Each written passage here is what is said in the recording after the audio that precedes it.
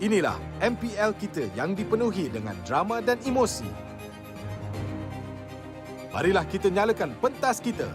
Ini gaya kita.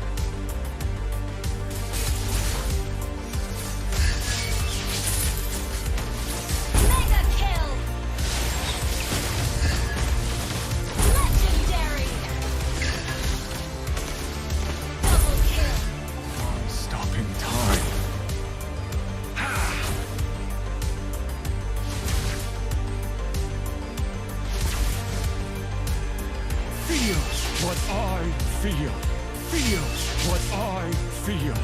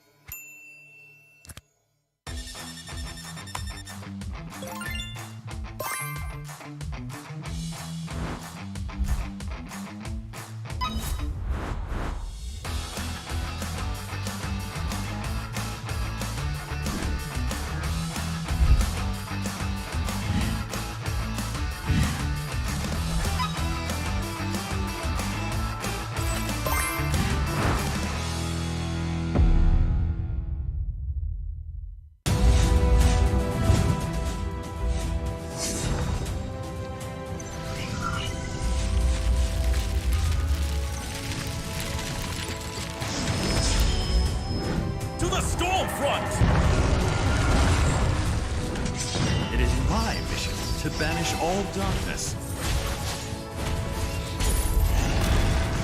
You knew it was all in vain. I'm the blizzard that hovers over evil. Ephemeral, like the flash of lightning. Fear not, for hope stands with you. Poor swordsman. We can win the race against time. Fate is the path you choose. A glorious victory is now foreseeable.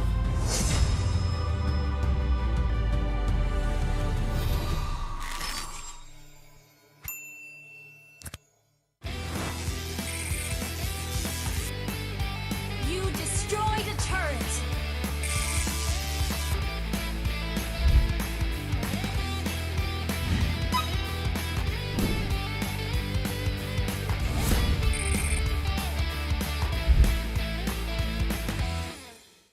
Hey, apa kabar semua hari ini? Bagi anda semua yang tengah bersiap-siap untuk menyambut hari raya esok, marilah kita sama-sama melayan sebuah lagu baru dari Homebois dan Mobile Legends. Enjoy semua! Iwan asalnya, we the superstars, show me who we really are. All of the better, it's time to say the kosong-kosong di pagi raya. All my family together. Tua ke muda, OP orang beginner. Susun jari maaf pun dipinta. Hari raya like a superstar. Tak boleh emak enak duit raya dari Mia.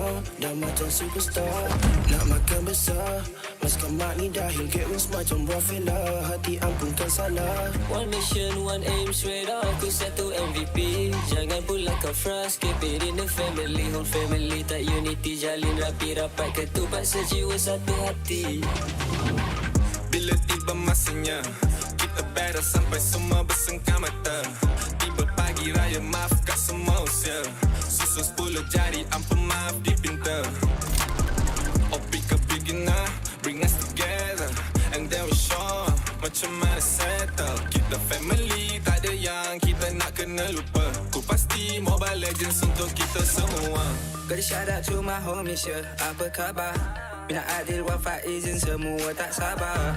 I'm flexing on my skin, semua dah mesra. Better for the title, gonna get the point, let's start the game, oh yeah.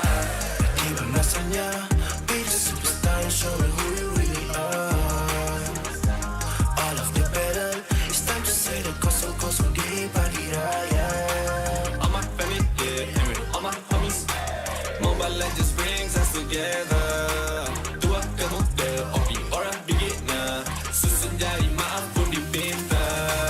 Jiwa weti serai dua duduk diam jadi gerak pantas. Firework bang-bang skip OP up dah ke atas. Pagi raya we homies push mythical glory. Rasakan kemenangan di pagi raya no worries. Yeah, tak perlu nak hide. Kena trust with squad. Level up sama-sama satu VC always on guard. Want to come close yeah. Even Lord kita sikat. Rendang lontong dodol on a roll. Tak dekat tarikan yeah. No, bukan typical. Always ready for better with the legends in this world yeah. Double kill, triple kill, me next service like a boss. Going global with my boys, jadi MVP superstars. Terancam bunga api, maybe tu ada Eudora. Mia hilang tu pasti, Riko balik dah habis nyawa. Habis puasa dah miti ku gori. Raya nanti boleh tolong carry keluarga. Hati-hatiku punya Nabi yang banyak api. Maybe tu nanti boleh jatuhkanlah bersama. Wow. Oops, sorry guys. Terpaksa berhenti seketika sebab kita ada satu pengumuman penting nak kena buat. Hari Raya jatuh pada bukan esok guys, tapi lusa. Duh, tak payah nak kelam kampung. Guys, air lusa lah guys. Ya betul. Okey, tak apalah. Kita ML jom. Jom. Tiba masanya, be the superstar and show me who you really are. All of the battle, it's time to say the kosong-kosong di pagi raya. All my family, yeah, and with all my homies, Mobile Legends brings us together. Tua ke muda, OP orang beginner. Susun jari maaf pun dipinta.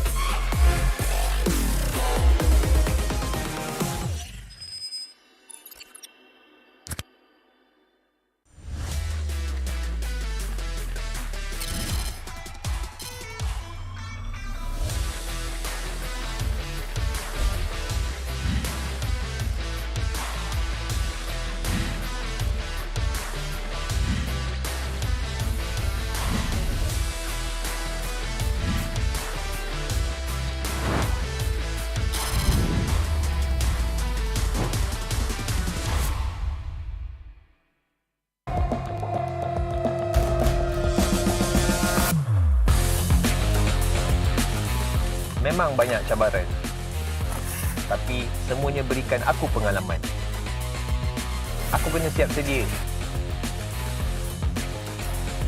cari kekuatan untuk terus ke depan. Aku boleh buat dan kejar apa aku nak. Percaya pada perubahan. Jadilah bintang. Be the superstar.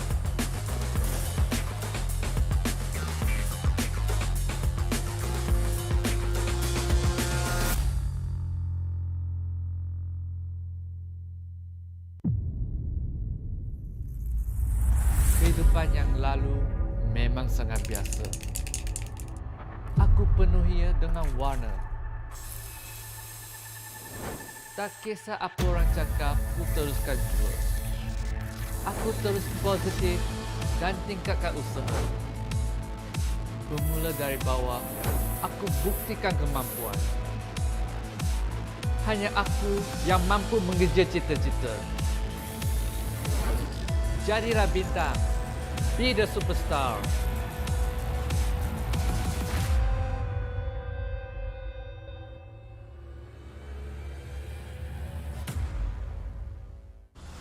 Ladi sebuah bandaraya. Rentak berterusan yang menggalakkan kita ke depan.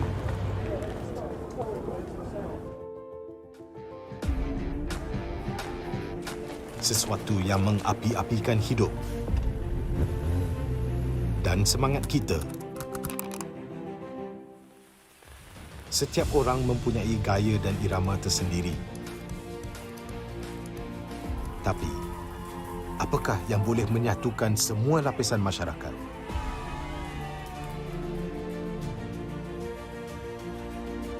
Yang akan menarik perhatian seluruh negara dan mengujakan fan-fan dan players kita.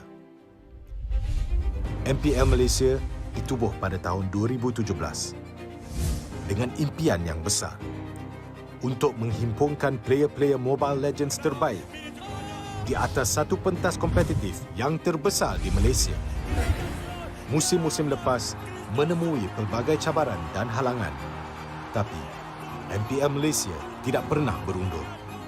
Sentiasa berdedikasi dan bertambah baik untuk meningkatkan pengalaman e-sukan yang bertaraf tinggi. Kini, MPL Malaysia adalah satu liga yang penting dan paling dinanti-nantikan di tanah air kita. Dengan fanbase yang setia dan pemain profesional dari pelbagai latar belakang yang berusaha menuju ke puncak MLBB Esports. Persaingan dah semakin sengit, namun juara hanya satu. Inilah aksi kita, budaya kita yang unik.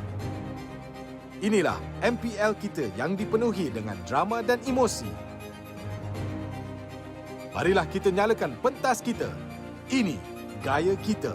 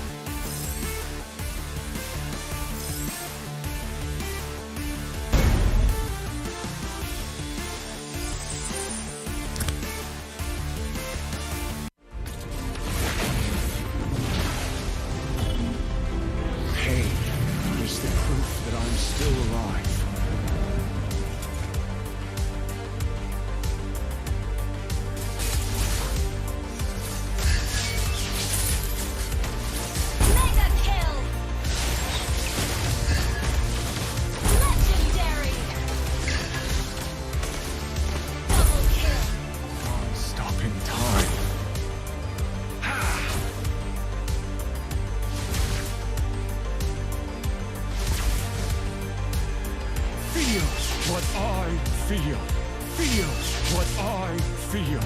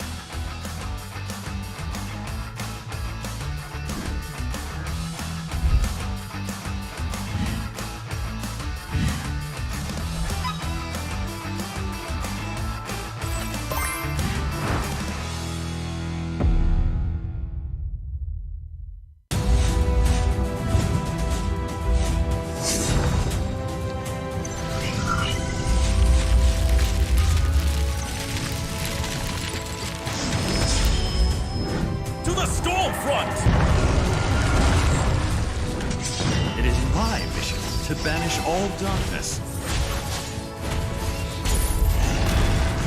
You knew it was all in vain. I'm the blizzard that hovers over evil. Ephemeral, like the flash of lightning. Fear not, for hope stands with you. Poor swordsman. We can win the race against time. Fate is the path you choose. A glorious victory is now foreseeable.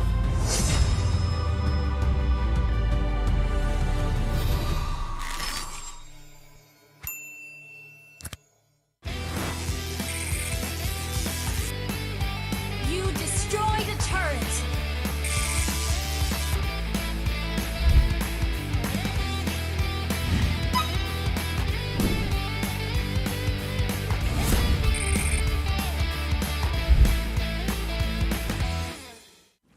Hey, apa khabar semua hari ini?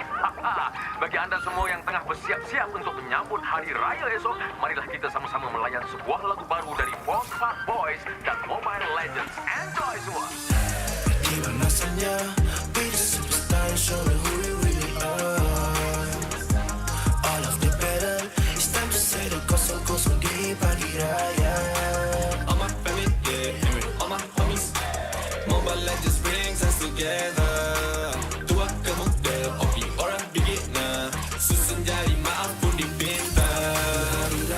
Superstar, tak boleh emak-enak duit raya dari Mia.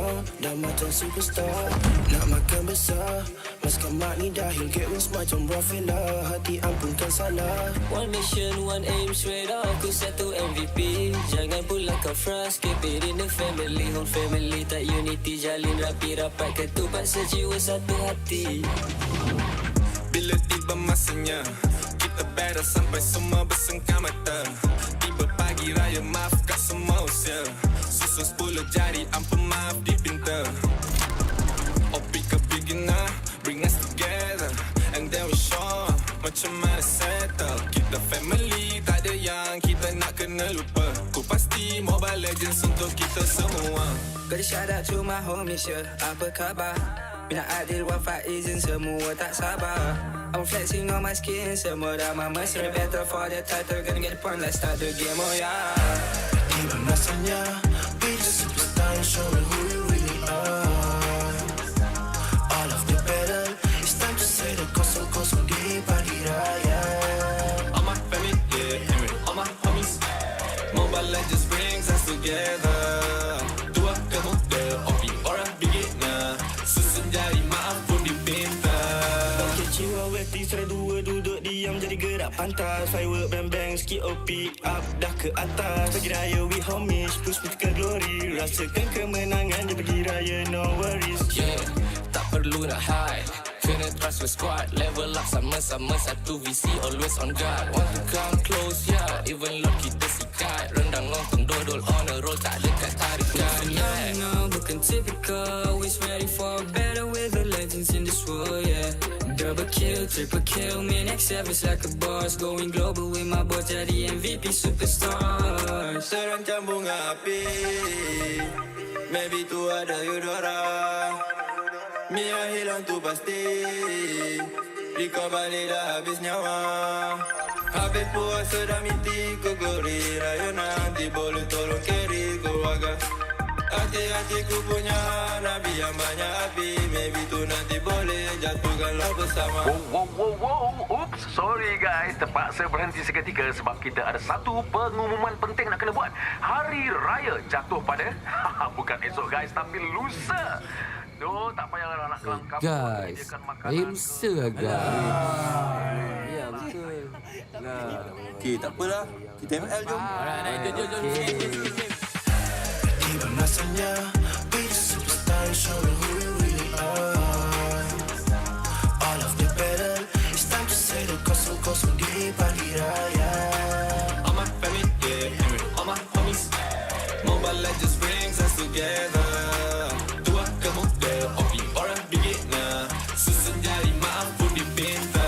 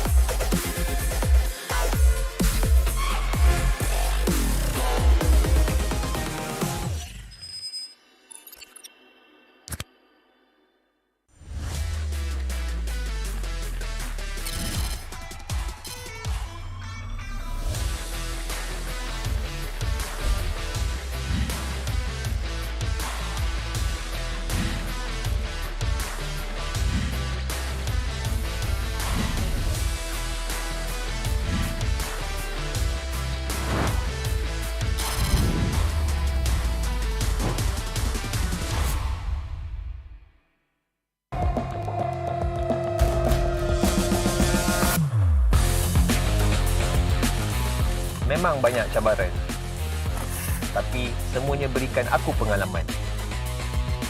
Aku kena siap sedia, cari kekuatan untuk terus ke depan. Aku boleh buat dan kejar apa aku nak. Percaya pada perubahan. Jadilah bintang. Be the superstar.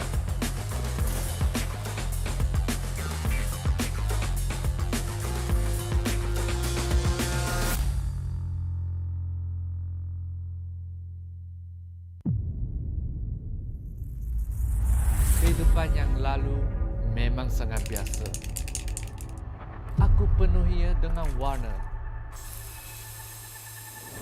Tak kisah apa orang cakap, aku teruskan jua. Aku terus positif dan tingkatkan usaha. Bermula dari bawah, aku buktikan kemampuan. Hanya aku yang mampu mengejar cita-cita. Jadilah bintang. Be the superstar.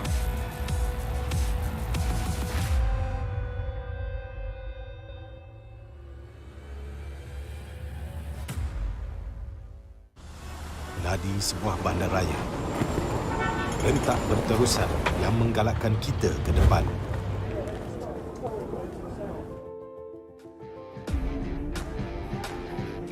Sesuatu yang mengapi-apikan hidup dan semangat kita. Setiap orang mempunyai gaya dan irama tersendiri. Tapi, apakah yang boleh menyatukan semua lapisan masyarakat?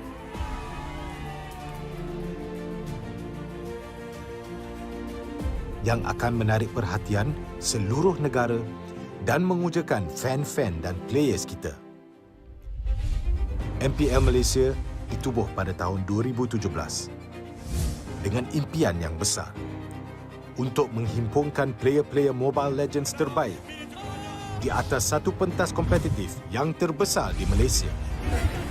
Musim-musim lepas menemui pelbagai cabaran dan halangan, tapi MPL Malaysia tidak pernah berundur. Sentiasa berdedikasi dan bertambah baik untuk meningkatkan pengalaman e-sukan yang bertaraf tinggi. Kini, MPL Malaysia adalah satu liga yang penting dan paling dinanti-nantikan di tanah air kita. Dengan fanbase yang setia dan pemain profesional dari pelbagai latar belakang yang berusaha menuju ke puncak MLBB Esports. Persaingan dah semakin sengit, namun juara hanya satu. Inilah aksi kita, budaya kita yang unik. Inilah MPL kita yang dipenuhi dengan drama dan emosi. Marilah kita nyalakan pentas kita. Ini gaya kita.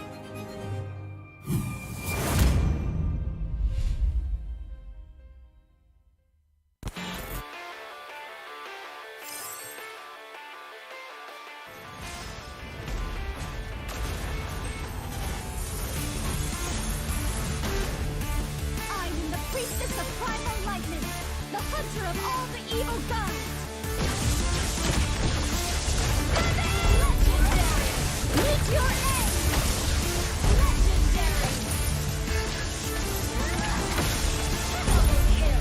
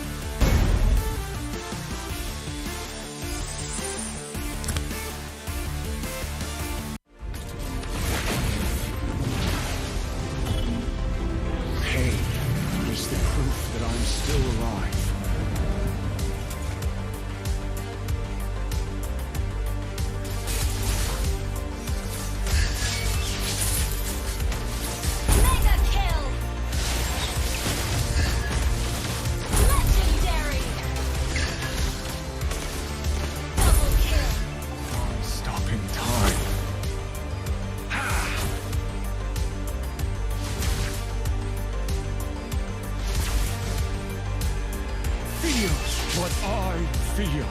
Feels what I feel.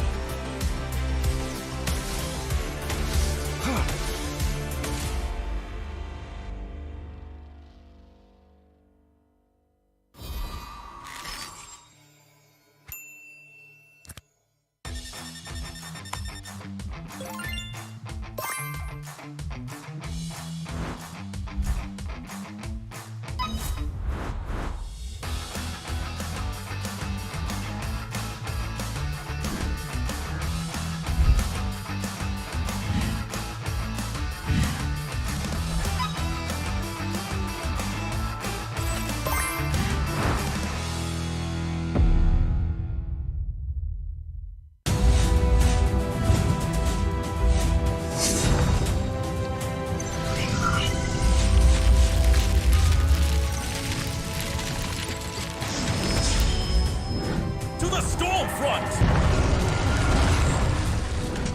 It is my mission to banish all darkness. You knew it was all in vain! I'm the blizzard that hovers over evil! Ephemeral, like the flash of lightning. Fear not, for hope stands with you. Poor swordsman. We can win the race against time. Fate is the path you choose. A glorious victory is now foreseeable.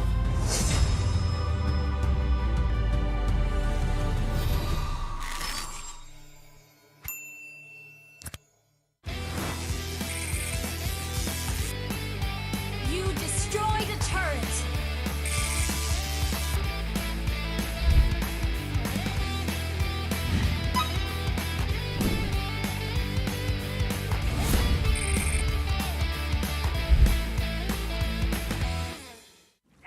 Hey, apa khabar semua hari ini? Bagi anda semua yang tengah bersiap-siap untuk menyambut Hari Raya esok, marilah kita sama-sama melayan sebuah lagu baru dari Homebois dan Mobile Legends. Enjoy semua! Iba masanya, be the superstar and show them who you really are. All of the battle, it's time to say the kosong-kosong di pagi raya. All my family, yeah, all my homies. Mobile Legends brings us together. Tua ke muda, opi orang beginner. Susun jari maaf pun dipinta. Hari raya like a superstar. Tak boleh emak nak duit raya dari Mia. Dah macam superstar, nak makan besar. Maskan mak ni dahil get wins macam Rafaela. Hati ampunkan salah. One mission, one aim, straight up aku satu MVP. Jangan pula kau frust, keep it in the family. Whole family tak unity, jalin rapi rapat ketupat sejiwa satu hati. Bila tiba masanya, kita battle sampai semua bersengkam mata. Tiba pagi raya, maafkan semua usia. Susun 10 jari, ampun maaf dipinta. Opi ke beginner, bring us together. And then we show macam mana settle. Kita family, tak ada yang kita nak kena lupa. Ku pasti Mobile Legends untuk kita semua. Gotta shout out to my homies, yeah. Apa khabar? Mina Adil, Wafa, Izin, semua tak sabar. I'm flexing on my skin, semua dah mamas. In the battle for the title, gonna get the point, let's start the game, oh yeah. Tiba masanya, be the superstar and show them who you really are. All of the battle, it's time to say the kosong-kosong di pagi raya. All my family, yeah, all my homies. Mobile Legends brings us together. Tua ke muda, opi orang beginner. Susun jari maaf pun dipinta. Jiwa weti serai dua duduk diam jadi gerak pantas. Firework bang-bang skip OP up dah ke atas. Pagi raya we homies push me ke glory. Rasakan kemenangan di pagi raya no worries. Yeah, tak perlu nak hide. Kena trust with squad. Level up sama-sama satu visi. Always on guard. Want to come close, yeah. Even Lord kita sikat. Rendang lontong dodol on a roll. Tak dekat tarikan, yeah. No, bukan typical. Always ready for better with the legends in this world, yeah. Double kill, triple kill. Me next service like a boss. Going global with my boss. Jadi MVP superstar. Terancam bunga api. Maybe tu ada Eudora. Mia hilang tu pasti. Riko balik dah habis nyawa. Habis puasa dah miti ku gori. Raya nanti boleh tolong carry keluarga. Hati-hati ku punya Nabi yang banyak api. Maybe tu nanti boleh jatuhkanlah bersama. Wow. Oops, sorry guys. Terpaksa berhenti seketika sebab kita ada satu pengumuman penting nak kena buat. Hari Raya jatuh pada bukan esok guys, tapi lusa. Duh, tak payah nak kelang kabut menyediakan makanan. Hari lusa guys. Ya betul. Okey, tak apalah. Kita ML jom. Jom. Tiba masanya, be the superstar and show them who you really are. All of the battle, it's time to say the kosong-kosong di pagi raya. All my family, yeah, all my homies. Mobile Legends brings us together. Tua ke muda, opi orang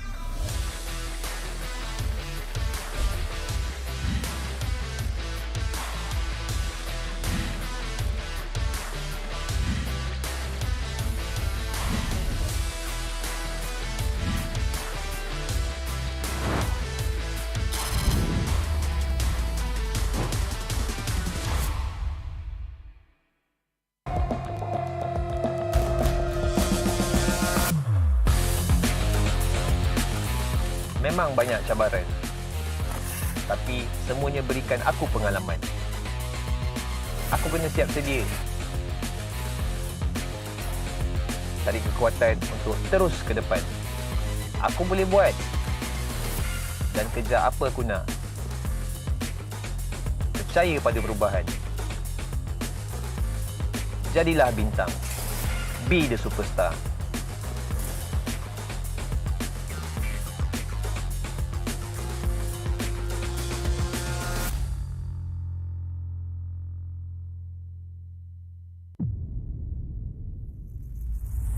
Kehidupan yang lalu memang sangat biasa.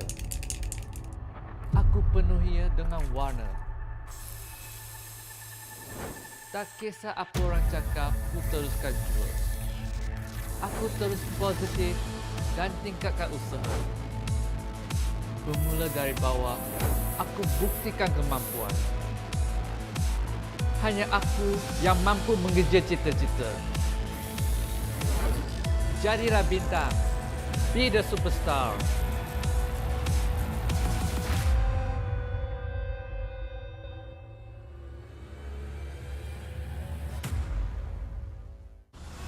Nadi sebuah bandaraya. Rentak berterusan yang menggalakkan kita ke depan.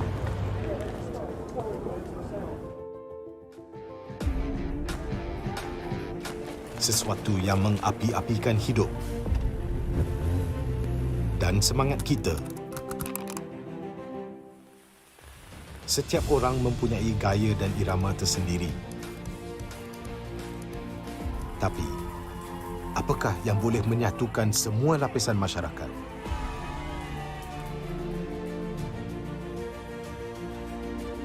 Yang akan menarik perhatian seluruh negara dan mengujakan fan-fan dan players kita. MPL Malaysia ditubuh pada tahun 2017 dengan impian yang besar untuk menghimpunkan player-player Mobile Legends terbaik di atas satu pentas kompetitif yang terbesar di Malaysia. Musim-musim lepas, menemui pelbagai cabaran dan halangan. Tapi, MPL Malaysia tidak pernah berundur. Sentiasa berdedikasi dan bertambah baik untuk meningkatkan pengalaman e-sukan yang bertaraf tinggi.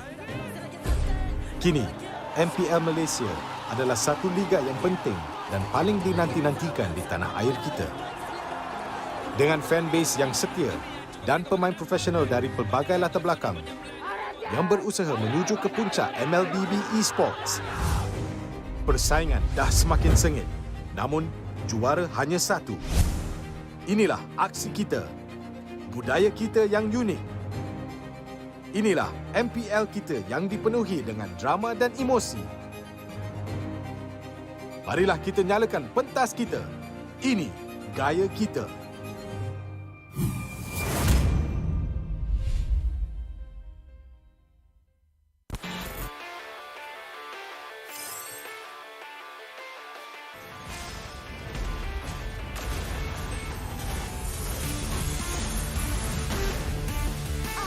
Priestess of primal lightning, the hunter of all the evil gods.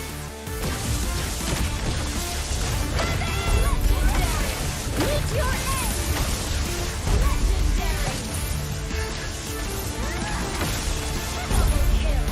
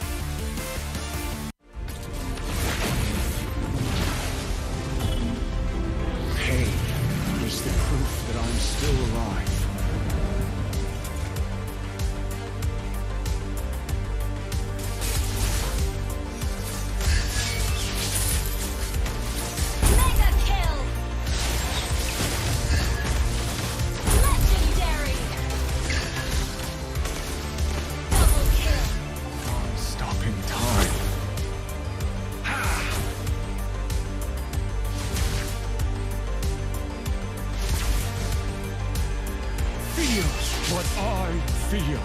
Feel what I feel.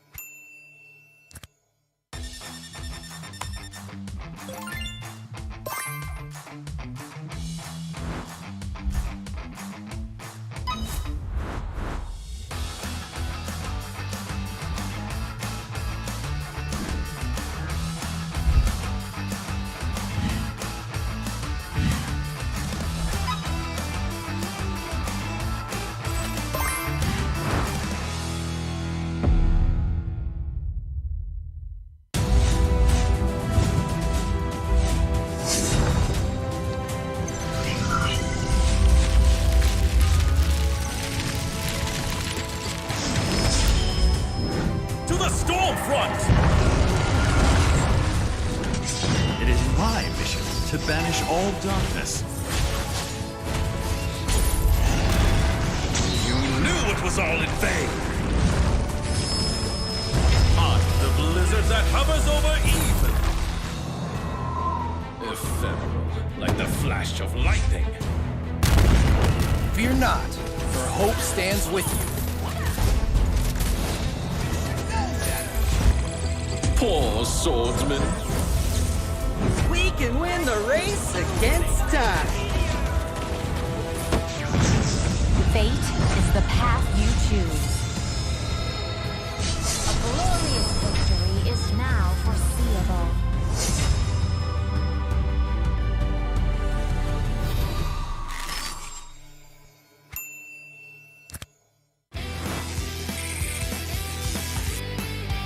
You destroyed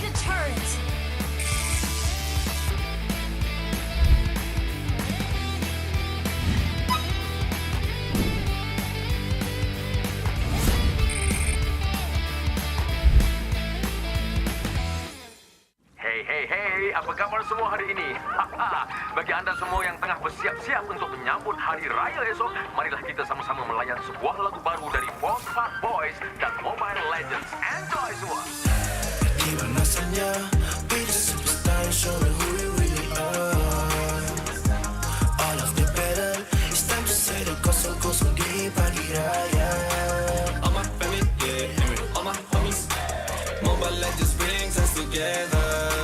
Tua ke muda, opi orang beginner. Susun jari maaf pun dipinta. Hari raya like a superstar. Tak boleh emak enak duit raya dari Mia. Dah macam superstar, nak makan besar.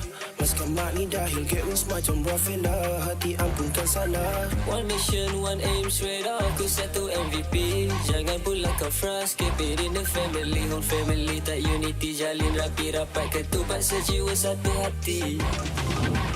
Bila tiba masanya, kita battle sampai semua bersengkam mata.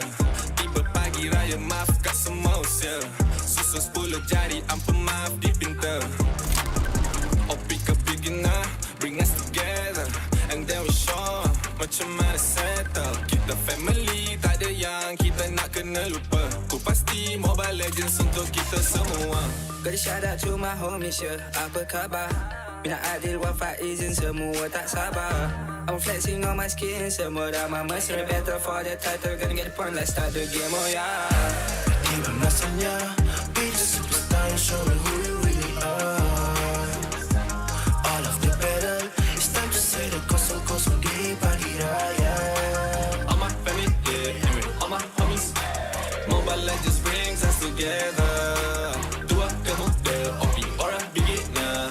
Susun jari maaf pun dipinta.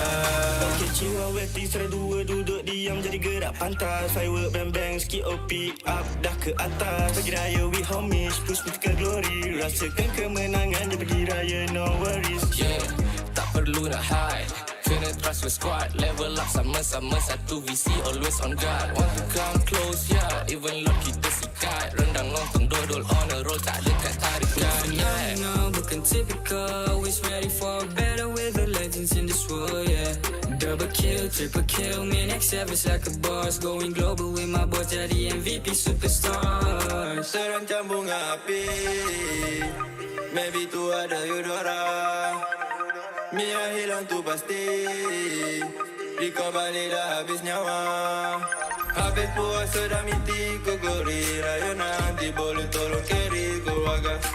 Hati-hati ku punya Nabi yang banyak api. Maybe tu nanti boleh jatuhkanlah bersama. Wow. Oops, sorry guys. Terpaksa berhenti seketika sebab kita ada satu pengumuman penting nak kena buat. Hari Raya jatuh pada bukan esok guys, tapi lusa. So, tak payahlah nak kelang kabut. Guys, hari lusa guys. Ya, betul. Okey, tak apalah. Kita ML jom. Jom. Tiba masanya, be the superstar and show me who we really are. All of the better, it's time to say the kosong-kosong di pagi raya. All my family, yeah, all my homies. Mobile Legends brings us together. Tua ke muda, opi orang beginner. Susun jari maaf pun dipinta.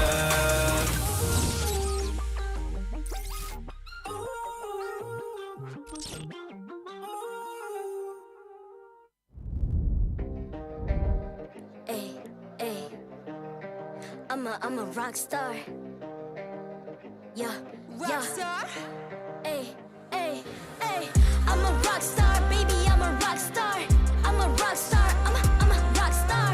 I'm a rock star. Panggil aku rock star. Ini kejohanan kita semua orang rock star.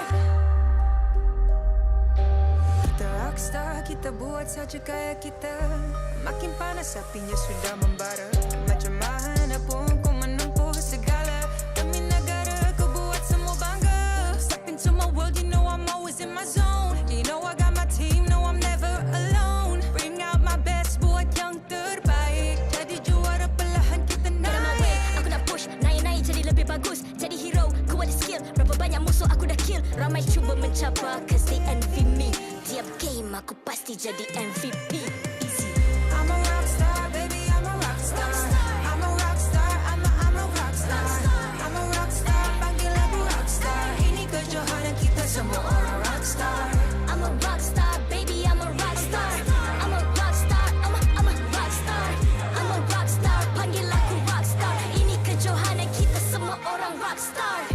Tengok nanti siapa yang juara. Ni peluang kita bawa pulang piala. This is my game, this is my time. Menang semua, everything will be mine. Kalau jatuh kau pasti kembali.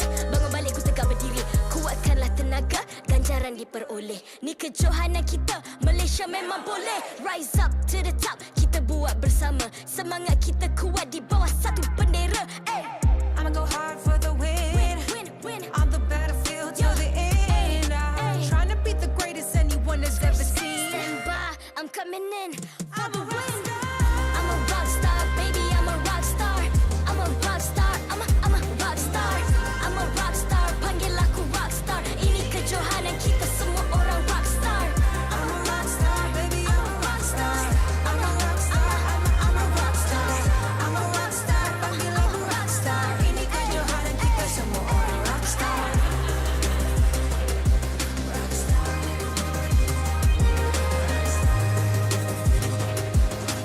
Ini kejohanan kita semua orang rock star. I'm a rock star, baby, I'm a rock star. I'm a rock star, I'm a rock star. I'm a rock star, panggil aku rock star. Ini kejohanan kita semua orang rock star.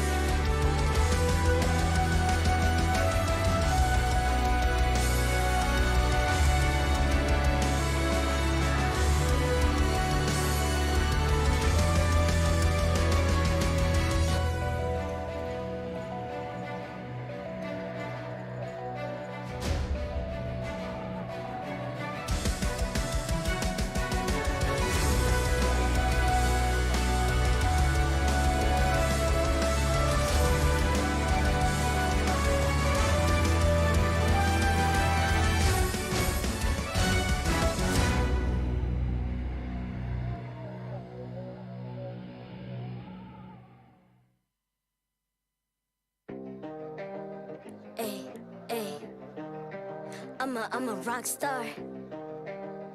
Yeah, Rock star? Ay. I'm a rock star, baby, I'm a rock star. I'm a rock star, I'm a rock star. I'm a rock star, panggil aku rock star. Ini kejohanan kita semua orang rock star. Kita rock star, kita buat saja gaya kita. Makin panas apinya sudah membara. Macam mana pun ku menempuh segala. Demi negara ku buat semua bangga. Step into my world, you know I'm always in my zone. You know I got my team, no I'm never alone. Bring out my best, buat yang terbaik. Jadi juara perlahan kita naik. Aku nak push, naik jadi lebih bagus. Jadi hero, ku ada skill. Berapa banyak musuh aku dah kill. Ramai cuba mencapai, cause they envy me. Tiap game aku pasti jadi MVP. I'm a rock star, baby, I'm a rock star. I'm a rock star, I'm a rock star. I'm a rock star, panggil aku rock star. Ini kejohanan kita semua orang rock star. I'm a rock star, baby, I'm a rock star. I'm a rock star, I'm a rock star. I'm a rock star, panggil aku rock star. Ini kejohanan kita semua orang rock star. Tengok nanti siapa yang juara. Ni peluang kita bawa pulang piala. This is my game, this is my time. Menang semua, everything will be mine. Kalau jatuh kau pasti kembali. Bangun balik ku tegak berdiri. Kuatkanlah tenaga, ganjaran diperoleh. Ni kejohanan kita, Malaysia memang boleh. Rise up to the top, kita buat bersama. Semangat kita kuat di bawah satu bendera. I'ma go hard for the win. On the battlefield till the end. I'm trying to beat the greatest anyone has ever seen. Stand by, I'm coming in for the win. I'm a rock star, baby, I'm a rock star. I'm a rock star, I'm a rock star. I'm a rock star, panggil aku rock star. Ini kejohanan kita semua orang rock star. I'm a rock star, baby, I'm a rock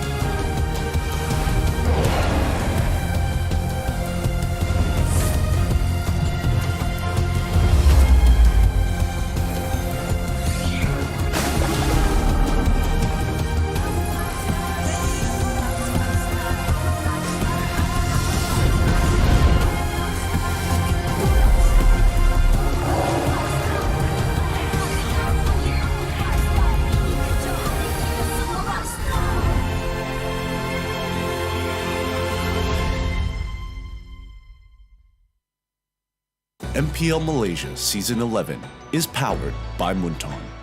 Official mobile internet, Hotlink. More internet, more speed, more Gaia with Hotlink. Game like a pro with ROG phone. Republic of Gamers, the #1 gaming brand in Malaysia. Champion Extra GG with Garnier Men. Fight 99.9% acne-causing bacteria in just 10 seconds. Official gaming chair, OSIM. Partners in Esports, AirAsia Super App, ESI, PKL, EGG, PSM, and Grand Pride. 3 pasukan telah disingkirkan pada playoff MPL Malaysia hari pertama. Satu lagi telah tersingkir semalam. Marilah kita recap semula momen-momen playoff hari kedua. Team Lunatix memanfaatkan kesilapan Red Giants. Berlaku di antara 5 pemain menentang dengan 5. Tapi pasukan Red Giants menemukan Lunatix walaupun ada combo dan meneruskan rentak kemenangan mereka di playoff. Lunatix hampir dan akhirnya pasukan Selangor Red Giant tersingkir. Seterusnya, pertembungan raksasa di antara Team SMG dan Homebois. Dalam waktu yang sama, tim juga tertumbang. Sasana Homebois berjaya menewaskan pasukan SMG yang undefeated dengan gameplay makro yang padu. Our top 3 secured 6 Homebois! Dan akhirnya, Todak nampaknya masih layak digelar The King of Comeback. Rival akan ditumbangkan. Rival bersama dengan Yong. Walaupun kalah di game kedua, tetap comeback stronger. Pedestrian dilepaskan. Berjaya mendapatkan 1. Zeno akan menjadi mangsa seterusnya. Uni baru sampai. Dan menghantar Lunatix ke lower bracket. Orang saja. Todak akan berjaya mendapatkan kemenangan. 2 berbalas 1. Hari ketiga akan bermula. Team SMG akan berlawan Team Lunatix di lower bracket. Manakala Todak akan menentang Homebois di upper bracket final. Pemenang match ini akan mara dan menanti di grand final. Adakah anda sudah tidak sabar untuk saksikan gameplay yang hangat hari ini? Sama-sama kita nantikan. Ini gaya kita. #Revolusi.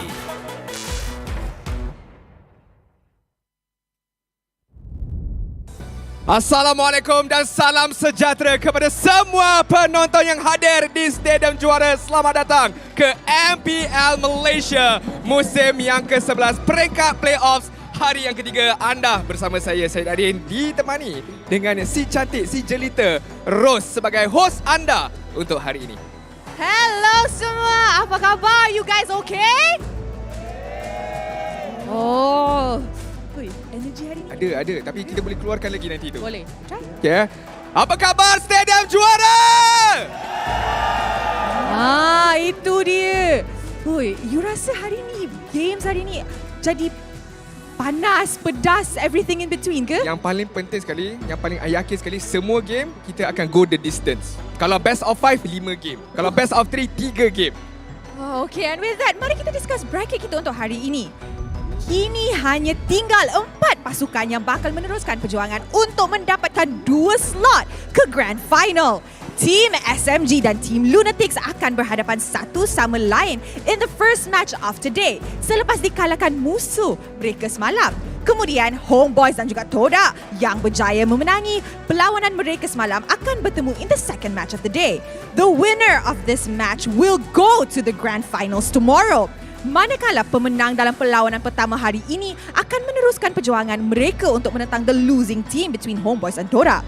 And this will decide the second team yang akan pergi ke Grand Finals esok. Jadi untuk hari ini bakal kita ketahui siapakah Grand Finalist kita dan juga mungkin kita akan ketahui siapakah yang boleh layak nak wakil Malaysia untuk MSC tu nanti untuk hari esok. Yes, I agree. Tapi first match kita akan jadi sangat-sangat penting sebab match pertama kita mati tak ada immortality. Tak ada immortality, balik pulang mungkin boleh beraya tetapi saya pasti tak ada sesiapa yang nak balik pulang. Mereka nak teruskan perjuangan mereka. Nak dapatkan tiket ke Grand Finals terus.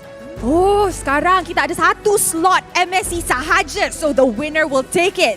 Alright, untuk perlawanan yang pertama pasukan Lunatix akan bertemu dengan SMG. Apa kata kita persembahkan mereka di pentas utama kita? Team SMG. Kemenangan berturut-turut yang dimiliki mereka sepanjang regular seasons akhirnya berjaya dipatahkan. Team SMG. Terpaksa aku dah turun ke lower bracket selepas dikalahkan Homebois dalam perlawanan yang cukup genting pada hari semalam. Kini perlawanan yang sangat penting untuk mereka menebus kembali kekalahan yang dialami. Adakah Team SMG akan bangkit kembali mara untuk merebut peluang mendapatkan slot terakhir Grand Finals nanti? Team SMG, show them what you got!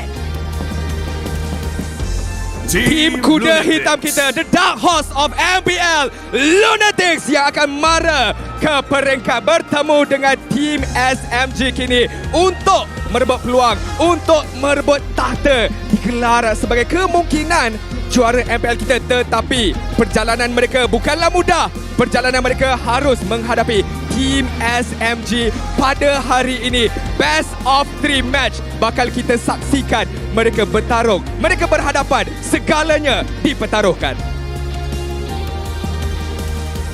And now let us introduce the one who officiates the match and maintains MPL's integrity. Mereka inilah yang akan memastikan perlawanan sentiasa berjalan dengan adil dan lancar. Head of League Ops, Jay. Head Marshal, Nicholas. Kedua-dua Marshal, Yitze dan Wendy. Mari kita teruskan dengan fist bump di antara pasukan sebagai tanda profesionalism.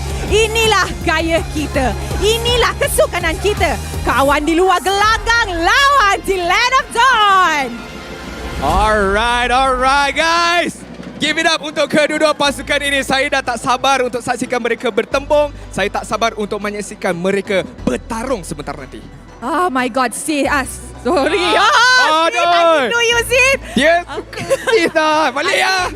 Adik, this will be a match that is everyone's going to remember sebab dua-dua pasukan dah confirm masuk top 4. Benar. Tapi dorang nak masuk top 3. Benar. Dorang tak nak balik awal. Confirm. So who will it be? Will it be the Dark Horse or tim yang selalu menang game? Alright, kita akan saksikan sebentar sahaja lagi. Kedua-dua pasukan ini nampak dah bersiap sedia dekat battle station mereka. Korang semua dah sedia belum? I rasa berdebar-debar sekarang ini. Nampak gayanya semuanya dah bersedia. Rose, you dah bersedia? I'm ready. So I pun dah bersedia. Okay, teams, this is your moment. Game on.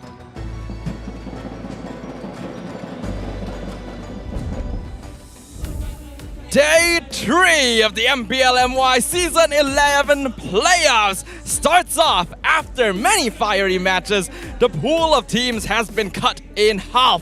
The remaining players on the stage now will fight to still move under gunfire. But will they call this perseverance or will they be called lunatics? Welcome to the English desk here. My name is Stafa, joined by LaFell today to bring you our first game of the day.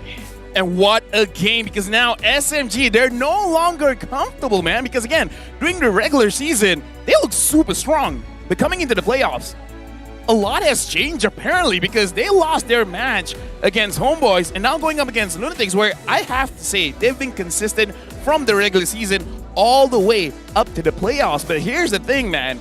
If you can shut down Jome, that's 50% of your job done already. That is true, Jome. A pretty notable player on the side of Team Lunatix, of course. But I think the other players have definitely been showing their stuff here on the MPL stage as well. So predictions are a little bit hard to do. But if you guys think that you can do it even better than us, well, we got the MPL predictor that is ongoing right now. Scan the QR code, predict the winner with your reasons and your game ID in the comments, and you stand a chance to win epic or even Lightborn skins for free. Yeah, again, predicting this game is going to be very, very difficult because, again, everyone would have predicted that SMG, this is the season where they're going all the way straight to the finals without losing a single game. But now looking at the situation, people aren't really that comfortable with voting for them right now. But now looking at the players that is going up against SMG, from our point of view, us standing here on the desk, we saw the players downstairs. They're all smiles, you know, giving each other high fives and such. They look okay, they look prepared, but on the stage, it's a different kind of vibe.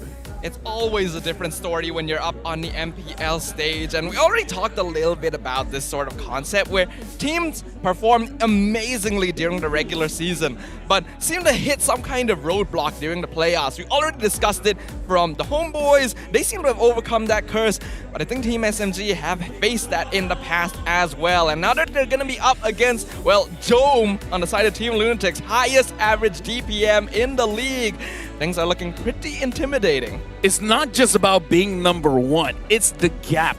4,233 average. Average, not top, average damage per minute. And Kim, number 2, 3,800. That's a big gap because look at number 2, number 3. Everyone is pretty close. Number 10, Lolios, Anip, Sasa, and Stormy. 7 and 8 is from SMG.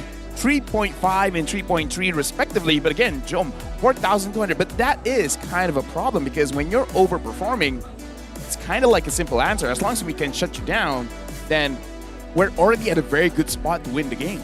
That's what a lot of teams started doing towards the later half of the regular season, and that's why Team Lunatix started dropping off in terms of their consistency there. But ever since they came to the playoffs, the rest of the members seems to have figured out, okay, we can't just quite rely on Jom. They're picking themselves up here, but against Team SMG, let's see how they'll perform, because the draft for game number 1 will now officially commence. Lunatix on the first pick, SMG on the second. Lunatix, they've banned out the Arlet as well as the Lancelot. SMG banning out the Fanny as well as the 1-1. SMG, interestingly enough, during the playoffs, they have shifted the way that they have drafted for a little bit. One of the more notable ones is giving the Estes towards Valens, where a lot of people have been questioning because his setups has been okay, even though he has a bot setup with his Kufra, but again, in this matchup, I'm honestly looking at Valens. What is his role going to be, and will he be able to execute it well? Yeah, as someone who is personally quite a fan of the way that Team SMG has been playing this season, the Estes pick was a very weird choice, and Valens did okay with it, all things considered, but it's a lot of pressure for him to have to bear when you consider that he has not been playing Enchanter supports the entire regular season, suddenly shifting the way that they play. And SMG is a fairly aggressive team as well. They want to go for pickoffs, they want to go for kills. We know Valens and Stormy are quite bloodthirsty players overall, so that seemed like a strange step to take, and honestly, I still can't really quite make sense of it myself. I love the Claude, man, just because Jom, one of the problems with him is very slippery. You can't catch him easily. Right now, the Joy has been let through, but Joy in the playoffs hasn't been like super oppressive. She's strong, sure, but not unbeatable. And now SMG, they have prime position to pick up the Valentina because it is a very comfort hero for Stormy as well as Fredrin. Some people might call it boring, but the thing is, those are their picks that got them the win. I kind of feel like, why do you want to take the chance? Yeah, I think it's best not to take the chance in this situation, especially we realize this is a best of 3, the final best of 3 of the playoffs here. And right now, Team SMG and Team Lunatix both fighting for their tournament lives. Whoever comes out on top here moves on. Whoever doesn't goes home in 4th place. Not a position you ever want to be in. It's not going to be the Fredrin, actually. Team SMG taking a slightly more aggressive path here, going for the Martis instead. Quite interesting, and we have seen Subway on this Martis, again, being very aggressive, and this is where we see a lot of triple kills during the turtle phase. During the first turtle fight, this is where Team SMG will get very, very aggressive. So I'm actually looking at either at the EXP or the Roamer to have a little bit more damage to actually capitalize on the strength of the Martis as well as the Valentina in level 4. Right now, for Lunatix, they already have an EXP. Well, I would say possibly EXP later. Most likely. Because Joy can be flexed around, and right now Lunatix, they picked up the Faramis as well as the Melissa. And the Faramis, I've talked with the players behind the scenes where before this madness went up against Lunatix, and I thought they just wanted the Faramis, but they're like, no, we are taking it away from Fakes, because apparently his Faramis is deadly, and now it's been given to him. We're gonna see whether it really should be respected, him on this Faramis. I honestly think it should be. Fakes on the Faramis, that was literally his first signature hero when the regular season started. It started dropping off a bit when Faramis wasn't allowed to be picked during the mid part of the season, but still very scary, really good against the Martis. But if we're talking about signature picks that make an impact, it's gotta be that smooth Benedetta, the hero that got him MVP of the week, 2 weeks in a row at the start of the regular season. Team SMG are not pulling any punches today. I like that they're not experimenting. They're just like, we've been doing this entire season. Let's just keep on doing it. Betting out the Diggy, it's kind of okay. I kind of feel like it is possible to let it go through, but this might signal that Valens is going to use a setup kind of hero, something like a Kufra, where you kind of don't want to deal with, I'm going in, and then all of a sudden, I'm kind of useless in a team fight because all of my crowd control has been deemed unusable. So the Diggy ban is, I think it's specifically just so that they don't get annoyed by it. I think it's also because the Diggy and Faramis combination is Oh, yeah, that's incredibly true. potent. When you have a Faramis, having Valentina is usually a solid answer. You just steal the Cult Altar. But we've already seen the Diggy Faramis combination, and Valentina can only grab one. It gives you so many options to escape. It's so difficult for the enemy team, in this case Team SMG, to force out both ultimates before taking a fight. So I think it's just safe to get rid of it, especially if they do intend to go for a setup hero with Valens, which I think is most likely the case here.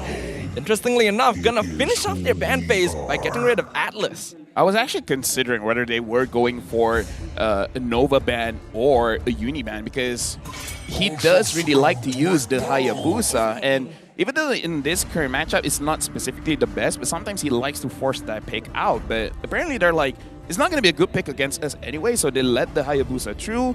They banned out the Atlas, which does show that they probably want to group up together as well. So kind of showing their hand just a little bit. I wonder if Lunatix today will catch wind of it. As of right now, with Franco and Kufra banned out, I think Team SMG will most likely be looking for something like the Lolita Ruby? here. Ooh, actually, the Ruby. I actually feel like Lolita would be a little bit safer in this situation, but Ruby does provide a certain degree of flexibility. And it's a hero that Valens is particularly comfortable with. I'm just not sure if it's going to work here to lock down someone like Joy. I kind of feel like that's kind of not the reason why they took it, just because, again, banning out the Atlas kind of shows that they want to group up together. And the Lolita, kind of annoyingly, when you want to set up a big catch with your Numinum Blast, you can get pulled over by the Faramis, and that can cancel out your ult. So having the Ruby just having very short cooldowns could really interrupt that. And as I was saying, even if the matchup doesn't look great, Uni still likes to force this hero just because, again, he's kind of really good at it. Uni's Hayabusa is definitely a force to be reckoned with. One of the heroes that got them into this position, just fighting through some very notable opponents in the playoffs so far, as well as the Grok in the hands of Nova X Kobar. I suppose the Lolita now definitely looking like less of a viable option because both Faramis and Grok would be able to disable the Numan Blast very easily. I do wonder if it is wise to give the Wild Charge as a potential steal, though. Yeah, right now, the gold laner. A lot of potential good picks. The Brody, the Beatrix. The Beatrix scales a little bit better. The Brody just handles well in the early stages of the game against the Hayabusa. It looks like they're going to pick up the Beatrix, which I have talked with a few players, and the changes on Joy. Right now, the power spike that we're going to look at from the Beatrix is the moment the Beatrix has the Haas Claw, is no longer afraid going up against the Joy because you will heal up more than the damage that the Joy can produce. So in the later stage of the game, even though it is Joy's job to handle the Beatrix might eventually get to a point where the Beatrix does not care. And I do like that option right there, making sure they have the tools to deal with their opponents, as we can see the cosplayers welcoming us into the land of Don LaFell. What do you think about these two drafts? Well, looking at the numbers, man, because SMG in early game as well as the ultra late game, they have a very big advantage against Lunatix. And again, the kill pressure here, Lunatix is very high, so we got to see if they can actually do something in the early stages of the game, which I think is going to be very hard. SMG is for me. Ooh, interesting. I also do quite like what SMG is bringing to the table here, but the dark horse of the tournament has shown us upsets before. Will they be able to repeat that on the land of Dawn? Ladies and gentlemen, day 3 of the MPL MY Season 11 Playoff starts off with Team Lunatix on the blue side versus Team SMG on the red side. Right now we can see Valens having vision on Uni. Nova X Kobar is coming to help out just a little bit, and I think Stormy actually, he got the the little creep there. So small advantage, but it will delay the level 4, and that's going to be pretty big. Yeah, that's going to be very nice for Stormy as well. Valentina is already a mid-hero that levels very quickly, so hitting level 4 early will help them for that turtle fight. If you guys think that deserves an MVP, make sure you guys scan the QR code, vote for who you think the MVP of the match should be. It's going to be very interesting as well to look at the EXP matchup between Smooth as well as Zeno, because Zeno has not been winning a lot of the fights. Fakes gets terrified, taking quite a lot of damage here in the mid. Yep, a lot of focus towards the mid lane on both these teams here. We can see Valence and Nova spending a lot of time in the mid lane, making sure that they'll be able to control that crucial part of the map. Yeah, right now we can see that Team SMG, Valence as well as Stormy, they're really trying to establish some kind of map control. And right now Stormy is just out damaging anyone that tries to go up against them. And now Uni is trying to go a little bit more aggressive, dropping down Valence a little bit low, but again, not life-threatening just yet. It's more about giving off their presence. I feel like Lunatix shouldn't be taking all of these trades because they're just giving Stormy passive stacks to hit level 4 as fast as possible. Now he probably doesn't even need to rotate the EXP lane to get level 4. They'll be able to contest the turtle very comfortably. Yeah, but he's still going there because again, the turtle is going to spawn on the bottom side of the map. Zeno, level 3. Smooth, showing his face as well. Stormy, looks like they're just going to proxy the wave just so that they can get to the turtle a little bit faster compared to Lunatix. Well, not a bad idea here, especially since Zeno is still on level 3. He may have missed a couple of minions there because of earlier trades. Nova's coming, Subway already dropping turtle to 40%. Team SMG are all in the area and Uni has already been zoned out. So Lunatix just going to give this away. SMG secures the first turtle of the game. Right now, we got to look at the gold lane matchup as well because both gold laners, Todak Valence is establishing a little bit of vision here. Oh! Not gonna steal it away. That was nice. Valence actually had I'm Offended charged up. He would have stolen that buff. That wall was perfectly timed to stop his animation and make sure that Uni could still secure his own purple buff. And right now we can see Team SMG, they're trying to force it out. They understand, like, we're very strong right now. Valence goes in. Flicker hook, gonna catch out Uni. Wild charge, gonna find 2 in the backline. Here comes the electro final blow into the cult altar, which is also stolen away by Stormy to keep SMG alive. Fakes, gonna be the one falling is first blood. Subway securing it and still diving onto Nova. But here comes Zeno from the backline with the vengeance, securing the kill onto Stormy as revenge. Now Valence, the one in a lot of danger, but Smooth will get him out safe. Stormy was taken down, but that was still pretty much worth it just because they still established a lead. And when an assassin is not doing well in early stages of the game, it makes it very, very difficult for them to really do anything about any kind of turtle takes and such. So I feel like that is still a good decision from Team SMG. Sure, they sacrificed some of their players, but they established what they wanted to do, which is slow down Uni. I do worry though, comparatively Fakes would respawn a lot quicker and I think he did there. Though Stormy still has a good EXP lead, he's fine for now. Subway using Retri on Nova kinda early on, but he doesn't mind. Just has to charge up, walk away. I mean, like, the turtle is 23 seconds away. I kind of feel like the moment he gets there, the retribution will come back. So I kind of feel like they're just trying to test the waters, whether they want to contest it or not. And it's like, okay, we're not going to get it, but still not going to get punished doing the turtling. Right now, Subway is looking at a purple buff. Yep, Subway with Valence, Stormy right behind. Who got it? It's still Uni. He was able to get the retry in time, but they forced him to use it, which means that the turtle is going to be contested next by Team SMG. Oh, hold on. I'm Offended onto Nova October into Bandit's Rage. Wild Charge will be used to escape. This is basically an easy turtle take now for Team SMG. Zeno gonna make life a little difficult for them. Electro Final Blow comes out. Zeno gonna avoid it. Subway actually uses retry on Zeno instead, but still gets the turtle. Petrify comes out. Zeno still has Vengeance. He'll be fine. Subway, he wants to dive this. Zeno is within Decimate range. Smooth and Subway chasing down. Oh my god! Here, but here comes Uni. He gets Subway, gets the ambush, and Zeno runs out with his life intact, laughing all the way. Is this like a reverse Cassicers? Because I was talking about Zeno's like, I'm not so sure how he's going to fare against the 1v1, but now it's like, it doesn't even matter if it's a 1v1. I can 2v1, no problem. Zeno really showing up for the playoffs here. And up top, Sasa is taking quite a little bit of trade damage from Jome, and Sasa just damages him back. Yep, a little bit of bite back there. Smooth targeted again. Uni making a lot of movements across the map here. Actually chasing Smooth down. Not gonna use his ult there. Doesn't have Ogi Shadow kill. But being able to force the Benedetta to recall back to base is already achieving his goal. right now, even though Subway has a 1-level lead against Uni, where before this it was 2 levels, now it's been shortened to 1, Uni doesn't look discouraged. He's still able to actually get potential pickoffs. So I like that even though he was pressured, it doesn't really seem to affect him mentally. Right now, we can see SMG invading the purple buff once again, but Uni will secure it early enough. Here comes Jome. I'm offended onto Nova into the Bandit's Rage. Wild Charge gonna find the backline, but Cult Altar is stolen. Both gonna be popped on both teams. Absolute chaos right now. Ogi Shadow Kill dropping Sasa low, but Subway gets the Decimate onto Novak's Kobar, the only casualty of the fight.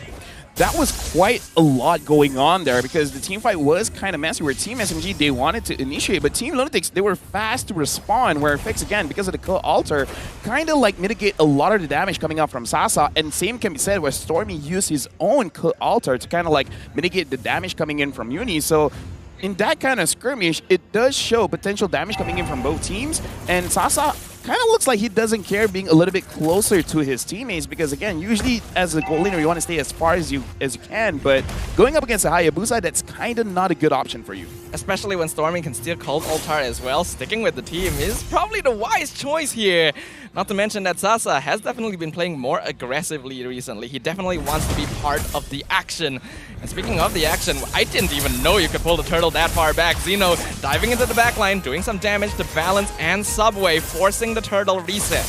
And right now, looking at that, Stormy taking quite a bit of damage against Nova, and Nova goes back, but look at that, Xeno gets taken down! Xeno finally executed with the Decimate. Here comes Subway once again. Jome zoning off the backline. Subway diving in, Electro final blow, cutting corners, but not gonna arrive. Uni jumps in, but is not able to steal the turtle away as Subway secures it for SMG. Right now, the SMG, they're really trying to play the map game. Well, look at this. Even though they've already gotten the turtle, Subway's still feeling a little bit greedy, trying to get more. And it looks like this is back to the regular season kind of style. And Nova Escobar, he is going to get pushed out of his own jungle.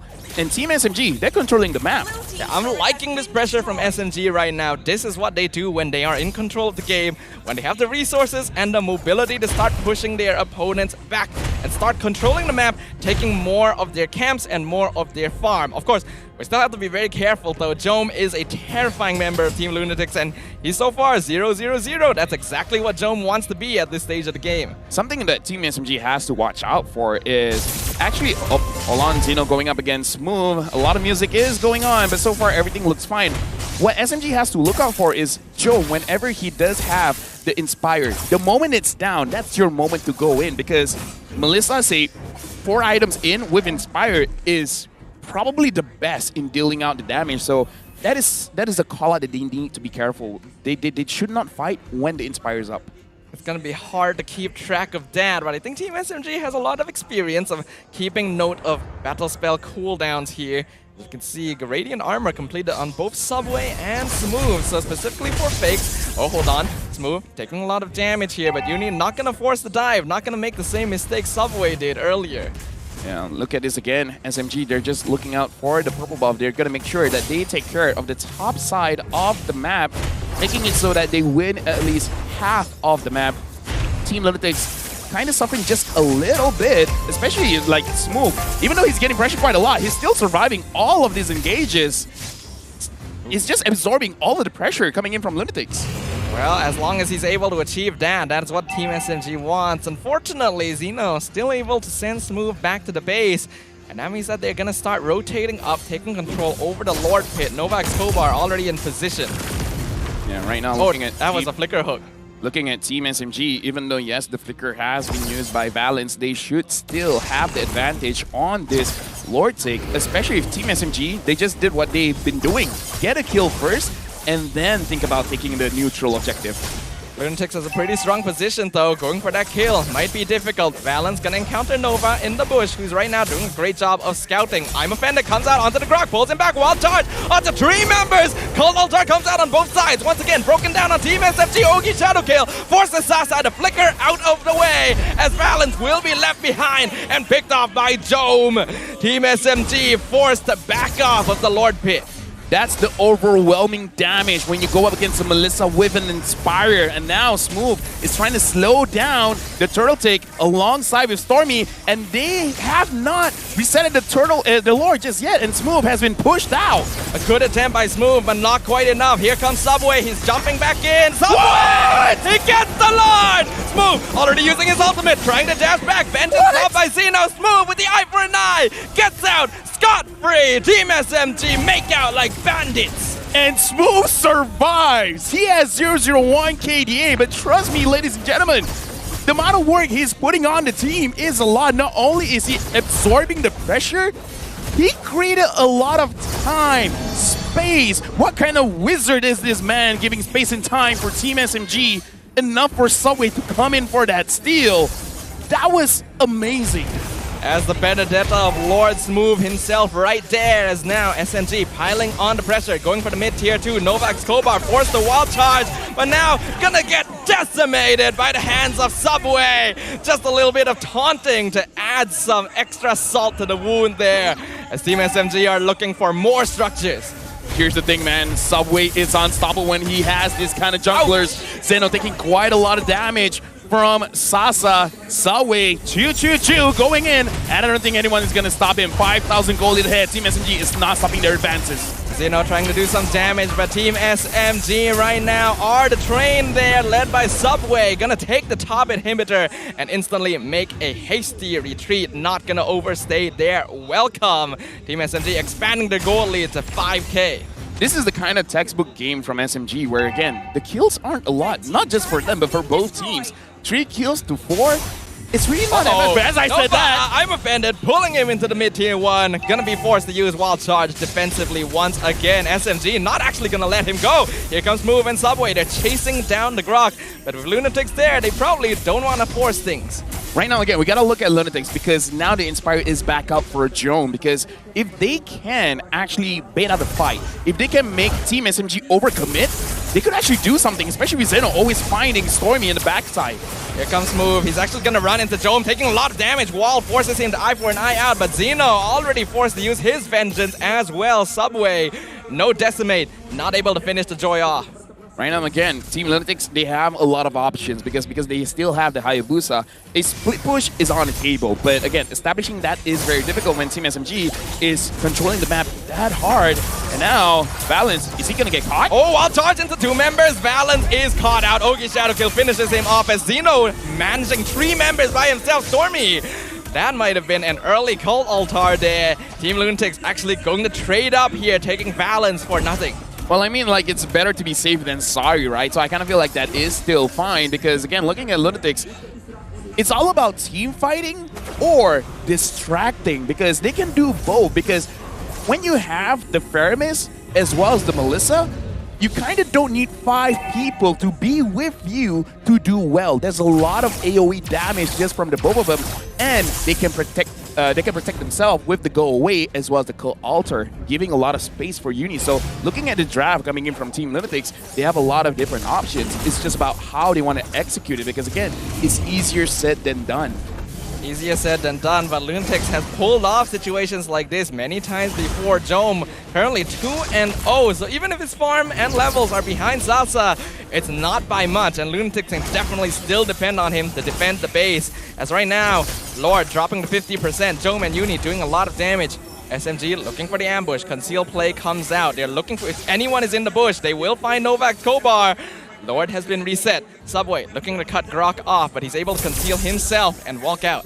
Right now, that was actually still good for SMG because now they've established the map position a little bit better for themselves because Lunatix was in an advantageous spot, bringing the Lord closer to them. And now, Nova resetting the Lord. Now it's anyone's game because this is a Lord dance that's really testing the patience for both teams.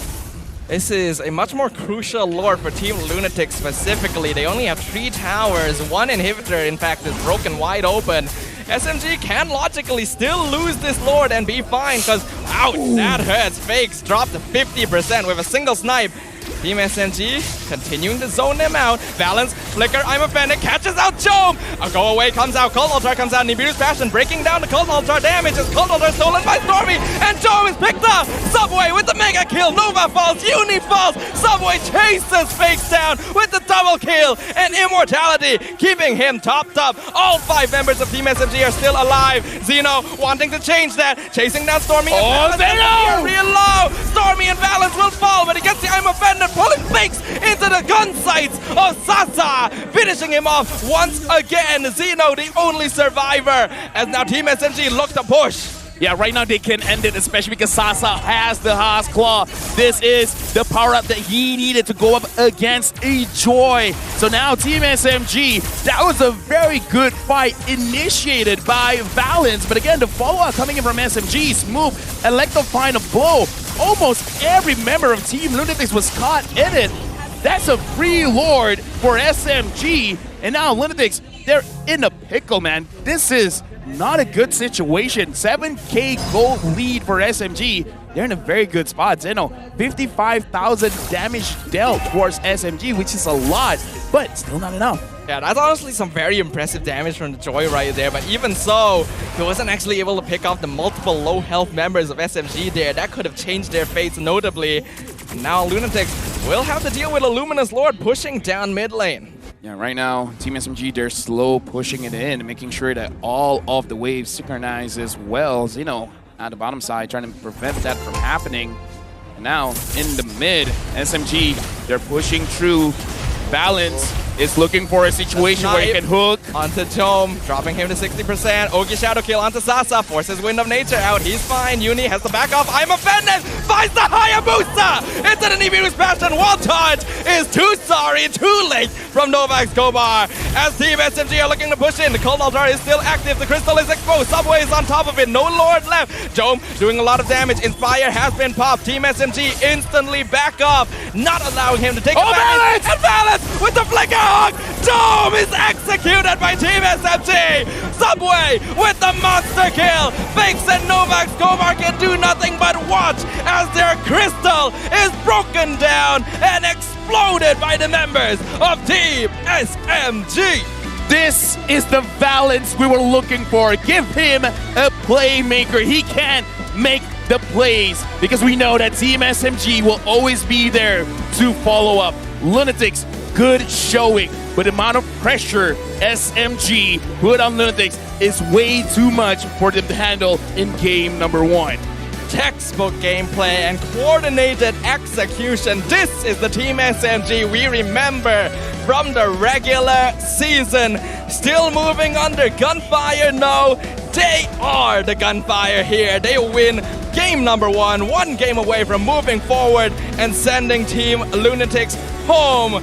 We will see what happens with the Dark Horses in game number 2, but for now we can definitely heap praises onto the members of Team SMG for a beautiful performance. Looking back, right now I'm looking at the audience, and even the audience are really hyped because again, SMG throughout the regular season, they've been accumulating their fans, and now this is what they've been waiting for because again, when they were performing playoffs, they're like, okay, this is not the SMG that we remember. But now I kind of feel like it was a wake-up call, and that's kind of an advantage when you're on the upper bracket. It's like, you can mess up once because you have one more chance. I think one of the issues we always have with upper bracket teams here in the MPL MY are that because they get to wait a little longer, play safer, they don't quite get the warm-up, the practice that the lower bracket teams get. But now that Team SMG has had that warm-up, they've had that wake-up call, losing their first game of the entire season in the playoffs, you can see that something has flicked on in their minds here. It's time to bring the A game, take no prisoners. And Team Lunatix were unfortunately on the other end of the stick there. Right now we got to look at itemization because I want to look at the draft here because again, this is like I would say signature SMG draft. Most notably giving the Valentina over to Stormy. So we honestly, between Frederick and Marcus, just give him either two and he will be fine. Which begs the question, in the upcoming game, how will Lunatix respond? Will they respond against Stormy? Respond against Subway? Because again, if their jungle is getting pressured that hard, perhaps this kind of draft is not really good for them. I kind of feel like with the Grok as well as the Faramis, they felt they had enough to actually push away any members of SMG away, but apparently that's not the case. Yeah, Team Lunatix seemed a little bit too confident because a lot of these are comfort heroes for them. Fakes is really strong with the Faramis. When you combine the Cold Altar with Melissa and Nova Escobar having the wall charge, you usually expect team fights to go very easily for you. But picking the Cold Altar into Stormy is just not a very good idea. And Valens was honestly on point here, being able to find Jome in every single team fight. And now Rich Guy, Sasa, 7 gold per minute to carry Xeno with 63,000 damage dealt. Sandbag, Nova Escobar, 119 damage taken. Forgotten One, Valence, 10 assists. And oh boy, those were amazing assists. But Xeno on this, we've also got to talk about the Joy, man, because the Joy has been doing quite well in terms of distracting the opponent by dealing quite a lot of damage to their key damage dealers. But again, like you said, giving Stormy the altar kind of like negates the strength of the Joy. I kind of feel like if the Paramis was not there, Stormy could not protect his teammates. It could be very different. It could have been a different game where Xeno would have more ways to shine. Yeah, I 100% agree there. I feel like Fakes may have fell into a trap here of just going for the Faramis, but Team SMG are the ones smiling on the way home. And the one who's going to be having the biggest grin on his face is going to be our MVP for game number 1, Valens, right here with his insane Ruby gameplay. 92% kill participation. And what this tells me is the coordination as well as the discipline from Team SMG. Unless Valens does something, none of you are gonna get the kills. Basically, they understand the role of Valens. He's gonna be the one initiating. If he's not doing it, you're just farming. You're just giving vision. You're just trying to figure out what to do next. And I like that they understand everyone's roles, because sometimes we see teams where either the EXP laner or the jungler trying to force fights. In this matchup, every once in a while we see Subway going a little bit in front, but he's always been safe. I mean, Subway, honestly, I'm surprised he doesn't pick Martis more often, considering his gameplay here. But speaking of that gameplay, we get to relive it once again in our highlights here, brought to you by Garnier Men, where we can see the team fight prowess from Team SMG. Lunatix, unfortunately, depending a little bit too heavily onto Jome and Xeno to dish out the DPS. And while they definitely were able to take advantage of some mistakes SMG made here and there, the end results speak for themselves. Looking at the highlights again, it makes sense why they banned out the Digi as well as the Atlas, because again, look at how clumped up they are together, because they really want a team fight, and having an Atlas could really punish them quite heavily, especially during the draft as well. I've said that this is not a good draft for Uni to be using the Hayabusa. It is the habit of the player. Even though it's not good, there are moments where he will force it, and this is one of those moments. So Team SMG, a good draft here, and I would say it really reflects in how that they play. So that's why I'm really curious to see, moving into game number 2, how will Lunatix respond? Because if they pick up the same draft, it is still serviceable, but they really got to match up with the macro. Serviceable is true technically, but now that Team SMG have already won against just don't let the Faramis and the Valentina interaction happen again. Yeah, I think that's probably the way they should go about it. I think in recent games in the playoffs, we're realizing just how much value Valentina brings to the draft overall, where I think the win rate on this hero in the playoffs is probably pretty high. We're going to have to confirm the actual numbers after this, but I think it's definitely something that has to be contested. And then Team Lunatix, we know that their players have been stepping up during the playoffs. Fakes, Uni, Xeno have been doing really good, but still not quite enough against the members of Team SMG, our all-star local S-tier lineup.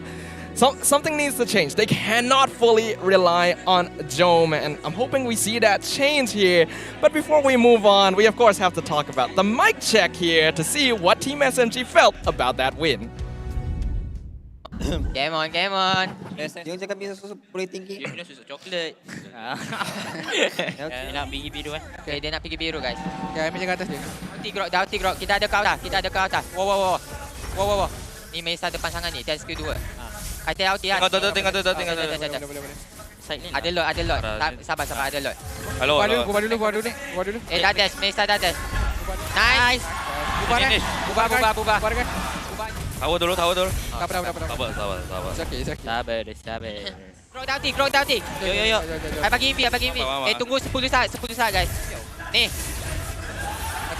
Mati. Nice stun. Joy. Alhamdulillah. Reset. Nice. And selamat datang kepada The MPL Open House. Anda bersama dengan saya, Rose, Adin, and of course, our guest for today. Mana boleh luput? Kita ada Poji dan juga Uncle Cik Kanu. Selamat datang.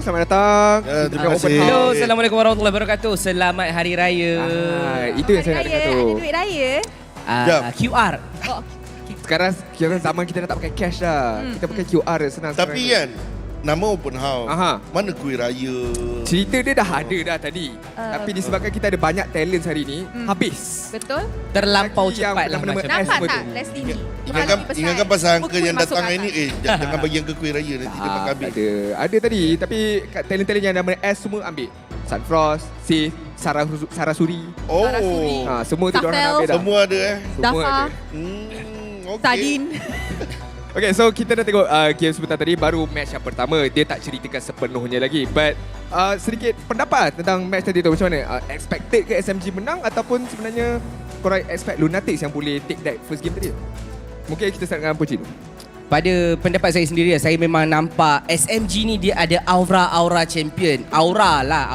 Belum lagi dia ada aura. Sebab sekarang ni dia dah ada momentum. Sepanjang regular season dia tak pernah kalah. Dia dah kalah sekali dengan Homebois. Takkan dia nak kalah lagi. Sebab lagi satu. Tengok dekat mic check diorang. Relax. Kalau yang lain tu, next one. Macam tu.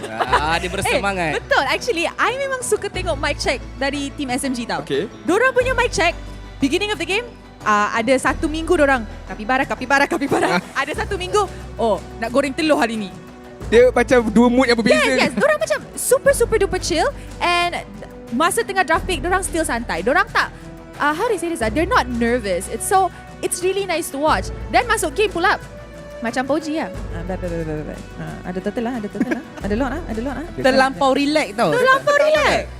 Macam dia macam relax sangat, macam tenang sangat. Tapi kan kalau sebab sebelum ni kita tengok Jowem selalunya nak berhadapan dengan Chico, nak tengok the best goal laner. Hari ni dia berhadapan dengan another good goal laner, Sasa. Angka saya nampak tak? Mungkin ada macam rivalry tak di antara kedua goal laner dia? Ada macam benda-benda yang hangat ke di antara dua goal laner ni lah sekarang ni? Okay lah, of course untuk goal laner diorang nak pamerkan skill diorang. Diorang nak buktikan yang diorang ni lebih baik daripada pihak lawan diorang. Cuma tadi dekat dalam match tadi tu nampak macam Jowem lambat sikit nak panas, and then dia pakai Melissa pun hero yang super late game orang kata. So tak terlalu banyak perkara yang Jowem boleh buat sebenarnya. Okay, semalam kita ingat tak Chico ada kata sebelum nak jumpa goal laner Malaysia ni pergi jumpa Lotric dulu lah. So betul ke tak sekarang cerita dia? Nampak betul lah sebenarnya. Memang Jowem kena jumpa Lotric dulu lah. Tapi baru jumpa goal laner Malaysia lah. Dah jumpa Lotric dah masa tu. Dah jumpa dah Lotric masa tu. Siapa menang masa tu? Masa tu Lotric menang. Alamak. So kena jumpa lagi lah sampai menang. Actually, saya rasa Jom ni ialah satu gold laner yang I can still say he's a very good gold laner in Malaysia lah. Dia tak ada teruk sangat and he's actually performing really well. It's just that maybe we need more time bagi team dia chemistry, brush up on the skills, but he's really good. First time masuk MPL kita, dah confirm top 4 dah. Betul juga. I mean, when you talk about nak brush up skill dia semua, satu skill yang pentingnya adalah communication. Since you guys pun antara content creator, Uncle pun banyak interview orang, macam penting ke tak bila you guys in terms of communication ni, macam mana kita nak faham antara teammate, antara members? Maybe kita boleh start dengan Poji tu. How important communication ni? Bagi saya, komunikasi ni adalah salah satu benda paling penting. Tak kisah untuk kita sendiri ataupun untuk orang lain. Tambah lagi sekarang ni dalam main game, dia kena guna 5 kepala, 5 otak, 5 suara. Dan kalau kata tak sebulat suara, maksudnya tak ada komunikasi yang bagus. Dia main bulat-bulat ke? Dia ambil daripada buku teks. Dia main sebulat-sebulat suara. Saya bulat-bulat dia tak boleh tau. Asal SMG macam ada suara tapi macam baby suara. Itulah sebulat suara, nampak? Sebulat suara macam chill, santai. Bulat tu slow sikit. Minta maaf uncle. Sebab bulat air kerana pembentung ke apa benda tu kan. Peribahasa. Mainlah sepetak suara ke. Banyak lagi bentuk tau ada dekat dunia ni. Bulat sensitif tau. Bukan uncle je tau. Saya pun ada lah macam aduh. Dia kena marah buku teks. Tepi sikit lah. I tak terasa. Sebab kita tahu season ni banyak pemain-pemain import dan gabung dengan team Malaysia sendiri. So that's why I tengok banyak perubahan juga sebenarnya in terms of communication tu. Our player sendiri pun ambil effort untuk belajar bahasa Inggeris supaya ada orang kata kesefahaman. Sebulat suara tu bak kata orang tu. And with that, I agree. I banyak kawan dengan imports. Almost all the imports are under my wing. I jaga them and all that. And I'm teaching them Malay. Betul? I'm teaching them Malay. Okay. Because I told them, you guys nak main untuk MPL Malaysia, korang kena faham bahasa kat sini. So, I feel like, ajar dorang and then let them take lead. Mana tahu diorang nak mengorak gadis-gadis Melayu ke nanti kan. Macam tu. So, main dulu. Rose, menang dulu. Angga nak tanya sikit. So far dalam 7 minggu ni ada sampai playoff 7 minggu ni, Rose kata Rose yang mengajar player-player Philippines ni bahasa Melayu apa semua. So, pengalaman mengajar diorang tu macam mana tu? So far, whenever they have a question, dorang akan message saya dekat Instagram. Dorang akan tanya Ateh tu masuk kakak. Kak, macam mana, like what does this mean? Sebab I nampak komen ni. Oh, jap, aku potong jap. Kakak, so maksudnya Rose lagi tua pada dorang lah. Tak, dorang panggil Ateh je. It's a sign of respect. Tak, jangan tipu. Uncle. Kita dah tahu dah. Jangan expose semua. Jangan expose semua. Nampak tak soalan berangkap tu? Okay, Uncle, tengok. Dorang semua dah duduk. Okay, dah ready. Alright guys, nampaknya diorang pun dah ready. Kita pun dah ready. So apa kata kita berbalik kepada caster-caster kita, Sarasuri, Sith dan juga Sunfrost. Always glad to hear from our special guest once again, and Adine, wish you would show some love over the English cast as well. We do exist after all.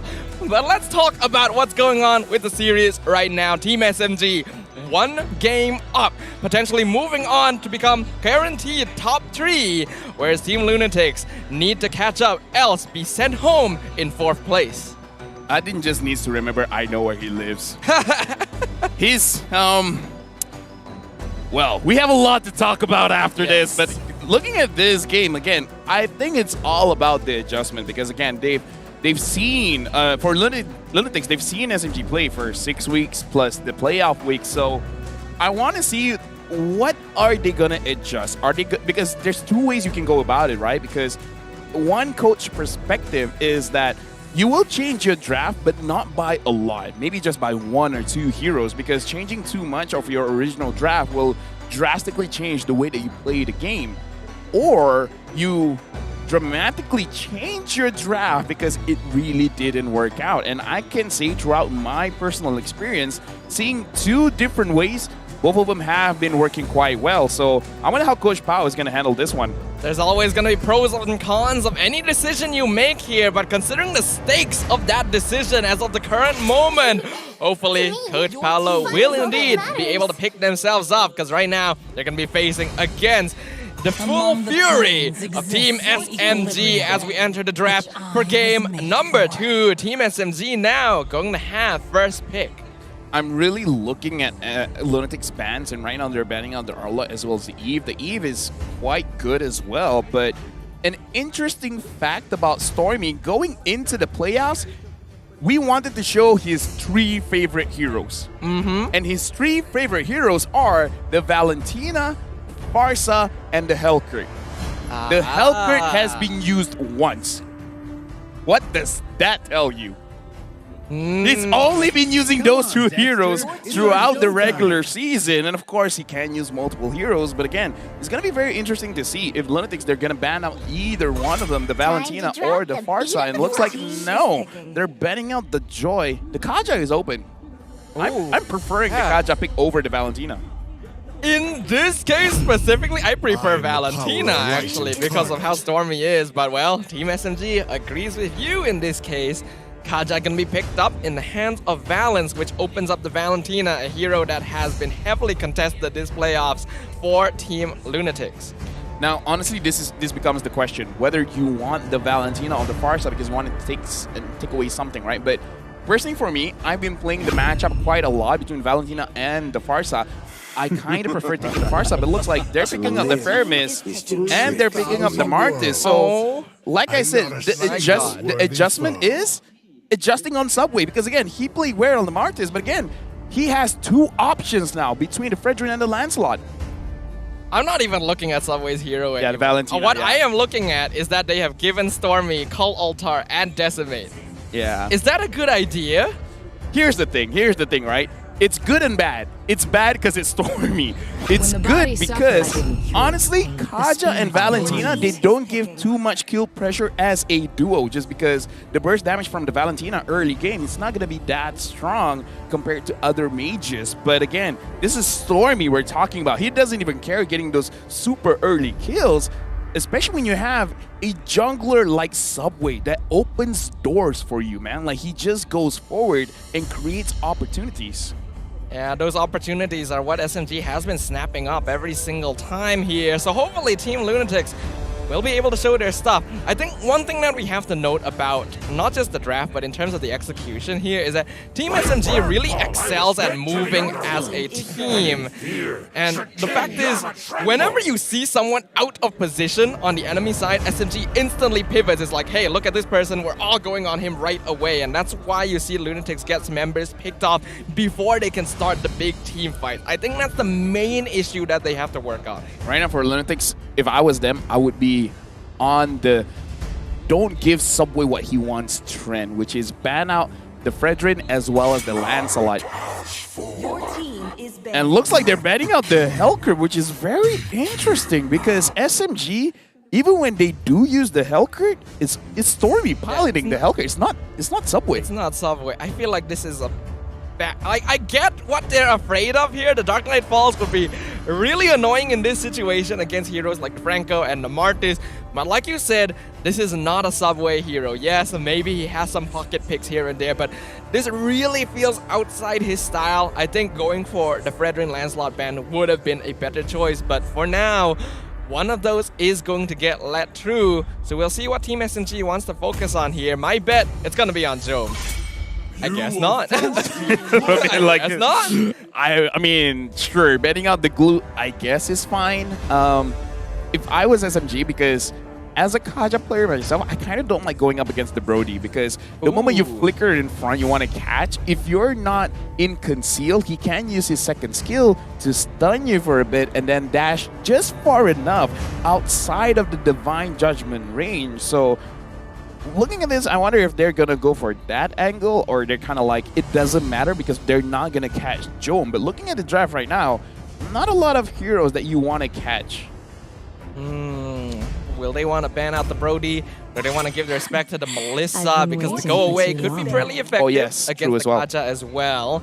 Lunatix actually going to ban out the carry here. I get where they're coming from, but this is just going to give Subway even more confidence to pick the Fredrin since that's no longer on the table.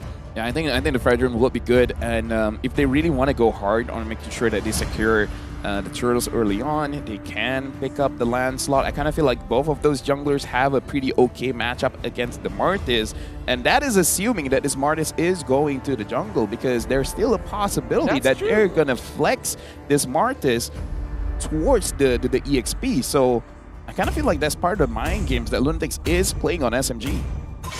I think banning the Lapu is actually really good. They're not focusing onto Jome here because he already has a pretty big hero pool regardless. They're actually focusing onto Xeno, who comparatively will have a smaller hero pool. The Glue and Lapu Lapu are very comfort picks for him. And with Joy, Arlet removed from the pool as well, they're going to force him on something more uncomfortable. This opens up the Beatrix for Team Lunatix, but I do think that the drafting right now still pretty smart from Team SMG.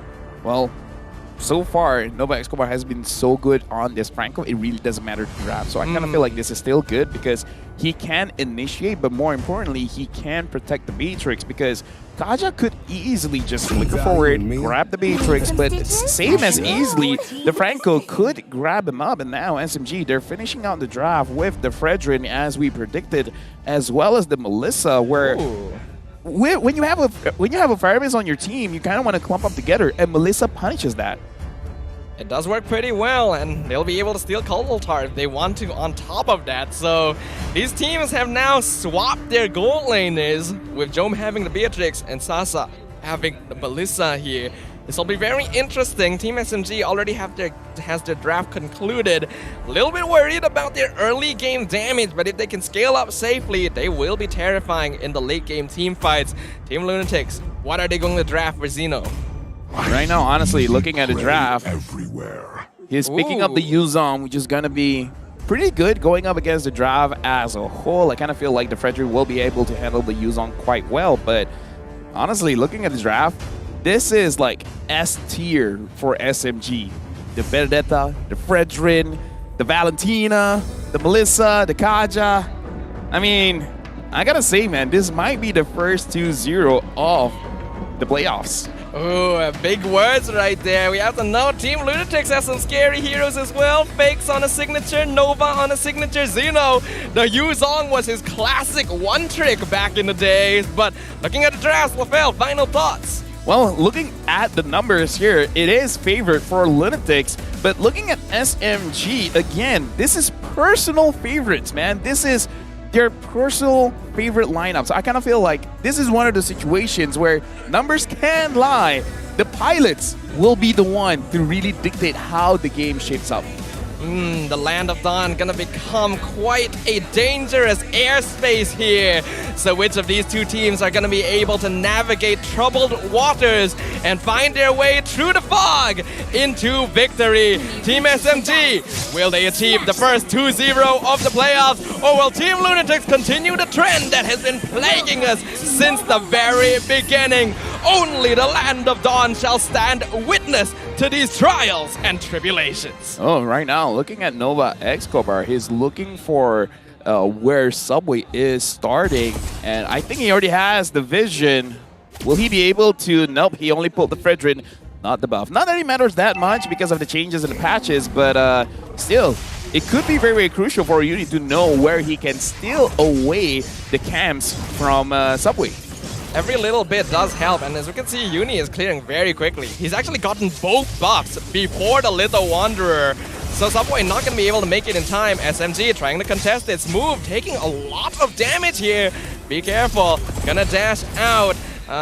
Looks like Stormy was the one to get the Litho in the end. I gotta say, that is very smart because Nova Escobar saw that Subway started at the orange buff, and when as a jungler, you see that's where you started, you're gonna finish your rotation around the purple buff. So naturally, Uni would want to invade just to steal away some camps, but SMG, they understood what was going to happen as well. So 3 members rotated towards Uni, preventing him from stealing away any camps from SMG. Very clever macro play. Oh, Iron Hook onto Valence, pulling him back, forcing the flicker from the Kaja. Uni misses the decimate, but still gets first blood as Fakes jumps out, flickers away from Appraiser's Wrath. Uni is very deep though. Sasa and Stormy following him up. Nova looking to escort, but not gonna be able to be enough as Subway comes in, finishes the job. Iron Hook gonna land on Sasa as Joe misses the point blank snipe, and the Melissa walks out.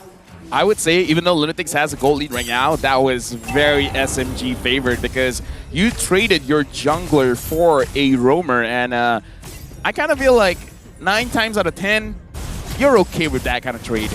Especially since the turtle is coming back up. Already 50%. Xeno pops the Black Dragon form, jumping in. Uni takes control of the turtle aggro as Xeno tries to zone out Subway. Who gets it? What? It's Uni as they come in. Bloody hunt, but it's not going to be enough as Cold Altar is stolen away by Stormy, keeping Team SMG alive. Cold Altar going to be popped by Fakes as well to allow Lunatix to continue the fight. But a 3-man Terrify from the Valentina forces them back with no casualties. Well, right now, Lunatix having the Martis jungler, kind of replicating what SMG did earlier on in the previous game where, again, being very oppressive in the jungle. They're doing the same thing, especially just because having this Franco on the opponent's side, you don't even have to hit the hook. It's all about the mental game. It's just like thinking whether it will hit or not will slow down your own reaction time. So it's very interesting, man, whenever Franco is in the game.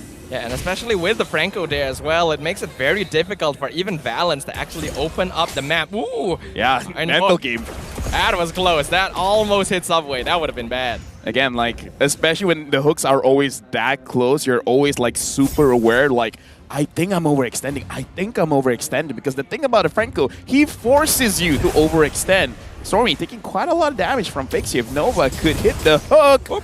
Almost. The mental game, man. The mental game. Still very scary, though. If Stormy didn't make it behind the minions. Oh, Balance flickering forward. Divine Judgment gonna find Joe. But here comes Nova Escobar. Gets the bloody hunt on the subway. So he cannot finish off the Melissa. Flickers forward with the Appraiser's Wrath, but not enough damage. He's gonna be able to walk away. Fakes. Not sure what he's doing with the Cult Altar there, but gonna be able to walk out just fine as well. As SMG looking to continue with Stormy.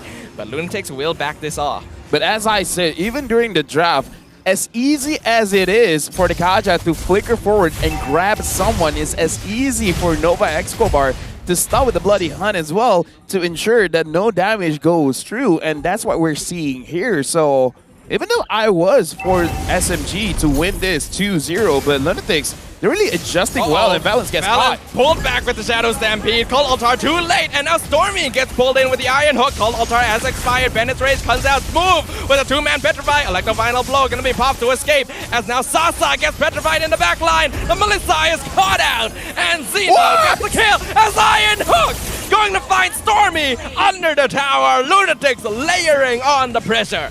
It's a good thing Pasa is done because I have to eat my words, man. When Nova Escobar has been given this Franco, it's a different Lunatix. Like, again, like we always talk about Joe. Well, let's talk about Nova Escobar. Again, the pressure that he puts on the minds of SMG is enough. But when he actually hits the hook, that's physical abuse. That is ridiculous, honestly. Nova Escobar, probably one of the best Franco players we have, and Lunatix instantly with a 2k net worth lead, 4-1, continuing to harass by pulling away the purple buff. Subway should still secure this fakes. Will he steal it? Nope. Subway will get it. But SMG definitely feeling the pressure. Lunatix now with a 2k gold lead. Team SMG, they're struggling to really figure out what they should be doing because, again, Valence should be pretty well trying to capture anyone, but you kind of need this thing in the back of your mind. It's like, I want to go in, but where's Nova? Because if he's there, the initiation is not going to work. So it's going to be very, very interesting how Team SMG is going to approach the team fight after this. I kind of feel like whether they want to or not, Southway just has to tank every single thing and let Valence have enough time to really consider how should he start a team fight. It's difficult though. Lunatix have a pretty resounding EXP lead over their counterparts right now. Uni 1 level up on Subway, Zeno notably ahead of Smooth as well in terms of EXP. There has been a bit of a lane swap. Sasa can be brought down, takes the bottom tier 1, but they do trade top tier 2 going to the hands of Jome. Yeah, now Jome already finishes his Blade of Despair. There's going to be a huge power spike. Like, the damage is going to feel quite a lot. Balance flickers forward, finds fakes with Divine Judgment, but it's too late as Bloody Hunt finds Stormy. Cult Altar comes out from Team SMG. Black Dragon form as well. Nibiru's pattern right into the Dragon Tail. Balance is gone. Double kill for Zeno as Subway is executed right afterwards. And Sasa not even a factor. Team Lunatix taking full control of this game. I'm very sorry for saying it's going to be a 2-0. I should have known. MPL Malaysia, we're going to have full series every single time. Smooth goes in, onto face, taking quite a bit of damage. But again, he does not feel threatened at all.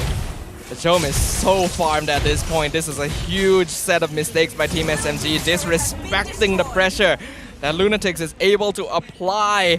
Like we mentioned, having all these comfort picks, the Franco, the Yu Zong working really well here, even though Team SMG should have the tools against it. And now we look at that gold ranking, and it's pretty good for Lunatix. Oh, it's pretty good is an understatement, especially when... Here's the thing, right? When you have a scaling marksman, having any kind of advantage feels so good. Because again, this Beatrix hits like a truck. No, hits like a meteor. That's how big the damage is for a late game Beatrix. And now you're just going to achieve the late game all that much faster, because looking at the kill score as well, 1-7, way different than the previous game where, again, the kills aren't really that much. And here's the thing, Lunatix, they got the kills. I would kind of say mostly is engaged by SMG themselves. Yeah, SMG feeling themselves after their previous victory. Not quite respecting that Lunatix has a lot more tools right now. The Black Dragon form, the Cult Altar, really strong forms of CC. Valence is providing vision over the Lord, and Smooth actually getting a really nice split push up top. They get the tier 2, Black Dragon Form comes out, so Valence will leave. They trade the Lord for a whole lane of towers. Honestly, not a bad trade. Yeah, this is good because you got to pick your battles, because the moment you feel like you can't win any kind of team fights, you got to split the map, and now Subway goes in. Oh, Valence flickers forward, Divine Judgment finds Nova. Cold Altar keeps him alive, but they break the Cold Altar right here. Team Lunatix, they have their backup. Venice Ray doing a lot of damage as they pull out Subway, they pull out Stormy. They're going down one by one. Double kill for Uni. 3 members of SMG down in a single instant. Nova was the one that got caught. It's 0-0-5. Ban this, Franco. I don't care, meta or not meta. Don't let him have this, Franco. And now Lunatix, they're pressuring mid. They've already made sure that the holy defense has been used by the turret. And now it's just the elemental lord, so I don't really see them ending the game. But hey, I've been wrong before. I'm pretty sure they won't end the game with this. Sasa is still on Melissa. Very strong high ground defense, but they're definitely going to take some notable structural damage. Not ideal. Iron Hook going to miss. Uni taking a fair bit of hook damage as well from Sasa. They'll defend against midway. Valence tanking 40% of his HP in a single Renner's apathy. Fakes looking for a pull. Concealed play has come out. Black Dragon Form coming in, invisible. Electro finally low, cutting off the wave. Cold Altar comes out on both sides as Fakes is stunned under the tower. The Lord gonna be cleared up by Team SMG instantly. And they do defend cleanly, not even losing a single tower. So I guess we're still kind of wrong. A little bit, yeah. Yeah, because even you're like, I'm pretty sure there's some structural damage. Yeah. Not enough damage then, I guess. Maybe we should just stop talking. Yeah, I kind of feel like this Cassacre thing, yeah, it started off as a joke.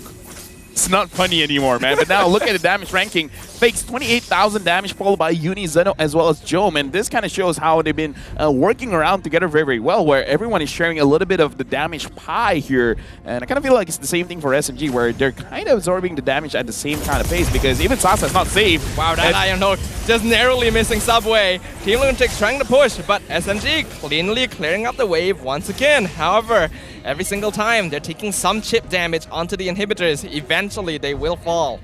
You're talking about damage to the inhibitors. I'm just looking forward for Nova to get that one catch, and then it just snowballs out of control, and then eventually wiping out the entire team or leaving 1 or 2 to survive. Nova here sees the members of Team SMG. Gonna hook the buff away. Doesn't make that big of a difference, but it is kind of annoying. It's kind of annoying, yeah. Now this Franco is such a pain in the butt right there. Nova, we already talking about him. Fakes as well, doing a great job. 0-0-7. Team Lunatix until now, only 1 death on their team. SMG are just not catching a break. Yeah, and right now, Fakes sees the positioning of Team SMG. The Lord, 30 seconds away from becoming the Luminous Lord. And looking at the position from Uni as well, he's just making sure that he doesn't get caught, and Sasa hasn't entered the fight, but already feels the pain. That is so annoying to deal with. That's discouraging. Yeah, very discouraging. I think, honestly, right now, Team SMG cannot even afford to contest the Lord. You can see Lunatix just waiting for it to become luminous. Smooth going for the split push is probably the safest path as of right now. Try and take some towers cheekily on the side, but with a lot of their inhibitors on low HP, Team SMG honestly cannot afford to let this Lord go away. And Team Lunatix are aware of this. Right now, I'm trying to process this in my mind. Valence, he's probably going to try to stop Uni from using the Retribution for Subway to steal away. Zeno Black Dragon forms in. Subway is exposed right now. Lord dropping real low. Valence flickering in. Can't find anyone with Divine Judgment. Cold Altar comes down on both sides. Electro final blows. What's Subway? Gets the Lord. Smooth cuts off Lunatix entirely. Jome gets the mega kill onto Valence. But Team SMG have traded 1 for 1. Their health is all low. They gotta back up. They've already gotten their prize. This is level 1 all over again. Trading your jungler for a roamer, and Team SMG, they won that trade. SMG, they're making it possible. Lunatix still has a goal lead, but SMG now, they have some breathing room. This is giving glimpses, but sometimes even glimpses of hope could like hurt you even more. It's like, yeah, we could do it, and then you still eventually lose. That's still kind of painful. Honestly, I just don't know how much I should say before I start jinxing things again. We have to remember, SMG started the season, they made some incredible comebacks here. And this has potential, but Lunatix are still in an advantageous position. They have 3k net worth lead. Jome still hasn't died yet. And even after stealing the Lord, you can see Jome is doing massive damage to it. So, still, very safe play on both sides. Gotta avoid driving too much here. Even Lunatix gonna be able to take down the Lord up top. SMG goes for the mid, the bottom inhibitor, but Black Dragon Form zones them all away. It's kind of difficult to do our job. We're Nova gets the hook. That is just cheating. That is unfair right there. The hook extended, basically double his length, and Smooth, that is his first death the entire game. If Nova doesn't get the MVP, I'm not even sure what I'm gonna do, man. That's crazy. I don't even want to say it. I don't want. It's so hard. We're doing our job. We're talking, but we're not allowed to talk. What is this game? Right now, Lunatix still 3k ahead. Balance is trying to look for a cheeky catch, but finding Uni as well as Zeno, maybe not the best. And Nova Escobar, yeah. I kind of feel like sometimes he's just like, let's just try hook in this particular direction. And then all of a sudden he gets something. SMG actually engaging on this. Nova taking a lot of damage, gonna have to flicker away. Cold Altar used quite early on to save him as well. Smooth not able to connect. SMG trying to push this. Conceal play comes out. Electro final blow as well. Cold Altar. That is a lot of cooldowns. Lunatix gonna be able to run off just fine.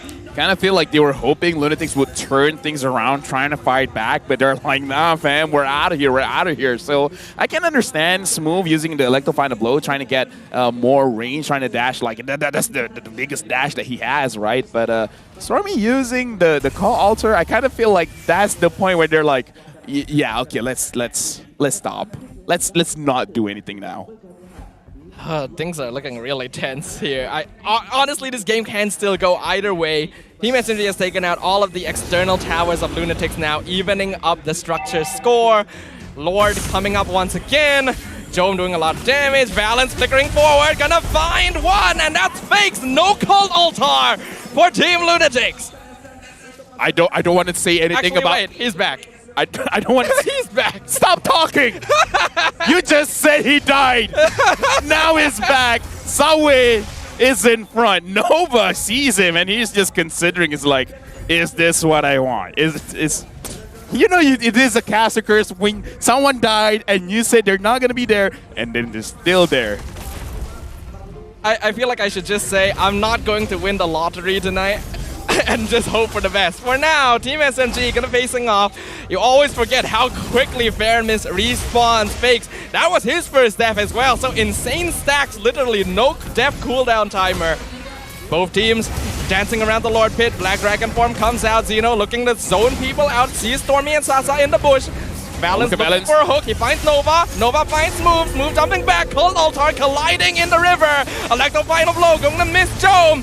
Sasa doing a lot of damage. New Passion doing a lot as well. Wind of Nature comes out from Sasa. Balance is taken out, but they're also dropping like flies. Jome flickering forward. Jome is still alive. Sasa off. The Lord reset. Smooth dropping low. Uni somehow still alive after all of this. Stormy finishing him off. And Smooth escaping from the clutches of Nova Escobar. The snipe from Jome misses. And Stormy gets the double kill. What was that fight? It was back and forth, like the craziest back and forth ever, because both teams, they use everything. Absolutely everything. Jome was close to death, but again, he was able to survive because the life steal coming in from the B-Tree just scales with the damage and with the amount of damage that he does deal to SMG. That was all good, and he was forcing the Lord. The fact that the Lord was resetted, that was very unlucky for Lunatix. They should have gotten the Lord. The Lord reset was crucial for SMG, and a great fight from them. Lunatix, unfortunately, all funneling into Sasa, but Jome still doing God's work here. Beatrix, no deaths yet this game. Stormy stealing Decimate. This Iron Hook going to find Subway. Bloody Hunt, Electro final blow. Will Subway survive this? Abrasive Trap comes out. Cold Altar, Black Dragon form gonna be popped. Zoning out Team SMG. Sasa gets petrified, but go away. Zoning out Zeno. Uni securing the Lord while all of this is happening. Abrasive Trap going to miss. Move with the Petrify. Spikes finishing balance off. Subway continuing. Stormy gets the Decimate. Gets 2 Decimates. They're also low on HP, but Stormy cannot continue because he is dead. Shut down by Jome. Jome with the monster kill. Move with the double, but what does it matter when Jome is finishing off the rest of Team SMG?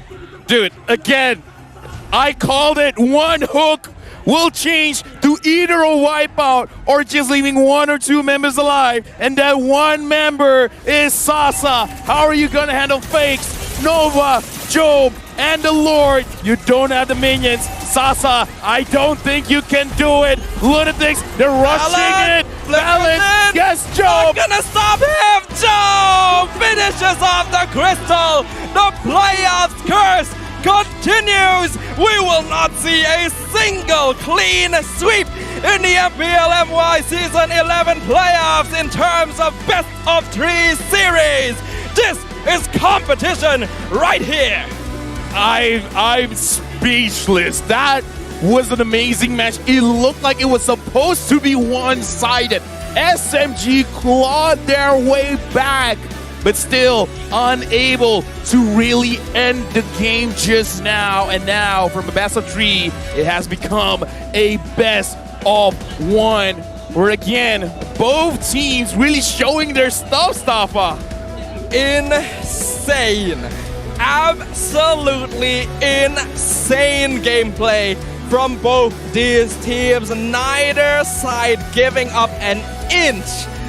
One game between them and the end of their MPL journey.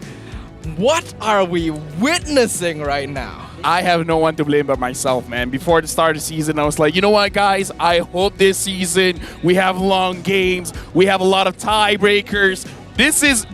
I'm the reason that people of old said, be careful what you wish for. I wish I heard what they said. And also, we also have our own fault. Every single thing that we say goes in reverse. Everything we say goes. I'm sorry. We really should have been prepared for this. Maybe we should have gone in and say, oh, definitely, we're going to have a full series.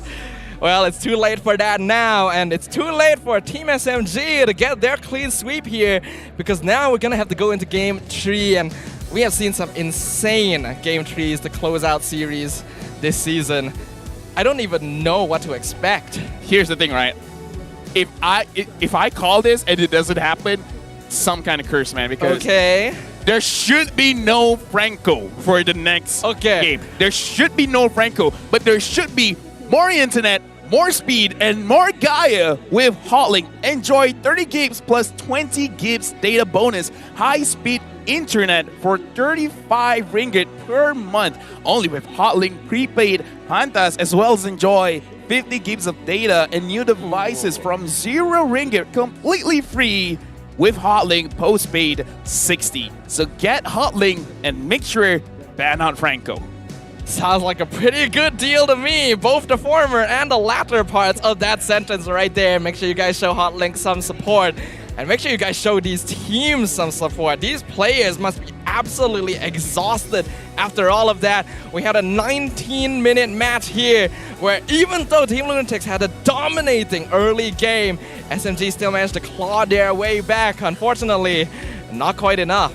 And this is why I say it's good and bad for the Kaja and Valentina combo, because again, the Valentina, you have 2 options to start as your first item, either the Enchanted Talisman or the Clock of Destiny, and neither of these items really give you the power spike in terms of damage. It gives you the power spike in terms of making sure that you can spam your skills by giving you more mana or more mana regeneration, but really not enough in terms of damage. And this is why, even though yes, Kaja was stopped quite a lot of times, but as a duo, it really doesn't do a lot in making sure that you win the early to mid trades. Yeah, it's very much a late game style build, and while Team SMG were able to catch up in the late game, Jome, still an absolute maniac in the gold lane position, being both rich guy and the carry, having 0 deaths the entire game despite the chaos of every single team fight.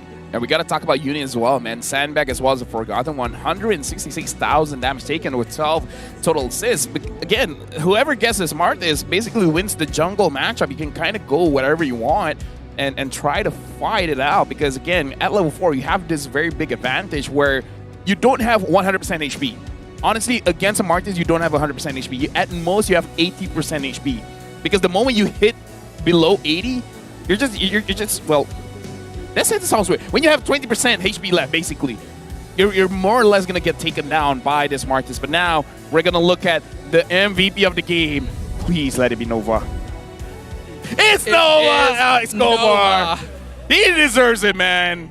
He deserves it. It is, man. I think a lot of people were also wondering, is it going to be Joe? Because that Beatrix gameplay was insane. But it was Nova X Kobar himself who are setting up all those hooks, all those early kills, catching Team SMG off guard. We talked about it before the game. Team SMG excels at pivoting, at targeting isolated members of the opposing team. But what happens if they themselves get isolated? Nova X Kobar landing these hooks in the most unexpected of situations. Absolutely insane. Franco is a mistake generator, man, because even if you have the most perfect positioning ever, you're completely blind in the map, no one sees you, no shenanigans where they know where you are. A blind hook could catch you, and then you're just all of a sudden get caught. And people are like, dude, don't get caught. It's like, it's not my fault. I did not make that decision. Looking at the highlights brought to you by Gardner, man, that is what Nova did. Frankly, it's quite insane what Nova X Kobar was able to achieve in this game. We can see in the highlights, Team Lunatix had a really strong start. SMG, they were able to trade up in the first skirmish, but then after that, no chance at all. Once you hit that level 4, there's so many strong team fight abilities. I feel like having Xeno on this Yuzong as well set up these team fights really well for Team Lunatix. And even though there were times where it seemed like, oh, SMG is doing a lot of damage, somehow Lunatix survives every single time. And yeah. Do you really want to say Smooth made a mistake? No. That was a mistake generator, man. Yep. Like, there's literally nothing else we could say about it. That should not have happened, and yet it did. So Team Lunatix, if they're able to continue banking off of plays like that, we are going to be seeing a spicy series. Imagine Smooth in his head, I even dashed away. I dashed away, and the hook still found me. Like, again, Nova X Kobar is an absolute beast on this Franco. I'm really looking forward to see this Franco getting banned, because if it's not banned, then as an SMG fan, I'll be like, are you sure, Haru, you're not betting on the Franco?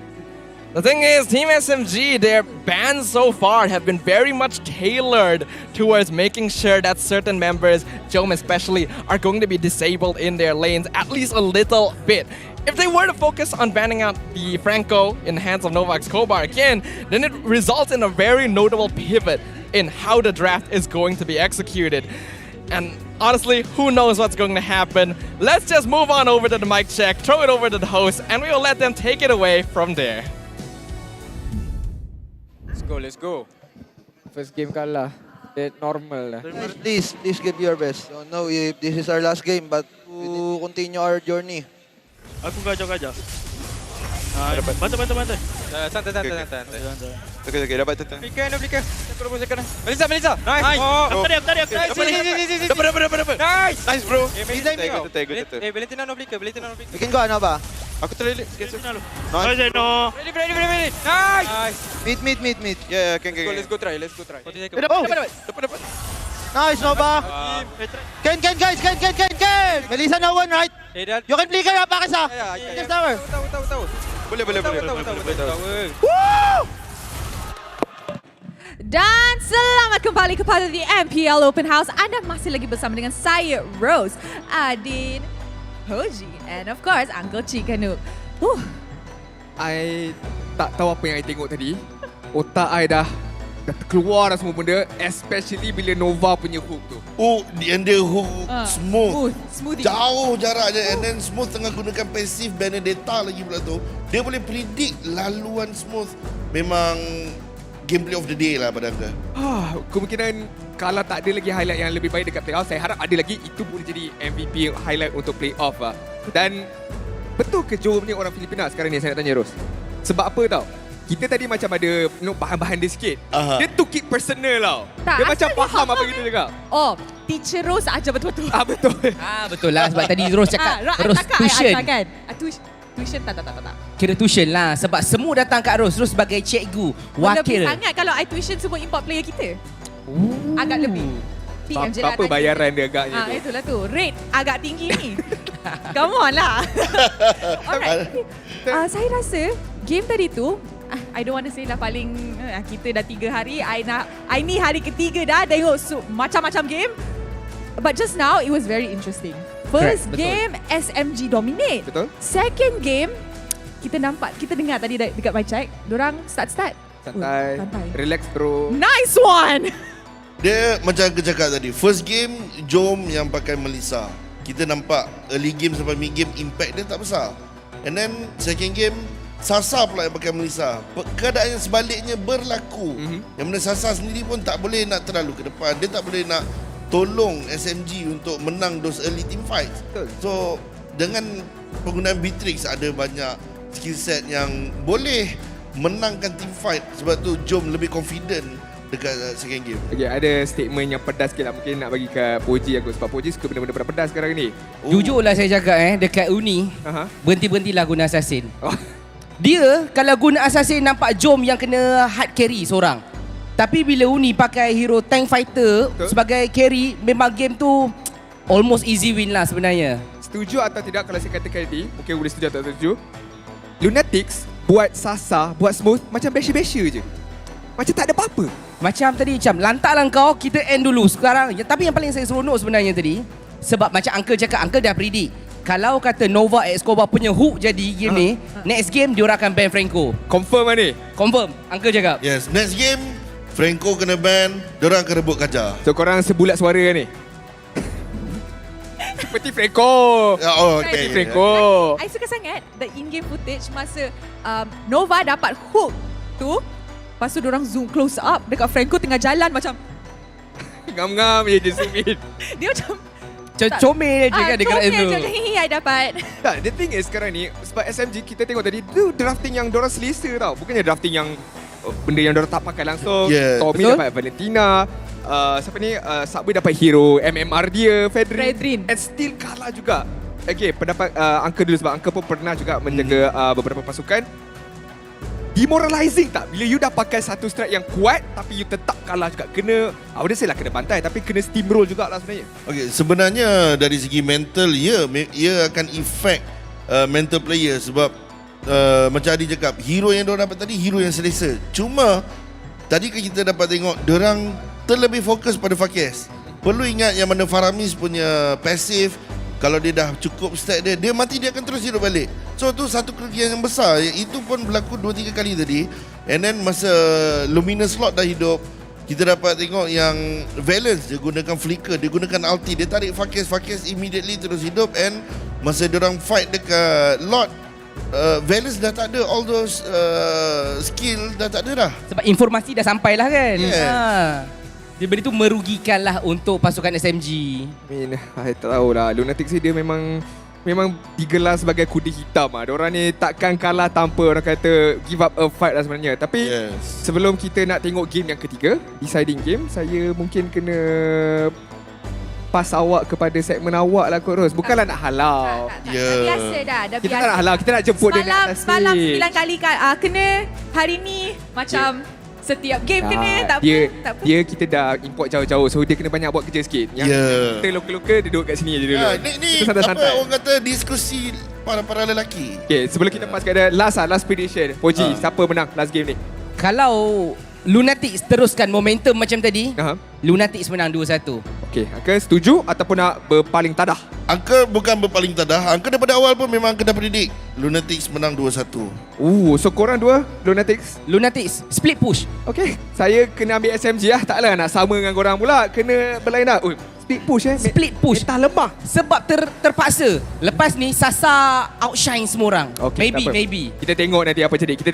Nanti. Tapi sekarang ni kita akan pass kepada Rose dengan segmen beliau seterusnya. Mungkin nak interact dengan fans-fans kita. Silakan Rose. And hello everybody, it's me again. Tak adalah lama sangat kan. You guys didn't hear my voice. Okay, so you guys macam biasa, satu-satu kita akan main satu game. I'm so smart today. Okay guys, so kita akan main bukan pop quiz tapi we are gonna ask you guys to guess the hero yang you guys dengar dekat background. Alright, can we please have our first contender up on stage sebelum game kita start? Alright, let's go. Hello. Hi. Hello. Good afternoon. I cakap good afternoon sebab nanti I cakap good morning, lain pula. Hello. Hello. What's your name? My name is Hairi. Okay, Hairi. Hairi main ML role apa? Multi-role. Multi-role. Hari ni datang sokong pasukan? Lunatix. Lunatix. Alright. So, dah ready ke nak jawab? InsyaAllah dah. Alright, can we please have the sound? Muscle of iron, bones of steel. Ha. Hero apa tu? Sekali lagi ke? I'm gonna start counting down. Sekali lagi. Sekali lagi. Muscle of iron, bones of steel. Alright, 5, 4, 3, 2, 1. Gatot. Ha? Gatot. Gatot kaca. Gatot kaca. Gatot kaca. Gatot kaca. Okay, betul. Alright, you know first. Alright, thank you. You may get your gift nanti from our floor manager. Can we please have our second contender up on stage? Okay, tu dia. Hello. Hi. Oh, dia ada hot link pass. Oh, ada hot link pass dengan... Okay, hello. How are you? Hi, I'm good. What's your name? Farizul. Okay, Farizul. So, main ML mestilah ada role. Role apa? Flex. Flex. Uish, ramainya flex today. Alright. Datang hari ni sokong pasukan? Team SMG. SMG. Oh, SMG baru keluar tu yang cakap SMG. I'm kidding. Alright, dah ready ke? Alright, can we please have the audio? Only love and night are everlasting. Ni senang. 5, 4 ke sekali lagi? Sekali lagi ya, kita bagi chance. Only love and night are everlasting. 5, 4, 3, 2, 1. Sicilian. Sempat tak? Sempat. Okay lah, we'll give it to you lah. We'll give it to you. Alright. Thank you. Adakah kita ada seorang lagi? Okay, kita ada seorang lagi. Oh, from that side, all the way to the right. Hello. Pakai baju Melayu pakai baju Melayu. Hello, good afternoon. Me, Mike. Alright, hello, what's your name? My name is Shuaimi. Shuhaimi, alright. Shuhaimi main ML mesti ada role apa? Gold lane. Alright. So, hari ni datang sokong pasukan? Homebois. Oh, Homebois. Game lepas ni, match lepas ni. Alright. And with that, are you ready? Yes. Audio. When the body suffers, the spirit blooms. Benedetta. Macam tu je. I think dia dengar semua baru dia naik atas. Betul! Alright, congratulations. And dia paling cepat. Alright, congratulations. Round of applause guys for all of our contenders today. Okay, are you guys ready for the last game of this match? Siapa akan menang? Is it Team Lunatix or will Team SMG go further? Mana? Alright, so with that, mari let's throw it back to the casters to start our third game. Casters, I nak tanya, S-Team, mana suaranya? Always entertaining to hear the voices of the heroes up on stage, but I think I'm more eager to hear what the voices of the players will be like once this intense series concludes. Lafel, who do you think is going to move before on? that. And again, we've been forgotten. Of course. I mean, like... You know, the English cast is a myth. Yeah. We're a legend. We don't actually exist. People just talk about us. We're here for the... I don't know, man. I'm still getting paid, so I'm happy. But either way, now looking at the players here again, even the players, it's so weird, right? You're kind of an intense spot, but at the same time you have to relax, because if you're too tense, you tend to make a lot of mistakes just because you're too tunnel vision. That's what I'm trying to say, is that you want to be intense enough to be focused, but you don't want to be too tensed that you start tunnel visioning. You got to open your horizon to make sure that you don't make mistakes. Absolutely. Mistakes were a big factor here, I feel, in this game, where these are both very strong teams overall, highly skilled players, good mechanical sense, and very good macro gameplay overall as well. Team Lunatix made some mistakes that SMG were able to take advantage of in game number 1, and then in game number 2, Nova forced SMG to make mistakes through some insane iron hooks. So now that we're going into game number 3, the draft is more important than ever. And I can imagine that the pressure is not going to be on the players, but on the coaches as well. I better see a Franco ban, man. I swear. Unless SMG picks it up themselves in the second pick, but dude, like, if you give Lunatix the Franco again, like, even if it's picked, I'm not going to say anything. You know what? I'm not going to say anything. To be honest, the concept of letting Franco through and then Valence locking it in for himself is not that bad, honestly, because Lunatix are unlikely to first pick it, and if they do, then, well, we really will have nothing to say after that. For now, the bans are pretty normal. Arlet, Lance gonna be banned. Lance actually kind of unusual for Lunatix. 1-1 and Fanny banned by SMG. Okay, Franco still has a counter. One of two, actually.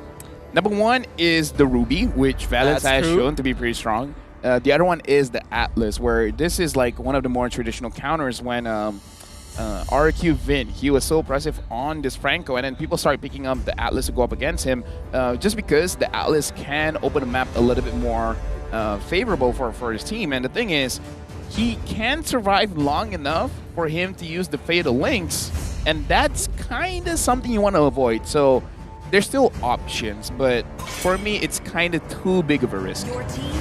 Looks like they're letting it through. We are gonna see whether or not Team SMG decides they want to contest the Franco here. But the fair miss. Quad's open. Ooh. Is this gonna be a quad first pick? Oh no, that is actually very scary. But okay, if Lunatix does start with the Claude and SMG picks Franco, it's actually a pretty good counter to the Claude, because if he jumps in with the Blazing Duet, you instantly get the Bloody Hunt off. That could be what Team SMG is thinking of right now. But hopefully it all goes according to plan. As you can see, the Joy actually going to be left open this time as well.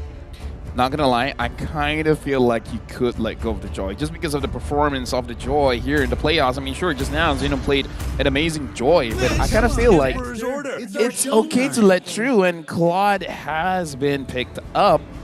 Now, this is a situation where, honestly, the Kaja would be great as well. That's true. Just because it's slightly easier to pick up the Claude, but again, you're just going to let go the Franco through, and we saw how the Kaja went up against the Franco. It's really not Kaja favored. I think the game plan here is pick Valentina and Franco together. Yeah. So that if Kaja comes out of Nova X Kobar, you can even steal the Divine Judgment away.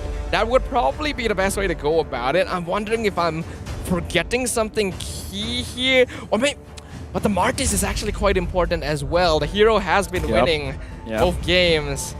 We're seeing the Kaja being hovered with the Joy. Is this a good idea? I'm really unsure, because one of Joy's weaknesses is the Franco as well, and I don't see a reason why Lunatix should not pick up the Franco, and the Franco has been picked up. I don't know what to say. I am highly concerned. Is it because I said there's no way they're going to let Franco through? It totally is. And then they lock in Lapu for Xeno to make sure that the EXP lane is not banned out in the second phase of the bans. I'm really hoping SMG has a plan here, because Lunatix is winning this draft right now. Oh yeah, most definitely, because right now the synergy is not 100% there, because even in the playoffs, I see a lot of matchups between the Joy and the Lapu Lapu, and for now it does seem to be Lapu Lapu favored, especially at level 4. It does seem like Lapu hits his power spike a little bit earlier, and now SMG, they're picking up the Farsa, which is questionable as well, because Farsa is a very good pick, but is countered by the Lapu Lapu, countered by the Claude, potentially countered by the Franco, so this is very interesting because it's almost like you're trying to force the enemy to go to Stormy, maybe giving more leeway for other members to do their thing. But for now, I think what we're seeing here is Team SMG pivoting entirely from the gameplay we've seen in game number 1 and 2.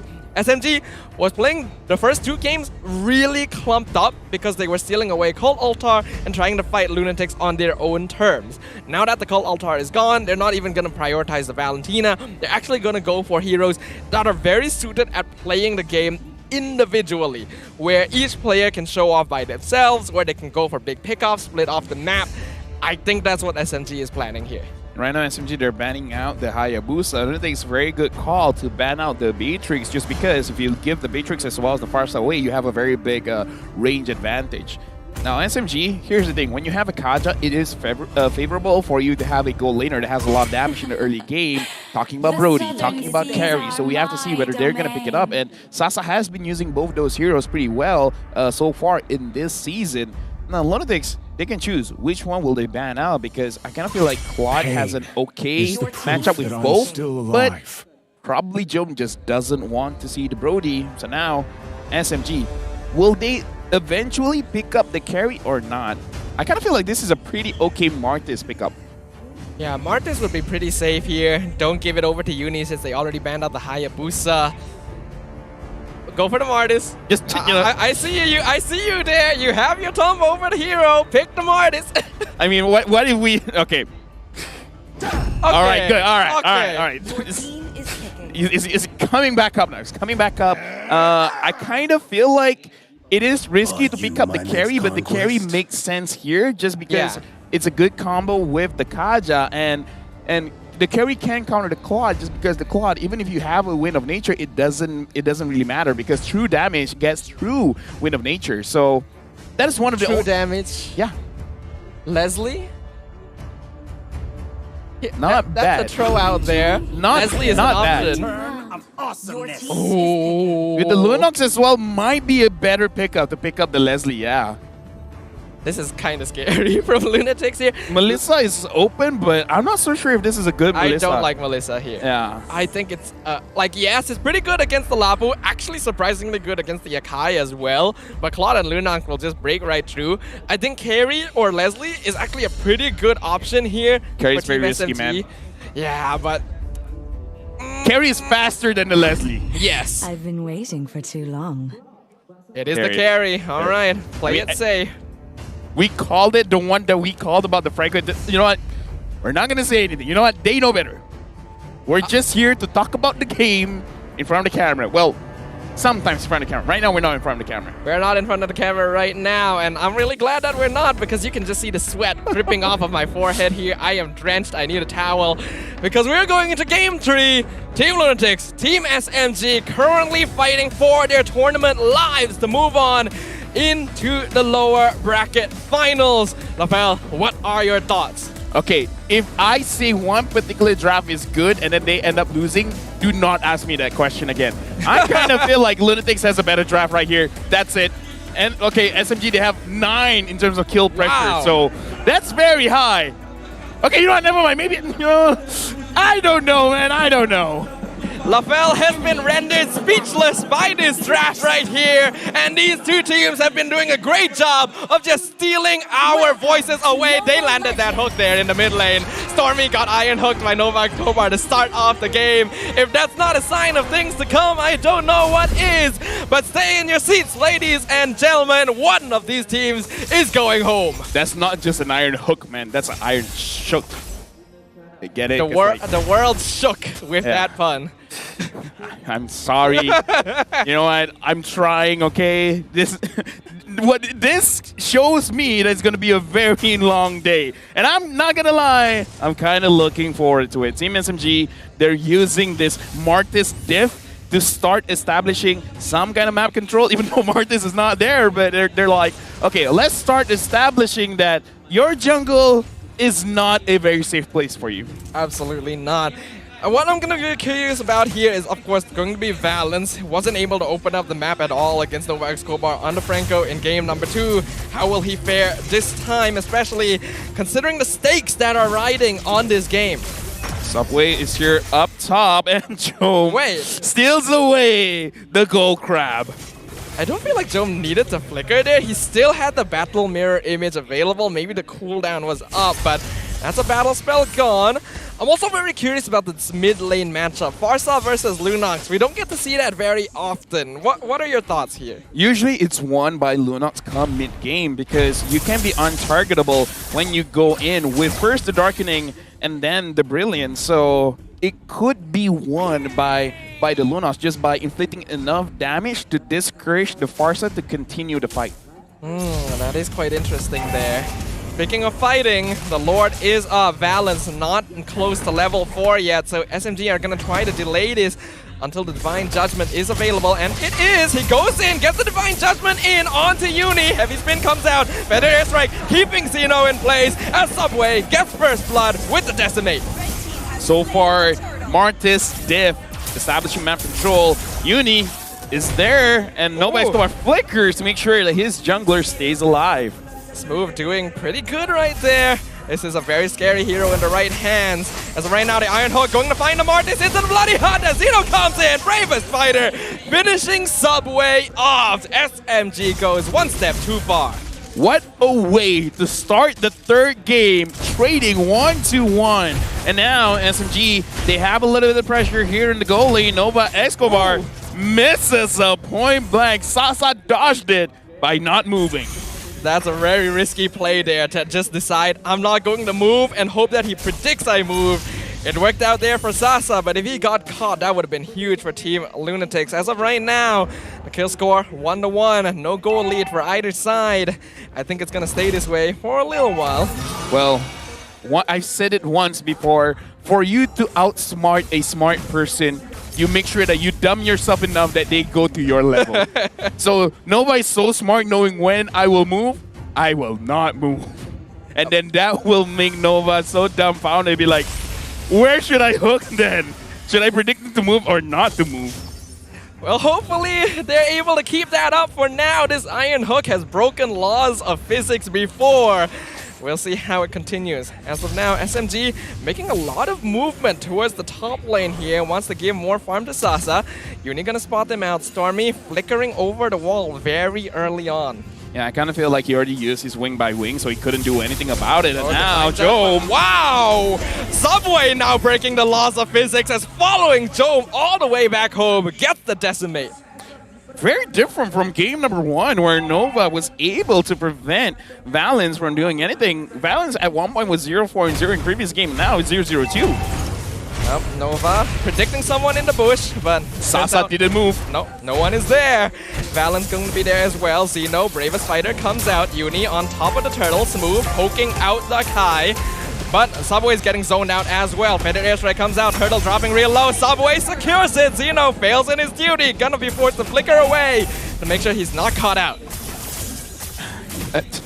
Sure, why not? Right now, Team SMG is almost 1K goal lead ahead. Smooth right now. He's going to get targeted, but Joy is moving a little bit too fast for Fakes to do anything about it. Now re-engage. Fakes flickering very early on a Divine Judgment, pulling Xeno out of Bravest Fighter, but he's still able to get the Raging Slash out and escape to his tower. Okay. So let's slow this down just a little bit. In the previous game, the previous 2 games, we see quite a snowball effect created by the Martis. Now, there's still some kind of jungle controlled for SMG now with the Martis, but not as oppressive. So the pace of the game is a little bit slower. Now the question is, which one does it favor a little bit more? And I don't know, Lunatix, I kind of feel like it does favor them just a little bit more, just because the Lunox, even though the Farsa skills well in the late game, but the Lunox can fight against the Farsa as well as the Lapu Lapu. The Lunox is going to be really scary once the late game comes around. And Jome as well. Even though he got picked off early, he's already been fed the entire top tier 1. So the goal lead going to be neglected at this point. We can actually see as well. Yep, Jome actually ahead in farm compared to Sasa. And right now, looks like Team SMG, Valence is looking for any target. Conceal has been used. Is Zeno the target? Zeno has to use the Bravest Fighter out. Uni goes in. Valence actually used the Divine Judgment there. Now he gets pinned against the wall. Heavy spin. Bloody Hunt seems a bit excessive, but why not? Valence is instantly executed. Here comes Moo, doing some poke damage, forcing the flicker from Jome. He's targeting the Claude, who's dropping real low, but 4 members of Team Lunatix means that SMG cannot dive this tier 1. If only Nova X Gobar still has his Bloody Hunt, he could have punished Smooth just now, but good call from Valence, making it so that Smooth can actually do a little bit more in there, but I kind of feel like it's also a very good call to not force it out. Right now, the turtle has been started by Lunatix. Zeno jumping in again, Bravest Fighter, taking a bunch of damage from Sasa, so he flickers out straight away. Uni doesn't have heavy spin here. That could be dangerous, as now Sasa right on top of him. Uni still gets the turtle, but he trades his life in exchange. I mean, like, giving the kill to Sasa. That's the thing. Yes, you got the turtle. It's a team buff, team gold, team EXP. But of all the members of SMG you gave a kill over to, you gave it to Sasa. So I kind of feel like it's still favored for SMG there. Smooth doing a lot of damage to Jome here, but look at the Blazing Duet. Already able to threaten Smooth as well. Noted, this is more of a damage joy build, but this Claude is going to start becoming a problem very soon. I wonder if Smooth will build the Dominance Eyes, because even though the Blade Armor is good going up against Marksmans, but having the Dominance Eyes to slow down the attack speed, which is kind of like what Claude does, right? It will be able to deal with the Claude, but it looks like no, Genius One, and I kind of feel like he's gonna build up for the Glowing One. I kind of prefer for him to build the Dominance Eyes, not for the anti-heal, but more so to slow down the damage from the Claude just by lowering the attack speed. But it's going to be interesting. Uni getting caught. Oh, heavy spin. Really nice timing from Uni there. Valence not able to get the Divine Judgment out. So the gank from Team SMG going to fail. And right now, Team SMG, they see the Claude. They're moving over very, very quickly. And a lot of Radiant Armor is going to be built by SMG. And that was very cool. Going to miss. Valence, Divine Judgment, catches out Franco, pulls him back. Nova flickers out, Feathered Airstrike, catches out Nova. Gobar fakes with the Brilliance. Jome jumping back in with the Blazing Duet, but now he's caught out 5 members of SMG. Subway with the double kill, picks off 3 members of Team Lunatix. And on top side, Zeno, I kind of feel like he should continue pushing, but it looks like he's still considering what he should be doing right now. He's going back into the mid lane. The joy from Smooth is going to make sure that the tower up top does not get taken down. Team Lunatix kind of look like they're making quite a lot of mistakes here, especially from Nova not being able to get the hooks in #1, but kind of indecisive as well with his Bloody Hunt. I think SMG is definitely playing more around them for now. A lot of movement around the mid lane as they try to set up for the first Lord of the game. All members have respawned. This is going to be a notable achievement here. Right now, neither team has been able to eke out a notable net worth lead, and both are looking to secure that against their opponents. And now look at Valence as well. Oh, Conceal Play has been used. Iron Hook on the Subway. Uni jumps in. Heavy spin going to be denied. Bloody Hunt comes out onto Subway as Uni escapes from the clutches of Smooth as well. Zeno going to be able to run out, but not for long as Sasa gets that killing spree. Jome building up stacks. He does have his Blazing Duet, but Lunatix doesn't want to go for this. Uni still low on HP. So far, it does look like, because I was talking about it during the draft. It looks like Stormy is acting like the beacon of light to pull everyone from Lunatix, where Lunatix sees the light and they're like, everyone, let's go towards the light. But it's kind of like a bait right now, where now Stormy, by the airstrike, not being able to kill anyone off.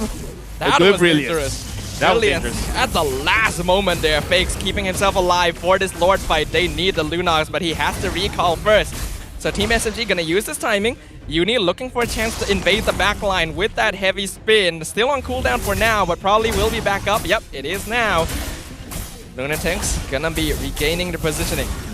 Right now, look at that. Uni is still in prime position to pin Subway to the wall. Oh, hold on. Zeno gets caught out. Divine Judgment catches out the Lapu Lapu. Now 4v5. Sasa gets the mid-tier 1. Predator Strike comes out. Uni gets the heavy spin, pushing Smooth aside as Nova gets the bloody hunt. And Uni secures the Lord for Team Lunatix. Smooth has been traded. EXP laners down on both sides. Jom, does he get the recall? Yes, he does. He escapes from SMG. You can hear the crowd, man. They were all holding their breath. Joe will be able to recall fast enough. Sasa dashed in 0.1 millisecond late. If it was just that bit faster, Joe would have been taken down. And the goalie just shows how intense this game is. Like you said, no one has any notable advantage throughout the game. But what is notable here is the structural advantage. Lunatix have taken 5 towers, SMG have only taken 2. Oh, Divine Judgment catches out Novak Skobar. Mega kill for Subway. Fix forced the Brilliance out to safety as the Feather Airstrike zones out Team Lunatix. That's a lot of cooldowns used though. The Lord pushing up top lane. Lunatix wants to get a tower with this. Zeno is looking for opportunities because so far, whenever he does go in, he's getting punished quite a bit.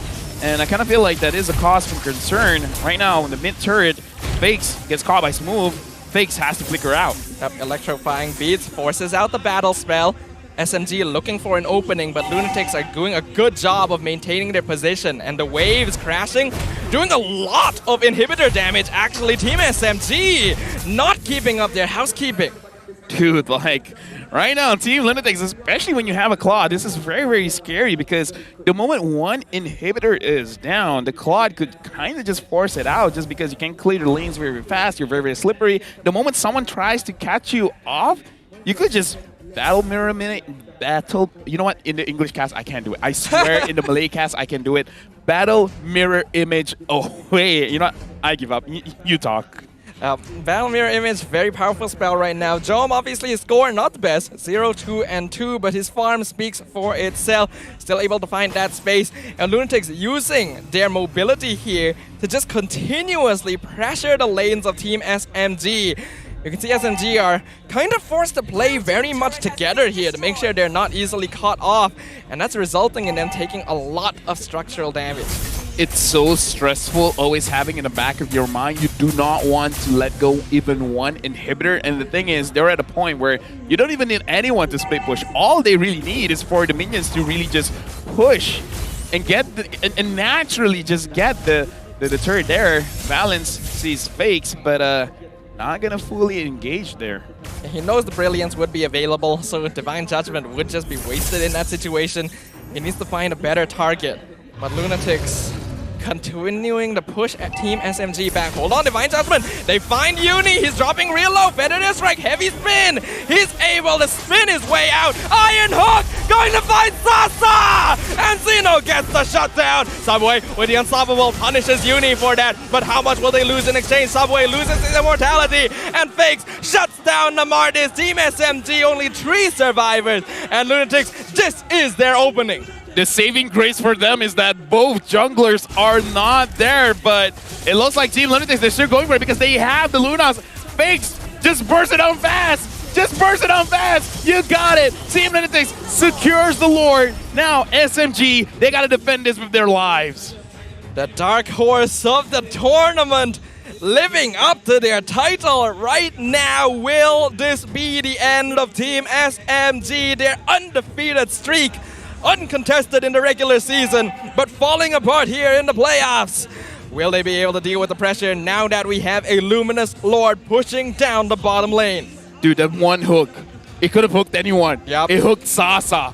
Out of everyone, it hooked Sasa. And now he has to be way more careful of his positioning. Team SMG, they still have Stormy with the Farsa, and the Farsa can deal with the waves very, very well. Divine Judgment on the Fakes, instantly executed. Iron Hook blocked by the camp there. Team SMG thanking their lucky stars. This should allow them to defend. Yep, and now, even on Team Lunatix, they have a lead. Still, Lunatix, Jom is also finding opportunities where, like, when can he really dish out the damage? He's not being able to secure the kills, but again, kills don't mean anything unless you actually hit on the right person. So now, Jom playing this game way, way, way more carefully than he usually does, just because there is the threat Oh, but right now, Zeno pushing up top. Novak Skobar as well. SMG able to clear up the wave. Are they able to stop the Lord down bot? They are actually. So a really good defense by Team SMG here. Even though Lunatix had such a great wave sync, they're not able to take down any of the inhibitors. Taking down Fix just now was crucial to make sure that Lunatix does not get any inhibitor here. But again, they gotta make sure that they don't even let the minions go in. It's good that Subway can push them out. Right now, everyone is almost full items. Novak Skobar was not able to get the hook. Jom is so annoying in this situation. Literally plinks the tower, backs out for free. SMG have lost their first inhibitor, and the bottom one is basically dead anyway. Lunatix closing their grip upon Team SMG. Oh, I'm sorry, but Joe just takes it for free. I was looking at the minimap and I was saying like, you just need one person, just one person to just tap it a little bit, and it did that. Now SMG, they're using the conceal. Oh, they come in, they get the Divine Judgment. Novak Skobar has been picked up. Here comes the heavy spin from the backline, but the Franco is dead. Brilliance comes out as well. Team SMG doing a lot of damage. Wind of Nature, pop by both sides. A smooth finishes off Jom. Fakes, chased down by Subway in the backline as the Mortis finishes him off. And Team SMG continues the embers of their survival here.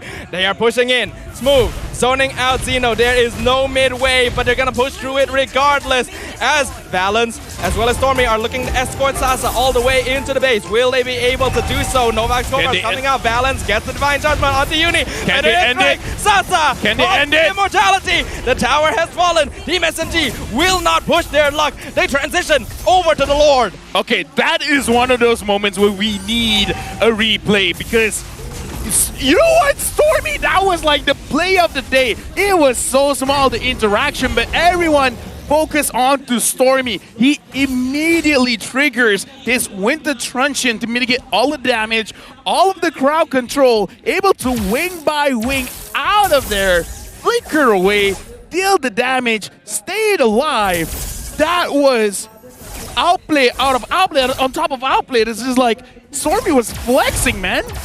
Well, I have goosebumps on my goosebumps right now. This is a crazy game. Team SMG, this is the tenacity that allowed them to go undefeated in the regular season. Still moving under gunfire is their tagline for a reason.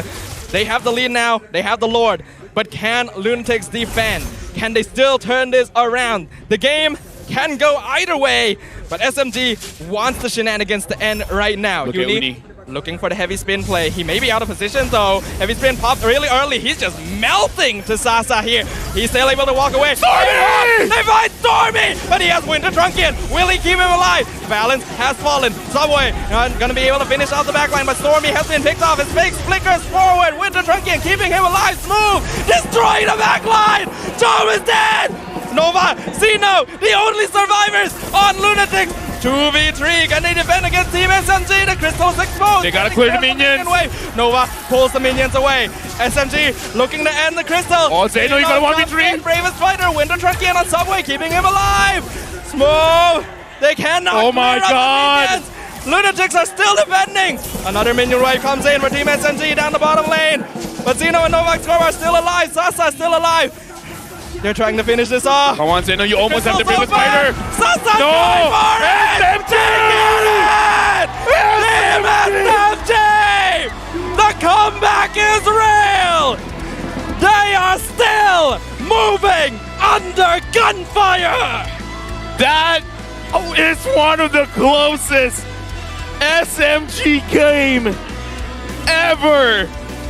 That defense was almost godly. Novak Skobar, Zeno, they tried their hardest, but man, the entire team, that was insane. Stormy, the outplays, he knows he's gonna get targeted. Target me, I don't care. Let Sasa do his thing. Let him be the gold laner that defeats Joe. We have had an intense and competitive playoffs here in MPL MY Season 11, but I think many of us can comfortably say that was the best series yet. The dark horse of MPL MY will go home today. but they can do so with their heads held high. A beautiful display of MLBB. Let's allow our hosts on stage to take over the show. Dan kemenangan untuk pasukan SMG yang akan teruskan perjuangan mereka. Tahniah diucapkan kepada Team SMG, tetapi kita berikan ruang kepada Team Lunatix terlebih dahulu. Tampil ke hadapan, boys. Inilah dia perjuangan daripada our dark horse kuda hitam kita. Tepukan gemuruh untuk Team Lunatix. Alright, so kita tahu, I would say that Team Lunatix really is the dark horse untuk musim ini. They put up such a strong fight against a team yang tak pernah kalah dekat regular season. And I'm pretty sure everybody would agree. Alright, and with that, we would like to ask Team Lunatix to say their final words on the stage of MPL Malaysia. Nova, kata-kata terakhir untuk semua peminat, semua penyokong, family, friends yang datang sokong Team Lunatix.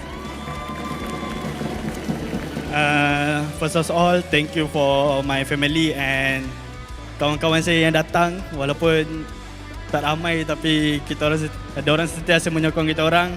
Thank you so much. Then kita orang dah cuba yang terbaik. Mungkin sampai sini rezeki kita orang. Kita akan comeback lagi untuk next season. See you guys next season. Alright, Team Lunatix, dalam kiraan 3, 2, 1 kita take a last bow, okay? In 3, 2, 1. Kejap. I see Coach Pao wants to say something. I don't have voice, but I want to say thank you. And this season, just a ping test. We'll be back. Ping test. All right, thank you so much, Team Lunatix. We hope to see you guys again in the upcoming season. Thank you. Thank you so much to our top 4. Okay. My heart is breaking and I'm getting goosebumps, but the show must go on. The show must go on. Give it up for Team SMG. The SMG. Our S-tier superstar lineup. Top 3 teams of MPL Top 3 teams has Malaysia. been secured. Depan guys, depan kita semua ke hadapan. Stormy. Storm dulu. Okay. Storm dulu. Dia nak tanya apa kat Stormy terlebih? You tanya. Okay. Alright. Bila you guys tertewas dekat game kedua sebentar tadi, what was going through your mind dengan team? Korang still lagi okay ke ataupun sebenarnya ada a bit of panic situation yang berlaku? I think this season is the best season yet sebab semua memang mental, like if we lose one game then we reset terus. That's what I like. Reset and came back and dapatkan kemenangan. That is the beauty of SMG juga sebenarnya. Yes, I agree, and we can see that diorang memang reset untuk game ketiga itu. Tapi I want to ask Coach Haru something. Coach. Hello. Yesterday there was a setback for Team SMG. The first ever loss this season. Tapi dengan kemenangan ini kita boleh nampak SMG did a few changes to improve on the mistakes yesterday. Is Team SMG ready for the next match later at 7 p.m? We ready to take the crown tomorrow. Oh wow! Okay. That's what I like to hear. I see. Okay, Coach. Before you nak dapatkan crown tu, tahta tu, you gotta face one more team. And sama ada Team Todak ataupun Homebois. Siapa yang you nak jumpa dan kenapa? This one, like we usually said before, we doesn't mind to fight against who. It doesn't matter. And we learned a lot from our mistake yesterday and even today. And hopefully, we will get the crown tomorrow. Confident! Alright, a round of applause to Team SMG. Alright, and now masa kita untuk announce MVP. Tapi sebelum tu, now remember, this is an audience choice MVP. Betul, audience Tapi choice. I nak tanya, Stadium Juara, who is your MVP? Siapa MVP kita untuk match ni? Sasa? Sasa, Stormy? Siapa? Sasa, Stormy diorang cakap. Okay, apa kena kita tengok our big screen? 3, 2, 1. It is Sasa! Sasa, once again, proving he is the better gold laner. Sasa, how do you feel sekarang ni? Dapat MVP, dapat pergi the next stage. How do you feel right now? Feel great, and then MVP not important win paling important. Oh, The mindset. the mindset is really for that win. Alright. Okay. I want to say thank you kepada semua yang datang semalam hari ni, and kita harapkan dapat support kita orang sehingga esok. Terima kasih. Wow. Alright, sekarang masa untuk invite a lucky fan up on stage. Can we please have our chosen lucky fan up on stage? Peminat bertuah kita? Mana tu? Peminat bertuah kita di mana? Oh, pakai SMG jersey juga. Okay, kita akan... Ni memang true fan. Izinkan diorang naik ke atas. Saya mungkin akan pergi bersana ke belah Rose sekarang ni. Boleh. The main kita punya fokus adalah our beloved fans. Okay, boleh stand tengah-tengah ya? Fans duduk dekat tengah-tengah. Okay, Mic lepas dekat. Okay. Alright. Hello. Hello. How are you? Fine, Nama thank you, dan ma'am. datang dari mana? Saya Adi dari Bangi. Oh. Saya Zikri daripada Gombak. Oh, alright. So nak cakap apa dekat Team SMG? Saya nak cakap good luck untuk next game dan bawa mentaliti juara untuk korang berjaya untuk peringkat seterusnya. Alright, we like that. Thank you so much. Okay. Oh, tak ada. Alright. Okay, boleh ambil gambar dulu. We will move to the side. Alright guys, kalau korang nak saksikan game-game yang macam ni, another 2-1 in the bag for us this playoffs, mari datang ke Stadium Juara. Don't scan QR code because tickets are free. We have over 1,600 seats for you. So mari datang, lepas tu nak naik stage, dapat skin juga yang bernilai 899 diamond. Betul, sebab so far ikut rekod semuanya 2-1. Mungkin lepas ni 3-2. So memang korang akan enjoy sepenuhnya dekat Stadium Juara. Saya pun terpaling enjoy. Tapi baru kita enjoy, bagi diorang rest dulu. Okay guys, thank you so much. Thank you. Rest well. We will see you at 7 p.m. Alright. Bye-bye. Push. Kita yang penat. Tapi kita tak main pun. Kita Ayah buat rasa ada je. intense kat sini. Aduh, memang sejarah ni mungkin pertama kali lah semua match tak ada 2-0, tak ada clean sweep. Betul. Semuanya 2-1. Mungkin sampai grand finals kita lah. Jangan Kita buat-buat ada dekat sofa, so rasa penat. Okey lah, tak apalah. Apa kata kita berbalik kepada casters kita untuk teruskan show. Dipersilakan our English MBM broadcast. I see we actually got some acknowledgement this time, we'll take it. Yeah, it's a start. It's a start. It's a start.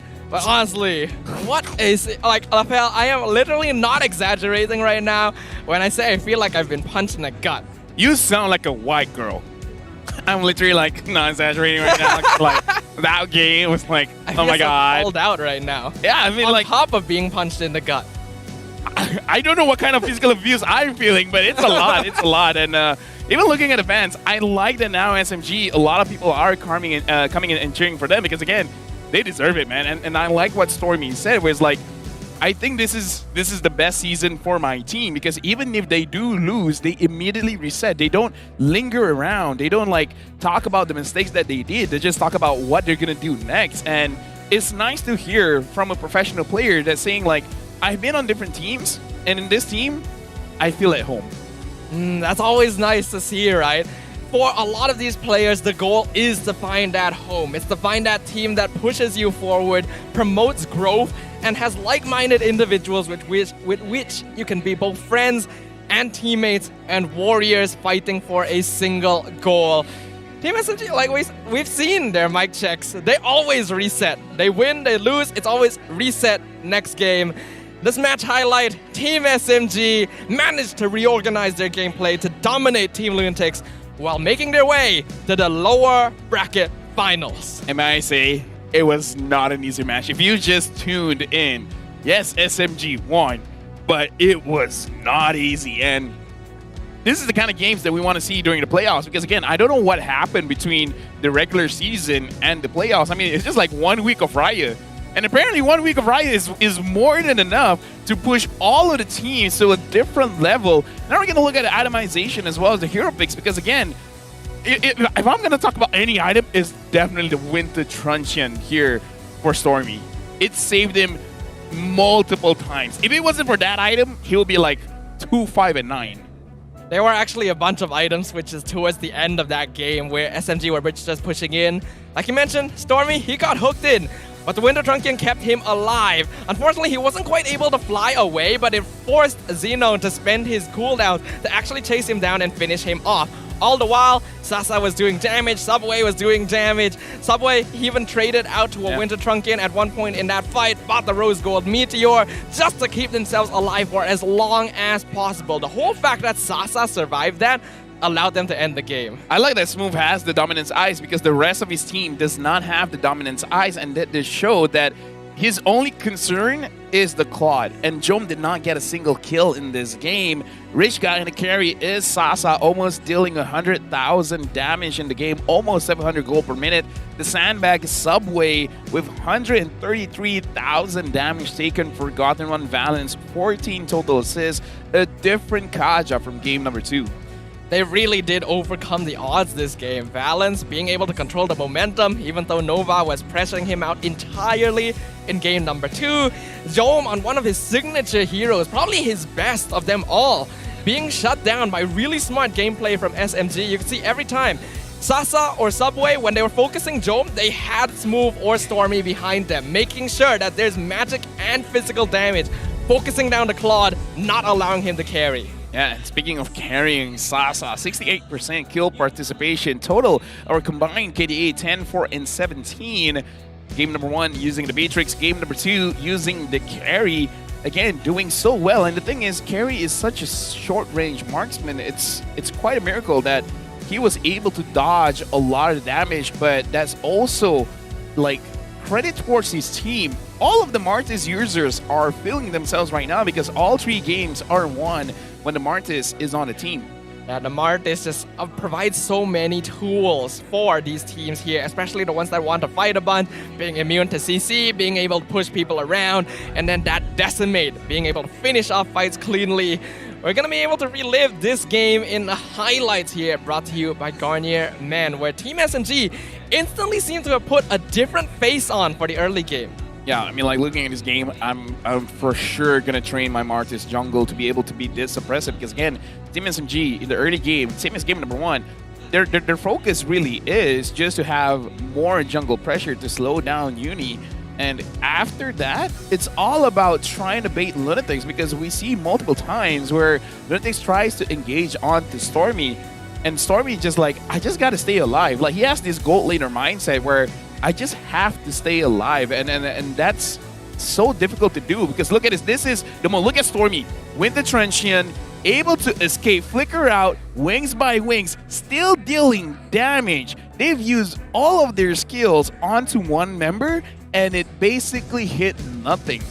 One flaw of Team Lunatix's draft here is that it's very defensive. It can protect Jom very well, but if Jom is gone, if Fakes is gone, they actually don't have enough damage against Team SMG. I think we have to give a lot of props to all of the players here. Smooth as well, doing God's work on that Joy. And after one of the best series we've seen this playoffs, we can see the updated brackets with Team SMG moving on to the lower bracket finals and guaranteed top 3. This is so surreal, man, because we're ever so closer to get our champion for the season, our MSC representatives, because again, Homebois and Todak, whoever wins this one is going to the grand finals, and whoever loses is going up against SMG. Like this is the part of the game where no matter where you go, it's gonna be so dangerous. After this, it's all best of 5s. It seems like the rankings were pretty prophetic though. The top 3 from the regular season, the most consistent gameplay in the most competitive season of MPL MY. Team SMG, Todak, Homebois, your top 3 for Season 11. Now fighting for those grand final spots, now fighting for that MSC spot.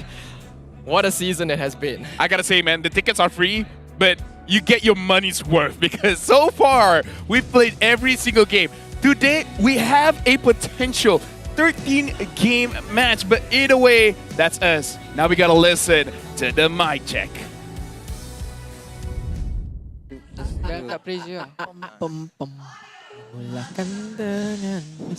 Kita jumpa game petangnya lagi. Alright, let's go. Kita dipermudahkan. SMG. Fokus. Ni setengah. Tengah sini guys. Masuk biru dia. Masuk dia.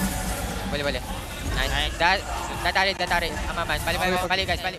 Oh, bawah. Korang press lah itu teh. Alright. Kita buy time. Tak ada physical defense. Dah ready ya? Langsung lot mau kah? Boleh. Buy. Double Buy. Kita cari kill mau. Boleh. Cari cloud dia, flip. I tak nak stop. Santai guys. Kita rush. Reset. Tengok Sasa guys. Ada. Hai, boleh lagi ni. Saya. Nice. Alhamdulillah. Let's go. And selamat kembali kepada di MPL Open House. Anda masih lagi bersama dengan saya, Rose, Adin, Esmeralda ke Adin? Adin, Poji dan juga Uncle Chikanuk. Hello. Oh, guys. Saya tak tahu perasaan korang macam mana, but I dah tak cukup nafas lah sekarang ni. Tak kas, tapi still, game tadi tu take my breath away, kata orang. Wow. Seru. Tapi, Adin, agak boleh kata yang muka Adin tu puas sangat sebab match memang 2-1 kan, especially untuk casters kita 2-1. Terpaling puas. Memang impian diorang kan. Memang diorang suka benda ni. I mean, kita nak apa lagi? Kita 2-1. Franco yang menggila. Betul. Game yang memang kita tak sangka-sangka kan sampai macam tu sekali. Betul. Sebab sekarang ni, even kalau daripada sudut saya sebagai seorang creator, kalau kata nak clip ke, nak buat content ke, tadi tu memang dia seru sebab dia orang kata expected champion dengan the real dark horse. Datang daripada orang kata apa yang nobody expect. Betul. Dan even boleh tanya geng-geng creator yang ada dekat belakang ni, antaranya Cross, Bob, Cikgu Tito, ada lagi tadi dah hilang banyak dah. Semua pun macam tak expect sangat sebab Lunatix boleh bagikan tentangan yang sangat-sangat hebat buat SMG. Yes, I agree sebab I'm pretty sure semua orang expected it to be a clean sweep of 2-0.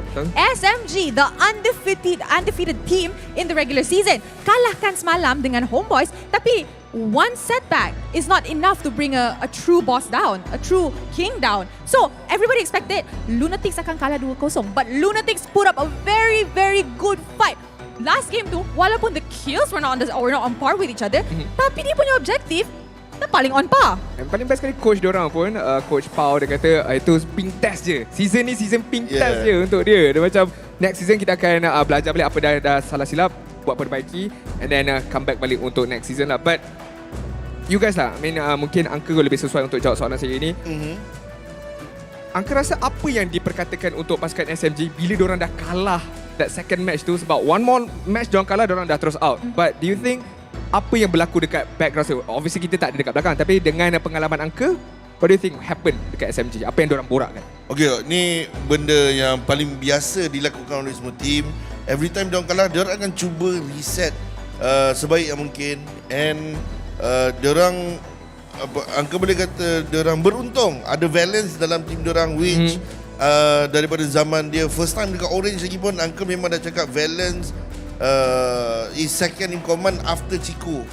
So dia pun dah buktikan season ni yang dia one of the best shot caller in the league. Dan kalau kita dengar pada mic check SMG sendiri pun, diorang tak ada kecoh-kecoh, diorang tak ada jerit-jerit. Yes, sebab diorang make sure the communication is very crystal clear, supaya diorang tak buat silap tau. One thing yang signature I nampak tu kan, dia macam bila dah dapat lot ke apa ke, diorang terus bubah-bubah. Itu je yang paling I Which is why I think SMG is ready for the next matchup. Dia lawan Todak atau lawan Homebois, I'm pretty sure Lunatix pula, SMG will put up a really, really good fight because everybody wants that trophy. I disagree. Tak apa, sebelum kita mungkin akan kupas, tapi sekarang ni kita nak tengok dulu kita punya MPL predictor, sebab audience kita pun bijak-bijak juga orangnya. Kita tengok siapakah nama-nama pemenang kita. Kita ada Isha, kita ada Nana Chan, Jeremy, kita ada Enrique, dan juga kita ada Sinlo Ken Rangma. Pandai diorang buat prediction Pala tahu diorang ni. I rasa diorang macam, okay, I ada 2 account. Satu account ni. Mana-mana je lah. Betul. Kalau I punya account, saya Adin 1, saya Adin 2. Betul. Satu SMG, satu dari Lunatix. Pakailah nama fake. Senang sangat orang tahu, nanti orang kata kroni. Betul, bahaya. Sampai sekarang tak boleh kan? Kroni. Kali pakai first account saya, second account Adin. Alright. Betul, bijak. Tapi selepas ni kita ada match lagi. Kita akan saksikan perlawanan Homebois dan juga Todak pada pukul 3.30 petang ni. Match yang ini I macam nak kena buka sikit. Memang panas. Budak rumah menentang ikan. Battle of Flame Boys dengan Todak Langgar. Wow. So siapa yang akan jadi ikan untuk makan. Siapa yang akan makan siapa? Siapa kena lauk lah sekarang. Siapa kena lauk? Adakah api atau ikan? Okey, berangkat lah. Angga rasa budak-budak kat rumah akan siang ikan. Uish. Sebab dilahirkan dekat ni kan ni? Ya? Dilahirkan dalam keluarga ni ke macam mana? Malah nak cakap. Saya cakap, tengok baju je dah tahu. Sebab kita takut kes yang sama terjadilah. Macam Todak melanggar Singapura kan. Kisah Hang Nadim dulu. Takut kisah yang sama kali ni Todak melanggar budak-budak rumah. So benda tu 50-50. Panas. Okey, sekarang ni budak rumah dengan budak ikan. Member nak bergaduh sekarang ni. Apa kata kita settle terus lah. Ini once and for all lah. Untuk buktikan who's the better team. Who has the better fan base pula tu. Betul. Who has the better. Harap-harap siapa pun menang adalah tonting-tonting sikit. Saya expect lepas ni satu stadium ni penuh. Betul. Saya agree. I mean, penuh sampai diorang duduk kat kerusi kita. Alright. Kena riba nanti diorang. Alright. So with that, mari kita throw it to a short break. Nanti kita akan kembali pada pukul 3.30. So we will see you there. Don't go anywhere because we will be right back.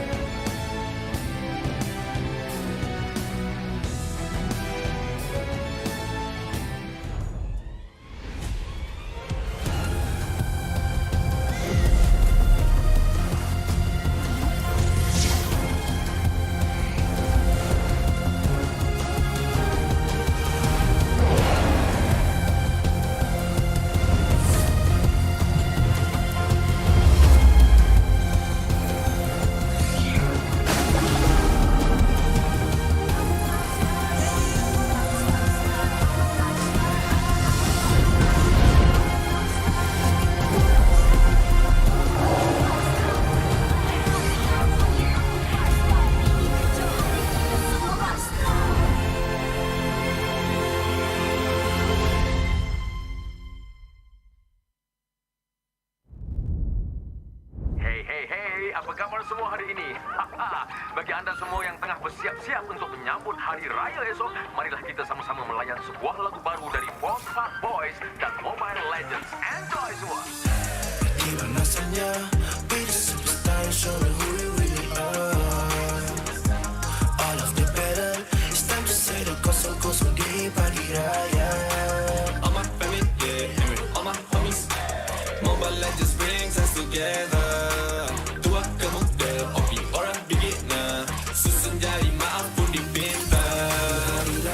Superstar, tak boleh emak-enak duit raya dari Mia. Dah macam superstar, nak makan besar. Maskan mak ni dahil get wins macam buah fella. Hati ampunkan salah. One mission, one aim, straight up aku satu MVP. Jangan pula kau frust, keep it in the family. Whole family tak unity, jalin rapi rapat ketupat sejiwa satu hati. Bila tiba masanya, kita battle sampai semua bersengkam mata. Pagi raya maafkan semua usia. Susun 10 jari ampun maaf dipinta. Opi ke beginner, bring us together. And then we show macam mana settle. Kita family, tak ada yang kita nak kena lupa. Ku pasti Mobile Legends untuk kita semua. Gotta shout out to my homies, yeah. Apa khabar? Bina Adil, Wafa, Izin, semua tak sabar. I'm flexing on my skin, semua dah mamas. In the battle for the title, gonna get the point, let's start the game, oh yeah. Gimana rasanya be the superstar and show me who we really are. All of the better, it's time to say the kosong-kosong di pagi raya.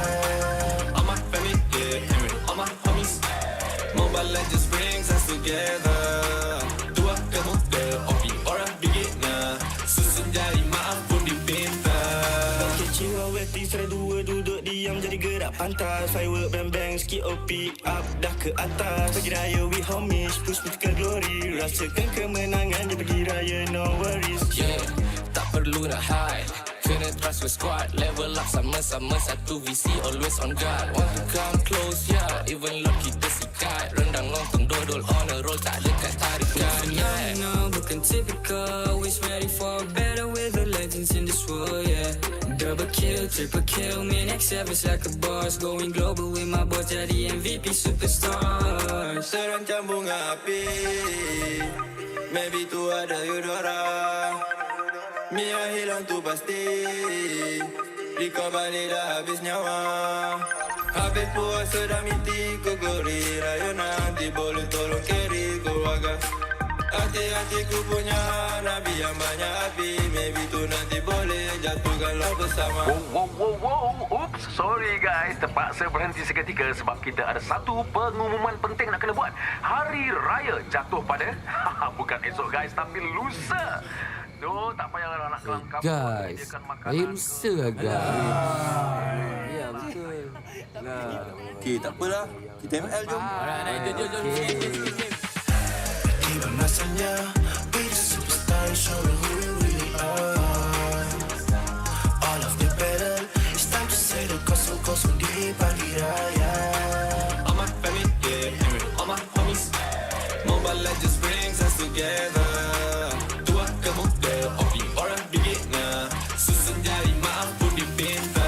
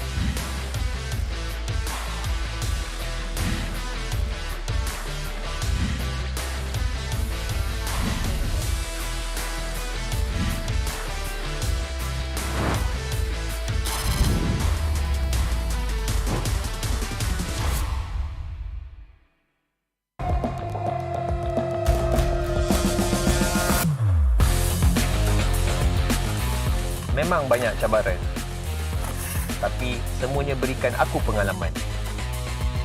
Aku kena siap sedia,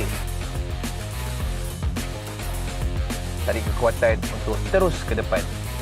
Aku boleh buat dan kejar apa aku nak. Percaya pada perubahan. Jadilah bintang. Be the superstar.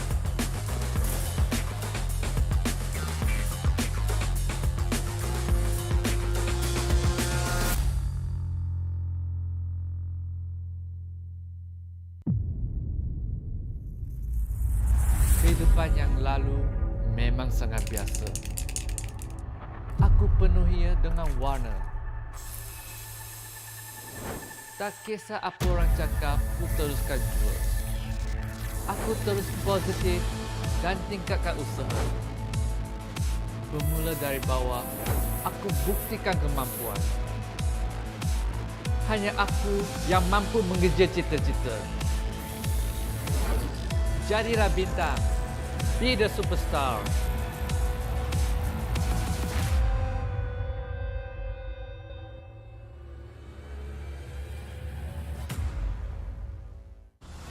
Nadi sebuah bandaraya.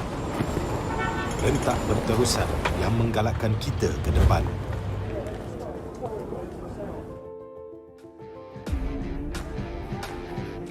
Sesuatu yang mengapi-apikan hidup dan semangat kita. Setiap orang mempunyai gaya dan irama tersendiri. Tapi, apakah yang boleh menyatukan semua lapisan masyarakat?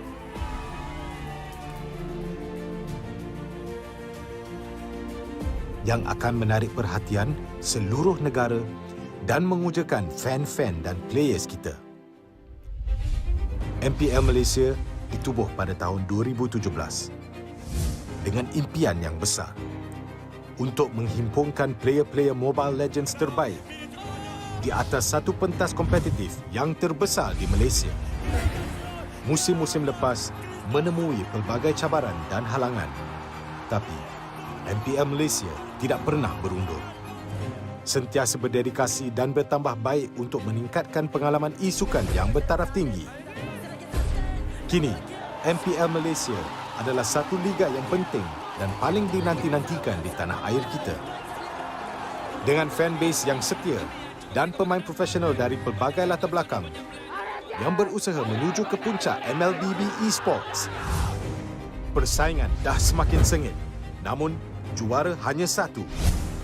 Inilah aksi kita, budaya kita yang unik. Inilah MPL kita yang dipenuhi dengan drama dan emosi.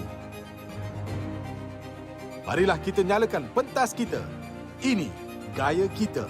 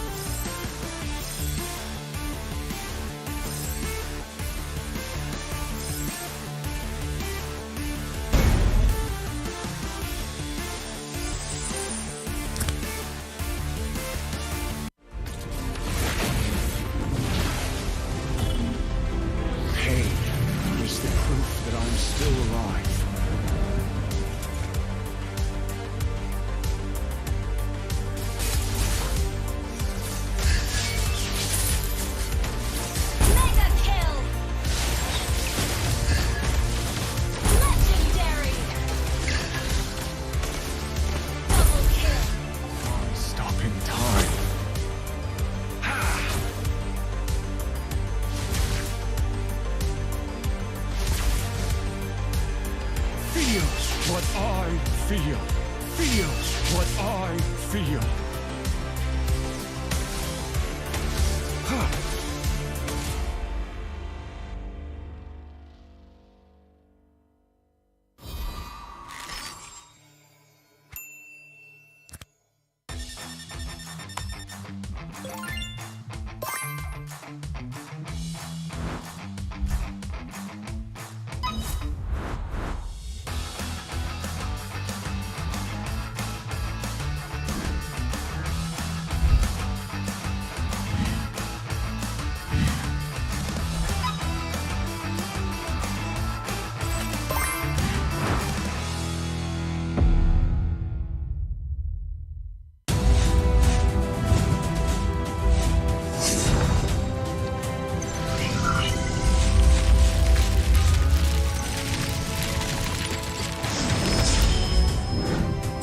home front.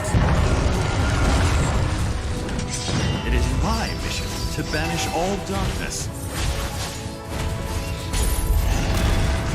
You knew it was all in vain. I'm the blizzard that hovers over evil.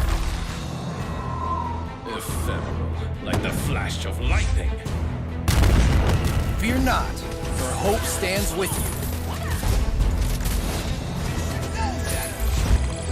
Poor swordsman. We can win the race against time. Fate is the path you choose. A glorious victory is now foreseeable.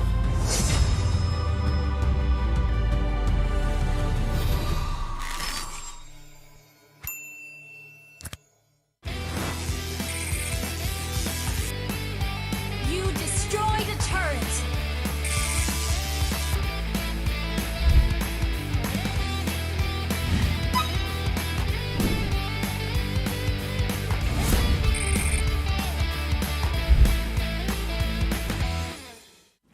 Hey, apa khabar semua hari ini? Bagi anda semua yang tengah bersiap-siap untuk menyambut Hari Raya esok, marilah kita sama-sama melayan sebuah lagu baru dari Homebois dan Mobile Legends. Enjoy semua! Iba masanya, be the superstar, showing who we really are. All of the battle, it's time to say the kosong-kosong di pagi raya. All my family, yeah, all my homies. Mobile Legends brings us together. Tua ke muda, opi orang beginner. Susun jari, maaf pun dipinta. Hari raya like a superstar. Tak boleh nak duit raya dari Mia. Dah macam superstar, nak makan besar. Maskan mak ni dahil get wins macam Rafaela. Hati ampunkan salah. One mission, one aim, straight up aku satu MVP. Jangan pula kau frust, keep it in the family. Whole family tak unity, jalin rapi rapat ketupat sejiwa satu hati. Bila tiba masanya, kita battle sampai semua bersengkam mata. Tiba pagi raya, maaf kat semua usia. Susun 10 jari, ampun maaf dipinta. Opi ke beginner, bring us together. And then we show macam mana settle. Kita family, tak ada yang kita nak kena lupa. Ku pasti Mobile Legends untuk kita semua. Gotta shout out to my homies, yeah. Apa khabar? Minat adil, wafat izin, semua tak sabar. I'm flexing on my skin, semua dah mamas. In the battle for the title, gonna get the point, let's start the game, oh yeah. Tiba masanya, be the superstar, showing who you really are. All of the battle, it's time to say the kosong-kosong di pagi raya. All my family, yeah, all my homies. Mobile Legends brings us together. Tua ke muda, opi orang beginner. Susun jari, maaf pun dipinta. Jiwa weti, serai dua duduk diam jadi gerak pantas. Firework bang-bang, skip OP up dah ke atas. Pagi raya we homies, push ke glory. Rasakan kemenangan di pagi raya, no worries. Yeah, tak perlu nak hide.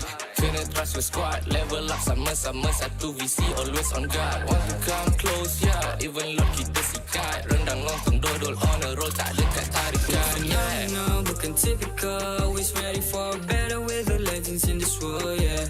Double kill, triple kill, me next service like a boss. Going global with my boss, jadi MVP superstar. Serancam bunga api, maybe tu ada Eudora. Mia hilang tu pasti, Riko balik dah habis nyawa. Habis puasa dah miti ku gori. Raya nanti boleh tolong carry keluarga. Hati-hati ku punya nabi yang banyak api. Maybe tu nanti boleh jatuhkan lo bersama. Wow. Oops, sorry guys. Terpaksa berhenti seketika sebab kita ada satu pengumuman penting nak kena buat. Hari Raya jatuh pada bukan esok guys, tapi lusa. So, tak payah nak kelang kabut. Guys, saya lusa agak. Ya, betul. Okey, tak apalah. Kita ML jom. Jom. Tiba masanya, be the superstar, showing who you really are. All of the battle, it's time to say the kosong-kosong di pagi raya. All my family, yeah, all my homies. Mobile Legends brings us together. Tua ke muda, opi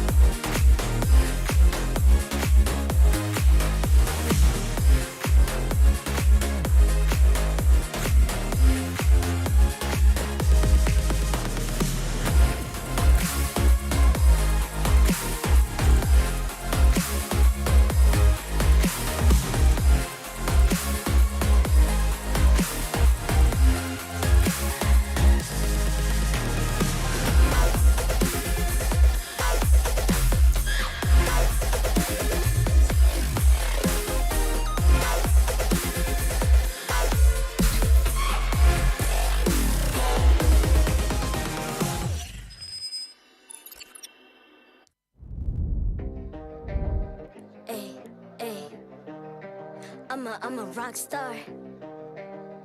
Yeah, rock star. Ay, ay, ay. I'm a rock star, baby. I'm a rock star. I'm a rock star. I'm a rock star. I'm a rock star. Panggil aku rock star. Ini kejohanan kita semua orang rock star. Kita rock star, kita buat saja gaya kita. Makin panas apinya sudah membara. Macam mana pun kau menempuh segala. Demi negara kau buat semua bangga. Step into my world, you know I'm always in my zone. You know I got my team, no I'm never alone. Bring out my best, buat yang terbaik. Jadi juara perlahan kita naik. Aku nak push, naik-naik jadi lebih bagus. Jadi hero, ku ada skill. Berapa banyak musuh aku dah kill. Ramai cuba mencapai, cause they envy me. Tiap game aku pasti jadi MVP. I'm a rock star, baby, I'm a rock star. I'm a rock star, I'm a rock star. I'm a rock star, panggil aku rock star. Ini kejohanan kita semua orang rock star. I'm a rock star, baby, I'm a rock star. I'm a rock star, I'm a rock star. I'm a rock star, panggil aku rock star. Ini kejohanan kita semua orang rock star. Tengok nanti siapa yang juara. Ni peluang kita bawa pulang piala. This is my game, this is my time. Menang semua, everything will be mine. Kalau jatuh kau pasti kembali.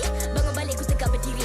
Kuatkanlah tenaga, ganjaran diperoleh. Ni kejohanan kita, Malaysia memang boleh. Rise up to the top, kita buat bersama. Semangat kita kuat di bawah satu bendera. Ay. I'ma go hard for the win. Win. On the battlefield till the end. I'm trying to beat the greatest anyone has ever seen. Stand by, I'm coming in for the win. I'm a rock star, baby, I'm a rock star. I'm a rock star, I'm a rock star. I'm a rock star, panggil aku rock star. Ini kejohanan kita semua orang rock star. I'm a rock star, baby, I'm a rock star. I'm a rock star, I'm a rock star. I'm a rock star, panggil aku rock star. Ini kejohanan kita semua orang rock star.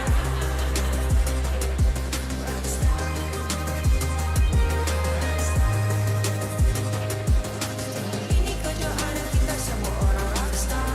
I'm a rock star, baby, I'm a rock star. I'm a rock star, I'm a rock star.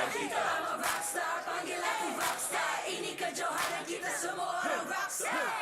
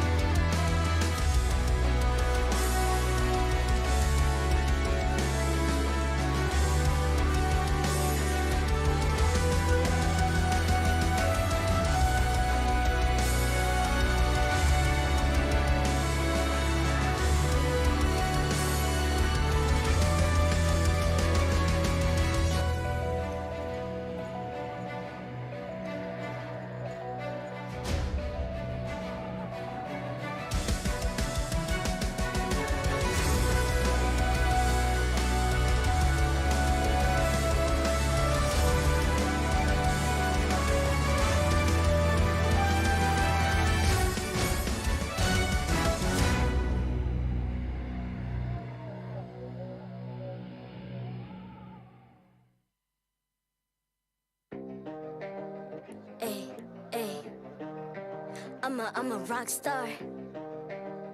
Yeah, rock star. Ay, ay, ay. I'm a rock star, baby, I'm a rock star. I'm a rock star, I'm a rock star. I'm a rock star, panggil aku rock star. Ini kejohanan kita semua orang rock star. Kita rock star, kita buat saja gaya kita. Makin panas apinya sudah membara. Macam mana pun kau menempuh segala.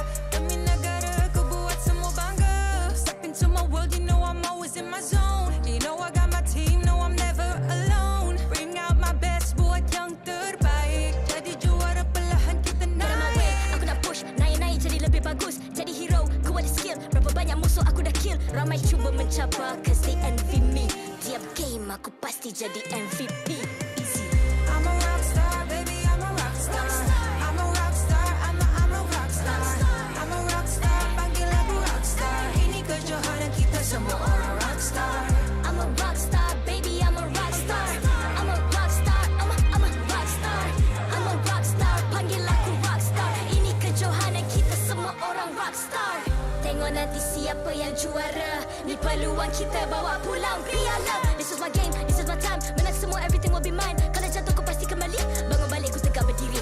Kuatkanlah tenaga, ganjaran diperoleh. Ni kejohanan kita, Malaysia memang boleh. Rise up to the top, kita buat bersama. Semangat kita kuat di bawah satu bendera. Hey. I'ma go hard for the win. Win. On the battlefield till the end. I'm trying to beat the greatest anyone has ever seen. Stand by, I'm coming in for the win. I'm a rockstar, baby, I'm a rockstar. I'm a rockstar, I'm a rockstar. I'm a rockstar, panggil aku rockstar. Ini kejohanan kita semua orang rockstar. I'm a rockstar, baby, I'm a rockstar. I'm a rockstar, I'm a rockstar. I'm a rockstar, panggil aku rockstar. Ini kejohanan kita semua orang rockstar.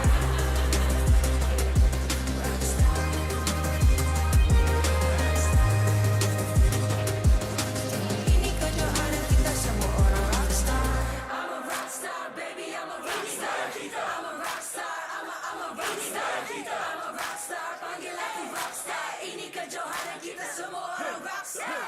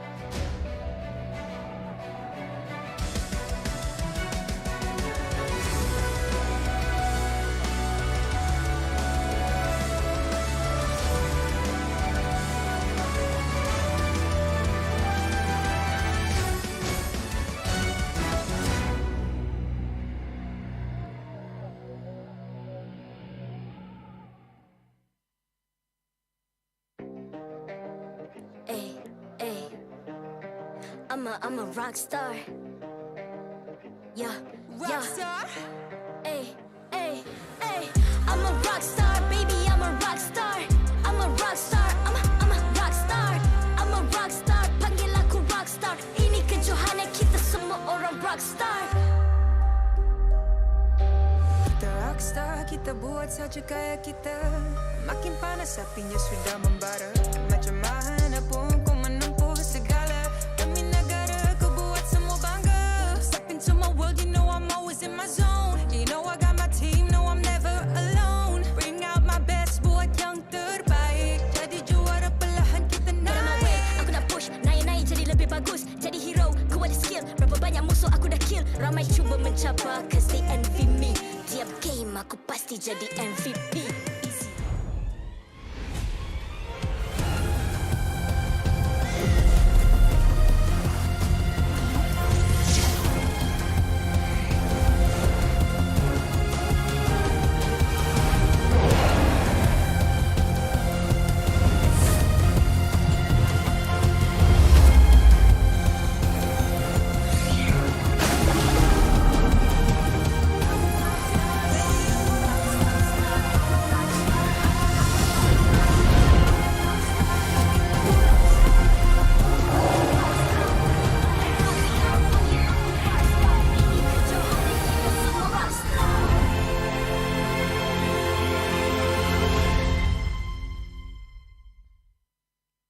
MPL Malaysia Season 11 is powered by Munton.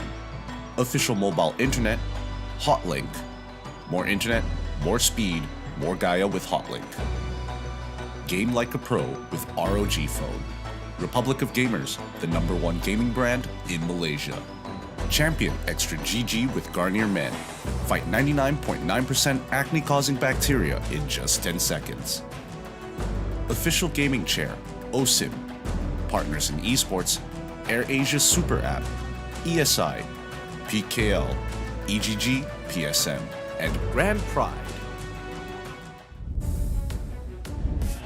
Glad to have you guys back here at the MPL MY Season 11. I might be shouting over the mic because we have the two biggest fan bases here today in the upper bracket finals. It's gonna be Todak versus the Homebois. My name is Gideon Q. This is LaFell here on the English broadcast. Hopefully you guys are excited because this full house, it's gonna be quite the best of 5. Gideon, this might as well be the grand finals, man. In fact, if this was the grand finals, it would be even bigger, man, because again, the cars are all parked outside. It's not just full indoors, it's outdoors, because again, this match is gonna be amazing because throughout the playoffs, it's been full games. This one, might as well. Let me tell you what's going on here at Stadium Juara. We have multiple events going on. There's like a b-boy battle going on out there. They've got skaters.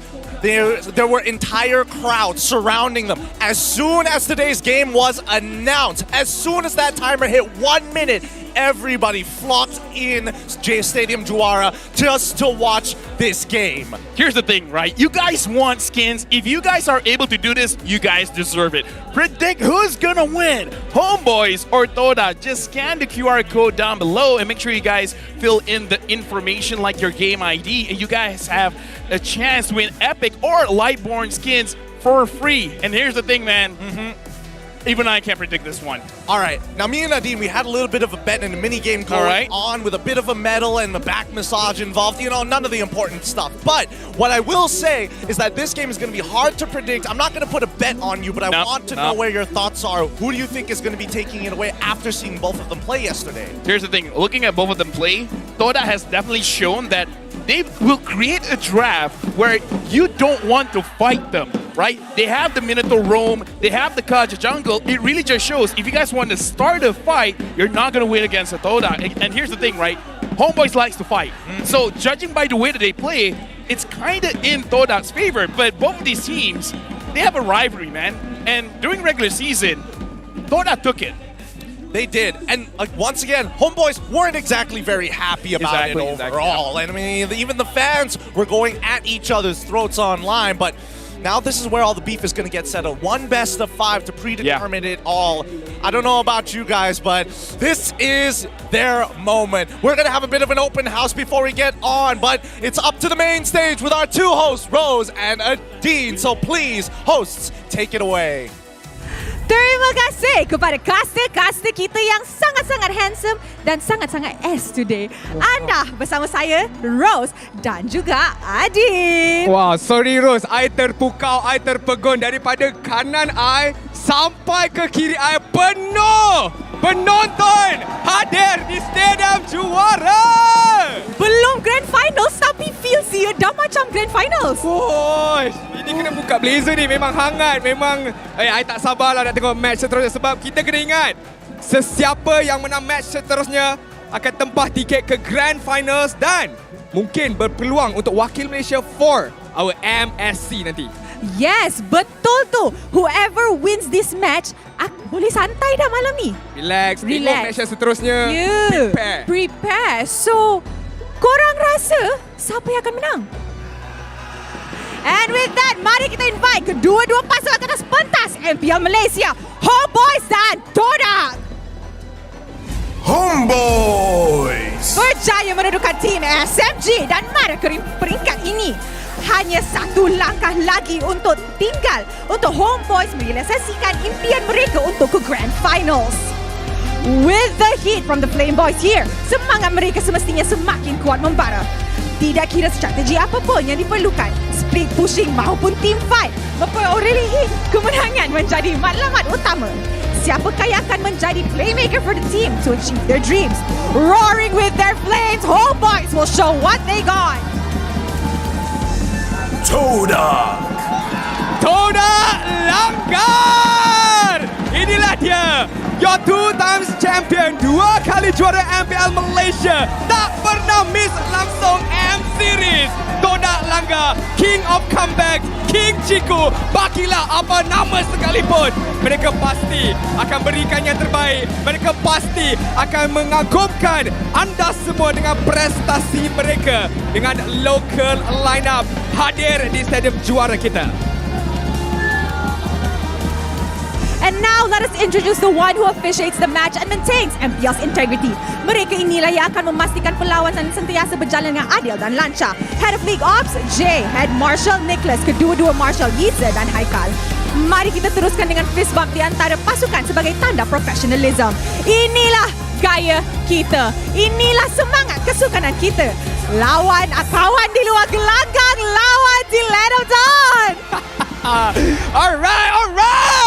Wow! Tak sabar guys, tak sabar. Sebab sebelum mulanya season, banyak yang diperkatakan untuk kedua pasukan ni daripada sudut fans, rivalry dia, peminat dia, dan yang paling penting sekali, match kita yang kita akan saksikan nanti. Betul tu. And guys, you guys tahu kan, usually masa teams, this is your moment, kita ada post. Tapi kali ni, kita nak bagi fans semua happy. Alright. So, sekarang ni I akan bias seteruk-teruknya. Dan I also bias kepada my boys of Todak. Dan I also bias kepada sini. Okay, therefore, why don't kita mulakan kita punya biasness kita? Todak, come on! Homebois, let's go! Oh, wow. Alright, Rose, nampaknya team dah ready. You guys dah ready ke belum? You dah ready ke, Rose? Dah. I pun dah ready. So, apa kata kita pass kepada casters kita. So, teams, players, casters, this is your moment. Game on.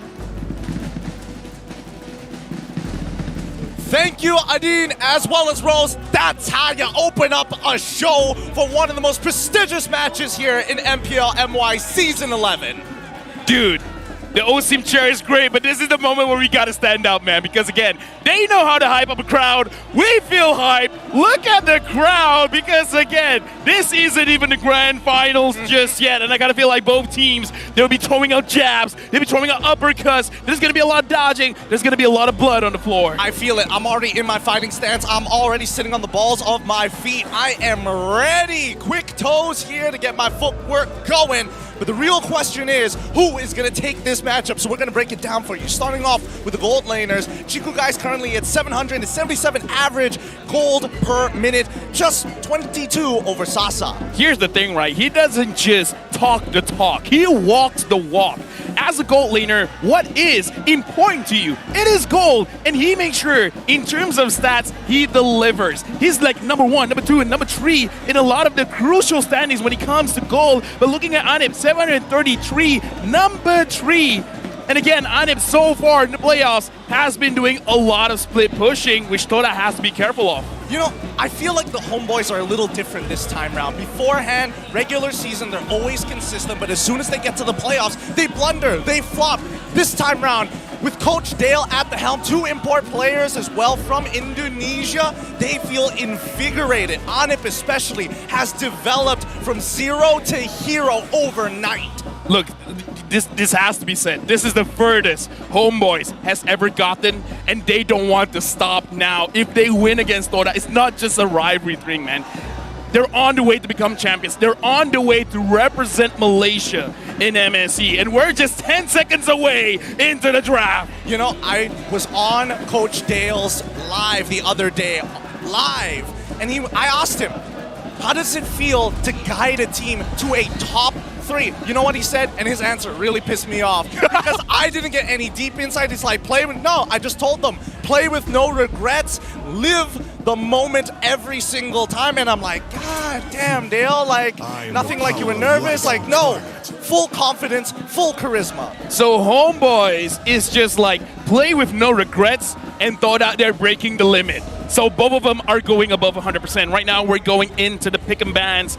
Homebois first pick, Todak second pick. Homebois betting out the Arlet as well as the Kaja. Todak betting out the 1-1 as well as the Joy. The Joy has been led throughout the playoff, having mixed results, but so far, looks like both teams, it could go either way because both players, Anip as well as Shiku, have been performing very, very well on the quad. And I kind of feel like for both teams, Kaja is a crucial pickup. It really is, but the thing is, Homebois recognize that the opener is a little too strong, especially since Joy has been moved out of the way. And more importantly so, I didn't get to talk about this the last time, but the draft openings have changed so much from regular season to playoffs itself. Now teams are starting to exploit the gold lane. Teams are actually utilizing the EXP lane for once. I feel great about it. I'm an EXP laner. We don't get that much love. Yeah, I can't even imagine the type of pressure the players are having right now because, again, like looking at the crowd, everyone is singing in front of the players. Now Homebois betting out the Valentina, and this is actually pretty crucial because whatever their first pick is could be setting up a lot. Like imagine if they first pick the Fermis, now there's no Valentina to counter it. Same with Kaja, same with a lot of different heroes. Lancelot has been banned out. This is actually very interesting. Yeah, no, I would have expected a jungle ban here coming in from Todak's side especially, and I think they recognize that GB has been doing quite well. Claude, we have to talk about this. A lot of gold laners love Claude so much. Tell us why exactly. Nobody likes the BMI. Here's the thing, man. It opens a lot of doors. Are you good in a team fight? Yes, you are. Are you good at clearing lanes? Yes, you are. Are you good at split pushing? Yes, you are. There's so many things that the Claude can do, and there's not a lot of options that you can catch this Claude off guard, especially now that the Kaja has been banned out, because before this, people were like, yeah, just knock him out. It will cancel the Blazing Duet. Well, good luck trying to do that. Honestly, you should go into real estate because you've sold me on this Claude almost immediately. I feel safe and secure as a gold laner when I have Claude on my side, but Todak, they're going to look to try and punish. We're seeing the Akai and as well as the Eve almost instantaneously. Now here's the problem, right? Where's this Eve going?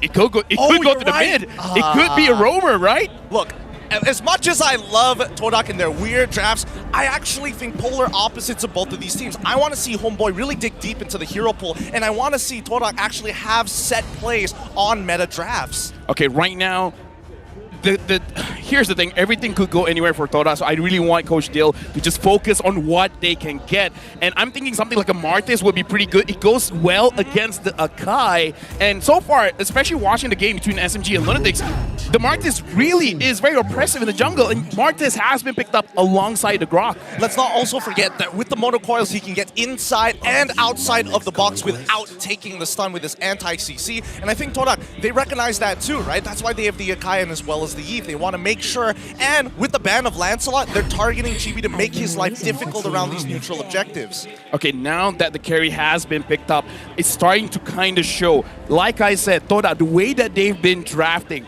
they're kind of like asking the opponent, if you dare, try to get into our range, because the carry will just burst out any tanky frontliners coming in. And the thing is, you're going to get boxed in because you have the Eve. The Eve will prevent them from running away. So now Todak, they're creating their own Todak box. They're creating an ocean around them, and if anyone enters the ocean, they're gonna get caught. Honestly, I hope to God that Moon is gonna get Xavier and plays the Gojo Satoru skin, because he's creating his own domain for Todak, and if they throw Eve into the support lane, classic draft, classic Todak Langar.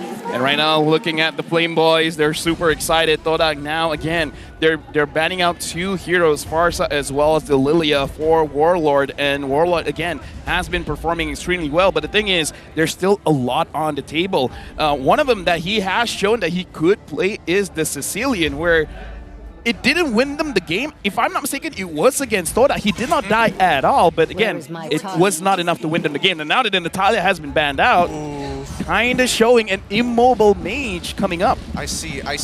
Immobile mage, here's the thing. I think with Todak, they recognize what they're lacking, right? They recognize that they want to play front to front. Hard peel is difficult to come by, and Lilia is that hero in the mid lane that can do exactly that. Without Farsa, and especially when you're thinking about the traditional meta picks, for an example, Faramis in this particular case, they've got more than enough CC. They have more than enough AoE to kind of get through the temp HP and kind of slow down once the call altar gets popped. So I don't know about Homebois, Homebois, I feel like Warlord, he's got to figure out something. How deep are his pockets? Here's the thing, I kind of feel like he has very deep pockets. It's just that he's really looking at the matchup. He's wondering whether this Eve is going to be a roamer or a mid laner. And now that the Minotaur is there, it's still up in the air because Akai could be moved to the EXP. Again, we thought that it's like, there's a lot of ifs, and that's the problem. But I think, again, how are you going to enter the team fight? There's a Minotaur, there's an Akai, there's a lot of peel. Catching this carry is a tall order. It really is. I feel like Todak,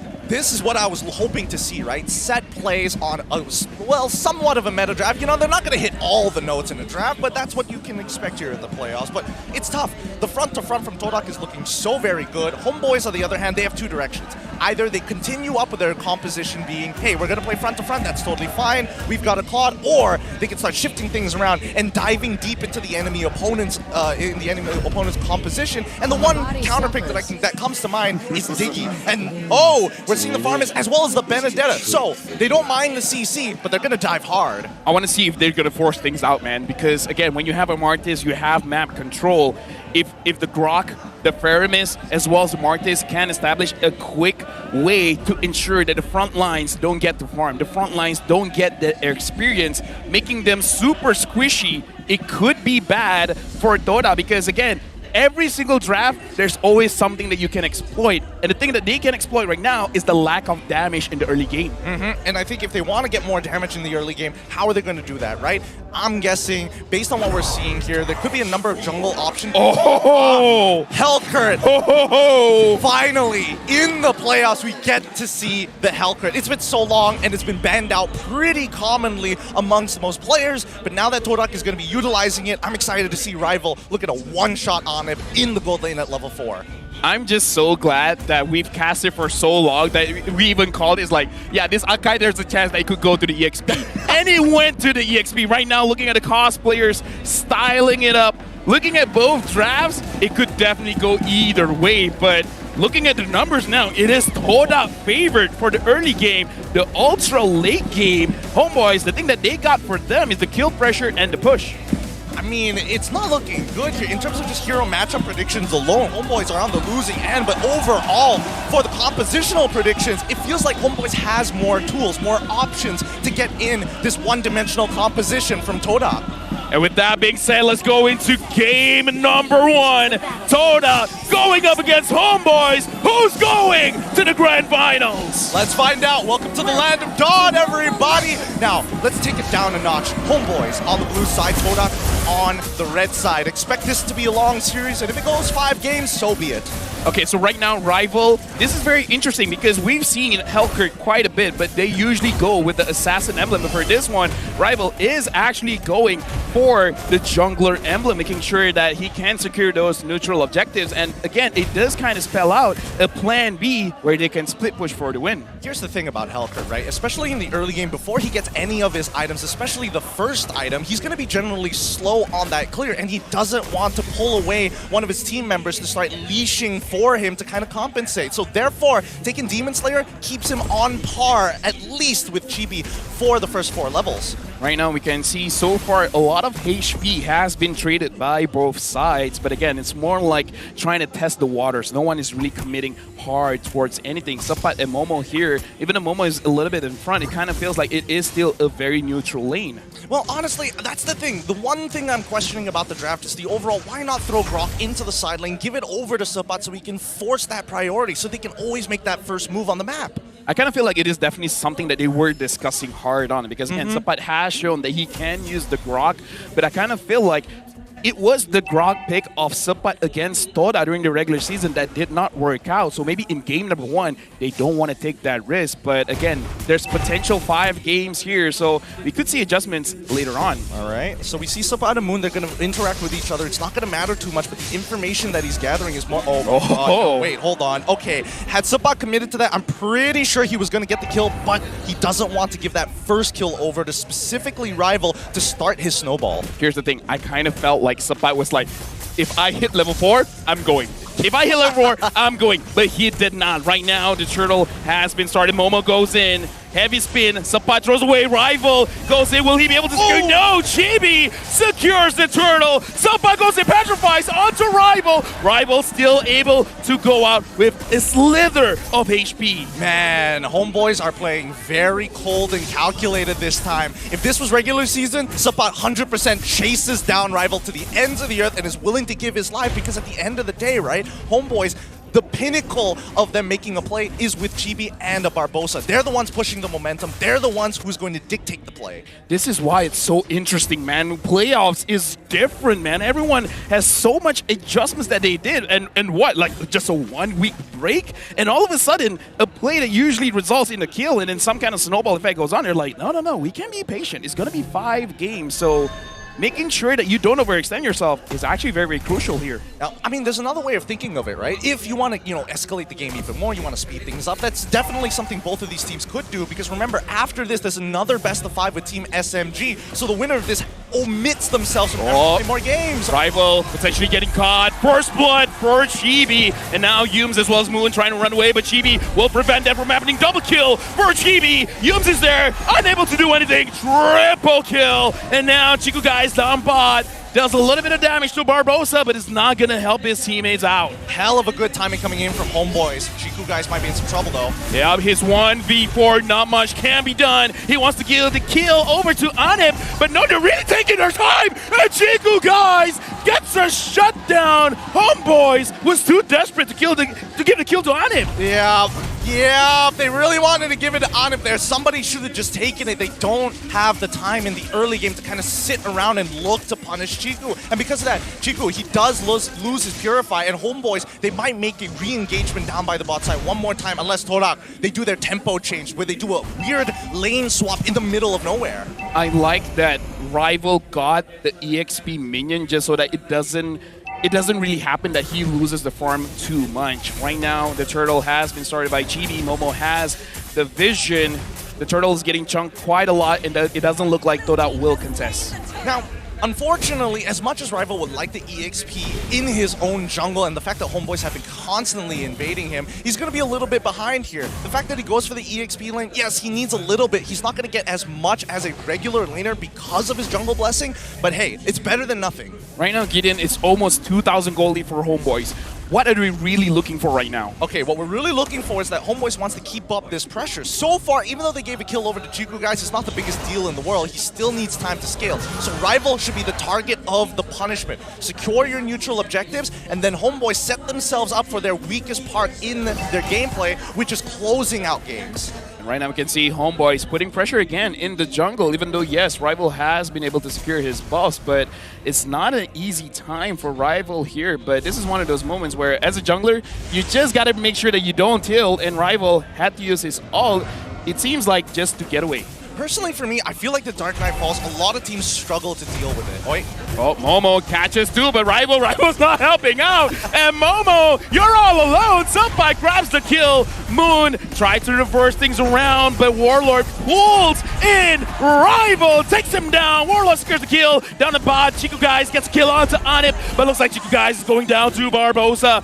Now, Yums, where are you going? Chibi is here. Chibi is hungry for some cow meat, and now Yums is still able to run away. Man, Chibi, he's got some beef with Yums right now. He's got a lot of beef. He doesn't get the reset off of his Decimate, but I think he has more than enough. Yep, there we go. Is that potentially a mistake? Because Chibi, that was really... Oh, no! I'm pretty sure Barbosa wanted to go for that. Oh, he definitely did. He definitely did. And then he saw another person show up, and he's like, no. It's not worth trading right now. Our goal is to stop Rival from getting ahead. We've wasted more than enough time, but look at this. 2 levels ahead. Chibi has no excuse for losing neutral objectives. Right now, Rival is level 9, but the more crucial thing is he's completed his Demon Hunter Sword, and that's going to be a big item. And right now, Barbosa finds Yums, Moon, as well as Chiku Guys. And again, the turtle has been started by Homebois, and no contest as of yet. Okay, expected. Todak, they recognize that they can't really touch these neutral objectives, but notice where they're attacking on the map. They lose their top tier 1, so they're attacking the bottom tier 1 as a response, but sending Chiku Guys up there just in case Homebois get a little loose on their defense. Oh, look at this. Momo He's trying to get on it, but it's easier said than done. Barbosa is here, finds Rival, but Momo pushes him away. Barbosa is not effective, but Chico guys gets a kill on top, and now Humes gets the knock up onto Warlord and a double kill for Chico guys. What is going on down at bot? Adip almost taken down by Rival, and now Rival still surviving. Adip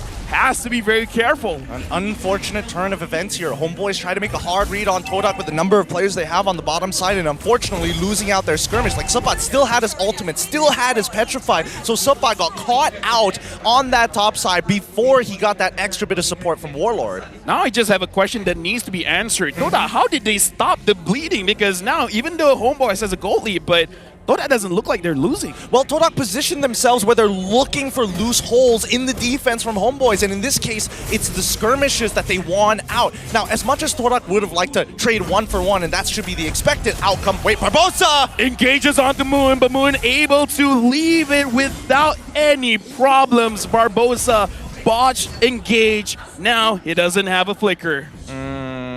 A bit unfortunate, but they do get a flicker out of Moon at the very least, right? So they have to keep that in mind for this upcoming Lord take in 24 more seconds. Keep in mind, GB still ahead of Rival. And right now we can see that Todak, looking at the draft, they're very good at team fights, but so far they have not really been able to set up any kind of team fights, especially with Rival. 0-2-0 for now. Not a lot of setups coming in from Todak, but again, it's very difficult when going up against Warlord as well as Anit when they both have Purifies. That's true. That is very, very true. And I just saw Moon purchase his Ice Queen's wand, and you think, wow, that's a lot of CC coming out from Todak. Imagine not being able to escape from it.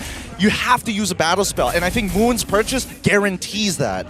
Right now, again, like, even though Homeboys, they have the advantage, but against Todak's lineup, Rival manages to run away. No, he does not! He dies by the minion. The minion caught him. And now look at the Lord. The Lord has been started while Anim is still pushing down bot. Subbat is chasing after Moon. It's a 1v1 between the mid laner as well as the EXP. It looks like Subbat for now is losing, but he just wants to zone him away. Chibi and Humes. This is a jungler going up against a roamer. I don't think Humes can steal this. Humes, you can prove me wrong. But no, Chibi securing the Lord for Homeboys. Now Homeboys re-grip onto their game plan because of that pick-off onto Rival. It secures their neutral objective, and they also push almost all the way up to the inhibitor. Todak is losing so much pressure on this map, but they need to make sure that they can staunch the bleeding from Homeboys. They know that Homeboys is really weak at high ground attacks, and especially when it comes down to sieging. With Moon on their side, they can slow them down even further, but as soon as they're outside of those inhibitors, it's the playground of the Homeboys. Chibi stealing away the orange buff. Does not feel good. Homeboys taking the mid. Looking at the match right now, and Todak, I wonder what can they do to really get back into the game. Momo is struggling. He's trying to find angles. He's trying to find opportunities, but unable to catch anyone from Homeboys. Well, whether or not they find those catches doesn't really matter to Todak, right? They're going to play as defensively as possible. If they have to sacrifice the outer tier turrets, well, so be it. We need 5 extra minutes. Real Woman manipulation has been popped, and Chibi goes in. Same as Subbat. Rival goes to the back line, but is able to mitigate the damage with the altar on it. Blazing Duet, unable to kill anyone. Momo had to use the flicker, even though he's kind of botched, but still able to survive. Oh, unlucky. That Guardian's Barrier was looking so good for Barbosa, but still Momo was able to get on the right side of it. Now, this is a good position for Todak, right? As much of a lead that Homeboys actually has, it's going to be tough for Homeboys to actually commit to any sort of play at this stage of the game. Todak want to slow things down, play for their high ground defense. There's nothing to fight over. Just let the waves come in and soak up that gold. Personally, looking at this game, as long as Anip doesn't make a mistake, they're all good because he has the Purify. But the moment his Purify has been used, he cannot be too aggressive with his BMI because, again, a lot of mistakes can happen.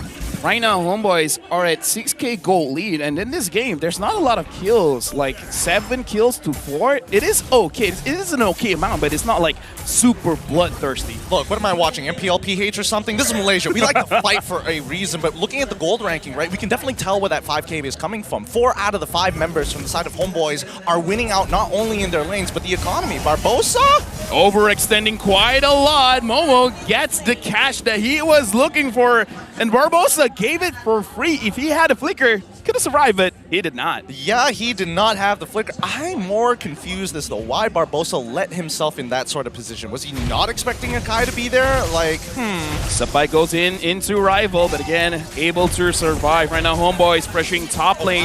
They're going to get this inhibitor, and now they're setting up for a split push. Because split pushing, Chico guys is down here alone.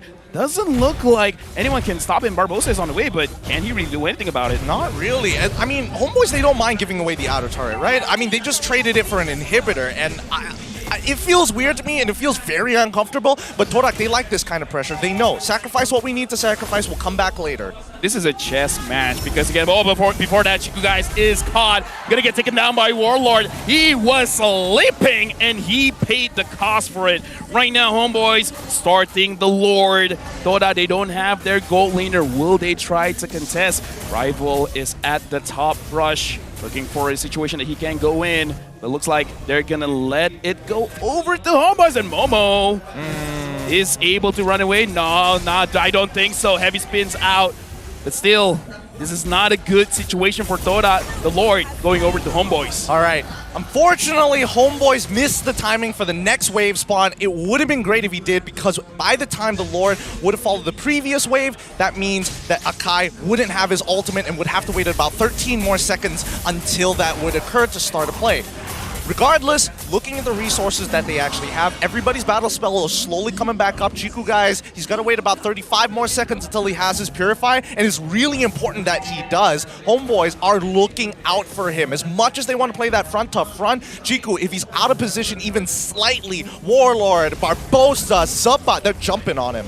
Gideon, quick call, the 7 gold question. Can Todak survive this next engage from Homebois? Look, Homebois, they have blundered closing games many times here, and I think, you know, even Coach Dale has been quite critical of his own team in these situations. I want to see whether Homebois can make a play right now. Barbosa goes in, Momo heavy spins, not going to do anything. Warlock with the call altar, able to mitigate any kind of damage coming in, and Yums goes in, and right now Moon boxes them all in. Chico guys, free damage onto Warlord. Warlord got caught. He used the call altar way too early and was punished. As much as the Homebois makes a significant play onto Momo to take away their tools for disengage, the entire time Chiku guys got to free hit in the backline and didn't even have to use his Purify. Not touched, not threatened at all.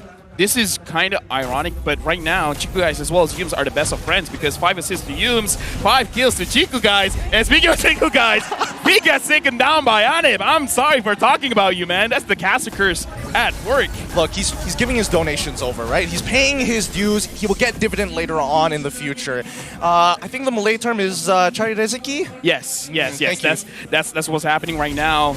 Mid lane, right now getting pushed just a little bit. Looks like Homebois, they're just poking it out because the Lord is a minute away, so there's not much for Homebois to do and just, you know, wait idle by. And see, no, this is why I'm hypercritical about Homebois closing out these games. We've seen this situation time and time again. When it looks like they have a mountain of a lead, they can't seem to close out these games because their drafts never give them good siege potential. So, Todak, they can play high ground for as long as they want. As long as the crystal is up, they'll sacrifice any inhibitor, and Homebois is going to drag this out long enough so that Todak is forced to choose between a rock and a hard place. Do I go out to deal with the Lord, or must I do housekeeping and clean up the side lanes constantly? It's such a small thing, but it brings a big impact into the game. The fact that the knowledge of that the minions as well as the Lord spawn at 11 seconds or the 40 seconds make it so that if Homebois wants to clean it up very quickly, they got to make sure when they do kill the Lord, kill it at around 10 seconds, 38, 39 seconds to make sure that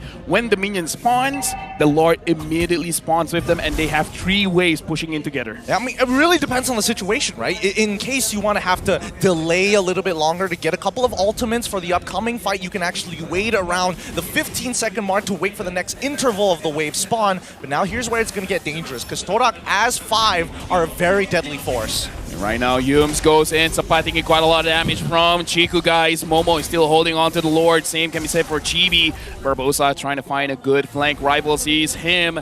Rival is still waiting inside the bush. The Lord below 20k and right now gets resetted. Perfect, perfect. This is what Homebois want. Top side has a slow push. Barbosa is down on bot side to kind of correct that wave, and Todak must respond to this. This is why inhibitors is such a valuable part of the game.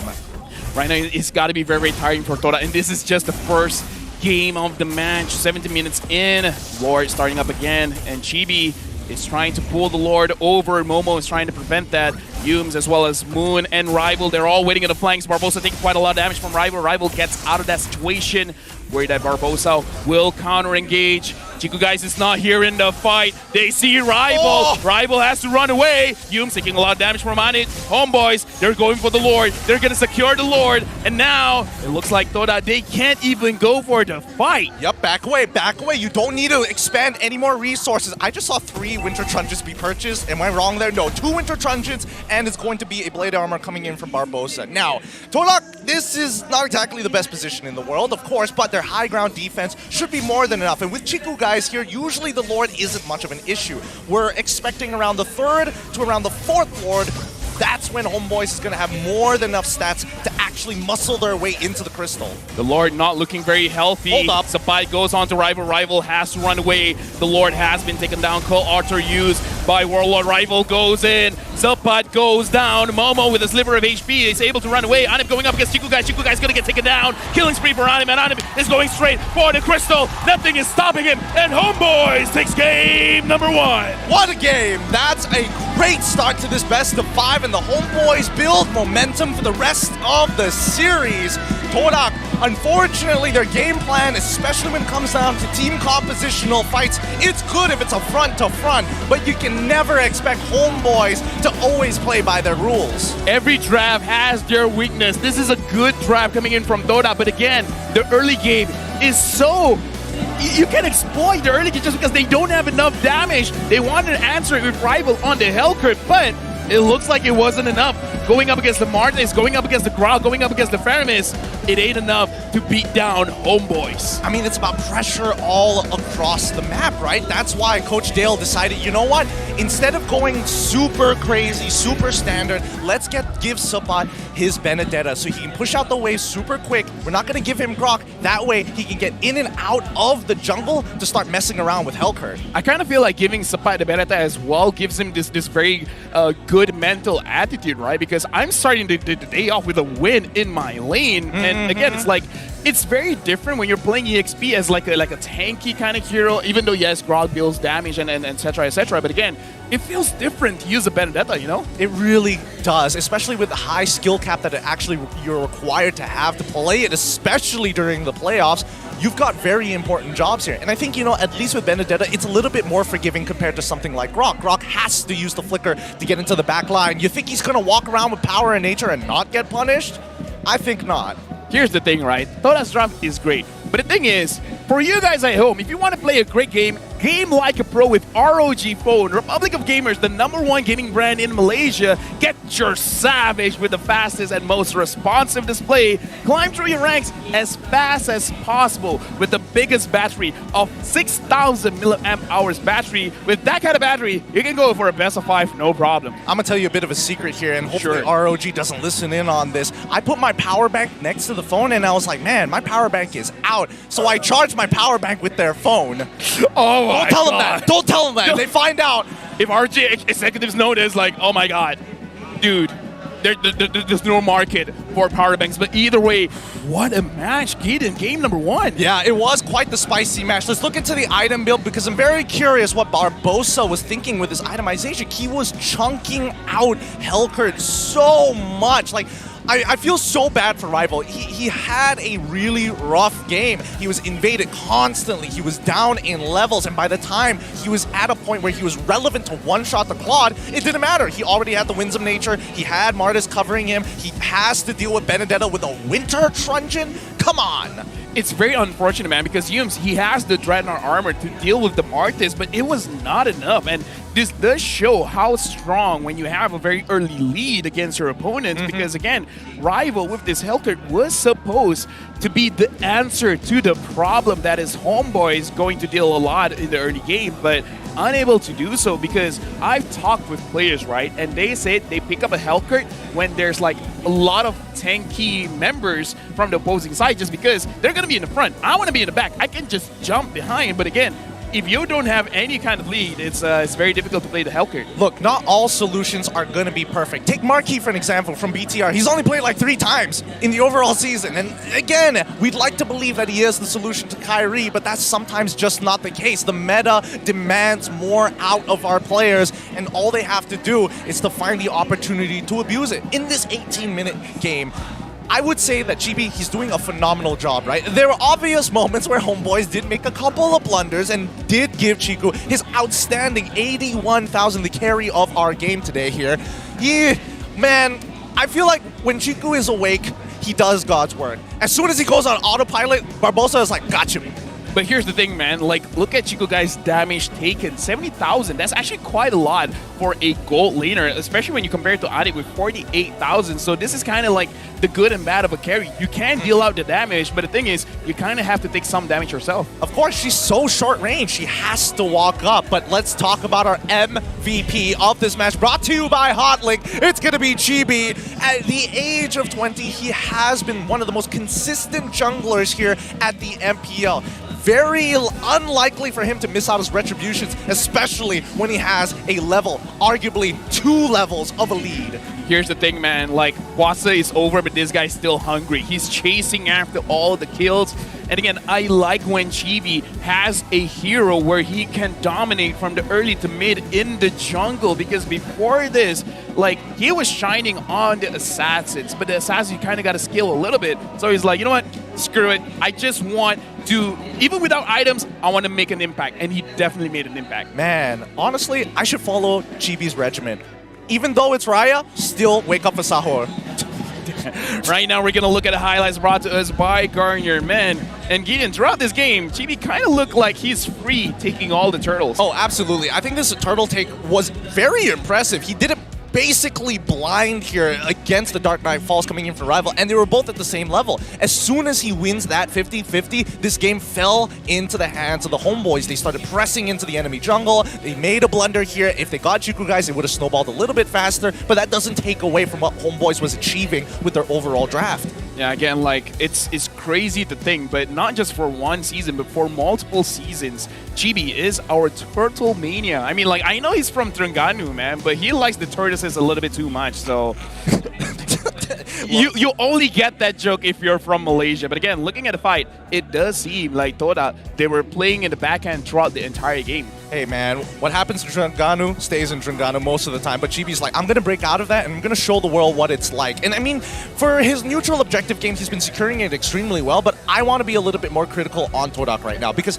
especially when Rival is taking this level of damage, somebody had to help him out. And in this case, it's been a while, but it felt like Momo was going back into his old support position when he first joined Todak. He was on a leash. Hey, I mean, like, we're being critical, but again, this is the upper bracket finals, right? So we have to be critical for every single player, especially Rival, where people have seen him pop off, but people also have seen him, like, dip tremendously. So it's really a different kind of flavor with Rival. Either you get the amazing Rival or the so-so Rival. Well, I do think that he got done a little dirty here, but let's find out what Homebois had to say about that game during their mic check. Semangat guys, semangat ha! Semangat. Don't too hype, okay? Yeah. Don't too hype, don't too hype. Like I said guys, no one expecting us to be here. Nice! Nice! Oi, the enemy, don't forget that ha. Semangat guys, semangat. Harga tuh, sekarang tuh. Dah, ciao. Ciao, denger Cibi ya. Sabain. Nice, Pan. Abang. Nice banget ya, Pan. Nice, guys. Pas dikit, Bi. Nice. Mati. Bawa, press bawah ya, guys. Gas aja. Nah, ciao. Baik, Nip. Gua balik ke atas nih. Aman. Ani purify. Nice. Santai, Pak. Fokus. Santai. Balik. Balik. Gua dapat tahu, Mi. Aman. Balik, kalau nggak boleh balik. Nice. Nice. Santai. Masih 1-0 ya. Sabar. 1-0.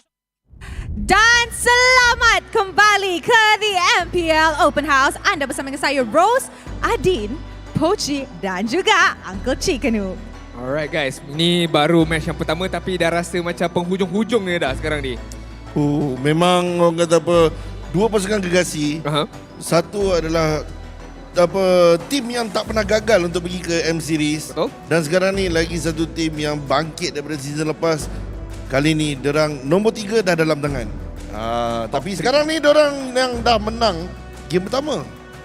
I mean, still panjang lagi cerita kita. It's a best of 5 kita kena ingat. Best of 5. Tapi permulaan yang baik lah untuk budak-budak rumah. Betul. Budak rumah. Yang saya seronok, budak-budak rumah punya fan, Flame Boys, dia punya happy, dia punya hype, dia punya seronok tu, kecoh satu stadium. Itu tapi bagi props tapi saya satulah saya minta kan. Fan Todak pun kena bersorak sebab sorakan tu yang bagi semangat untuk player-player. I agree. The louder the fans are, the more energetic and the more motivated the players will play on stage. So nanti guys, bila players keluar, bagi semangat tau. Ni semua pemain-pemain ke-6. Pemain-pemain ke-6 Ya, pemain ke-6 yang datang bagikan semangat. Okay, kita tengok balik game pertama tadi tu kan, nampak macam drafting tak ada apa-apa isu. I think dua-dua draft kuat, tapi impact pemain ke-6 tu saya nampak bagi Homebois dia macam lain macam hari ni. Dia macam extra ingredient untuk diorang bangkit terus menang game pertama tu. Dia sebenarnya kan sebagai penyokong, sebagai penonton, bila diorang bagi semangat yang berlebihan macam tadi tu, kita tengok Flame Boys dengan diorang punya sorakan, dia secara tak langsung bagi satu energi yang lebih lagi kepada player tau. Dia top up dia punya energi tu, bagi orang kata tambah lagi Ajinomoto, garam. Tu yang all out tu. Kalau masak-masak ada Ajinomoto, hari ni Homebois ada Flame Boys dan Todak Langgar, ada Todak Langgar. Jadi maksudnya kalau kata dah ada garam, Ajinomoto, ikan kena goreng lah ni. Tak semestinya. Kena ingat, ini ialah best of 5, bukan best of 1. Awal lagi lah, baru nak panas. Kita ada 4 game lagi. Harap-harap tak ada lah. Dia macam ni Ros, dia macam ni. Dalam memasak, dia ada step-step dia. Betul. So yang first kali ni, ikan baru lepas kena siang. So kejap lagi, dia bagi rencah pula. Kadang-kadang bila memasak ni pun, kadang minyak tu boleh tertumpah kat tangan. Kita tak tahu. Betul. Saya setuju. That's why walaupun Homebois dah dapat 1 point, jangan terlalu santai. Nanti Todak pun sebab dia dah banyak kali berada kat situasi ini. Macam mana Angka cakap, ini adalah 2 kali juara kita. M Series tak pernah gagal. So berapa banyak kali dah situasi diorang macam best of 3 ke, diorang berada dekat keadaan yang bawah ni, diorang bangkit balik. And who knows, diorang ada cara untuk diorang comeback semula. But Todak is the king of comeback. Betul. You have to remember that. Todak dia under pressure tu, dia lagi perform. The more people think that Todak tak boleh, tapi itulah tu boleh. Tapi diorang ada Homebois yang ada api tu. Diorang ada Flame Boys kali ni. So this is gonna be very interesting. Homebois takkan nak bagi ruang pula dekat Todak untuk comeback pula kan. Betul. Orang pun dah tahu dah benda ni dah. Flame Boys! Macam tu. Bagi backup Flame Boys! Itu diorang. Tak ada loh, dia bagi backup pun. Todak! Jap, mana boleh? Flame Boys! Tu jauh-jauh pun dengar. Tapi dia punya panas betul terasa tau. Memang lah. The thing is, kita belum grand finals, tapi vibe, atmosphere, everything dah rasa macam grand finals. Betul. Tadi awal tadi masa belum masuk live, kita dah bagi baca sikit prediction. Berubah tak prediction korang berdua sekarang ni? Kekal lagi? Uncle masih kekal lagi. Dengan Flame Boys Uncle? Dengan Homeboy. Boji? Kalau kita nak cakap kawan baik, kan kata kroni. Betul. Kita jadi lalang lah sekejap. Okey. Kita tetaplah, tipulah. Tak boleh lalang. Dia ada semangat. Homebois. Ingat nak mengelat jadi. Okey, tak apa, kita tengok macam mana. Okay guys, so Stadium Juara and everybody is ready to enter the second game of our best of 5 series. So casters, mana suaranya? Woo! Our voices are here. Thank you so much, Rose, as well as Adine and our 2 special guests at the open house. As we go towards game 2, we got 1 minute and 15 seconds. But what I learned is that the more chromosomes I have, the better I play this video game. I mean, it's impressive that you even understood what they were saying. I have no idea. like that female host girl thingy. She's like, what does that mean? It means where's your friend? Don't do this to me right now. Don't do this to me. Just because of the English dress doesn't mean you can't forget your roots. No, I mean like chromosomes you get, chromosomes you lost. Bing bang bada bing bada boom. We're going into the second game, going into the draft. I don't know, man. Like, is there anything that we really should pay attention to? Because I kind of feel like for Homeboys, you don't have to ban on anything because, yeah, they were strong, but might be just because Todak, they were testing the waters for game number 1. I do think so. I do think that if we had to judge both of these drafts, they would definitely be somewhere on the spectrum here. And, well, honestly, I do think that there was definitely an idea with Todak's draft, but for how long will this work? And I feel they're going to do it once on red side and then another time on blue side before they have the full assessment of the Homeboys so far. It's actually very interesting when we have our cameraman panning out towards the audience. I wonder if it happens in MPL, like MPL Indonesia, where they catch someone cheating. Hey, look, it's Raya, man. People get a bit wild here at MPL. If only. We even, hey, man, we got some kids here too watching the game. Part of the Flame Boys. What? I don't know how they indoctrinate the children. Kids playing Mobile Legends? Playing a children game? How could they? How could they? They're too young for this. Now going into the draft, Todak betting out the 1-1 as well as the Valentina Homeboys. Same team, betting out the Kaja as well as Arlet, and now betting out the Franco. I'm smelling a joy. Smelling like they want a joy. I mean, I don't think Homeboy is going to give it to them, though. I mean, Kaja has been banned out. Franco is already gone, and I feel like Homeboys, they got to get rid of it. They got to get rid of it. I mean, Momo has proven time and time again. Oh, yeah. He is a very smart player. He's a monster. Get it? I get it. I'm just reacting to it. Come on, let me have this. Let me have this here. Homeboys, they got to give respect. Joy is too much. Too many times teams have disrespected Joy. It's like, it's not that big of a deal. I'm going to play Franco. I'm going to play Kaja. When you don't have your suppression, Joy has... Well. I just heard Eve's voice line. Yep. Oh, but Text Claude is going to get picked up. What? But why? Okay, you know what? During the draft just now, we see Sapat talking. I think he's talking to the entire team. It's like, if Joy if they get a Joy, I can use something else. And then they're like, oh wait, they're not taking the Joy. And I think now Dale's like, do you want the Joy? I feel like Sapat's gonna take the Joy. I feel like he's guaranteed gonna wait. Wait, what about Joy? Is still open. Mincetar is still open, and Grok is definitely going to get picked up. I mean, Barbosa has done well, but I feel like Todak is setting up a trap. Okay, here's the thing, right? Momo has used the Mincetar before.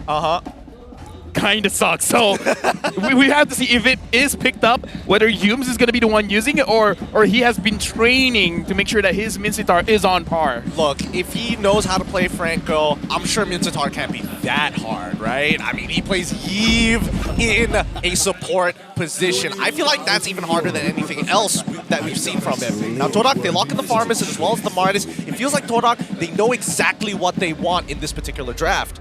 This seems like a more coherent draft. This seems more meta. You might be jumping the gun here. Next thing you know, Martis is like, I'm gonna get thrown into the EXP lane, and Minotaur goes into the jungle. And Claude becomes the roamer. I mean, like, why not, right? Why not? Okay, so now the Farsa has been picked up. Now, here's the thing, right? It is becoming quite an interesting thing, Gideon, where the Claude counters the Farsa. Yeah. Obviously, you use your ult and then the Claude is going to come in, and I've seen birds get shot by guns. It is effective. But the thing is, it almost seems like a bait. It's like, I know you're going to come to kill me. That's why I have Winter Truncheon. Right? It might just be a bait. Man, it's kind of weird seeing birds using defensive abilities. And, well, personally for me, and especially when you're the one utilizing the gun, right? You gotta have some form of counterplay, right? You have to continuously evolve in this ever-growing meta. I will say that Todak, at least if they are going to do exactly that, they've got backup. Faramis with the call Altar at least gives you a little bit more time to make it happen, to wait out the Feathered Airstrike, even if you're in the middle of its range. Now, we see Kufra getting banned out for the side of the Homeboys. They want to make sure that this Joy is going to pretty much go untouched. And I think, you know, you might as well ban Mincetar. I don't think there's anything else that really hard counters your composition as of right now. No, I truly agree. Ban out the Mincetar. It's not just for your Joy, but eventually, whichever marksman that you use is not going to be liking the Mincetar quite a lot. Melissa has been banned out kind of good as well, because when you're using the Ferrymanes, you kind of want to clump up together. Now, Homeboys, they have two ways that they can go about this, right? So going up against the Ferrymanes, you always have the option of either like separating the team fight or having like a very big initial burst damage that kind of cancels out the call Altar, because now you don't have the Claude to really destroy the call Altar. You don't have the Valentina to steal away the call Altar. They kind of are going okay with the Joy as well as the Farsa, but I don't know. Right now, Toda, they have this Martis, and the Martis, they gotta make sure that they can handle this. I don't know. For me, it looks kind of sus, right? I feel like Todak, at the very least, they understand that if they're gonna clump up, they don't want to get punished. Homeboys opting to go for a Lolita ban. That means they are prioritizing Are they going to pick out the Beatrix? Because again, Lolita is one of those heroes that can deal with the Beatrix. I feel like Beatrix is a good idea, but what else is there? I mean, Melissa's already banned out. Yeah, I think you're correct here. I think you are correct. Hey, what you got there, Uncle Chicken? 89? Daddyhood. Everybody is ready to give their best for the Homeboys, and I think people want change here at MPL MY.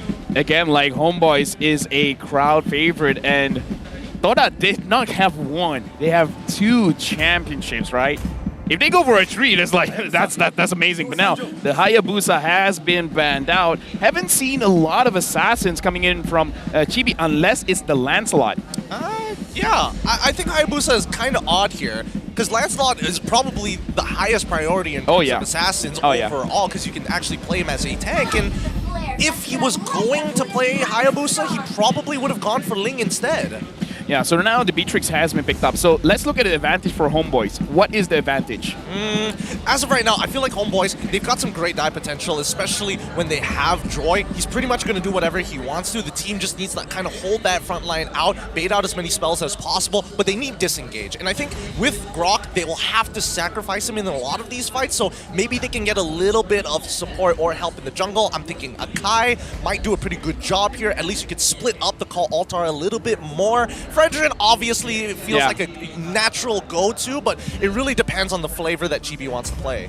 Right now, Todak, how are they going to finish up the draft? Where is this Martins going to go? Is it going to be a jungle? Is it going to be an EXP? And I see a Lancelot.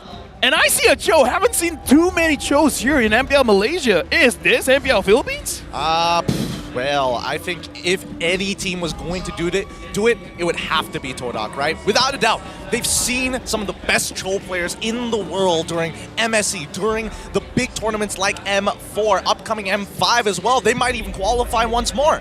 I think with this Cho, at the very least, you have you have a soft way to kind of counter the Beatrix. You have a soft way to cancel out the Feathered Airstrike. And if you can time that Way of the Dragon perfectly, Joy might get kicked by her. So I think there is some potential there. And here's the thing, right? When you have a Cho, you kind of have a Purify tax. Yep. You're kind of forcing the opponent to pick up the Purify. And you talked about the... battle spells? Wait. I mean, you talked about the boring Fredrin being used. And it's going to be an EXP Fredrin? This is... Yes! GB is going to be the one using the Joy. Man, okay. I mean, obviously you can't use the glue into the farm, so I think this is the next best bet, right? Sandbag Momo as hard as you can. Don't give him that lead that we saw yesterday. Give him like 1 or 2 kills. He's going to turn that 2 into an 8 by the end of the game. Right now, looking at the hero matchup prediction, Todak is winning this one for now, but Homeboys, a lot of kill pressure, team fight, early to mid, as well as late game. It's so interesting for both teams. They're always like one side of different spectrums. For sure. And I think, Dale, he's all about the composition, right? Lane matchups, he looks for the relationships and how they interact with each other. I think here, Homeboys is going to make sure that he controls those side waves and push into the enemy jungle similar to game number 1. Yeah, and right now, looks like we're going to have a small pause here where, again, this is going to be an intense match because if we are continuing the trend, right, it should be Todak winning this one just because of the nature of how things are going on. And looking at the Marshall showing one finger, Moon showing one finger as well, we're not going to take long. Yep, type 1 problem here. And overall, I think the only person who's really upset about this entire situation and with the draft that Todak actually provided, mainly because of their bans, is Mirko. He loves that Beatrix, and I know he's streaming right now, and I know that he might be lazy to listen to this, but if he misses that moment, sucks to be him. But again, Melissa would have been so very good for the Homeboys had they picked it up within first rotation. Hey, shout out to Mental Health. Mirko, if you listen to this, love you. If you don't, you kinda suck. Now, troubleshooting aside, we're going into game number 2. Again, I'm actually looking forward to the equalizer because I don't know which one I would prefer more. Either like trading wins or going for reverse sweep. even I'm not sure which one would be more hype. Honestly, I think we've got storylines for both of them. I don't want to reveal the script just yet. I mean, we don't have a script. Dude, come on, man. People think this is live. It is live. It's totally live. See, Chibi, he's smiling on the live. It's not pre-recorded for sure. It's also interesting, right? Chibi, in an interview, people were asking, he's like, why are you not taunting the opponents anymore? And he's like, oh, you know, taunting is bad and everything. So I think I should set a good example. So I'm just being nice to my opponents. When I'm waving them goodbye, it's all in good spirits. It's all in good spirit. Maybe he's hoping that one of them will wave back at him. Yeah, it's like, bye-bye, see you next season. It's like, I mean, like, again, oh, look at that. There's Amy, and there's Jace. Hey! Representing Singapore, even though he's a Malaysian. Let's go, let's go. We're having the internationals here at MPL MY. We don't get that very often. Most people tend to look at MPL MY in a very, well, awkward light. I mean, we are 8th place for a reason. Let's not bring that up. Bad Please. times. Bad times, bad times. Dude, I'm having nightmares. I don't want nightmares during a cast. 1 minute 46 going into the game, but the Marshal is there. I kind of feel like we're going into the game early, and yes, we are. We're going in right now. Game number 2. Todak going up against Homebois. Can Todak equalize this? All right, let's find out here, because immediately we're seeing lane proxies on Anip's lane. He's getting some good trades overall, but this is Yums. He likes being aggressive. He likes taking that damage. He likes showing influence. Okay, now Chiku Guys is on the Claude, and the thing is, Chiku Guys on this Claude, he has like, I don't know, an absurd number of games, like, I don't know, 2,000 games on the Claude? Like, I would double it, 4,000 games. Dude, like, 1,000,001. 1,000,001. The one was just before this one. He was just finishing it up real quick to see if he still has it. Now we're seeing quite a lot of familiar matchups, like the Fredrin against the Martis, and they're both EXP laners. They're not fighting in a jungle. No, they're fighting EXP. It's like, this matchup cannot separate from each other. It's like, oh, you're going EXP? Same. Yep. Cool. Love you, buddy. Love you, buddy. It doesn't really matter where you are. I'm still going to match up against you, but I will say that at the very least... Moonshifter. Okay, this is getting close.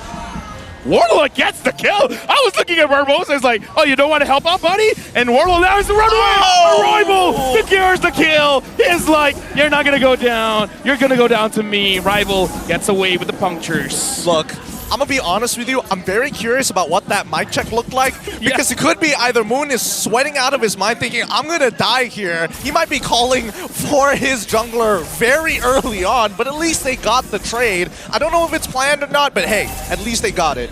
Okay, here's the thing. You're giving an early advantage for the Lancelot. Like, Warlord, you have a lot to worry about. You got to worry about Yums, Chiku Guys, and now Rival with a 1-kill advantage. You got to worry about Rival. And now the turtle has been started by Homebois. Yeah, and both mid laners haven't hit level 4 just yet. They're absorbing that top. Wow, that guy! Now Sunpot is going to go down. Momo secures the kill. Traditional matchup between the Fredrin as well as the Martis. Now Barbosa. Oh, no! You splinkers out! Look at that! Roamer violence! Barbosa does not secure the kill. I wish Cho had a special emote where he's just shuffling. Barbosa so out of position. He is not getting out of this, but he can waste Todak's time while the rest of the Homebois is... What? Momo, go, Momo. Okay, there we go. He needed that kill. He needed that first one. I mean, like, here's the thing. You don't want to give Momo the kills, man. I think Todak, after yesterday's performance, like, give any amount of kills to Momo. He's going to hard carry this game. Dude, with the Festival of Blood, this is going to get out of control. Momo is going to carry so hard. Warlord right now, try to get a 1v1 kill onto Moon. But after seeing Momo, he's like, I don't want any of that. Chibi as well as Rival are here. Traditionally, Lancelot is the one to win the Retribution fight. But this one is won by Chibi. And now Rival gets taunted. He is able to survive, gets out of that. Now Momo with the altar can survive a little bit longer and a little bit longer. But Moon is all alone, gets taunted, gets killed by the mid laner, Warlord. Dude, I love damage junglers so much. I miss the times where it was all about fighting, and GB, he still has it in him. He still has his sharp mechanics. Now, while all of this was happening, right, Homebois was able to get a good push on that bottom side, while Yums was able to get a little bit of the gold plating in the mid. Now, most would commit to at least trying to shred the entire plating, the entire shield, but there's just not enough time to do it. A lot of these movements across the map are fast. You like fights. Yums is starting a fight on it. There's no way for you to go. Rival gets the kill. Chibi wants one himself, but he goes over to Warlord. Warlord secures the kill. Now 3-1-0. Rival Chibi, jungler on jungler. Rival has the advantage, but it looks like Chibi secures the buff. Good comms from the Homeboys. They knew that Rival didn't have his retribution, and it's very important that Chibi maintains similar levels to Rival throughout this matchup. If not, it's going to be the opposite of game number 1, where Homeboys were dominating because of their jungle and securing these neutral objectives, and Todak want to kind of replicate that. Right now, 4 minutes in, 8 kills total, 2 kills per minute. This is the kind of brawl that we were looking for. This was the brawl that we were awaited and expecting to see. Now, Barbosa, he's disrespecting the space on purpose to get the information, but this could be a bait. Right now, Chibi goes in. Warlord uses his ult, unable to get anyone. Moon is there to protect his teammate. Barbosa taking quite a little bit of damage. Yums, will he find the angle? Will he find the target? He gets stunned. He gets damaged. He uses the flicker. Moon tries to pull in Chibi. Oh, no! Chibi is getting caught, but no, he's able to survive with the support from Warlord. Yums had an opportunity to actually get onto Chibi after that Shadow Stampede. His dashes were on cooldown. That was the prime opportunity, but now with this neutral objective up, Todak, you can see the movements. They want this bad. I have so many questions, but there's no time to ask it because right now the turtle has been started. Rival is there. Chibi is still waiting in the wings, and he gets taunted, and Chibi again! Turtle Mania! Something about Tranganu! And right now, even though Yums catches Chibi, Chibi still dealing the damage. Rival goes back in, trying to get something for himself, but Yums tries to run away, able to do so. Chiku guys blazing to it! Gets the kill onto Chibi. Nowhere for Sapat to go. Sapat is gonna go down to Rival. They're gonna have to trade turrets here because while all of this was happening, the Homeboys was able to push Momo out of the lane and secure the tier 1. Todak, don't respond by taking the tier 2. Instead, move to the mid lane. Right now, looking at the mid lane as well. Warlord wants the kill on to Moon. Moon is juking everything. He's dancing, but Rival goes down. Kills me on to Warlord. Yums gets on him. On it gets pushed in. Chiku guys gets the kill. And now, Barbosa and Warlord, they're in mid. They look super yummy, but they're not going to commit. Toda, they're waiting patiently. Man, I really hate that Farsa's passive, it triggers basically off of anything, right? You have a glowing wand, it's going to trigger off of that little bit of damage, and the bird projectile is super slow. So it felt like, yes, Rival should have lived there, but the projectile just flies on over, taps him once, and takes him out. And now the bottom lane getting under attack, but at least with Warlord, he's able to clear it. And again, Homeboys, they're not holding back on their ultimates, right? They're not trying to utilize it in the most optimal situations. They need to focus on their objectives, keep their towers up, maintain that pressure, secure the neutral objectives. As a play-by-play, I'm loving that every single time we see one member of Toda or Homeboys, they're always interacting with each other. Right now, Yums and Barbosa always trying to figure it out. And now, look at this. Chibi catches Moon. Moon uses a altar, gets silenced there. Chibi gets the kill. On it, helps out from behind. He only got one. Will they force out any more? It looks like it's not going to happen. Oh, beautifully played. Beautifully played by Chibi. Honestly, I thought he was only going to get the call altar, but getting a kill on top of it all, even better. And right now, Momo taking quite a little bit of damage from Warlord. Looks like for both teams, they're poking each other out, and it's a constant battle. Like, the kill score does not shift too widely against each other. Right now, it's 7-6. Let's also keep in mind that every time Moon dies, his stacks reset. Yes, he gets a shorter cooldown to come back to life, but his damage, it's not going to be there. He's not going to hit as hard. All 3 turtles has been secured by Homeboys, and now Barbosa finishes up his dominance ice, and now Barbosa gets kicked, and looks like he is gonna get taken down by Chico guys. Anip and Chico guys 1v1 and won by Anip, but Anip, what? Oh, what? He's alive. He's alive, and they're going to kill Yums because of it. Yums tries to juke it up, but the feathered airstrike secured Warlord. They get 2 for 1, and they trade up. I had no words. A scream was all that was needed to really showcase that play. I'm sorry for those of you who are just listening in, not watching what happened. Basically, Anip had no right to live there. He absolutely didn't. And that begs the question, What in the world did he build? Look at the gold ranking right now. He is down 500 gold in comparison to Chiku, guys. Oh, wait, hold on. Rival goes in, but he's taking quite a big chunk of damage himself.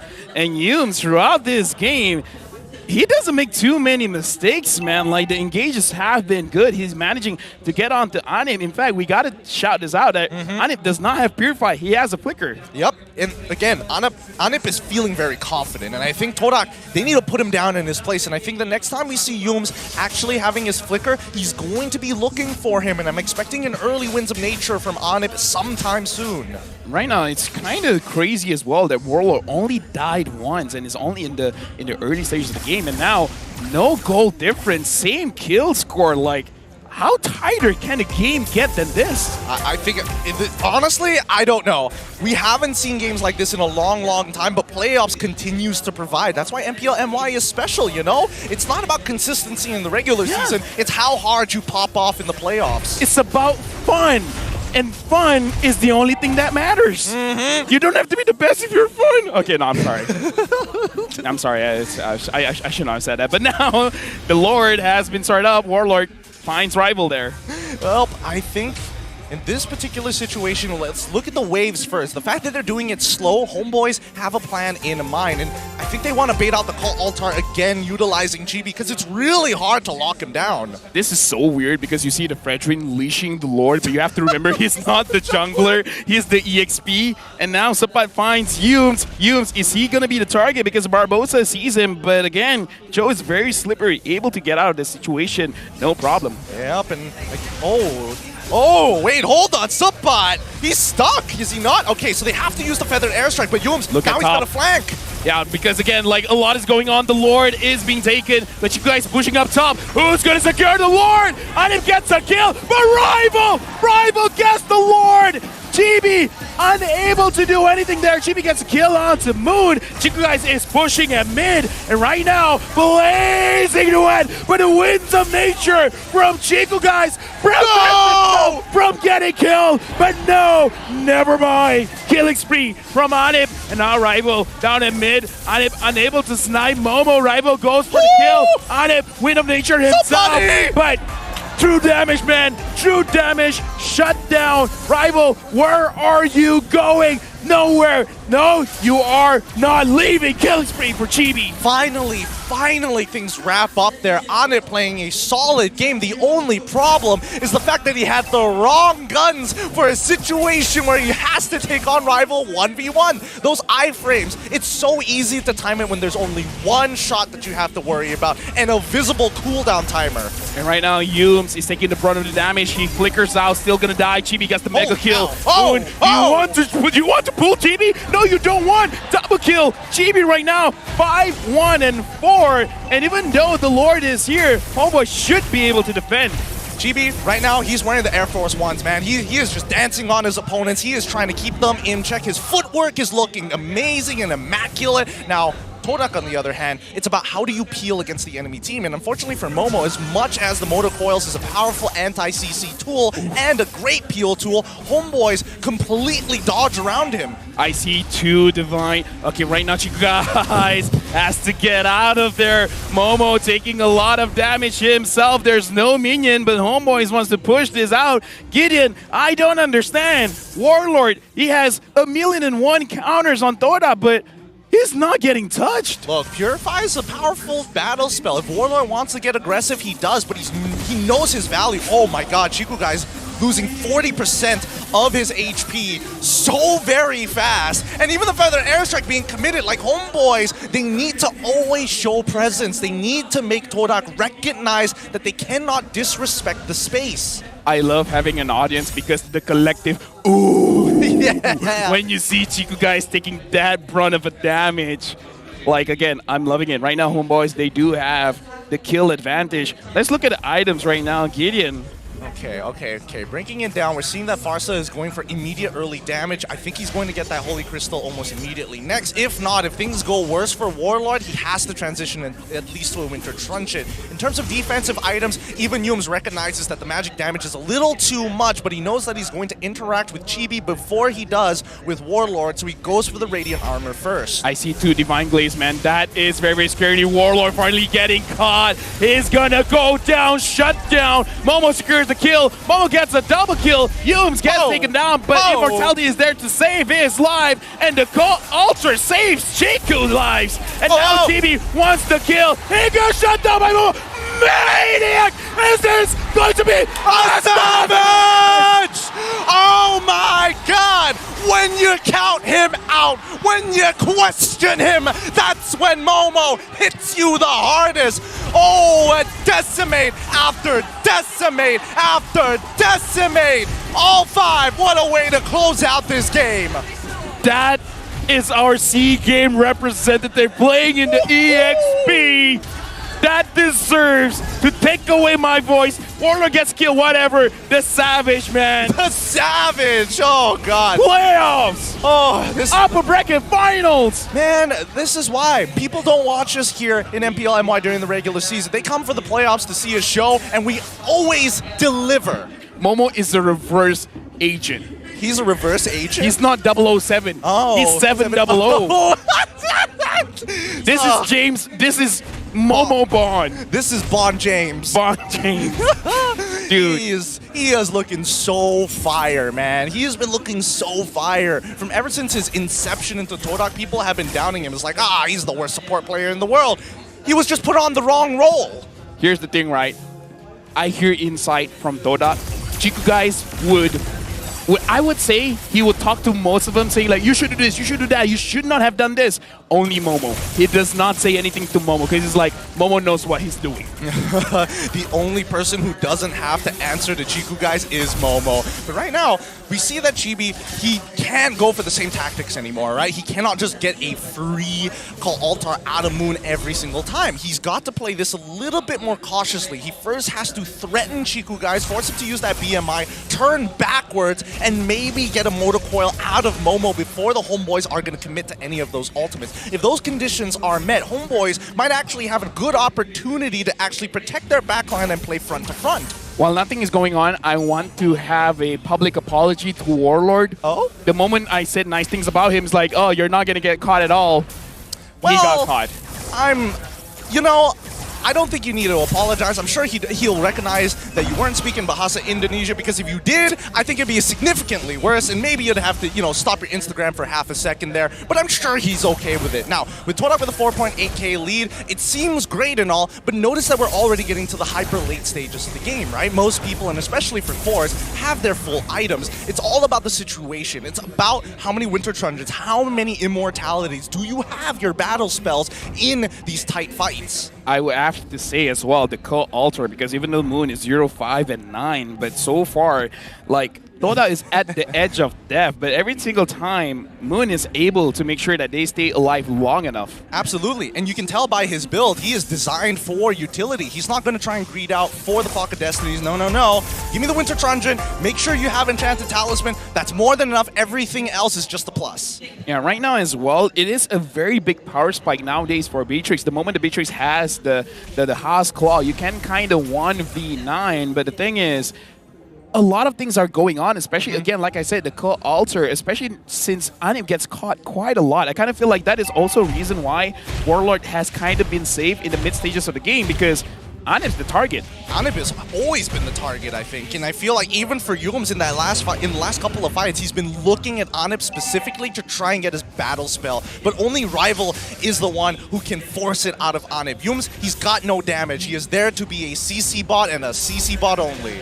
Yums catches Chibi. No, he does not. He manages to get away. He actually catches Subpat. Subpat is taking quite a lot of damage. He uses Flicker to get out of there. You guys reserve some damage himself.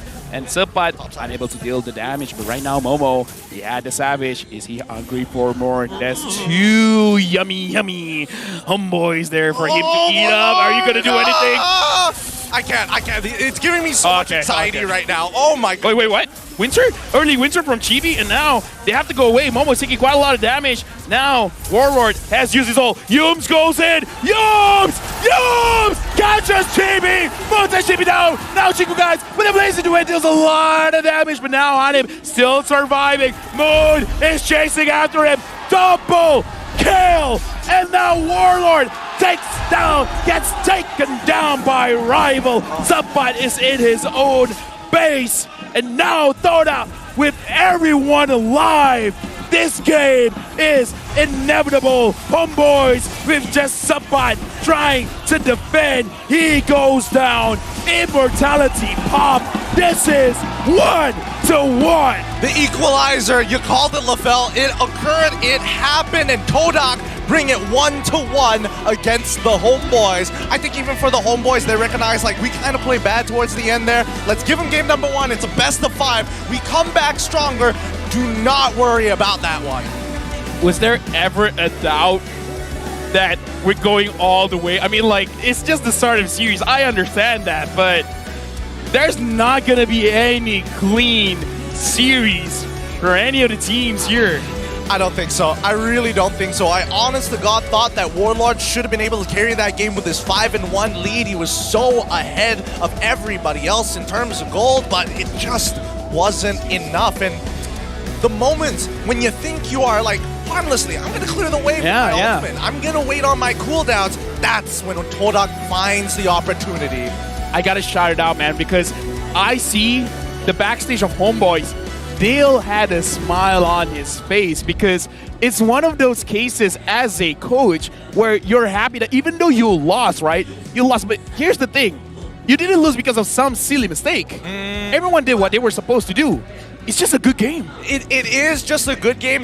I think even for Dale, he recognizes that, like, it's a lot of pressure to be playing at this high level. Yeah. We made a blunder at the very end. Not a macro blunder, just the micro. Like, no, it's just the wrong direction that you dashed in. No, you went on autopilot for like a 0.5 seconds. Like, Chibi's dash was coming up in 2. I kind of feel like that is one of the situations where Dale's like, we found a worthy opponent, man. We found a worthy opponent. Like, equals. If we're going to the grand finals, this is the kind of opponent that we want to face. Yeah, and it really is amplified throughout the atmosphere here at Stadium Juara. The crowd is loving it. You can almost hear the silence in the crowd. The anticipation, it's palpable. Dude, here's the thing, right? At moments, if I'm not wearing this headset, I could hear heartbeats. Right? That's how silent it was. Oh boy, I don't know. I'm stressed out right now.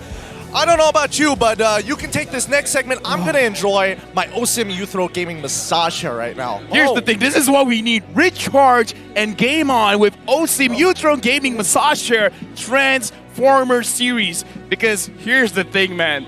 In this kind of series, Gideon. Yeah? Sorry, this is not an aneurysm. This is a chair. I mean, like, again, we need all the help that we can get, just like all of you at home. This is a stressful series. You need to calm down. You need to relax. Relax with OSIM Youthro Gaming Chair. It's so crazy, Gideon. My watch broke. Your watch actually broke. You weren't even kidding about that.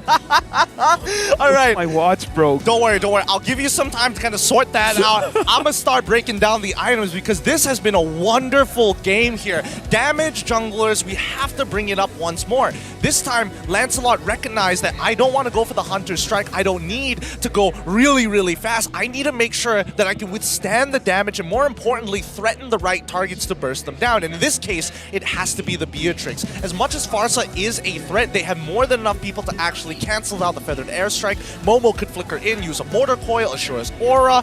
Moon could pull him away with a Shadow Stampede. Yums naturally hit a Jikundo, and Chiku guys can basically handle him by himself. So the only issue is when do they go in, and that's when Chibi doesn't have his dash. 2 times, with 2 big fights, the most pivotal ones as well.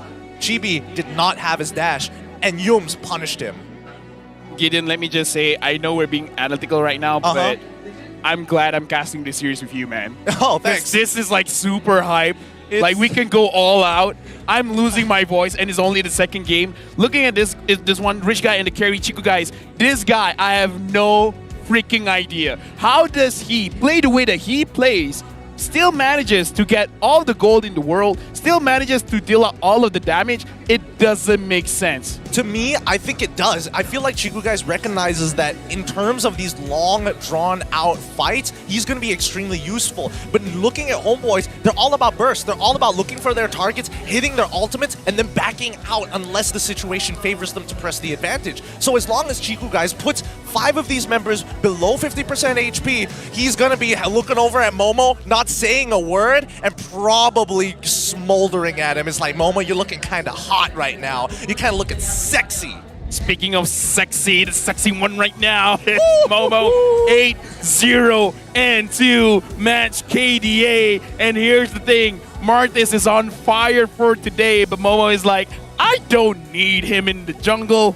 Put him up top in the EXP, and I'm gonna eat every single one of Homebois for breakfast, lunch, and dinner. It's disgusting. Now, I specifically omitted his item build here because I thought, you know, I really thought that Sapat was going to sandbag him, you know? It's the worst feeling in the world when we had to play a meta of Esmeralda and Uranus. I thought it was going to be that situation all over again, but no, Yums was able to kind of open up the map a little bit more so that Momo could actually force priority, and that's why you see the Windtalker on his side. He doesn't want to have to commit to the mortal coils every single time. He just needs enough attack speed, and with the passive coming from the Windtalker, he clears lanes faster than a Fredrin. Right now, looking at the highlights brought to us by Gardner, man, I really want to pay attention to the early 2 kills that Momo was able to secure for himself because, again, he has the Hunter Strike, and because the nature of how the Festival of Blood works, when you have 3 kills, you have the maximum stacks on your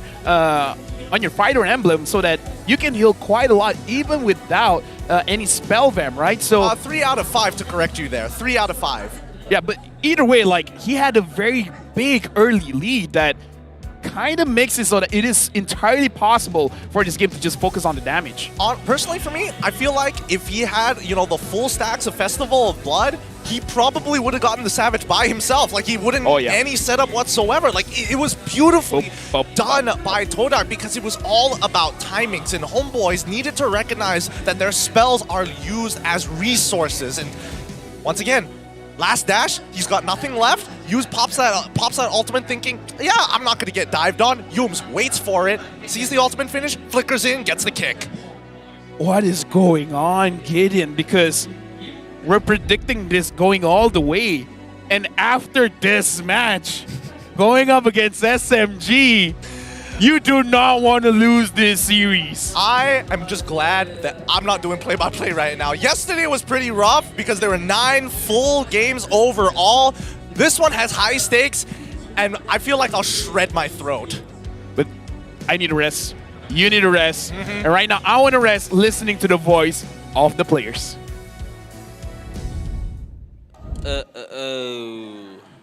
Dia sebenarnya macam ni tau cerita. Serius lah. Kau jangan sabar. Oh! Mantap, man. Nice, dia puri tau. Okay. Macam tu lah. Boleh tu. Mati ke? Mati bal. Nice. Nice. Kau okey Ayub? Aku macam mati. Boleh kill lah ni. Nice. Yum. Oh, gila kan. Ya, aku terbakar baru mati. Sorry. Apa. Boom. Dari mana? Ni low. Nice. Oi, Mo, baik Mo. Dia sampai Mo. Nice, ya Mo. Boleh. Momo ni bos, senggol dong. Balik. Reset guys. Boleh. Balik. Sorry Momo. Hey guys, baru first game guys. Lagi 2 game guys. Fokus guys. Dan selamat kembali kepada The MPL Open House. Anda masih lagi bersama dengan saya, Rose, Adin. Kita ada special guest, Poji dan juga Uncle Chikanu. Okey, nampak ada risau ke? Okey lagi ke? Okey lagi ke? Saya dah memang jangka Todak kuat. Wah. Apa? Saya dah memang expect sebenarnya benda-benda macam ni. Oh ya, lupa dia lalang. Lain macam dia level lalang ah. Ada kelab register Lalang Sejati MPL. Oh. Ada kelab. Boleh download PDF dia nanti. Boleh. Terus. Puji. Ada borang tak?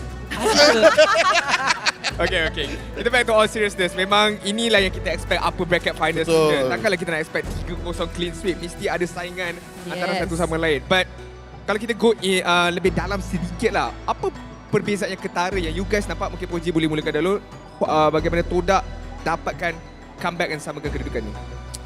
Todak dia dapat dia punya momentum. Kalau kata orang putih lah, macam Momo has got his gear. Dia dah turn on, dia dah start the engine, dia dah move forward. Kena faham, ini pertembungan antara wakil yang akan ke SEA Games punya team. Kan ada Momo, ada Ciku, dekat sana ada Chibi. Nak ke Cambodia. Kalau kata dekat Cambodia, diorang akan cakap benda nak ke ceniah nampak benda kelang. Ini bahasa Cambodia kalau yang nak tahu. Asal ada kelang kat sana? Macam no, kelang maksud dia kuat. Kelang juga. Benda kelang, ceniah menang, Chine kalah. Menang. Dia tengah gula-gula kat tengok mata dia. Mata dia betul. Ya, tak betul. Dia tak Allah. Kita dekat MPL ke dekat pasar? Bahasa Cambodia, serious talk. Ni nak-nak pun no kama acah ye nyama pi Malay cuma nyam Fauzi ani yang kerja kenu ani pok mak nyam cuma Adin ani Rose apa yang tengah mau pi MPL Malay alon yang orang tah alon grand jangan beria kau ni beria sangat ni MPL Cambodia ke MPL Malaysia yang tengok kat YouTube kita nak hantar tim wakil ke MSC dan kita juga hantar ni bukan hantar Poji, sabar. Yang tengok kat YouTube tu boleh turn on apa tu subtitle. Check betul tak betul. Kalau tak betul pergi attack dia. Jangan attack kita orang. Kita orang tak salah dekat sini. Kita tak tahu apa benda dia cakap. Please, benda ni betul. Alright. Kita tengok macam mana game dah masuk ke game yang ketiga. Skor 1-1 sekarang ni. I think ramai pun expect benda ni berlaku. Apa anticipation awak? Adakah benda ni dah diagak awal-awal sebenarnya ataupun terkejut juga sebenarnya sekarang ni? Okey, sebenarnya memang tak ada kejutan sebab ni adalah Todak. Ya, diorang apa lain macam ni. Okey, kita cerita pasal Todak lah. Diorang ni memang first game bukan nak kata diorang suka bereksperimen, tapi diorang akan cuba apa yang diorang berjaya dekat scrim dan diorang cuba bawa dulu. And then diorang akan repair balik dekat game kedua. And then tadi Momo dapat Martis, Ciku dapat Cloud. And diorang punya rotation pun tadi kita dapat tengok diorang lebih kepada Anip dulu early game. Diorang make sure Anip tak boleh nak carry bila mid game dah sampai. So bila tiba the moment mid game, Anip dah tak boleh carry, Anip dah tak boleh nak keluarkan damage besar. Diorang terus dominate the game. Sebenarnya Todak selesa lah, betul? Sangat selesa. Poji tiba-tiba semangat.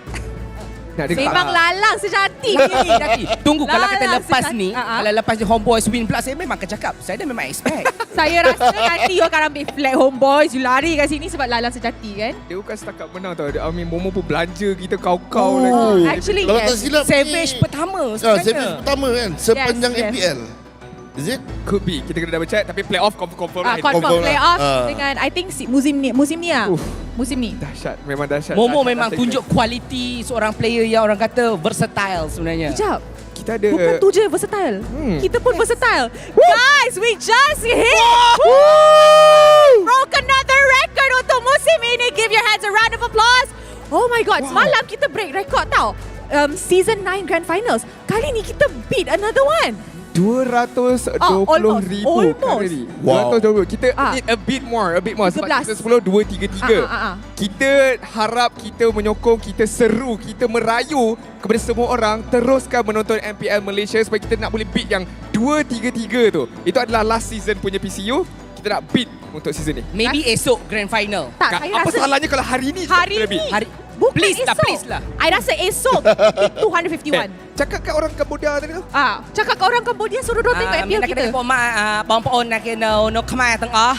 Ma turn on MPL MY មើទាំងអស់ឲ្យរ៉ាន់ចាទាំងអស់លេខនៅឲ្យខ្លាំង300ពឿន please 300ពឿនយើងតាគេ300ពឿនឲ្យខ្លាំងទាំងអស់បងfanទាំងអស់ពី Homebois Todak ទាំងអស់ MPL MY 300ពឿន let's go Aku tak tahu aku dekat padang besar ke nak beli jersey ke tadi sebentar tadi. Benar saya layan Poji ni. Rupanya seronok. Awak ingat awak je apa apa dia punya title tu? Trilingual Queen. Kita pun ada juga sekarang ni. Oh my god, my title. You kena Oh, jangan. Kita menuntutlah bahasa Cambodia pula lepas ni. Itulah tu. Okay guys, so macam semalam kita ada segmen kat luar. Kita ada open house kat sini. Kita mestilah ada open house kat luar. So, Mari kita tengok segmen outside dan nak tengok Sith beli apa tu kat luar.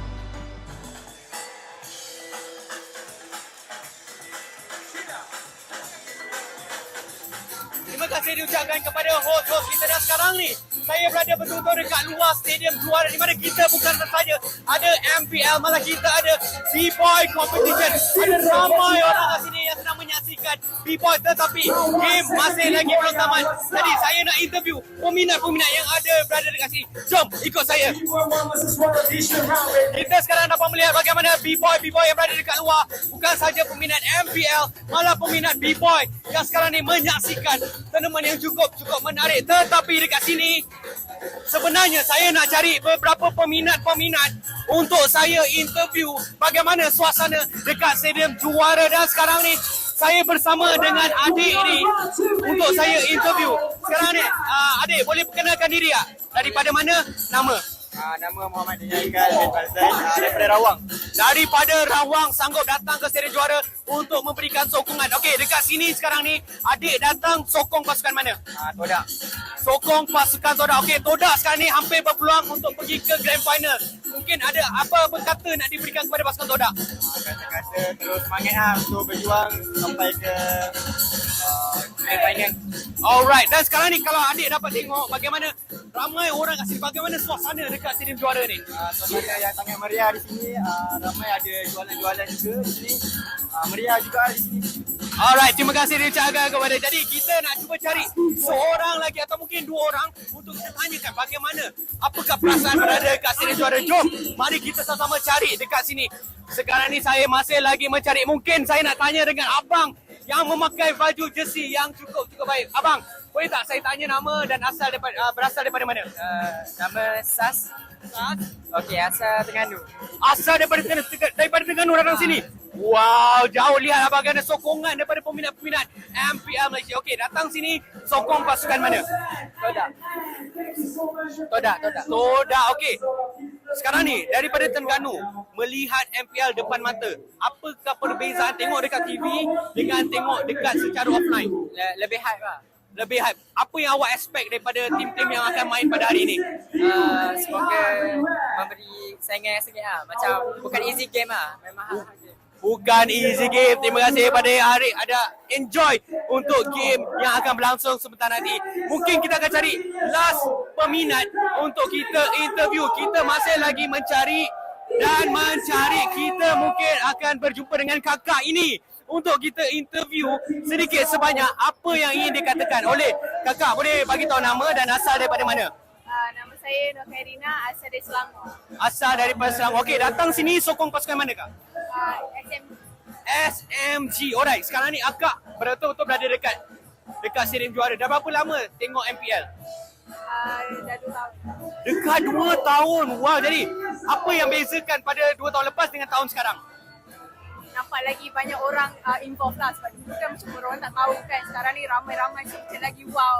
Alright, terima kasih banyak Kak. Thank you. Harap Akak enjoy the game.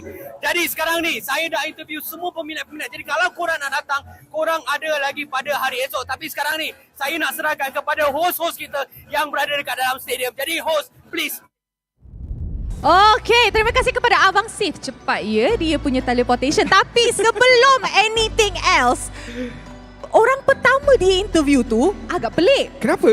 Dia pakai baju Homebois dari Hood tapi dia sokong Todak. Adakah dia dapat form lalang sejati daripada Puji? Saya backup dia. Dia sokong Todak tapi dia beli merch Homebois. So dia sokong dua-dua lah. Dia sokong dua-dua. Tapi boleh je cakap dua-dua. Tapi dia cakap satu je tadi. Ini kamera, ini momen aku sebut juga ni. Dia kena pilih satu juga nak tak nak sebab dah depan kamera. Kalau dia cakap saya lalang, orang tahu. Orang tahu. Benda ni rahsia. Jangan jujur sangat. Okay. Dah ready ke next game? Yes, dah ready. Alright, ready? Go. Alright, and with that, let's throw it back to the casters to start our third game. So, casters, take it away. Thank you so much, Rose, Adine, Pojin, as well as Anka Chicanook. It's always a good time at the open house, but now it's back to business between Homebois and Todak, who recently equalized the score in this best of 5. But for game number 3, adaptation is going to be extremely key. And with the momentum to hit match point, that might be that last bit of energy they need to get over that final hurdle. Speaking of match point, I'm using all of my phones to open up MPL Malaysia right now, just so that we hit our PCU, because, oh my goodness, man, like the games have been, dude, like, I have no words, but yeah, you were talking about adaptations, right? I would kind of say that. Oh, you really do have all your phones out. Oh my goodness. I'm not kidding. Like, if I bought my tablet, I would have used it as well, because, dude, anything for MPL, right? Anything for MPL. Yo, Moonton, if you're listening, I'm your boy. But either ways, adaptations. Thought they adapted where, number one, Chiku guys got his claw, which is like super, like, you just can't catch the guy. I mean, like, you can kind of, because it is Chiku guys. He tends to do those kind of mistakes. He but, tends to let you catch him. I don't know, man. I kind of feel like both teams, they will adjust, but is it like adjusting towards the opponents, or just because I kind of feel like we're going to bring a certain kind of gameplay? Because I kind of feel like they're rivals, right? And I'm not talking about the jungler, by the way. They're rivals, so they specifically have 5 different drafts for this game. And they're just picking up, like, from the box, like, okay, let's pull out strategy, charge with bull, with bird.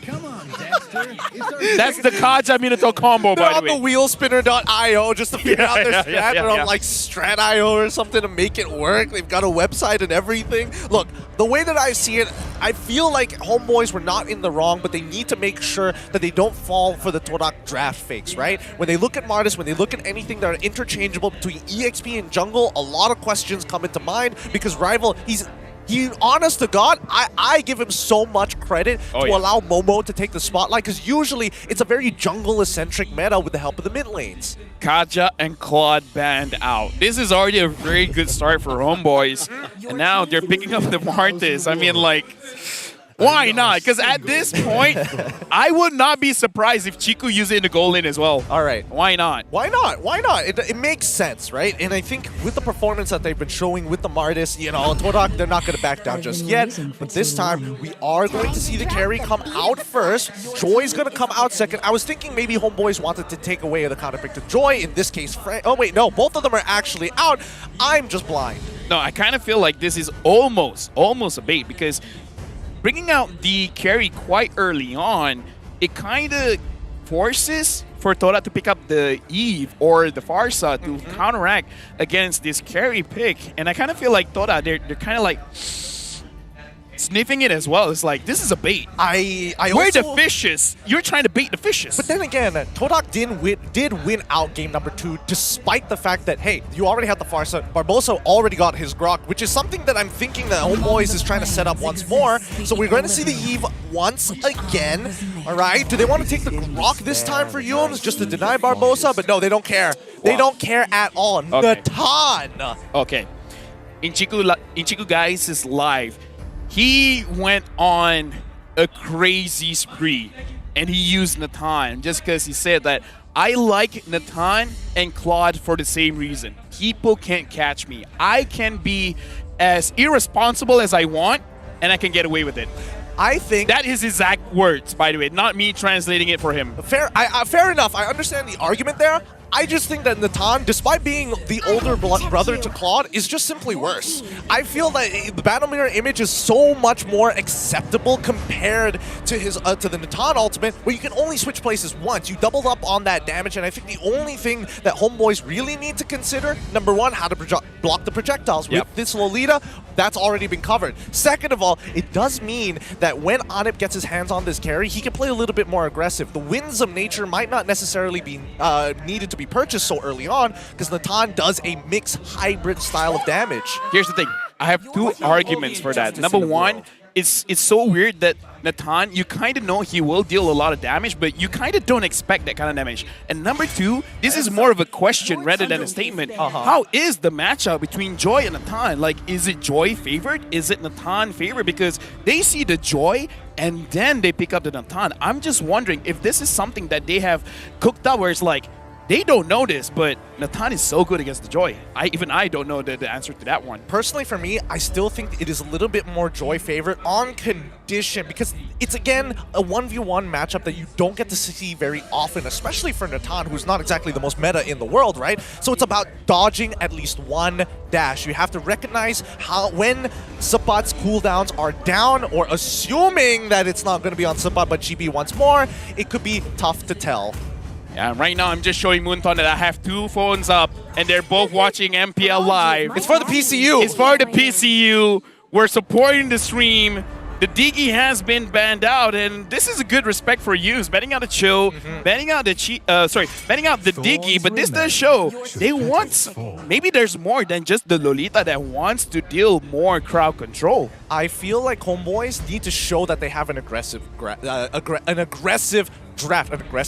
here. Oof, I'm thinking of old Nickelback memes. Anyways, Todak, I think this could be a position where they change. Stop. That's gonna trigger something in me. I'm gonna laugh too hard and my guts might actually fall out of my mouth. But Todak, wait, what? Look, that's I a little don't bit need to too graphic. I don't need to explain. I have a condition. Anyways, Natan could be thrown into the jungle, and I think honestly, Natan in the jungle doesn't feel too bad because at least you can accelerate your farm and get that level lead, which Natan very much needs. He needs items, he needs EXP to scale as quickly as possible into this game. But if Homeboys show a very passive draft, I think that's where Todak can actually abuse the fact. Okay, so I kind of feel like Natan jungle is definitely on the table, especially for Todak. But for you to do that, you need to accomplish one thing. You need to win the mid lane, because the moment your mid lane loses, you're going to get invaded on, especially with the Fredrin here. Again, it's all up in the air. GB has showed that he can play the Joy. Sepa has showed he can play the Joy. So right now,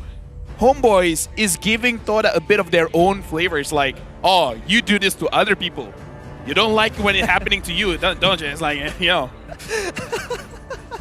Have a taste of your own medicine. Have a taste of your own medicine. It's called medicine. It's poetic justice if they win this game and bring it to match point for Homeboys. That's all I can say. That's all I can say. But Todak smartly enough take the Grok for themselves. They recognize that at the end of the day, carry is a very short-ranged hero, and if you get a good wild charge, that could change the game. But Hellcurt once again for Rival. They see that Homeboys aren't going to continuously start pushing into the side lanes from the side lanes into the jungle, because they can't just force priority. We don't see the Beatrix, and Joy half the time is going to get into an altercation with Martis.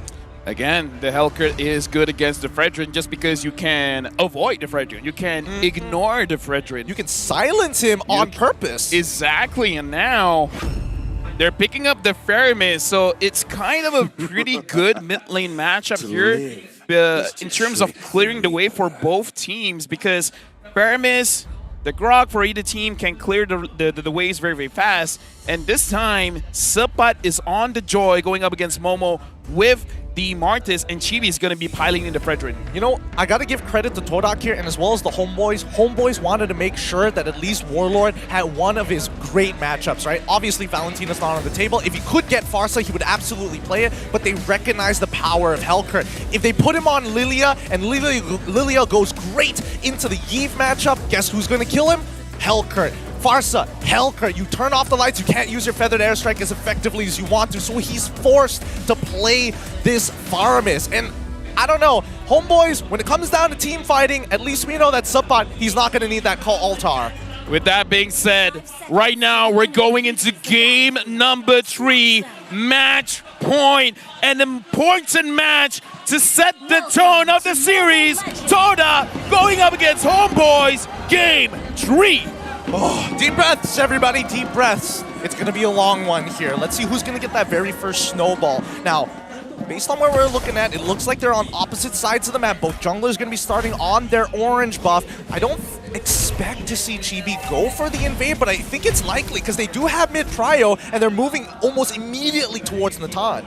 Yeah, right now I feel like they're scouting it out because they're wondering, where is Rival? And I kind of feel like this is just the way that Homebois play. They just want to know where Rival is starting, and at least now they know it's ending in the purple. So if Chibi wants, he can invade the lower part of the map to steal away a camp.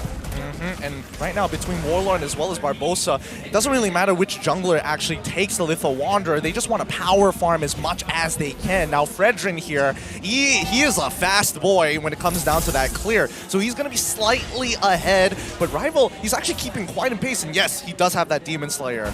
Yeah, and right now, here's the thing, because the thing about Chibi is that he's very clever, but now, look at this. Homebois, they're ensuring maximum efficiency in the jungle because even Anip is securing this jungle creep, making it so that if they want to steal it away, they can't. So Wet is small, but Homebois has a very clear advantage at taking away the jungle creeps. And I think it's important to recognize that it's not going into the junglers anymore. They recognize that they have one sole purpose. In this case, for Rival, he's looking for his main target in Anip and maybe Warlord if he's out of position and hasn't used his Call Altar yet. Remember, there is a bit of a charge up time on that Call Altar, and if he can catch him in between it, it instantly cancels the ability and you're forced to channel it again. Looking at this, Rival, he doesn't even want to contest the turtle, really. He's getting the orange buff for himself. Chibi right now is on the turtle, kind of recognizing there's no point fighting against Chibi. It's just give it away to him. Like, don't fight him. Rival tries to run away, gets stunned. How did that even happen? Warlord first blood. They were blinded. Look, Dark Knight Falls gets more and more powerful the more points you add into it. And at level 4, you still have a good amount of vision of your proximity, and especially when you're that close, you can visibly still see Rival. So well played to Barbosa, but he does use his flicker in that process. Now, the question is how Homebois actually takes advantage of the fact that Rival died there, right? Did they get any objectives? No. Were they able to steal any of the camps? No, not just yet. This is where we do see the punish, because now Homebois, especially with Chibi, has more tempo. He's going to walk in and start stealing camps. Yeah, but I kind of feel like there's going to be pressure from the fans because this is twice that Rival used the Hellcurt and for now has not gotten any kills, even from the previous game. So we do have to see the development of this game. If Rival can speed up the process and get something for himself, Chibi finds Moon. Barbosa in the side gets a stun onto 2, and 2 kills goes to Warlord. Look, I saw the sub-emblems. I was wondering why Chikuin as well as Yums went 2 points into movement speed, 1 point into health. That's a little odd. I think the movement speed would have helped them there, but now they're turning it around. And Chiku, guys, he should be okay. I say should. I could be wrong. But Homebois, they're playing very disciplined. Here's the thing, kills don't matter in the early stages of the game, but getting this turret below 5 minutes does matter quite a lot because, again, the early stages of the game, even if you do die, you're going to respond very, very quickly. So trading for objectives is the optimum play. It is. And if we look at both sides, if you're in the minds of both Todak and as well as Homebois, you can recognize that Homebois, my goodness, the words today. The EXP lane is their strong lane. Homebois have one side of the map that they can basically always have priority of. So it's all about catching Todak off that timing to make their way up that top side so that they can hit hard onto the Natan, who's super weak in the early game. Yeah, and speaking of which, right now, Homebois, they're accelerating their lead still, starting the turtle. And again, Rival doesn't look like he is going to contest this. In fact, where is Rival? Well, you know, Rival, he's chilling topside. He's walking with his Yve. He wants an opportunity to jump on this carry sometime this game, but they recognize that they can't really do too much. Chibi is a level ahead of Rival, so they're not going to waste their time running over towards these neutral objectives until Rival at least is the same level as Chibi. I was being slightly toxic there because I legit could not see where Rival is. I'm like, did he use the Dark Knight Falls on my eyes? And he was on Moon was on top of him. Yeah, they were not like that, but like Moon was on top of him, so I could not see. Now Yums has to use his wild charge to get himself out of that situation. Now Homebois, not only with a 3k goal lead, but with a 3-kill lead as well. Yep, and now with Subbat having so much control and a lot of the resources and members of Todak on that top side here, he gets to walk around and find where Rival is. And with this information, Homebois can actually press their lead, pull back, and start moving down to the bot side, knowing that the camps are going to be spawning there soon. Sabat dealing quite a lot of damage onto Momo now, and Momo doesn't have the advantage he had on the previous game of having 2 kills in the early stage of the game. Right now, having 0 kills for Todak. Everyone is not getting their footing just yet. It kind of does... I kind of feel like this is on Humes now, where he has to set something up for Rival, so... I mean, I don't know, what do you think? I think it's... Yes, that is supposed to be the correct idea, but it's not easy because who's a priority target, right? Like, who are you looking to actually catch? Are you able to catch Chibi? I don't think Chiku Guys has enough damage to cut him down. Are they looking for potentially Warlord? He has called ult. Oh! Boom! On to 2. Numinum Blast. Barbosa, you deserve that kill. Get it, good boy. And now Homebois almost 4K goal lead. 4 kills. Humes moves through, taking quite a lot of damage. That was a beautiful Numinum Blast. That was a great play. Like, it's one of those that you don't anticipate. It's just far enough where you don't feel the slow, but when the impact hits, it's too late to flicker out. That is brilliant. I'm bringing that in my ranked games. I don't care. You're memorizing the spot. You're it down. Yeah, it's like, don't let them feel the slow so they don't see it coming. Chibi secures all 3 turtles for this game. Previous game, he's getting all of it, man. And now, again, Homebois establishing quite the lead, taking it to Todak and be like, your jungle is ours. Move out of the way. That's why he is the Terminator. He controls these neutral objectives well. He knows that the side lanes are getting the pressure. He knows that they've got priority. All the conditions are being checked off. And Todak, they know they've got the late game, so they're just going to have to play this slow. So far, I feel like Rival hasn't been able to make any impact because Homebois are making sure that their defense is really tight. Right now, the impact should be on Chiku Guys. The question is, what is he waiting for? How many items are we looking at? 2, 3, 4? He's got Feather of Heaven and he's also got the Golden Staff. I'm pretty sure he's got 1 extra item that I didn't notice earlier, but we'll check in a little bit. Once he gets about 3 items, I would say 4 items is where it's the safest, where you can actually spec into Winds of Nature. I think depending on whether he wants to go on a magic damage build, it could be Genius Wand. If not, he's probably going to spec into some more attack damage. I doubt that's going to be the case here, so Genius Wand is probably where it's going to be at. This is going to be a tall task, but I kind of feel like if any team could do it, it would be Todak, which is try to make sure that Barbosa, the shield is down, make sure that the Cult Altar has been used, and then Chiku could go ham, because I kind of feel like there's a lot of situations where Chiku Guys can get punished. I think that no matter what, it's about who he's targeting, right? I feel like if you target Sabat, he's got Vengeance. You don't want to waste your time with that as much as you can. Barbosa blocks the projectiles, but here's the thing. When you block the projectiles, especially, it's a weird interaction, right? Especially with the Guardian's Bulwark. His first skill gets blocked. His second skill gets blocked. His auto attacks work a little odd. Oh, Do they completely block? No. They go back and then forward. If they don't hit the front side of it, and technically if he's targeting a different person, they still come backwards. Why does that work? I don't know. It's just Mobile Legends. Interactions like this happen all the time. If that's the case, I kind of feel like a Glowing Wand would be pretty good here. Oh, that's just so that they always get burned. And now the Lord has been started by Homebois, less than half HP. Momo is staring down the eyes of Chibi, and Humes is trying to run away, and Humes still survives. Barbosa gets Chiku, guys, but look at Rival, unable to steal the Lord. Momo gets on it, but the Lord still secured by Homebois. Sabat is looking at Todak, and he's like, I want the kills, and Humes unfortunately hit no one with his dash.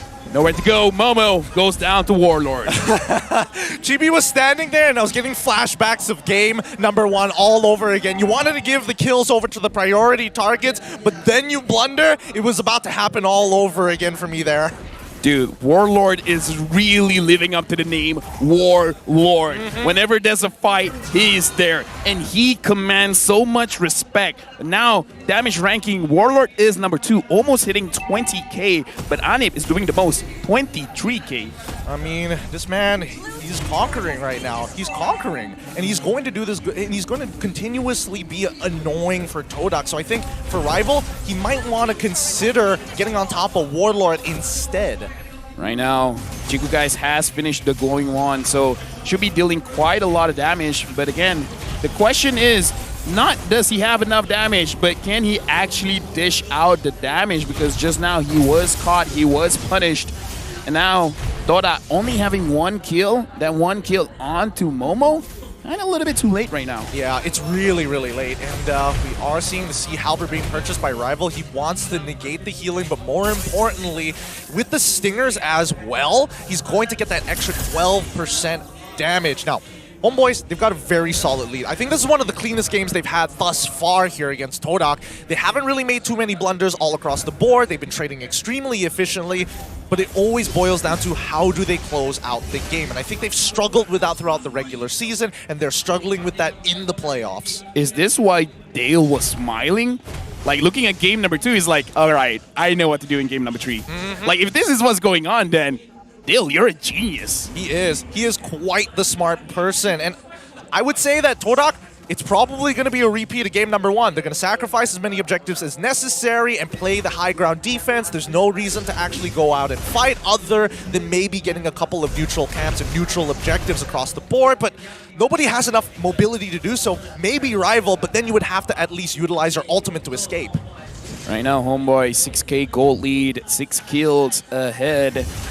I kind of feel like in their heart, they want to force this out. But in their head, they will chew them out. So they're like, okay, let's take it slow, wait for the Lord, get the Lord, and then end the game as cleanly as they can. And I kind of feel like they're also at the point, let Anip be the only one that dies.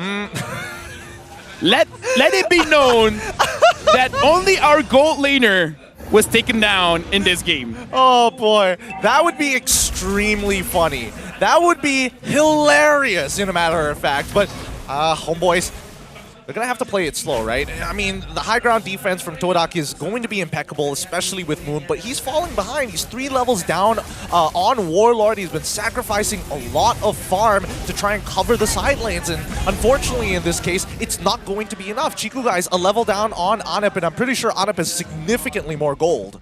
What world am I living in right now? Gideon Homebois has a very good chance to go to the grand finals. The team that always chokes in the playoffs now has a very, very, very good chance. Okay, you know what? I'm going to stop. I'm going to jinx it. I'm going to shut up right now. I'm going to shut up. I'm shaking for a reason, man, and it's not because of the game.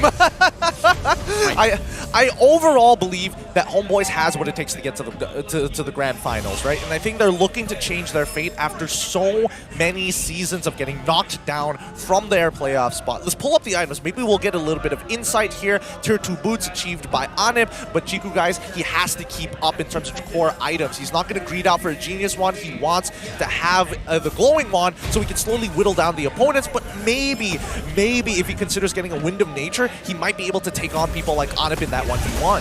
Anip has the Rose Gold Meteor, so he can take a little bit of damage. Lord charging down bot, able to get that inhibitor right now. Homebois is trying to get the mid inhibitor. Anip is tanking the damage. He doesn't care at this point. It's too much, but right now Rival goes ahead. Anip saved. Yums tries to run away. Sapat deals the damage onto Rival. Rival right now is 0-2-0. 2 games now using Helkert. Not really doing well. Yep, great Winds of Nature coming in from Anip. He switches it out instantly for a Sea Halberd. He knows Chiku guys is using that Feather of Heaven, so he has a bit of sustain. Now, this could be, oh no, TB goes in, gets 2, Moon gets taken down. Yums taking free damage from Anip right now. There is no minions, Homebois. They gotta be careful. Yums! What? His immortality has been triggered. Warlord wanted that kill. He has to be careful. Momo trying to clear the waves. Anip gets the top inhibitor. Right now the minions are in. Sapat tries to push him away. You gotta end this game right now or get the kills. Make your decision. Homebois, match point 2-1. The Flame Boys are shouting with joy. A clean game coming out from the Homebois, making sure that they correct their mistakes and clean up their weakest aspects of their gameplay. Todak, they gotta rethink their draft. This Helkert is not working out. Dude, I mean, like, high chance, 5 games, and looking at the situation right now, whenever Homebois wins, it's overwhelming. Todak, they gotta show respect right now because they're one game away from losing the series to going to the lower bracket finals to fight for their life against SMG. And let's keep in mind, that's a best of 5 as well. When we're talking about stamina, it really starts to affect the mentals of the players. More times to go on autopilot, more times to not consider the consequences. Oh boy. There's so many people here at Stadium Juara. You can hear the fans. Honestly, it's a bit of a struggle to even hear myself sometimes when some of these plays are happening. Same. I can't hear you as well. I feel like I'm going deaf slowly, but I don't mind it. Here at the playoffs here, and especially with Homebois, one game away from changing their fate. Dude, here's the thing, right? Even in the Facebook groups, right? Everyone's been talking about these two teams. All their teams, they're strong as well, but the fan base for both of these, like, a lot is on the line. Number 1, grand finals. Number 2, you don't want to fight against SMG. And number 3, the winner has the right, the taunting rights. Ooh, the taunting rights. We're not just the one. Not just the players, man. The fans. Oh. For one night, for an entire 24 hours-ish, the Facebook group, only one team, only one fan base can dominate. Oh. They can say whatever they want and no one can say anything about it. It's too true. It's too true. I cannot deny that fact, but this has been one of the faster games here at the playoffs. We're averaging like 18 to 21 minutes per game. This is the closest we've seen to a short game so far throughout the entire playoffs. Even in best of 3s, games don't end this shortly. You want to know how loud the crowd was? How loud? You know how I'm playing the live on my phone? Uh-huh. I forgot to turn the volume down. The volume was up and we could not hear it. Imagine that. And imagine this kill score 1-9. This Natan pick not working out well as well, but we gotta say, every single lane, it was losing. Yep, every single lane was struggling, and especially for Moon, he was not able to actually control priority over the mid lane despite having Yums. They lost their mid turret so quickly. The mid tier 1 is such a pivotal, important objective on the map. Look at that. Anip was able to dish out damage, but Warlord, oh my goodness. No, look at the damage to towers. It's not even close. It's not zero. Zero damage to the towers. That's how much Todak lost every single lane. The gold lane, the mid lane, EXP, the jungle. The worst part about it all is that Chiku was not even able to get like a random auto attack on this turret. His auto attacks go forward and bounce backwards. And sometimes if you're lucky, you know, you get to get a bit of gold plating at the same time. He didn't touch it. He didn't get remotely close. Excuse me, but is this even, like, can we even show this on the internet? Is this appropriate for YouTube? Look, the last time I saw live murder happen here on MPL MY, the cameraman, he's nice enough to move away. He doesn't show that kind of blind robbery. And now we got to look at the MVP of the game is going over to Barbosa, and he deserves it, man. Like, even if it's just that Numinum Blast. Magnifique. No, that's Munafik. Magnifique. Yeah. I'm on the same page. I'm on the same page here. Barbosa played one hell of a game, right? Because no matter where Rival was, you expected Barbosa to be sticking on him as if he was playing glue. But since he's on that Lolita, he's Numenon blasts. He makes sure that he saves his flicker to ensure that he lands it on the correct targets. And each time, he has caught out Rival. He has caught out Moon. Somehow, he caught out Yums on a Grok. Dude, right now we're going into the highlights brought to us by Gardner, man. And you know how I talked about winning the game means bragging rights? I'm already looking at the comments. They're already starting, man. Look, it's going to start. It's going to be a continuous battle. The fan base will not keep quiet about their favorite teams. They're almost fanatical.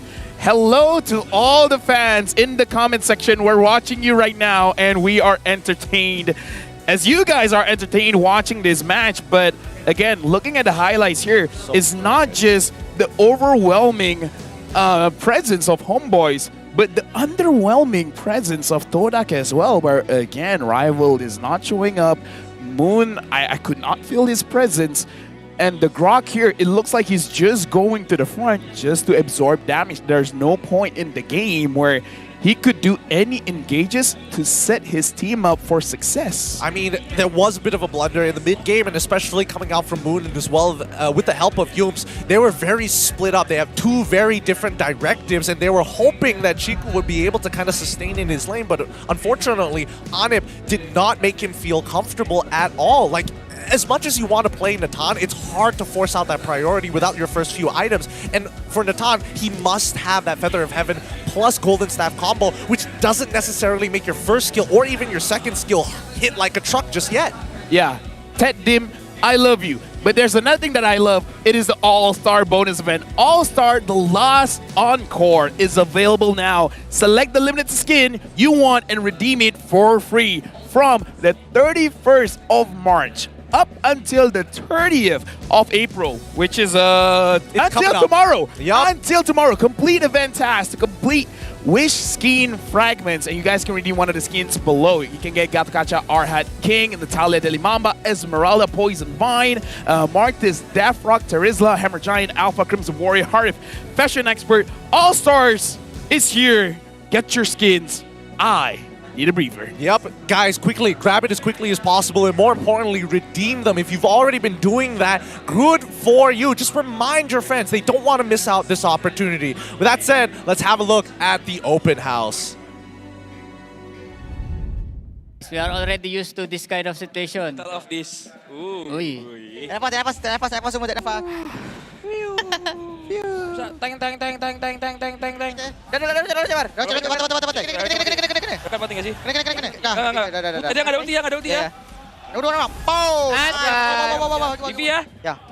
Nice, bagus. Aman. Aku udah pulih ulti.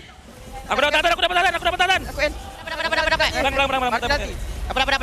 Kejar belakang seorang. Martis. Hati, fokus guys. Aku balik. Retri, dash retri. Oke, ini. Oke, nice. Lock 12 tau. Aceh. Nice. Tolak bawah. Ada minum besar. Tahu. Aku confirm. Tower. Nice. One more. Santai ya. Bion. And once again, selamat kembali kepada di MPL Open House. Anda masih lagi bersama dengan saya, Rose, Adin, Esmeralda, Leslie, Poji, and of course, Uncle Chikanuk. Okay. Apa nak bash saya ke macam mana sekarang ni? Saya sebenarnya memang dah boleh nampak daripada awal Homebois punya semangat tu lain macam. Ya, saya pun. Memang boleh nampak dah. Dah sign form eh? Saya dah sign dah minta tadi share. Dah Adin. dah submit. Dah hantar dah. Woi, uncle. Kat mana uncle? Ya, panas. Woi. Tapi bukan tu je yang panas. Tahu tak? Tadi kita cakap pasal kita punya viewership kan? Kita tadi dah beat last season punya semalam punya PCU. Ya, lepas tu kita dah beat last season 9 punya PCU. Betul. Do you guys know that tadi kita dah beat 200? Kita punya views ialah 242,000. Wow. Panggil region lain tadi. Saya rasa yang selebih yang sikit tadi tu memang daripada Cambodia lah. Memang mantap. Saya should call the Filipinos. Mungkin lah lepas ni. Panggil Terus, panggil. Seru sikit. Okay. Guys, sa inyong lahat na nanonood ng MPL Malaysia, huwag nyo kalimutan, subaybayan tayo at suportahan na natitirang mga teams dito sa atin. Guys, 251,000, I think that's achievable in the next game. Sangat-sangat achievable. Kalau hari ni bukanlah hari Grand Finals, kita dah boleh pecah PCU last season kita. Apatah lagi hari Apa lagi esok? Hari ni pun tak habis lagi. Ya, betul. Lepas ni, siapa yang tewas akan berjumpa dengan SMG. Mungkin boleh naik lagi numbers tu. And game ni pun belum habis lagi guys. Belum habis lagi. Sebab, for Homebois, it's already their last game. Betul. But, for Todak, it's their best of one. I tak nak pakai ayat ada immortality semua tu. Sebab apa tahu? Sebab dua-dua pasukan nak pergi ke Grand Final. Yes. Betul. Jalan yang singkat, jalan yang lagi cepat, siapa tak nak? Balik betul kampung pun kita nak lalu jalan yang dekat tau. Kalau ni mati, memang ada immortality pun. Memang ada immortality. Tapi jatuh ke lower bracket nanti main kat pukul 7. Tapi sebab sekarang orang nak, bukan sekadar orang kata Grand Final, orang nak champion. Sebab slot tu cuma satu saja. Itulah tu. So it's like sengit. I tak nak jadi coach dah sekarang ni. Memang intense sekarang. Stress. tu yang kita kat sini. Kita relax chill lah. Buat-buat aja. Tapi okay, I tak tahu lah, ramai dah predict game ni memang akan sengit ataupun one way ke, but mungkin Uncle, what do you think? Memang ni dah Uncle bangun pagi-pagi tengok jadual ni, ini game ni memang confirm sengit, memang takkan ada one way traffic ni. Okay, Uncle rasa kejap lagi memang Todak akan bounce back. Okay. Dan Uncle yakin yang playoff season 11 ni pecah rekod lah. Semua game memang main sampai habis. Kan? Apa salahnya? Apa salahnya? Caster pun semua okey. Caster pun masih bertenaga yang dengar tu. Tengok caster semua tengah Diorang happy. tengah bersemangat tu.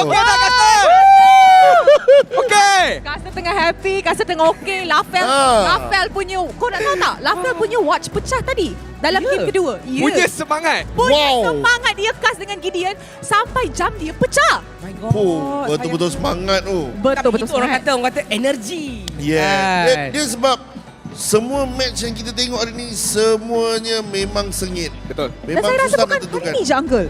Dari hari pertama playoffs kita, memang macam tu. Sebab banyak on the line kan guys. Not just macam Puji cakap nak dapatkan title champion and wakil Malaysia for MSC. Not only that, sebab dua pasukan ni, Todak dan juga Homebois ni banyak rivalry tau. Daripada pemain diorang, even fans pun nak buktikan siapa lagi fans yang lagi hangat, betul, intense yang bagikan sokongan. So inilah saya dah katakan, kita decide once and for all who is the better team untuk hari Betul.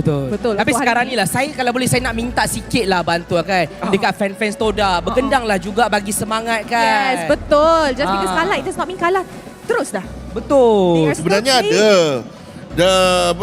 Dalam masa yang sama tim Todak lawan dengan tim Homebois, fans pun bergaduh kat tu. Diorang cheer, diorang sorak untuk pasukan masing-masing.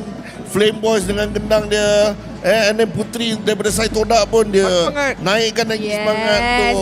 Fans Todak memang seronok. Kita semangat player-player kita. And with that, you guys ready? Ready. Alright. Okay guys, so mari let's throw it back to the casters to start our fourth game. Casters, mana suaranya? Woo! Our voices are here. Thank you so much to Poji, Uncle Chicken Off for giving their inputs during the open house with our hosts, Adine, and as well as Rose. We love the open house segment. Hopefully we get to keep this throughout the season and even for the following season. But with 30 seconds left on the clock, LaFell, come on. You feeling the Homeboys vibe? You feeling the Todak bounce back to equalize again? Here's the thing. What other chances that this is the final game? I mean, come on. We got to go all 5 games. Yeah. And speaking of which, right, Gideon, we have so much viewers right now. I just want to give a quick shout out because I feel like Indonesia is watching. Philippines is watching. Shout out to Mirko from Indonesia. And shout out to public enemy number 1, Wolf. No. Wolf? Don't tell me. You're watching this game. Do not jinx it. Don't say nothing, Wolf. We know where you live. Kinda. Sort of. We have a approximate idea of the area. We know that you're on one of the islands in the archipelago. One of them. We're coming to M5. Yeah. Don't mess it up here. MSC as well. Just to let you guys know. We'll see him out earlier, but I'm nervous. With Wolf watching, I don't know where he's leaning more towards. Is he leaning more towards Todak? If he's leaning more towards Homeboys here? He's leaning towards Homeboys because they got Dale. That's true. Oh, you're right. You're right. Right. Filipinos stick with Filipinos. Filipinos stick with Filipinos. And now, like, here's the thing. Todak, they do have Filipinos as well, but they're not playing. Look, maybe... Fun fact, they're not even in Malaysia right now. That's, you know. Look, they still have Coach Behave. It's not on the stage. He's helping from behind the scenes. Look, I'm trying to justify He's helping out from the Philippines. Oh no. Wolf, what are you doing? Stop messing with the Oh my screen. God. Why did we shout out Wolf? This happens every single time. Oh my God, Wolf, I swear. There's a reason why he's public enemy number 1. He's just in with our UIs as well. Just mentioning his name is enough. I mean, like, for all the fans watching, if you guys are questioning why me and Gideon are calling him public enemy number 1, clip this. DJY, if you're watching, and if you're not even watching, clip this. I don't know how we can clip this if you're not watching, but like, send this message to Wolf. He's doing a little bit too much. He's doing too much here. He's already messing with our picks. He's messing with our UI. What's next, right? Hopefully he doesn't ruin our chances at MSC. But I'm curious to see now. Homeboys, obviously, I wouldn't have so much why. No, don't tell me. No, even Manjin is watching. Manjin is Yo, watching. what's up, Manjin? Shout outs to all of our fans, and most importantly, to all the talents, especially from overseas, checking out the stream. Hopefully you're enjoying this matchup, because if you want interesting games, MPL MY has got just that. Okay, now going into the games, I gotta stop looking at the comments, man. Now the UI is back. Todak picking up the Joy, and now Homeboys picking up the Martis, as well as the carry, following it up, Beatrix and the Faramis. Is this going to be a game where Farsa is going to get picked? No, Eve. No, all right. Eve for sure, yeah. I think, you know, especially with Farsa, there's still a lot of counterplay that Todak can actually implement, especially with their draft. Eve is just a safer option, because both Kaja as well as Franco pretty much banned out forever for the rest of this draft until the end of the series. We move on into the second phase, and Homeboys recognize that Diggy is a potential problem. Walking in and out of these fights can be annoying. Yeah, and again, right now, Homeboys has been banning quite a lot of Diggy here, and so far it has been working out quite well, because every single time Homeboys engages, I kind of feel like having a Diggy could cancel out the engage, and I kind of feel like that's the thing, because looking at Todak, they've been prioritizing the Fire Mist as well. So I think like the entire story of this game is Homeboys knocks the door open, and Todak tries to close the door back. But for now, Homeboys has been forcing themselves in every single time. That's really interesting, because we were talking about opening and closing doors. Like, I really wanted this season to hit hard and hit our PCU targets, so I'm going to let you in on a bit of a secret here. Okay, I like secrets. I may have, like, similar to the Awesome Chair, I may have, well, delayed MPL PH on purpose, just to make sure that nobody else is watching it while our playoffs is going on right now. Shout out to Butters, man. Shout out to Butters. Shout out to Butters. Thank you for delaying MPL Philippines for us. We greatly appreciate it. Yep, it was totally Butters. All of his fault. I had nothing to do whatsoever. Hey, Butters, let me know your bank account later on. Dude, I mean, come on. Yeah, we know Manjin is here. Like, all of the Filipino casters, Indo casters. I only see Mirko. I don't know if Eterna is watching. I don't know if Johnny is watching. I'm sure they are at some point. If you guys aren't watching, you guys low-key kind of suck. But now, Homeboys, they have the Eve. They have the Grok. Again, they're gonna knock the door open, man. Yeah, I mean, Warlord has been performing really well this playoffs, and Barbosa, whenever he has Grok, he makes almost instantaneous impact. His Lolita was already looking good. His Grok is even better. So Todak, they need to figure out a disengagement tool. They might lean more towards Akai's side, because Lancelot has already been banned out, so they're not very elusive, but their team fights are generally pretty strong. We do see the Lilia show up, which is a very classic matchup against the Eve before the Artillery Mage meta was a thing, and we get the Akai as called. Actually, I kind of like Todak's draft right now. It looks good. Yeah, the Lilia will prevent what happened previously, which is losing the mid hard. That's number one. And number two, the range is enough to punish the carry.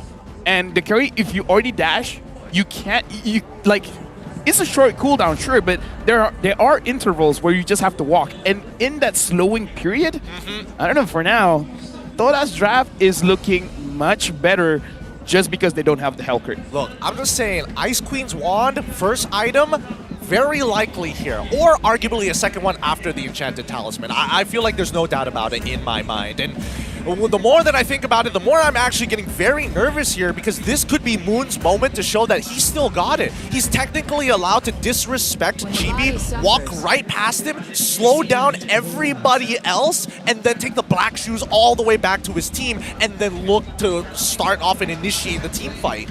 Okay, looking at draft right now, for both teams, this is like the uncraziest draft for both of them. Like, it's weird to really like explain the draft that way, but it's really mild. Yeah, it's okay. It's okay. It's like it's like before this they were adding extra shots of espresso in their coffee, and now it's just skimmed milk.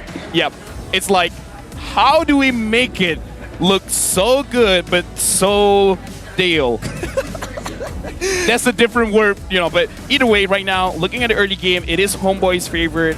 Late game, Todak favorite, but looking at the composition, Homeboys they're looking a lot better in kill pressure pickoff and push. Yeah, I would make an argument for the utility on both of these sides. I feel like Homebois, they have more options, but Todak, they have plenty of tools to play the traditional front to front. So this early game matters so much to the Homebois if they want to start breaking down the overall team fight composition that we're seeing from Todak. Todak on blue side, Homebois at match point on red side. I would be so surprised if the entire series ends now. Right now, looking at the situation, no one is going crazy just yet. It looks like both teams, they want to play as safe as they can. They need their first items. Both compositions are very dependent on their ultimates here, so we're expecting to see a lot of mirroring from Todak and Homebois, but for Chiku guys specifically, Todak needs to play for this side lane. They need to play for this Beatrix. She can force priority, but if she gets ahead, and more importantly,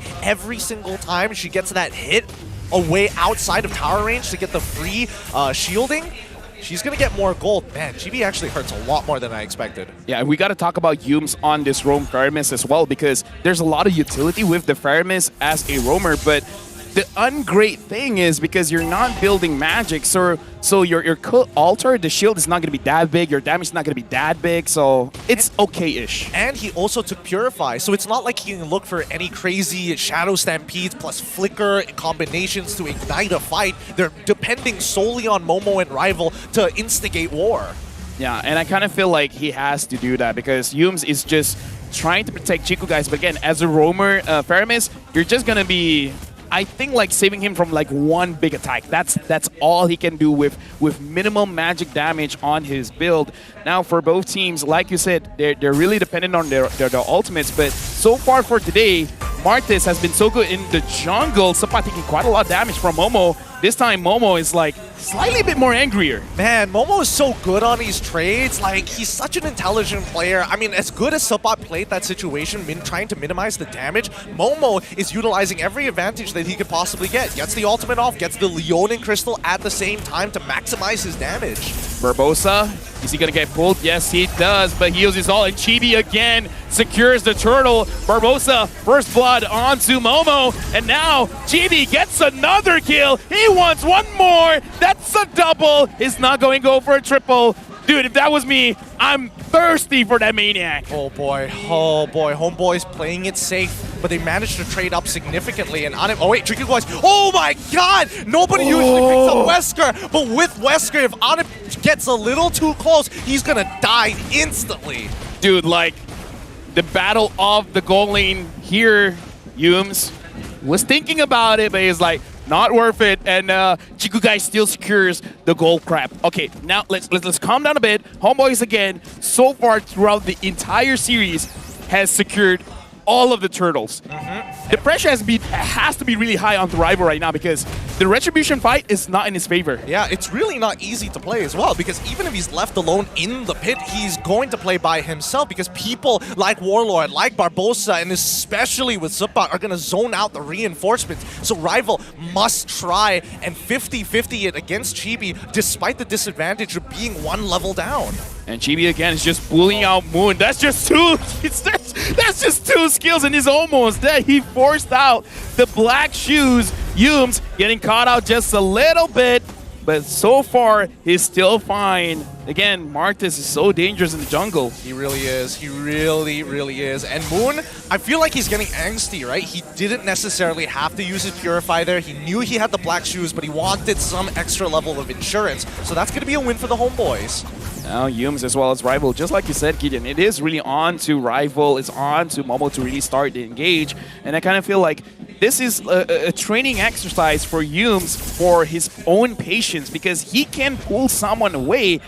And he's always considering, he's like, should I not? And the thing is, they just don't have the damage just yet. Yeah, and it really sucks that he has to use that Purify. There's just so much CC on Homebois' side. Oh. And right now, looking at the situation, Barbosa taking quite a bit of damage from Momo. And now Sapai goes in. Yums taking Just a little bit of damage. Right now, Rival is leashing the turtle. Momo is creating havoc. It's Chico, guys! Loses a 1v1 down bot. Here, Yums, killing spree for Chibi. And now the turtle is still up for grabs. Rival as well as Moon, they have to get away. Momo is still there. And now, Momo is dealing quite a little bit of damage. Warlord had to use his flicker. For now, Homebois, again, it looks like they're having quite a big lead here, Gideon. It's huge, and I love the fact that Homebois decided, you know what, we don't need the turtle right now.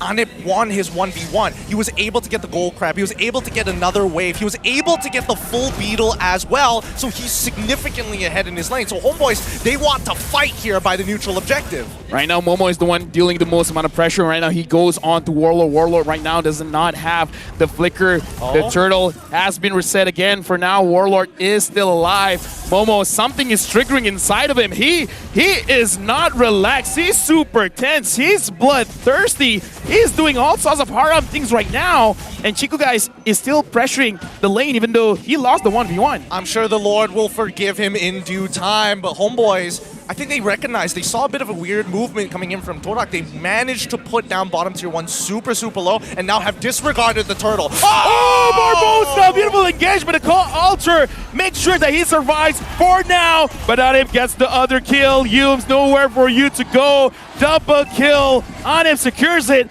Moon is here. Can he protect his own turret?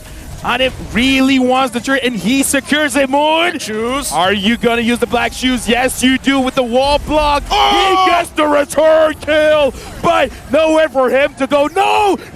Rival make sure that Moon still goes down to Warlord. He gets a kill onto Barbosa, but it's worth it for Homebois. Huge for the Homebois, as a matter of fact. Anip just got his golden staff. They wasted a lot of time down on that bot side, but they maintained their lead. Momo, he's just gonna get aggressive here. Does he have his ultimate? No, he does not have his ultimate, but in the meantime, I'm expecting Homebois to do a bit of a lane swap here.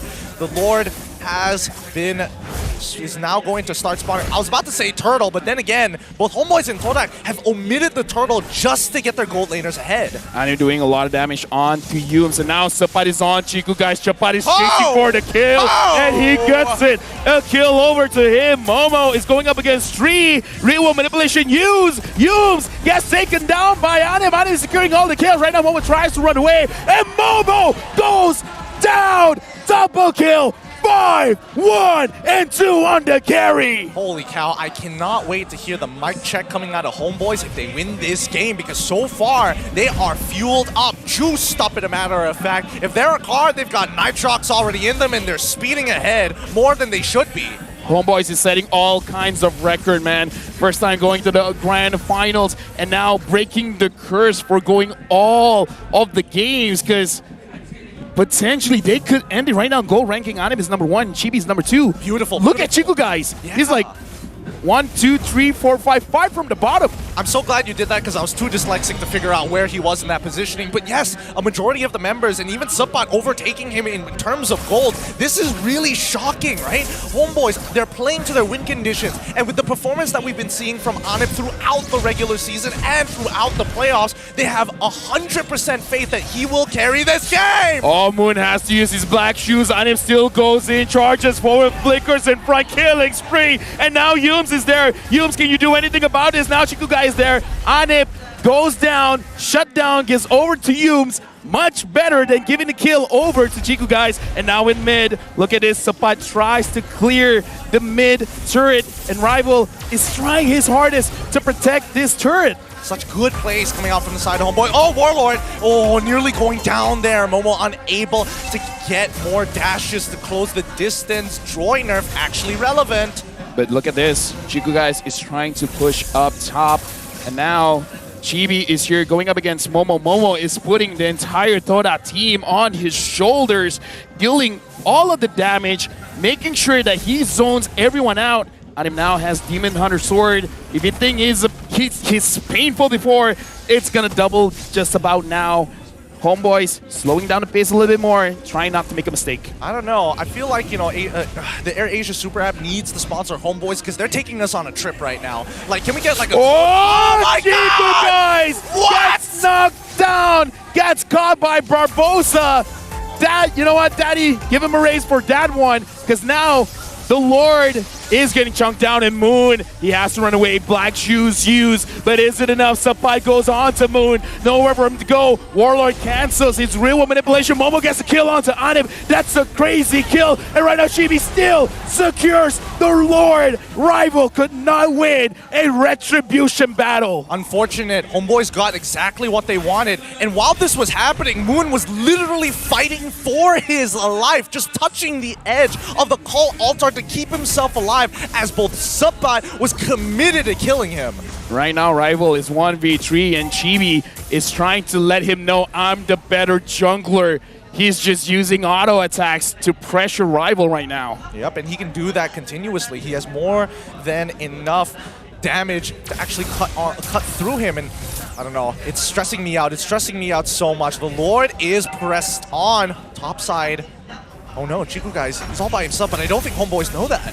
Yeah, right now, Chibi could just like 1v9 at this point. Momo going for Warlord, and Barbosa, while charges in, Momo still secures the kill and able to dash away. The seal has been used by Barbosa, but he doesn't have his ult anymore. I don't know how he's gonna engage, and looks like they're just trying to protect the Lord, but this is just an elemental Lord, so it's not really that worth it. Yeah, again, it's about that mid-tier 1, right? Homeboys, they're just gonna exploit the side. Oh, Yums. Right now, Yums enters from the side. Chibi gets pulled, but look at that. He does not take any damage. Momo tries to run away. Anib deals the damage, but he's still safe. Okay, so my judgment is still correct here. I didn't expect the fight to break out. The angle did not look good for Todak, but this might be it. They've got one hell of a flank here. They're just waiting for spells, like specifically for the second part of the Mortal Kombat. No, he misses! No. He misses! He misses, and he misses the ult as well. And now, Homeboys, they're home free. This is a good shot for them if they want to do anything about it. Momo tries to find Warlord, but sees on him, and he pitches out. What a mistake. I think Homeboys, they're just going to let it slide, right? They're going to let it slide. They're going to try to get Retribution out of Rival somehow. Did he use it there? No, it's still on cooldown. 2 seconds more until the next time he uses it. Oh, God. Oh, God. Dude, Anib is dealing too much damage onto Rival right now. Todak, their front lines are crying. You think it's sweat? No, it's not sweat. It's tears. It's just bloody tears, man. It's just bloody tears. So by finishing his Hunter Strike, now he's going to have more than enough penetration to actually threaten people like Moon as well as Chiku guys. Not like he already wasn't a threat to them to begin with, but now a little bit easier to finish them off. Right now, between both teams, Chibi engages in onto Moon. Moon taking a lot of damage. Black shoes used. Rival gets hit by the decimate by Chibi, but again, too much HP for it to be worth anything. And weirdly enough, looking at the gold, Todak has a small gold lead here. Very, very small. They're only ahead by 2 turrets at this current point of time. They got a tier 1 down bot side. They got tier 1 and 2 off the top side. And Homeboys, unfortunately, they are down a little bit in terms of objectives. So Todak have a lot of free space to actually retreat and fall back to. Homeboys now, they're thinking about the Lord. Rival is actually the one starting the leash.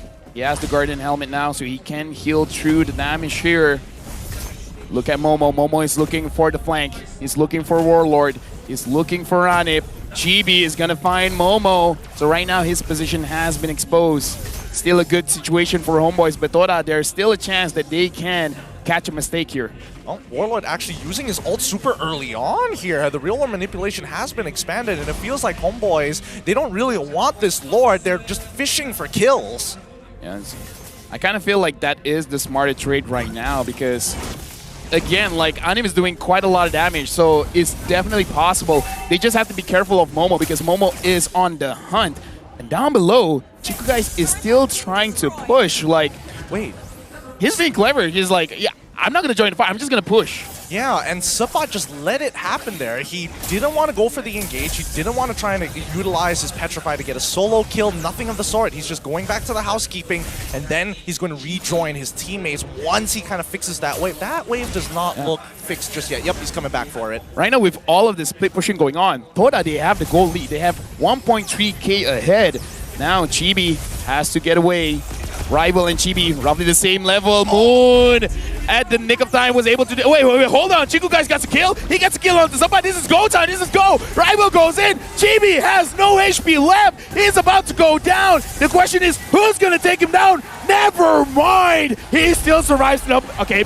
Damn it. Momo gets a kill. Killing spree. And now the ball's in Todak's hands. What did I just say? Talk about casting curse. Oh, he lives, instantly dies the Momo. Literally half a second later.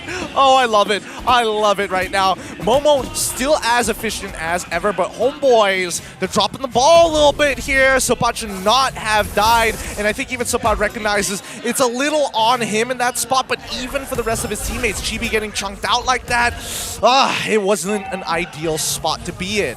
For all of those online analysts, this is definitely the game to analyze how Todak has been losing, but getting the goal lead, man.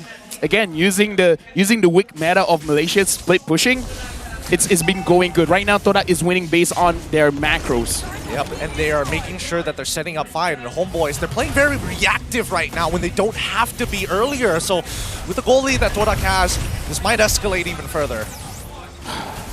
I kind of feel like part of it is my fault.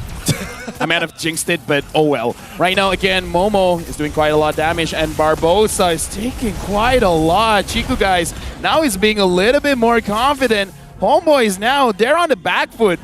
All of a sudden now, it's 4.6k goal lead for Todak, and looks like the curse is not done. There's a possibility we're going all 5 games here, Gideon. Yeah, there's a very good possibility of all 5 games. All the outer turrets are broken right now. Homebois are in a position where their carries deal damage, but their front lines might struggle a little bit. I think especially for Chibi, it should be fine, but Barbosa, on the other hand, he can't itemize for everybody. Moon is completely chunking him out right now, and the same goes for Chiku, guys. He's already achieved, I'm pretty sure he has a Malefic Roar by now, so again, it's not a fun time being a support. Here's the thing, Barbosa has not been able to initiate quite well, especially looking at Yums as well as Moon having to purify. But the thing is, Chiku, guys, is kind of like free reign. They got to make sure that they take down, because so far, even looking at the kill score, Homebois has the advantage in terms of fighting, right? Yeah. But all of a sudden, they're like, stop. I mean, that's the thing. Todak, they want to scale up. This is what we were talking about earlier. They needed their first couple of items. They're very ultimate dependent, and they want to play front to front. And I will call you out on this. Barbosa was doing absolutely fine. Like, Chiku is not 1 in 4 for no reason here. Barbosa has been catching him out with his Flicker Wild Charge, and I think that's as much as he wants to do, right? Who's he going to actually commit on? Rival? Yums? Momo, and I think even Moon is a little bit more cautious after the first few times, and he's been holding on to his Purify a little bit longer than he needs to. Todak wins this one, man. Like, I kind of feel like I need to find some kind of person to let go of this curse. Like, ever since I cast Mustafa, I'm like, you know what, I should have just stayed quiet. But either ways, right now, looking at the situation, a lot has to be looked at, because Homebois, they had a good lead, but then they stopped, and now the Lord has spawned again. 17 minutes, 52 seconds. Homebois, so far, Chibi has been winning the Retribution battle. He has to make sure that he wins that as well. But at the same time, Chiku, guys, was able to dodge the damage from Silpai, but not the damage from Warlord. Barbosa is here. Ultra used by Yums, and Rival pins down Warlord on a free damage on the backline, and now Warlord is stuck. Nowhere for him to go. Winter Truncheon, and Moon has to go back. Yums secures the kill, same as Momo. Momo gets kill on Warlord, and now Barbosa no HP left. Chibi's there. Chiku, guys, dashes forward, gets the kill. Double kill. Momo, what are you doing now? Chiku, guys, gets the kill. It's only Chibi. Almost a wipeout. Beautifully done by Todak. Just like fine wine, you just gotta let it cook for a little bit here. And I mean, the fermentation process took some time, but yep, it's basically over right now. Like, Todak, they're not even gonna go for the Lord. They know the death timers are long enough. They're gonna take the inhibitors, and GB, if he dies, they also get the Lord and basically set up for the end game. And now the crystal is exposed. That's gonna be GG, well played, because Todak equalized once again. How? How is it even possible? Why are we going all 5 games? What is going on with MPL Malaysia playoffs, man? Look, this has been one of the most intense playoffs we had in 11 seasons. By far, the most exciting one, going the distance for every game. Is it a best of 3? All 3 games. Is it a best of 5? All 5 games! You know what, Momo? You deserve your own OSIM chair. His shoulders, man. Oh, man. It must be so tight right now. I mean, they got plenty in the backstage. They're going to relax in a little bit. And I think, you know, this has been quite a phenomenal game. And I think the Homebois, they cracked under the pressure a little bit. They wanted to try and lock down Chiku guys, but Chiku outplayed the Electo final blow. He outplayed and got the Petrify for free, and the counter engage coming out from Todak was so telegraphed. Dude, like, that's not just Mobile Legends, man. That's chess. Shout out to Magic Chess. That was chess, because again, the macro play. How did Chiku push alone? It's like, how did he solo push, man? Dude, I don't know. I really don't know. What? His reaction time to the Electo final blow basically won him the entire team fight. Had he got caught by the Electo final blow as well as that Petrify, it was game over for him. There was nothing that he could really do about it. But the fact that they got such a powerful ultimate out of Subbot, a huge engagement tool, a huge peeling tool, more importantly, for people like Moon, that's when you see things escalate. The dominoes kept getting knocked on over. Moon gets to walk up and zone away on it for free. Black Shoes back into the rest of the team. Momo, your turn to shine to clean up the mess that I started. Gideon. Electo final blow. That's Electo there. Electo is like lightning, right? And lightning means like very, very fast. This is anime logic. How can you dodge lightning? Hey man, he's fast. He's got breathing techniques to make him faster than the speed of light. And tactically roll on out of there. I mean, Chiku knows how to push the extent of a marksman, and I think this is a beautiful game to express that. I love whenever there's a game where you go like, I don't know, 3-4-1. At one point, he was 0-4-0. Yeah. And he's doing a lot. He's doing so much. He got flickered on Wild Charge by Barbosa like so many times in the laning phase as well. From best of 5, now it's going to be a best of 1. SMG is watching this game, and even SMG is like, what's going on? What is happening right now? How is it that looking at this game, SMG is going to be the one with the advantage going into the final game of the day, the final match of the day? Exactly. 19 minutes of gameplay. What? 19 minutes of your opponents expressing themselves and exhausting themselves. They're going to run out of gas. They're going to have to play with just sheer heart in the upcoming best of 5. Dude, this game, like, all of the analysts watching, right? Like, just take this game, take your time analyzing every single minute of it, because I kind of feel like with the time that we have, it's not going to be enough, man. It really isn't, but we're going to try and summarize it as best we can here with the post-game. Oh my god! How does Momo have this much damage? Wait, what? This is illegal! He only engages into the backline. He only targets Anip and as well as Warlord. How the heck does he have 86,000? I can understand if he has at least 60,000. Moon was zoning out literally as many people as he can single-handedly half the time, and yet he has less damage than Momo. I don't understand how Homebois was dominating quite well, but only did 7,000 damage to the towers. How? I mean, Todak, this is why they were abusing the Beatrix. They were abusing Bennett. They were abusing Renner as much as they can. You saw how they were playing down into the laning phase, right? We both saw that. He was calling Yums over. He put him on the leash. It's just like, go and create some space for me so I can get some gold. I break this tower. I'm going to the other side of the map, and I'm going to break as many as I can.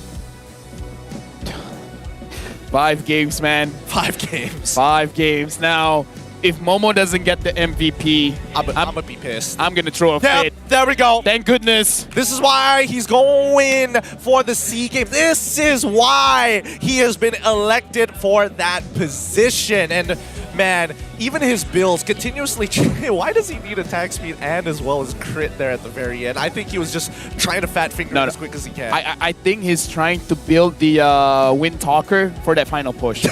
Just in case. Just in case some kind of miracle, Homebois responded earlier than expected, even though you see the timer there is like, I gotta push as quickly as I can. I gotta make this happen. I gotta make this I don't want to fight against SMG. I don't want to fight against SMG. The craziest part about all of this is how greedy greedy his build actually is. Let's go into the highlights and I can explain some more, right? He has the Dominance Ice, not because it gives him mana. He doesn't need mana. It's so that it slows down the auto attacks coming out from people like Anim, like Chibi, like Subbot, which is important because with Subbot, he needs the charge up to actually get the dash. And with Dominance Ice, it slows that down a little bit. More importantly, anti-heal. And then he goes for Blood Wings. And then he goes for Holy Crystal. He is greeding out on his build.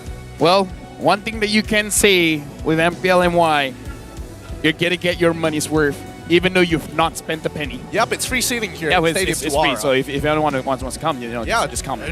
Honestly, just fly down. Why not? Just fly down. Yeah, and here's the thing, like, it's entertaining. You can at least say that for Malaysia. It's entertaining. That is true. That is true. You think that they're gonna lose, you go to a toilet break, you come back, and then they won. And then you just ask yourself, how? This is one of those games where you're going to look at all these illegal sports bettors and show them a fat middle finger and be like, you can't guess who's going to win this game. You are not profiting off of these games. You're going to be losing some money here at MPL MY. Oh my goodness. Take that. Take that. Yeah, Oh, what a game, what a game. It's fun, man. It's fun. This is fun. Now, the score is 2-2. We've got 11 minutes left on the clock, and the one thing that I am hoping for is that Todak whip out a Hanabi. With the Moonlight Ninja skin is now available. Join the Moonlit. Is this a foreshadowing that Moon will do well? Moonlit, wish draw, and stand a chance to get it. You can enjoy 50% discount of the first 10 draws. First daily draw as well. You get discounted all through. The draw event will last until the 8th of May. And here's a tip, right? All-Star promo diamonds can be used. So make sure you guys use it.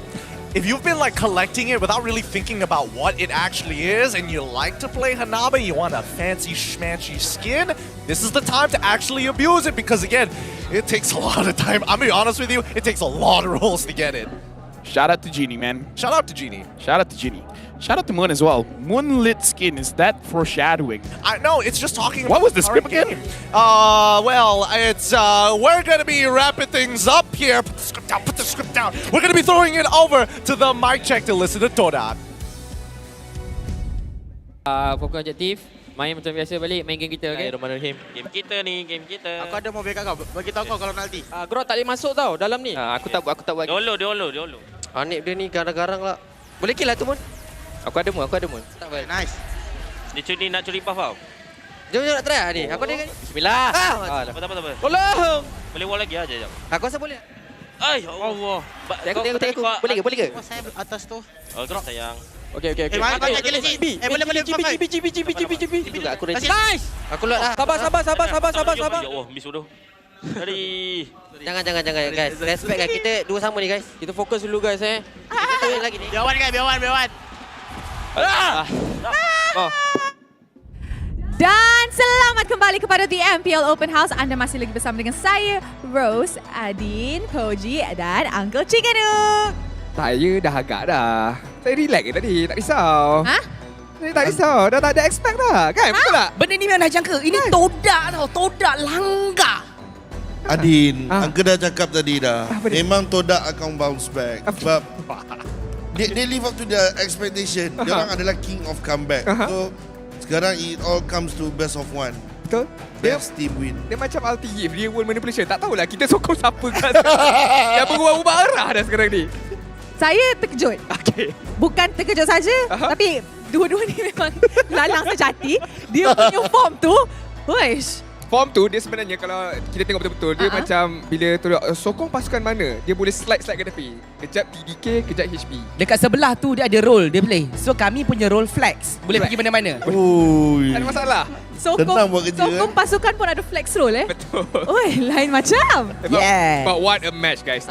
What a match. Dua-dua dan dah tiba masanya untuk kita nak tengok the final match nanti. But I mean kita selalu cakap kita dah boleh expect yang game ni akan hangat, game ini akan intense, but to this level of intense tu sejujurnya saya tak jangka langsung. I mean mestilah dua pasukan ni nak slot grand finals tu. Betul. Tapi kan Asal tak jadi je caster atau host setiap hari sini sampai grand final pun ada muka kita orang. Itu slot lain. Oh. Tak dapat nak wakil untuk SEA Games. Oh, tak. Tapi kan, I think diorang ada satu lagi diorang nak juga sebenarnya. Apa dia Bukan tu? setakat ke slot ke Grand Finals yang diorang nak. Bila dah capai kat Grand Finals, diorang kena dapat satu lagi benda. Confirm dapat ke tidak? Diorang kena dapatkan ini. Diorang kena dapatkan ini. MPL Champion punya medal. Ini yang diorang nak sebenarnya. Jangan tanya mana saya dapat benda ni. Jangan tanya. Jangan tanya. YTJT. Buat-buat tak tahu je lah. Bapak tak tahu. Barangkali sampel. Janganlah macam tu, kantoi lah. Dia kan caster, memang kena tolong tunjuk. Oh, apa tahu nak bagi orang kata hype lah. Pinjam je. Oh, pinjam. Kan, I dah kata jangan. Okay, tak apa, tapi apa-apa benda tu untuk orang kata itu adalah target sebenar kan.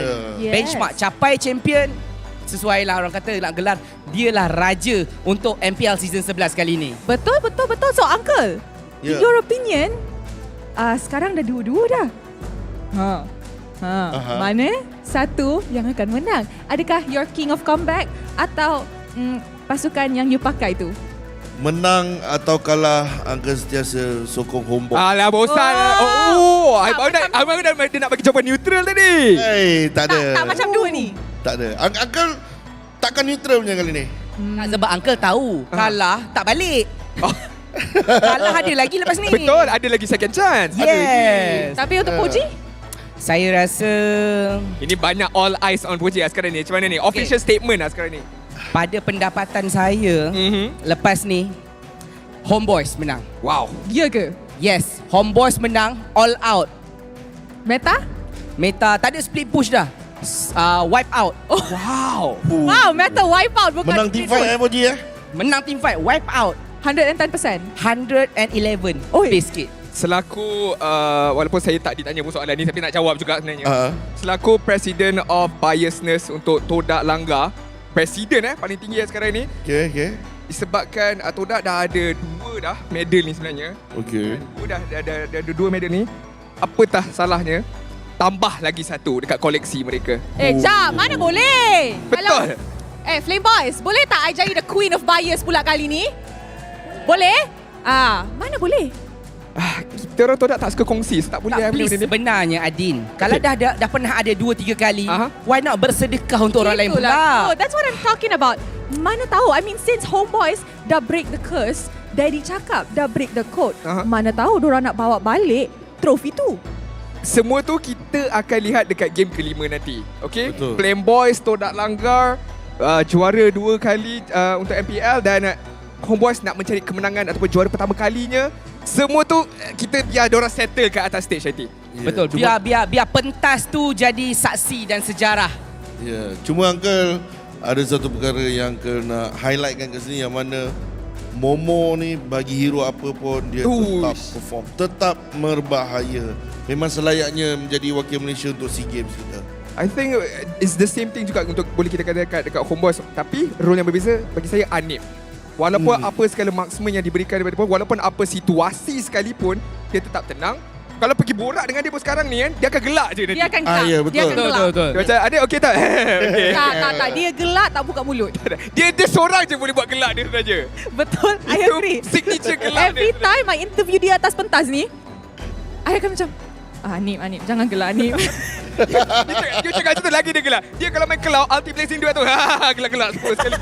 Memang seronok betul tengok dia main sebenarnya. Memang personality dia je. Dia jenis easy going, happy go lucky. Dia always positif lah kan, orang macam tu. Tak macam Poji kan?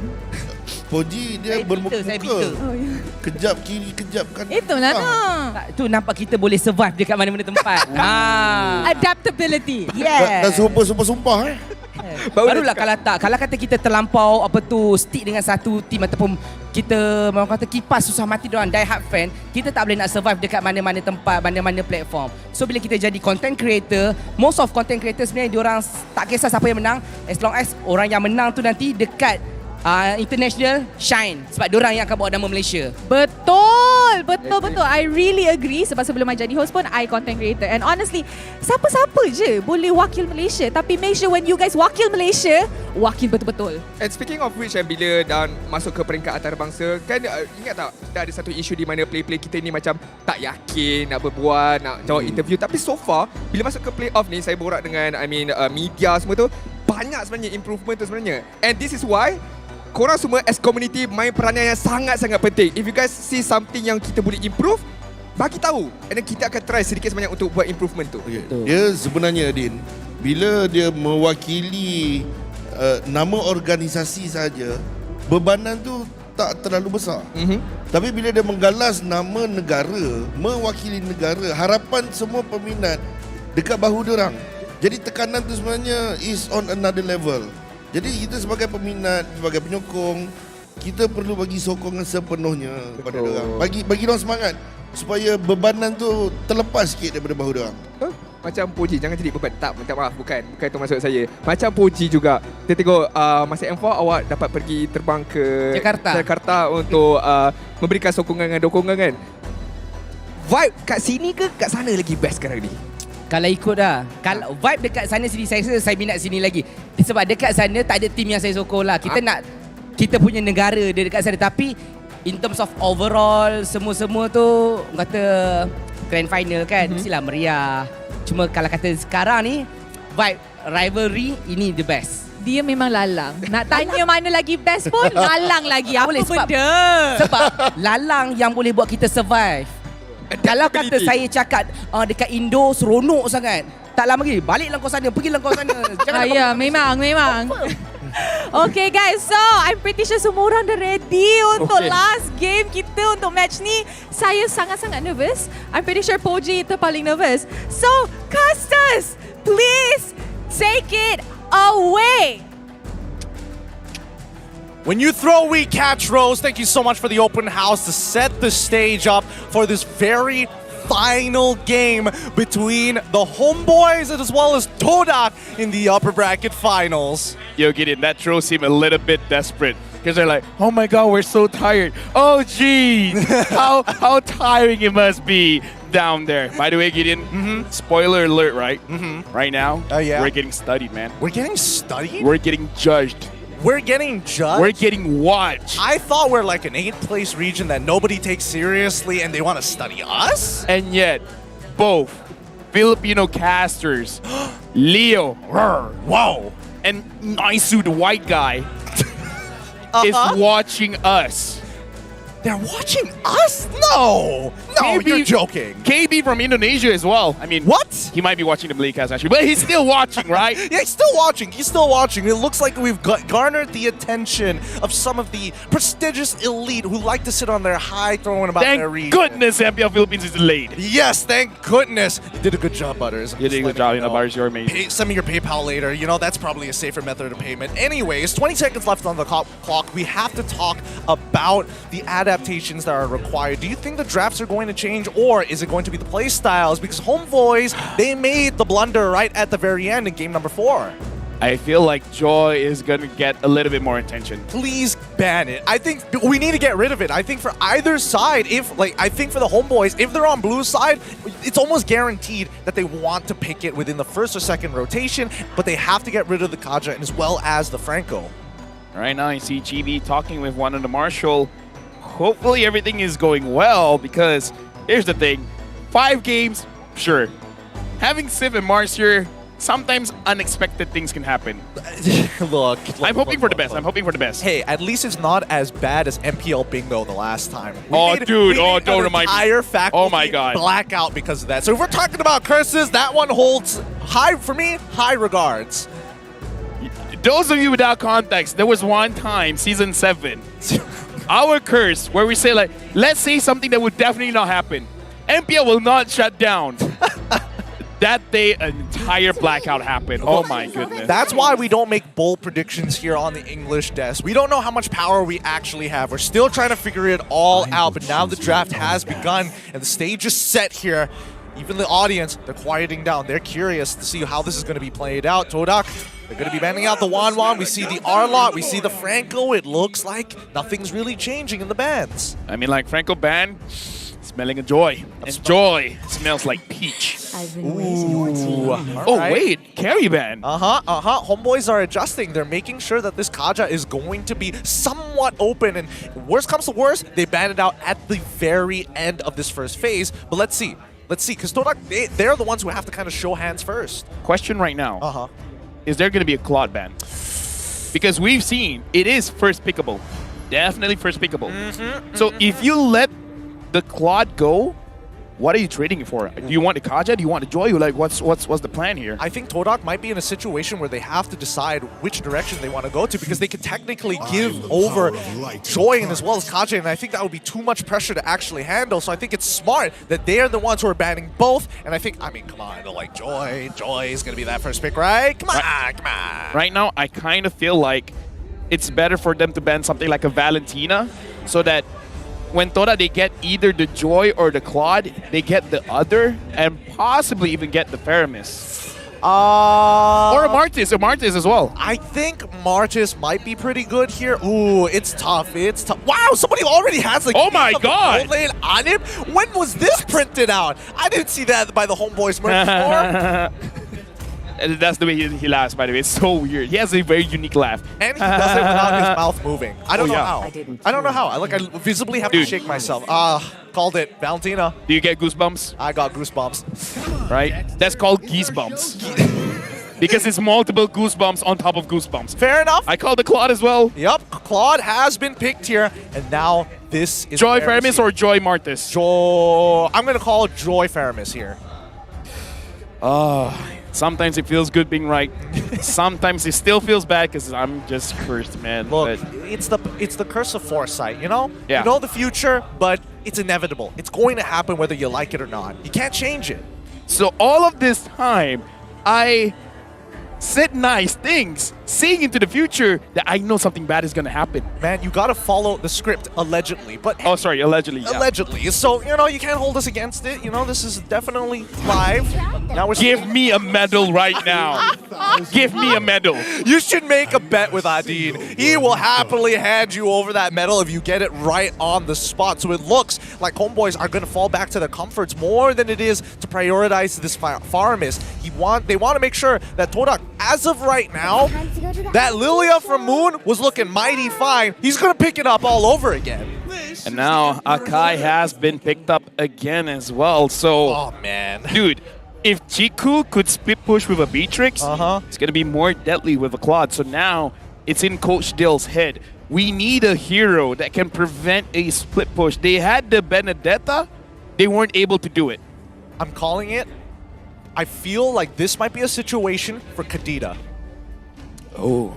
Think about it. Think about it. Because Todak is making the assumption that there's going to be an artillery mage coming out from the side of Warlord. I mean, to be fair, he's been performing well, but the other hero that he's been performing really good on was the Lilia. So Todak steal it away, expecting the Eve to come out for the side of Homeboys, but instead, Faramis comes out here. They're still prioritizing their overall team fight, but I would have liked to see that Kadita just so that Warlord could try to make that play to ensure that the backline isn't going to get zoned away from these fights.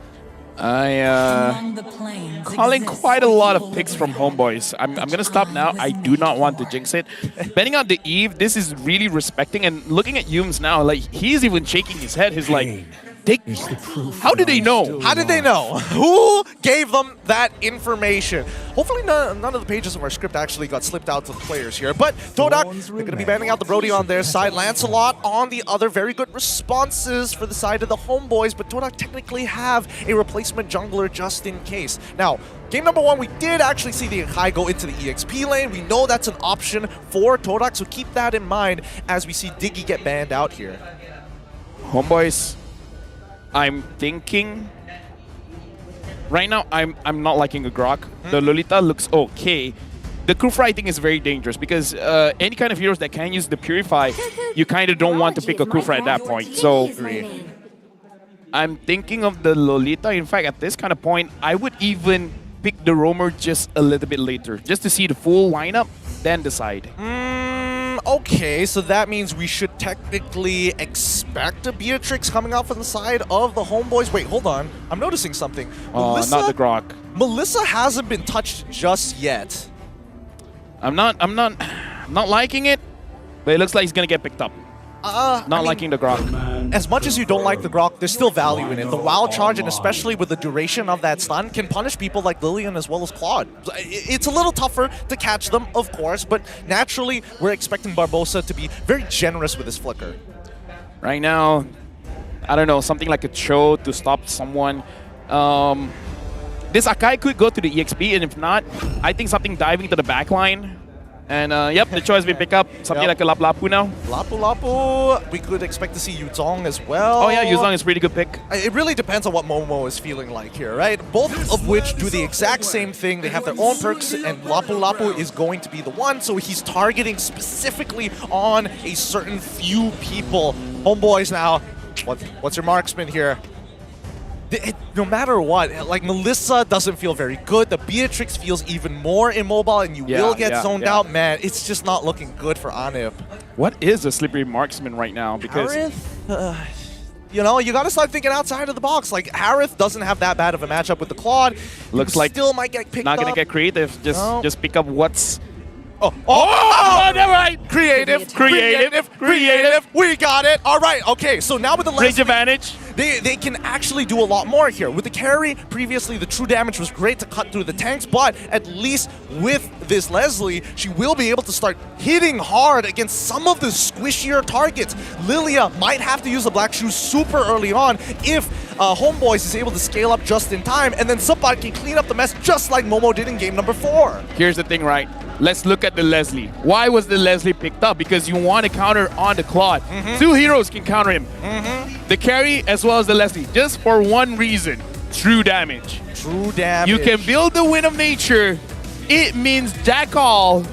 Because true damage is going to pierce through. True damage is going to pierce through, but let's not forget about the utility as well from the ultimate snipe. Yums, he's got to be very aware of these situations. And Homeboys against Todak, both composition are going to attack each other with the EXPs diving and the rest of the team playing front to back. It's game number 5 here at the playoffs of the upper brackets. Todak on the blue side and Homeboys on the red. And right now, Anip sees Yums, Anip sees Chico guys. Anip feels slightly threatened. He's gonna play around his turret. So again, early game. Kind of feel like everyone is gonna play as slow as they can. So far, nothing gonna happen for, I would say, the first 2 minutes. Yep, and I don't think Anip really wants to trade this early on into the game. He's not too excited about it. He's going to require a lot of items before anything really happens. But Homeboys will start making the first moves. You can see that Subbot, he's trying to figure out and maybe even get a Retribution out for free, but he's got to maintain his health. If he can slow down the farm of Rival even by a little bit, that's going to get Chibi ahead of the game. Honestly, if Anip can use his passive well, he can actually poke out the Claude, so giving him a little bit of advantage in the gold lane. Right now in the jungle, Chibi again trying to grab extra farm. Warlord tries to pull Moon in, but he already uses Purify, nothing else to use. First blood to GB. Nicely done, nicely done. And I thought, you know, Warlord may have made a bit of a mistake without taking that flicker. It can get a little tough, but with so much CC on the side of Todak, it feels like he's compelled to take Purify. So he's not going to be as big of a playmaker. So he's got to be very careful about his positioning. He can't be too aggressive, and he may. Oh, Chibi's up top. Now Yums and Chiku guys getting punished. Look at that decimate. What? I didn't think. Oh man, I really didn't think Cho was gonna die like that. But I guess the Shunpo just didn't come out in time. Even the honestly, with the true damage, it doesn't matter. The shield is so negligible. I mean, we haven't seen Cho in quite a long time, so we're not even sure how much damage he can take. And Rival cannot take a lot of damage from somebody. He's almost been taken down. This is gonna be another turn for Homeboys. How do they secure all these turtles in all 5 games? Well, I think, to be fair, Todak got a little bit unlucky, right? Like, you don't know when the turtle, which side of the map the turtle is going to spawn on. The fact that it was on EXP this time around was unfortunate because that's Homeboys' strong side. Their weak side is the gold lane, and as long as Anip just survives, lives, and gets these assists slowly, well, it's pretty good for him. Anip does not have a Purify. Oh, do it. He doesn't have a Purify. and he gets the gold buff. Chiku Guys has to use his Blazing Duet. Barbosa is waiting on Chiku Guys, but Chiku Guys is still safe. Yep, and he still has his Purify, most importantly. Now, I don't know. I felt like Anip was playing a dangerous game there. I guess he knew that Yums didn't have his Flicker, so that's why he was utilizing and empowering his abilities. He is looking forward into the future. Oh. He wants to get caught because he sees that Barbosa and Warlord are close by.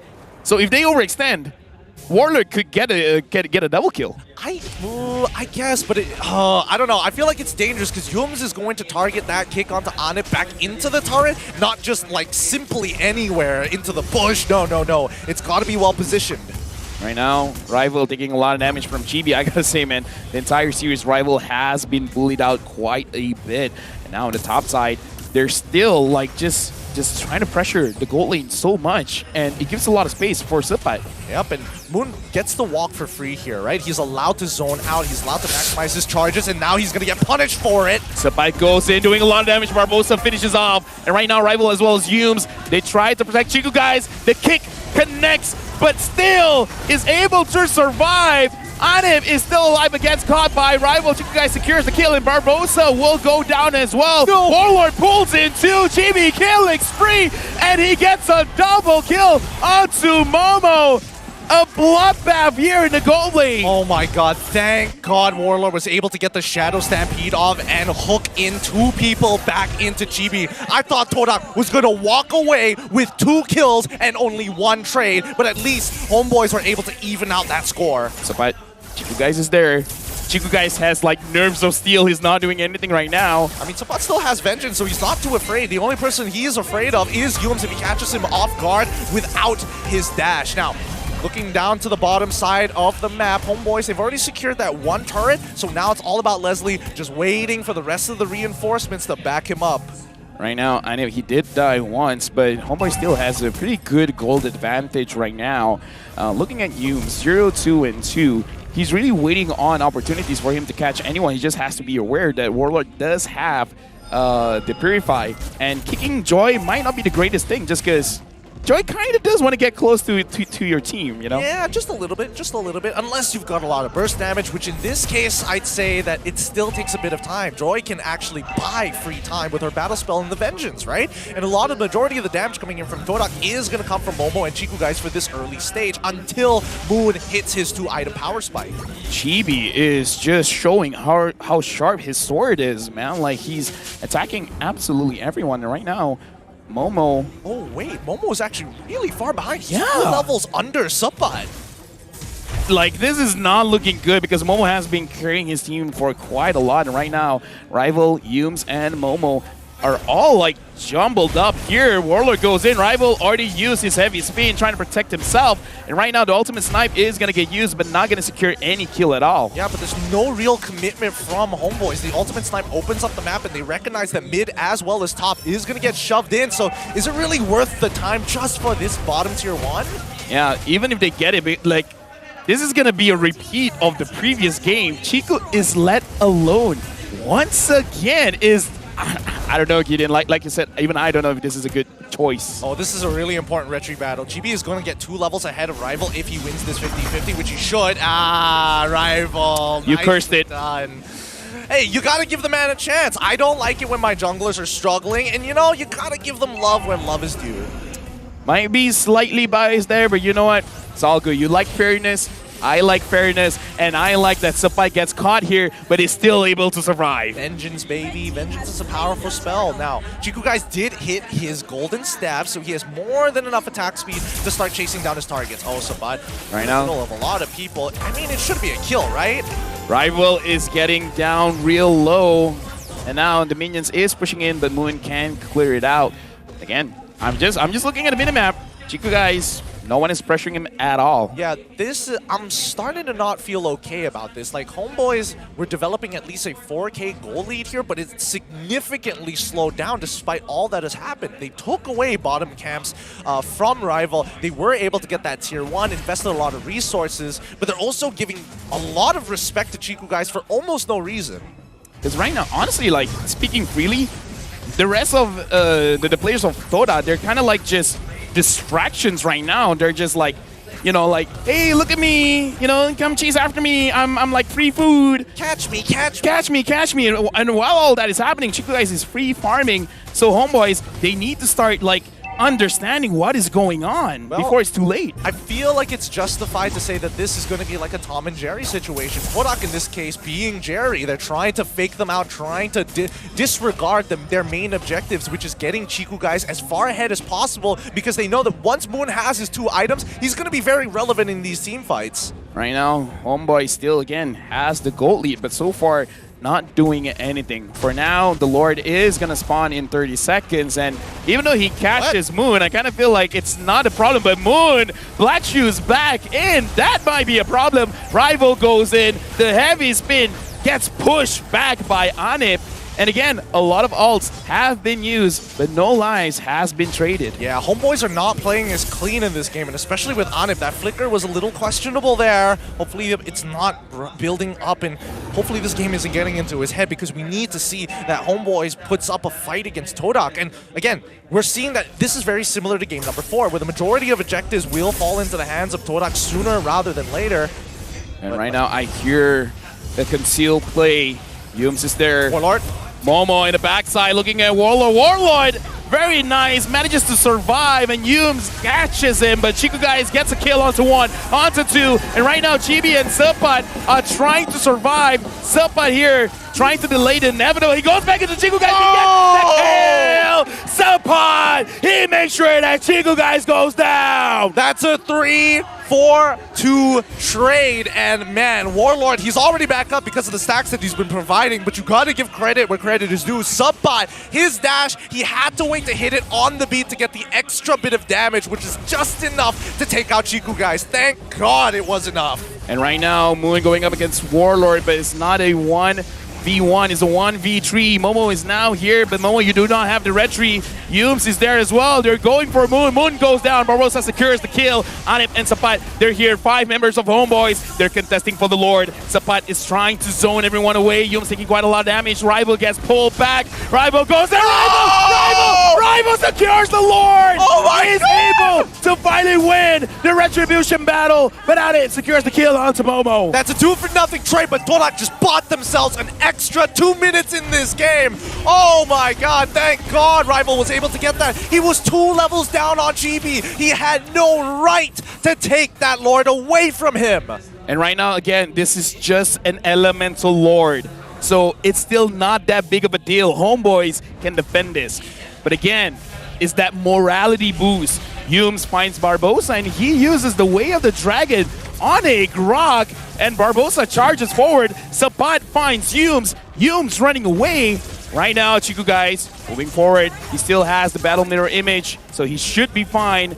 Rival finds Warlord. Warlord gets targeted. Warlord goes down. This is a really weird series of events. Like, Warlord, he's waiting for Rival to use that heavy spin. His finger is hovering over that Purify, but it never comes out. Just the natural body slam coming out from Rival being more than enough with the help of Retribution. Oh my God, Rival is losing a lot of health. Right now, Homeboys, they still have the hope of Leslie. Leslie can deal a lot of damage, and Leslie is unable to get the kill onto Rival. And right now, the Lord has been taken down. Barbosa is taking the free hits. He flickers forward, backwards, and now Warlord makes sure that he survives with the call alter. Homeboys tries to re-engage, but looks like it's gonna get called back. And again, clean up the lanes. Just clean up the lanes. You don't need a fight right now. And this is what I was talking about. Like, Homeboys have significantly slowed down Moon and Chico Guys on the forefront when it comes down to damage. And this is why I was mentioning that Moon is going to be so relevant when he has that 2 items. No artillery mages to mess with him. He just has to zone out as many targets as possible,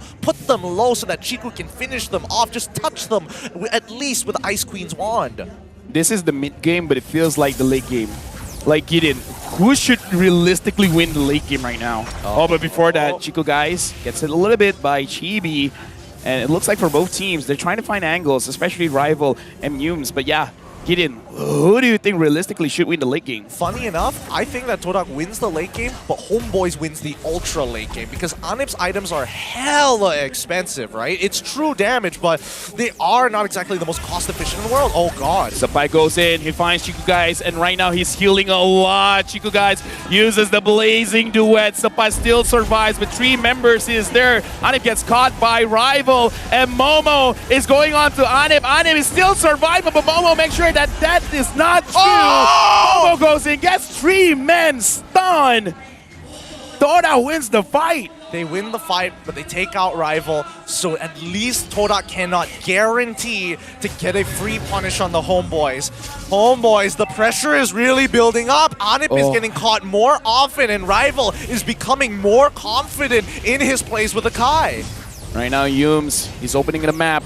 Moon as well, he's being very safe with the black shoes. And right now, Moon already using his black shoes. Warlord taking a lot of damage. Chibi is trying to get the Lord. Who's gonna win this one? Momo kills Chibi. Momo gets a double kill. Yums secures the Lord, and killing spree for Yums.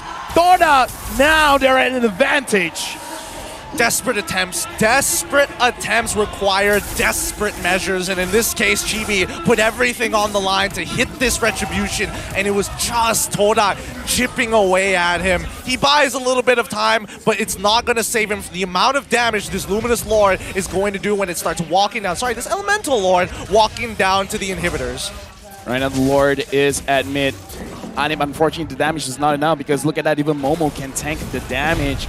And now Lord charges in, gets the mid inhibitor. Yums tanking a lot of damage, same as Barbosa. Chiku Guys dealing bad damage. Now the top inhibitor has been taken down. Chibi is holding in the Lord.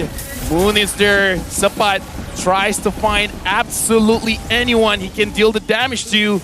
And right now, Chibi's getting poked down. Todak, they're really staying inside the base of Homebois, but so far Homebois has been able to defend. Yep, they've tamed Anip. Todak has ensured that Anip is not going to disrespect space. He's not going to walk up too far. We should lose this last inhibitor. Yeah, right now, look at this situation. Momo charges in, and the co-alter has been used. Sapat tries to get a kill. Moon already used his black shoes, but Sapat is still very, very low. Momo is getting pulled back quite a little bit, but it looks like it's fine. And Shutdown, Anip gets the kill onto Momo. A very prolonged fight, but eventually Momo goes down. I mean, Momo was a consolation prize there, at least a participation gift, in a matter of fact, for the Homebois, because Todak, they've taken away the most important, valuable resource that Homebois will never get back. These inhibitors, without the map control, Todak can force them into spots where it's a 5v4, arguably a 3v5, especially when you're contesting for neutral objectives. And Rival, I'm sure that deep down inside, he is smiling from ear to ear. Right now, Warlord 0, 3, and 10. Sapat is trying to do quite a lot in this game. He's trying to find Chiku Guys, he's trying to find Moon, he's trying to find Rival, he's trying to dish out a lot, like as much damage as he can, but again, it's like every single time he goes in, there's a potential punish coming in because the damage from Todak is quite a lot. So this is quite difficult because Homebois wants to get a good fight. Barbosa has not been able to get a good initiation. No, and that's the thing, right? This is the thing with Homebois' draft. As much as they want to kind of commit to this one-dimensional front-to-back composition, they have options to jump into the backline. Like with Sapat and as well as Warlord, arguably Barbosa as well, they could attack the backline, but they know for a fact that Anip cannot be left by himself. Momo, so consistent with the help of just Rival alone, is more than enough to take out Anip. And Chiku, considering how elusive he is, and the same can be said about Moon as well, Homebois are running out of options. They must commit on one target rather than splitting up their resources to commit to 2. This Lord is going to be so crucial.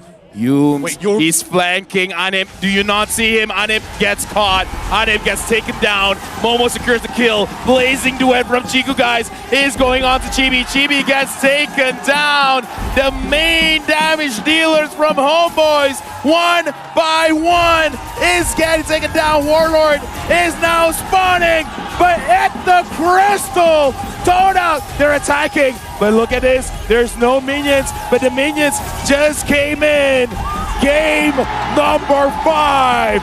Todak is going to the grand finals. Welcome back home, Todak, on top of the league, on top of the world, as they take the series 3-2 against the Homebois. A hard-felt victory, a hard-fought war. This is the sign of many things to come. Woo. There's another series after this. And tomorrow is the grand finals.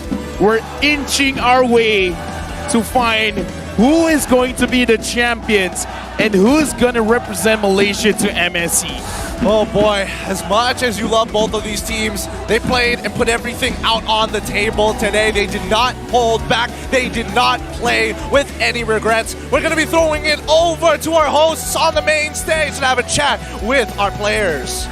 And itu dia your first grand finalist for MPL Malaysia musim ke-11, Todak! Wow. Sekali guys, tepukan gemuruh untuk Team Todak. Your first grand finalist kita untuk MPL Malaysia musim yang ke-11. Okay. Mike ada dekat siapa sekarang ni? Hazim Yes. Soalan simple je. Perasaan sekarang ni macam mana? 5 game dimainkan, akhirnya korang dapatkan kemenangan juga. First kali alhamdulillah syukur. And yang second, saya bersyukur juga sebab MPL Malaysia ni dah meningkat maju lah. Sebab sebelum ni memang kita dominate daripada dulu sampai sekarang. And sekarang ni pun kita main nak pergi ke grand final pun dah 5 game kan. So kudos to Homebois. Tapi gembira kita orang dapat lagi mengekalkan sebagai grand finalist. And insyaAllah kita orang champion lah season ni. Oh, I see. And it's true. Kita nampak dari permulaan playoffs ini, semua matches so far full. Best of 2, best of 3, best of 5. Lepas ni kita akan saksikan sekali lagi another best of 5. Tapi, Ajim, now that you guys are already qualified for the grand finals, dan nanti kita akan saksikan Homebois and SMG in the lower bracket. Mana satu yang you guys nak jumpa dekat grand finals? Kalau Todak sendiri SMG lah sebab kita orang nak bantai balik sebab kita orang kalah first week lah. Oh, ada macam personal sikit. Tak balas dendam, Boleh tak? Saya nak ambil mic tu, saya nak pass kepada the big guy moment yang terakhir tadi yang pakai chow tadi. Memang kena awak juga. Okay, Yums. Apa yang bermain dekat fikiran awak sebentar tadi? Wrap around ataupun backstep dekat bahagian belakang tu. Itu command sendiri ke ataupun daripada teammate? Command sendiri. Memang datang daripada diri sendiri. Confirm tak ada cikgu cakap pergi belakang. Cuba Moon bagi vision lah. That was a really good play tadi. Really, I think we can add that to another highlights untuk playoffs ni. Because kalau benda tu tak jadi, I'm pretty sure that game would have been prolonged. Betul. Okay, last one sebab cikgu dah pegang mic sekarang ni, antara pemain yang lama juga untuk Todak.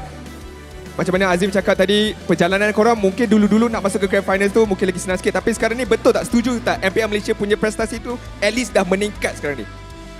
Bagi saya betul semakin meningkat. Tapi first kali saya nak cakap Alhamdulillah sebab Todak 7 kali grand final lah.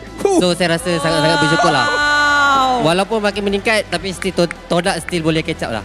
Alright. Diorang menanti je kat grand finals nanti. Itulah tu. Tomorrow grand finals. Tapi sekarang I nak tahu siapa MVP. Korang rasa siapa MVP? Yums! Ciku! Moon! Okay lah. Okay ya. Let's count down sama-sama. Kita count down sama-sama. 3, 2, 1. Ciku!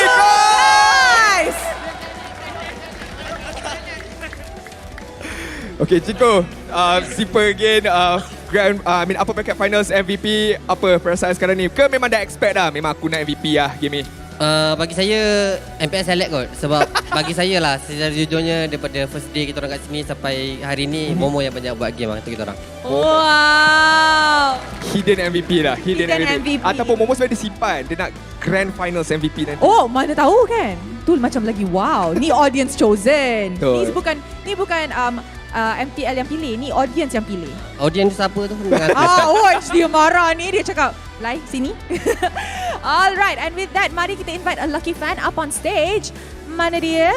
Fan. Oh, wow. Mana? Oh, betul-betul kat depan lah. Wow, dia dah ready. Okay, saya akan pass mic dekat abang yang kacak kita. berdiri kat tengah-tengah. Tak ada pemain. Jangan. Oh, baik-baik. Baik-baik. Alright. Yang pijak yang tengah, yang petak jangan pijak. Alright, nak cakap apa dekat pasukan Todak? Saya nak tanya satu soalan lah. Alang-alang dah pergi grand final kan? So, apa preparation atau ada tak special draft untuk lawan sama ada Homebois atau SMG esok? Momo kot, mungkin ke? Momo Ciku, siapa jawab? Momo lah. Hidden MVP lah, bagilah Momo lah. SMG. Tanya Momo. Preparation kita orang, kita nak baikilah mistake-mistake yang macam tadi lah, yang sikit-sikit tu nak perfectkan lah untuk besok. So, insyaAllah besok 4-0. Alright. Thank you.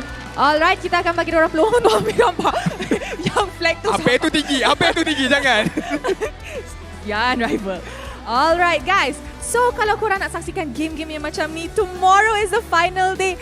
Jom datang ke Stadium Juara so kita boleh bagi full house sekali lagi. Okay, free seating, 1,600 seats. Mari datang, mari tengok Todak and another one team that's coming up next. Betul, and korang still sempat nak datang untuk tengok match lower bracket finals nanti juga yang akan berlangsung tidak lama lagi. But again, kita ucapkan terima kasih kepada pasukan Todak. Thank you, rest kepada well. fans careful. See you guys tomorrow. Happy no. Siapa tak happy? Siapa tak happy? Jauh sangat tu, you happy. Sorry. I dah macam dah nak pergi kat sini. But before kita nak end our show, boleh tak kedua-dua pasukan berikan tepukan gemuruh untuk kedua-dua pasukan? That was a great game. That was an amazing game. It wasn't just great. Wow, 3-2 back to back end to end. And it wasn't macam one-sided. Which I liked a lot sebab maksud tu, like what Todak said, kita punya MPL is getting better. Betul. Okay. Sekarang ni kita nak tenangkan diri kita dulu. Kita nak calm down. Kita nak berbalik kepada pengulas bahasa Inggeris dan juga bahasa Malaysia kita. Guys, please take it away. Thanks for the shout out. The English side doesn't get that much love too often. It's great to have some acknowledgement from our hosts, Dean as well as Rose. My name's Gideon. This is LaFell. If you don't know us yet, get because one hell of a series. The full distance between the two biggest fan bases here. And I don't want to look at the internet just yet, but Todak, they have got to be having the time of their lives. Homeboys livid. That was an amazing game. It was. Truly. Good cast. A lot happened. Rose even said like, who isn't happy right now? In my ears like, Homeboys. Right now, the match highlight, Gideon. Looking at this, once again, Todak makes their way into the grand finals. Who can stop it 7 times in a row? Never missing MPL grand finals since season 6. Since season 6? Is season 6 the start of MPL MY? Or is it still MYSP? No, it was season 7. I think during season 6 is when we still had our Singaporean counterparts here. But hey, man, finally we are seeing the revolution that we've all been looking out for. The revolution to kind of wrap things all up here and to show that Malaysia, we've got a chance. Well, I honestly, I hope to God. We'll see during MSC. But in the meantime, this is a good, at least, landmark for us. Now here's the thing. Homeboys is not done for the day. They're not. They just finished 5 games against Todak. Yeah, and looking at that last game as well, let's pull up the item list real quick here because Anip getting caught out like that, I mean, I don't want to say that he's sleeping, but there was definitely a moment of autopilot going on there. Moon was giving vision over him. Anip starts walking up forward. He should have seen the conceal coming up from behind him, but I think he was just focusing on that Lord, and that's when Todak caught them out.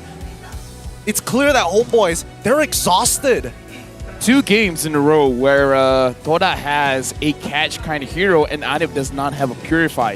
I understand that the Flicker is a very versatile kind of spell where you can use it offensively and defensively. But again, when you have the Kai, when you have Humes here with the Chill, the Purify is kind of like a very good spell. Even Warlord pick it up for himself. Yeah, no, it is a good spell, but Leslie doesn't exactly have a dash in a matter of fact. Repositioning with Leslie is literally going invisible and walking away with a bonus movement speed. And even then... No, she can kick someone. Well, technically that is fair. There is, you know, the knockback too. But even then, it's not like you're covering a lot of space. It's not like you can use it to hop over thick walls. Dude, I mean, like, there's a lot to talk about this game. I just wanted to say one thing that's gonna connect between this game and the game coming out. But before that, Rich Guy and the carry, it is again Chiku, guys. He was left alone. He was untouched. And I think Homebois, they tunnel visioned a little too hard after the 6 minutes. Like, they developed such a fat lead for themselves. And if this was the regular season, they usually close it out pretty cleanly afterwards. They like to escalate things even more. But they dedicated so many resources. The macro decision-making to sit around that bottom tier 1 for so long really costed them. We gotta ask, who was Wolf rooting for? No, don't tell me. He wasn't rooting for Toad. I know KB from Indonesia is rooting for Homebois. And right now, we're going to look at the MVP as we saw on stage. The audience chose Chiku, respected this guy, but I'm giving love to Momo. I'm giving love to Momo. You gotta give love to Momo. In that game, 2 levels down, still finds the opportunity to jump in the back. No fear whatsoever to take out Anip. Like, come on. As good as Chiku is, he knows how to push the extent of his heroes. But he's in this particular game, it's not about the way he team fight. It was about pulling attention away, waiting for the right opportunity to start farming both the mid wave as well as the top wave, cracking down on structures, taking away jungle camps, while Homebois was dedicating too many resources to get a bottom tier 1 turret. We're gonna look at the highlights brought to us by Gardner, man. And again, same story, different game. Homebois gets a lot done in the early stages of the game. They get kind of crept back up by Todak in the mid game, where Todak was able to secure a lot of towers, a lot of gold, not just on Chiku but the entire team. So Todak, they're just kind of like playing the waiting game. It's just like, have you guys got your items? No. Oh, okay then. Have you guys got your items? No. Okay. A few more minutes. You guys got... Okay, let's go. Let's go. Now is the time to go. And that's the beautiful thing about Todak, right? They're very aware, hyper aware of the game situation. And I feel like Homebois, they got some clouded judgment towards this game number 5. It could be exhaustion because these are very uncanny moves for Homebois to stick around in one particular area for so long. And honestly, Chiku should not have been able to kind of roam around the map this freely. Now, as we see this ending, we're gonna look at the brackets because almost immediately, I think it's like 8 p.m. that we're gonna resume the final match of the day. It's Homebois going up against SMG. Low bracket finals, best of 5. Winner plays Todak tomorrow. And I'm just gonna say, SMG, they have a lot of advantage. But one advantage that I want to talk about right now, they have a mental coach. They do have a mental coach. Doesn't Homebois also have like to some degree a mental coach, or? In a way, Dale has a degree, if I'm not mistaken, in psychology. Yeah. So could a little bit, but we can definitely see that Homebois, how should I say, the fatigue is setting in. SMG has a lot of rest in between because again, those were long series. Very long series. Hours worth of rest. And the best part, not only does SMG get that rest and recuperate for this upcoming best of 5, they see almost the entire draft coming in from the Homebois as well. And we gotta assume Homebois brought their best. They pushed all out. They have to do it again. Potentially 5 more games. Potentially 5 more games. With that being said, that's going to be it for here at the table. We're going to throw it over to the mic check for Todak. Aku carry kau game ni. Okay. Kau carry aku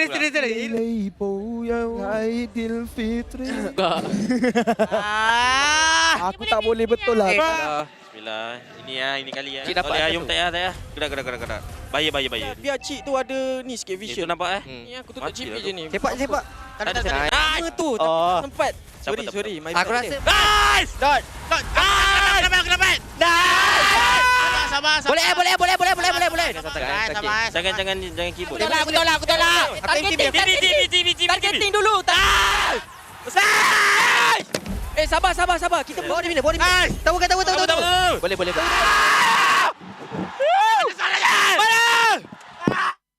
And once again, selamat kembali kepada the MPL Open House. That game tadi, that match, that series in general, I dah blur dah. You dah nak tertelan dah you punya perkataan tadi tu. Itulah tu. Dah tak boleh keluar dah. Aduh, tapi this is what it feels lah untuk jadi juara kot macam ni lah rasanya kan. Yeah. Macam mana? Puji, macam mana awak rasa? Benda ni Cantik lah. Mana dapat? Tak, sebab benda ni bila dia kalau kata die hard fan memang kena ada. Memang dah kena dipakai kan? Kita sentiasa pakai. Korang tak nampak selama ni. Oh. I always wear this. Oh, tapi kalau tak silap saya, the last open house sebelum ni, I tanya, korang rasa siapa akan menang? Dan kalau tak silap saya lah, kalau tak silap, okay, dia cakap Homebois. Tak, itu lag tu, line tak betul. Todak sebenarnya cakap tu. Tapi you sebelah saya takkan line tak betul? Tak, kadang-kadang sebelah pun salah information. Ke dekat Cambodia, diorang punya team nama sebelah. Apa? Ini misteri, tak apa. Yang kita tanya betul-betul sokong Homebois sekarang macam mana ni? Pada Uncle sebenarnya kalau based on last game tadi tu, bukan hanya Momo sahaja, tapi sekali dengan Yums betul-betul perform outshine player-player Homebois. Homebois pun memang dah buat yang terbaik. Cuma tak ada rezeki untuk dia menang dan walaupun terpaksa turun ke lower bracket final, saya yakin yang Homebois boleh panjat balik. Oh, okay, alright. But disebabkan game kita dah hangat, 5 games dah dimainkan. Yes. 2 of the best team lah, I boleh katakan dekat Yes. MPL Malaysia ni kan. Nak tahu satu benda tak? Actually, apa tu? I nak bagi Apa tahu. tu? I nak bagi Dia tahu. pun dah tahu kat ni, so I bagi ruang untuk dia bagi tahu. So, you guys tahu kita tadi break 2 record already kan? Okay, betul. Kita break another record. Serius lah. 265,265,000. Kita sekarang on the way jadi Mythical Glory dah. Wow. Kita panggil tadi region-region lain lah ni. Tadi I panggil. pun dah datang. I panggil Filipin. Kita panggil Cambodia. I rasa next kita kena panggil Indonesia. Boleh jadi, Uncle panggil. Uncle panggil. Panggil Indonesia Zat tengok MPL kita. Okey lah, apa aku boleh cakap is bukan pada Indonesia tapi daripada semua negara yang dalam kawasan serumpun kita. Marilah sama-sama kita meriahkan lagi suasana untuk MPL Malaysia musim yang ke-11, especially untuk perlawanan yang terakhir kejagi SMG lawan dengan Homebois. Jadi yang akan menyeru semua orang supaya yang tengah tengok tu jangan lupa untuk like and share. Share. Sekarang ni kita dah 200 sampai dah 267. 5. 250. But I think kan tak mustahil untuk kita capai 300,000 lah sebenarnya. I rasa boleh. Hari ni juga.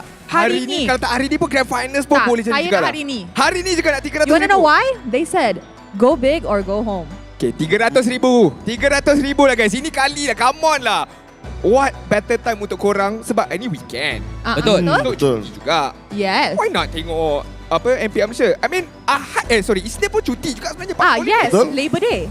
So what better way untuk enjoy weekend korang dengan family, dengan friends, tengok MPL. Kalau tak dapat datang stadium juara pun it's okay, mungkin ada yang jauh kan. Yes. Tengok dekat rumah, makan sama-sama. Memang Yeah, and I mean to be honest lah kan guys, apa ni, kalau you guys tak sempat datang, tengok online pun best. sebab diorang boleh buat prediction. Yes. Betul. Kalau diorang teka betul, diorang dapat hadiah seperti orang-orang yang telah menang prediction kita untuk hari ni. Saya tak tahu lah macam mana diorang buat, tapi diorang memang power. Itu dia, that 2 account. So, kita ada Afiq Matrosli, Shamizan, Lane Sarmiento, OG, mana P? dia Eduardo Laki. Wait guys. Ini tak boleh ni. This is what I say by dia lalang sejati. Patut ada tadi 2 dia main account. phone je tau. Ada Poji dengan ada OG. Betul tak? Ini FB awak ke Puji? Jujur lah. Ini yang ke tak tahu berapa belas. Sebenarnya semua tu akaun saya. Nama lain-lain. Yes. Kita ada kabel dekat belakang. Please let me win. I rasa kan it was Poji punya account Homebois. OG dekat Todak. Apa-apa jadi kita tetap menang Kita kan. you're the win.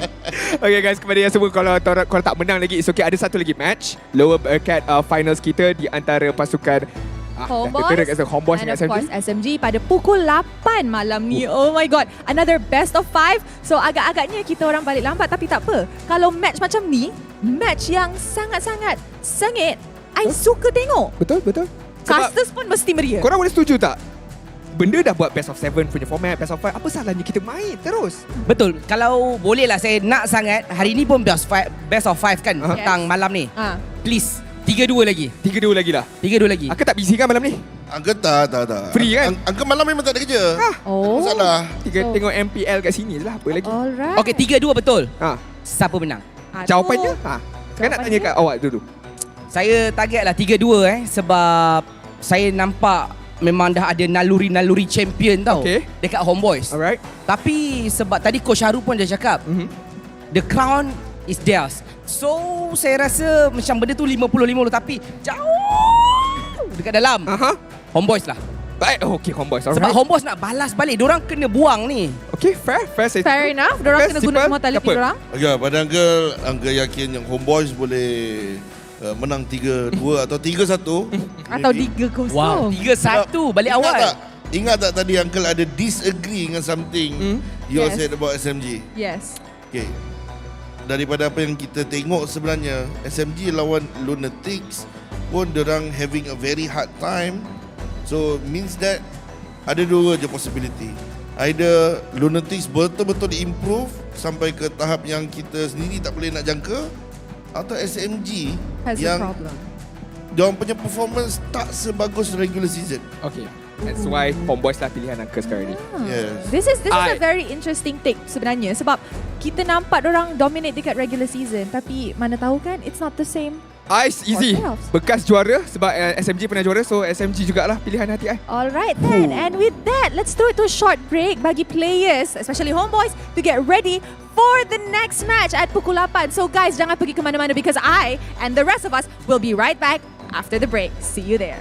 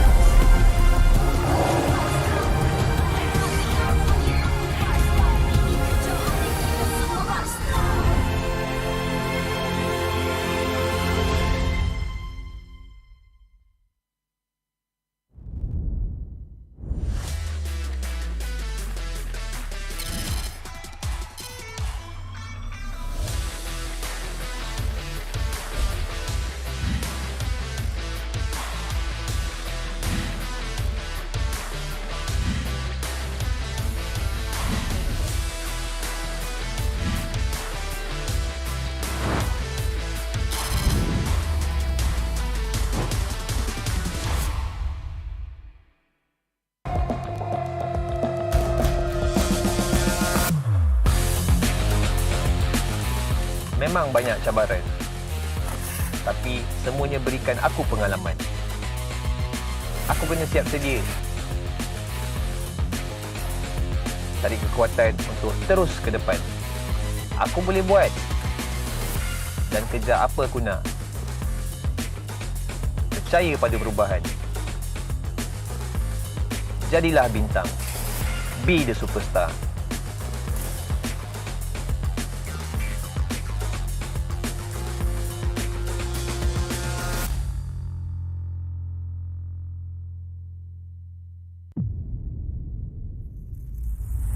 Kehidupan yang lalu memang sangat biasa. Aku penuhinya dengan warna.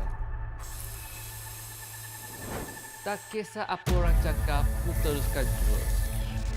Aku terus positif dan tingkatkan usaha. Bermula dari bawah, aku buktikan kemampuan. Hanya aku yang mampu mengejar cita-cita. Jadilah bintang. Be the superstar.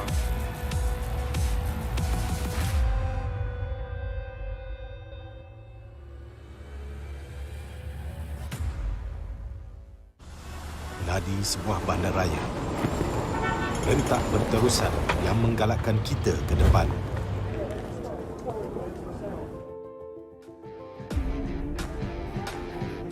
Sesuatu yang mengapi-apikan hidup dan semangat kita. Setiap orang mempunyai gaya dan irama tersendiri. Tapi, apakah yang boleh menyatukan semua lapisan masyarakat?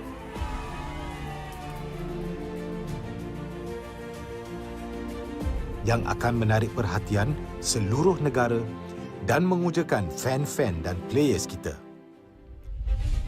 MPL Malaysia ditubuh pada tahun 2017 dengan impian yang besar untuk menghimpunkan player-player Mobile Legends terbaik di atas satu pentas kompetitif yang terbesar di Malaysia.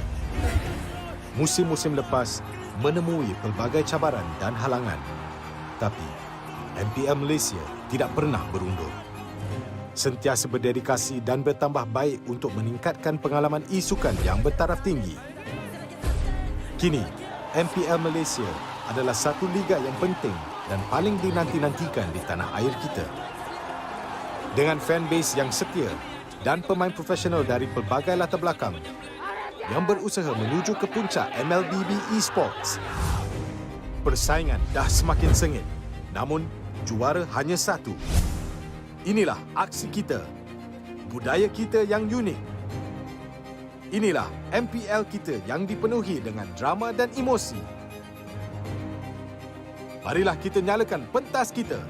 Ini gaya kita.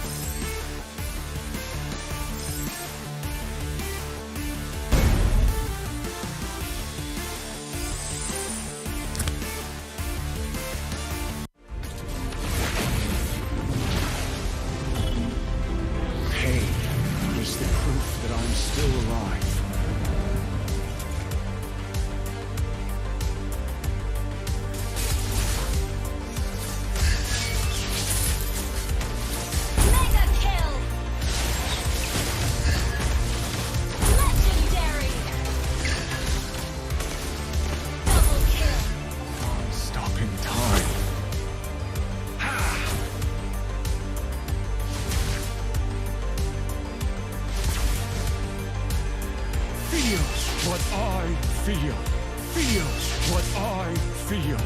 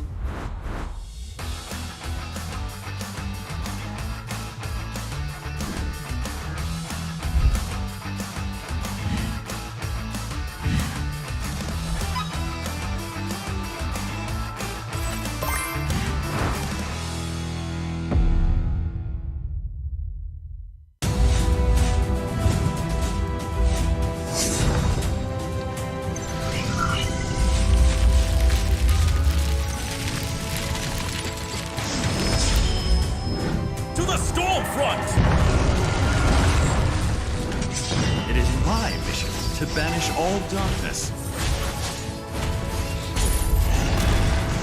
You knew it was all in vain. I'm the blizzard that hovers over evil. Ephemeral, like the flash of lightning. Fear not, for hope stands with you. Poor swordsman. We can win the race against time. Fate is the path you choose.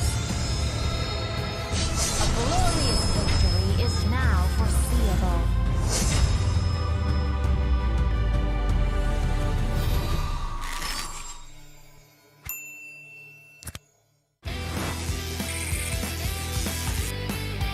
You destroyed a turret.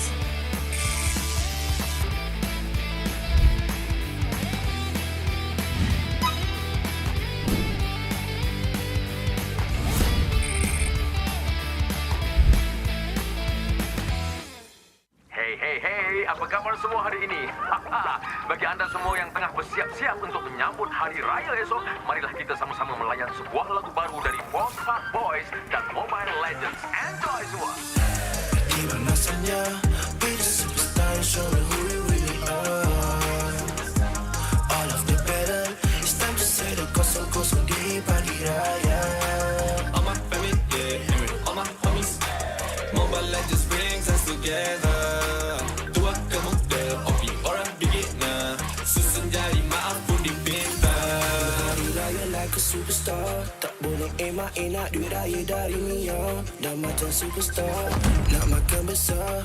Maskan mak ni dahil get wins macam buah fella. Hati ampunkan salah. One mission, one aim, straight up. Ku satu MVP. Jangan pula kau frust. Keep it in the family. Whole family tak unity. Jalin rapi rapat. Ketupat sejiwa satu hati. Bila tiba masanya, kita battle sampai semua bersengkam mata. Tiba pagi raya, maafkan semua usia. Susun 10 jari, ampun maaf dipinta. Opi ke beginner, bring us together. And then we show macam mana settle. Kita family, tak ada yang kita nak kena lupa. Ku pasti Mobile Legends untuk kita semua. Gotta shout out to my homies, yeah. Apa khabar? Bina Adil, Wafat, izin semua tak sabar. I'm flexing on my skin, semua dah mamas. In the battle for the title, gonna get the point, let's start the game, oh yeah. Di mana saja, be the superstar and show me who you really are. All of the better, it's time to say the kosong-kosong di pagi raya. All my family, yeah, all my homies.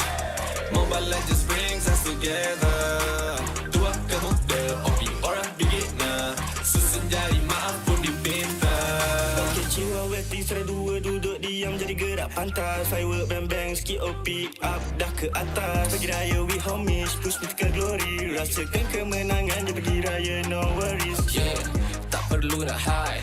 Kena trust with squad. Level up sama-sama satu visi always on guard. Want to come close, yeah. Even Lord kita sikat. Rendang lontong dodol on a roll. Tak dekat tarikan, yeah. No, bukan typical. Always ready for better with the legends in this world, yeah.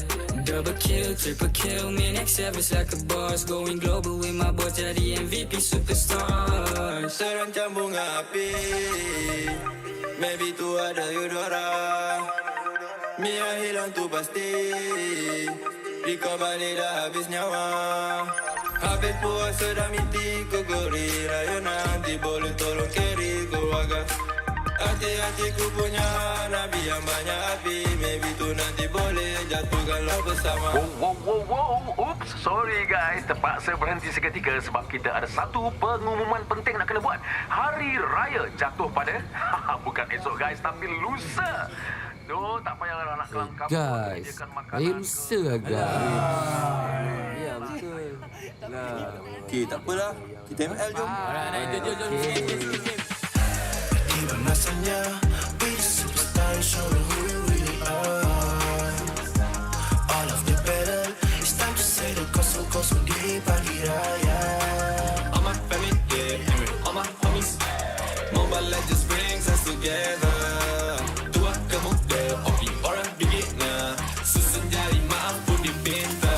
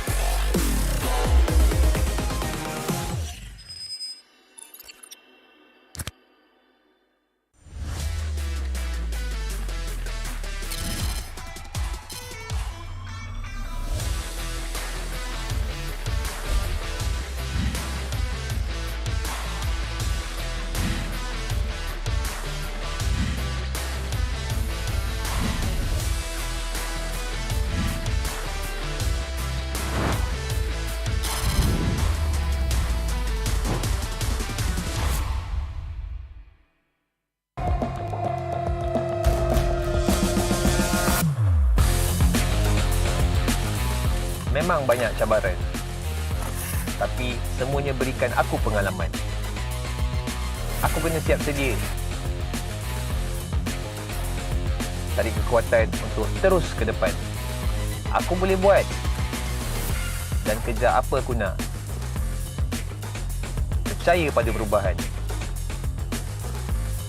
Jadilah bintang. Be the superstar.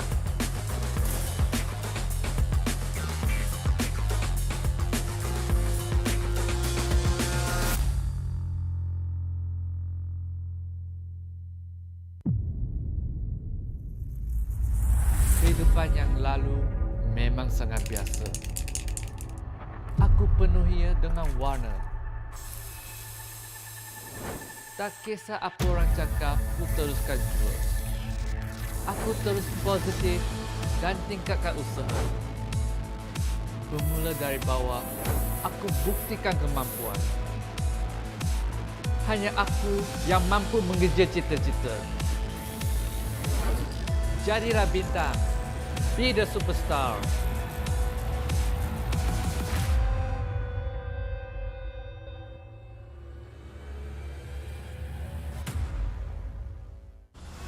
Meladi sebuah bandaraya.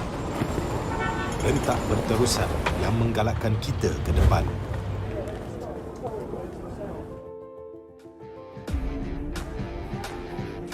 Sesuatu yang mengapi-apikan hidup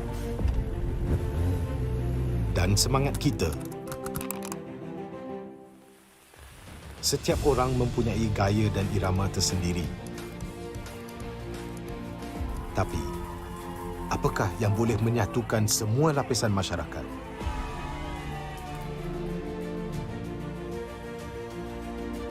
Yang akan menarik perhatian seluruh negara dan mengujakan fan-fan dan players kita. MPL Malaysia ditubuh pada tahun 2017 dengan impian yang besar untuk menghimpunkan player-player Mobile Legends terbaik di atas satu pentas kompetitif yang terbesar di Malaysia. Musim-musim lepas menemui pelbagai cabaran dan halangan, tapi MPL Malaysia tidak pernah berundur. Sentiasa berdedikasi dan bertambah baik untuk meningkatkan pengalaman e-sukan yang bertaraf tinggi. Kini, MPL Malaysia adalah satu liga yang penting dan paling dinanti-nantikan di tanah air kita. Dengan fanbase yang setia dan pemain profesional dari pelbagai latar belakang yang berusaha menuju ke puncak MLBB Esports. Persaingan dah semakin sengit, namun juara hanya satu. Inilah aksi kita, budaya kita yang unik. Inilah MPL kita yang dipenuhi dengan drama dan emosi. Marilah kita nyalakan pentas kita. Ini gaya kita.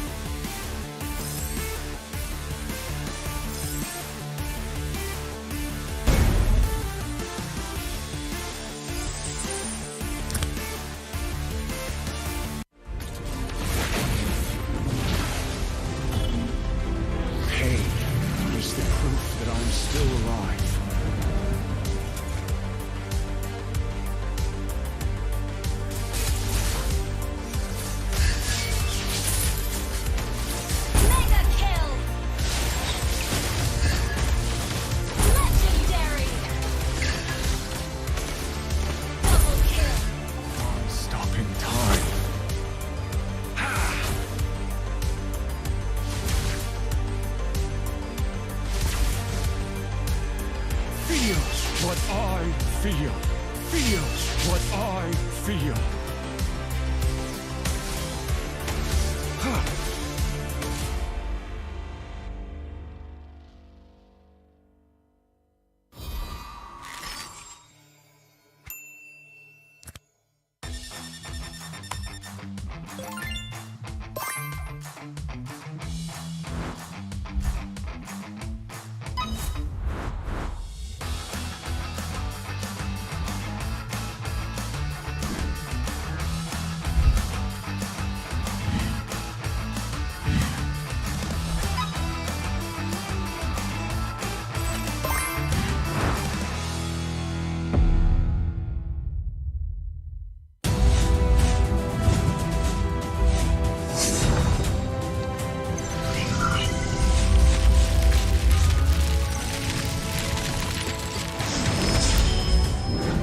Stormfront! It is my mission to banish all darkness. You knew it was all in vain! I'm the blizzard that hovers over evil. Ephemeral, like the flash of lightning. Fear not, for hope stands with you. Poor swordsman. We can win the race against time. Fate is the path you choose. A glorious victory is now foreseeable.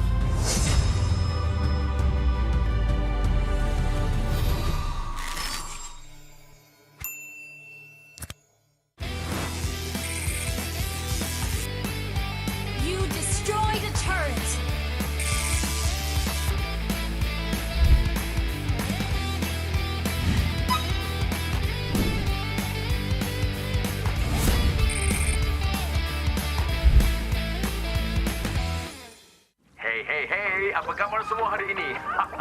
Bagi anda semua yang tengah bersiap-siap untuk menyambut Hari Raya esok, marilah kita sama-sama melayan sebuah lagu baru dari Homebois dan Mobile Legends. Enjoy semua! Di mana saja, be the superstar and show me who we really are. All of the battle, it's time to say the kosong-kosong di pagi raya. All my family, yeah, all my homies. Mobile Legends brings us together.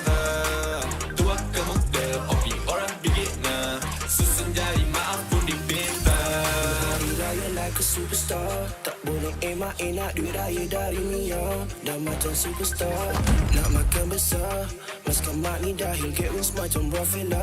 Hati ampunkan salah. One mission, one aim, straight up ku satu MVP. Jangan pula kau frust, keep it in the family. Whole family tak unity, jalin rapi rapat, ketupat sejiwa satu hati. Bila tiba masanya, kita battle sampai semua bersengkam mata. Pagi raya maafkan semua usia. Susun 10 jari ampun maaf dipinta.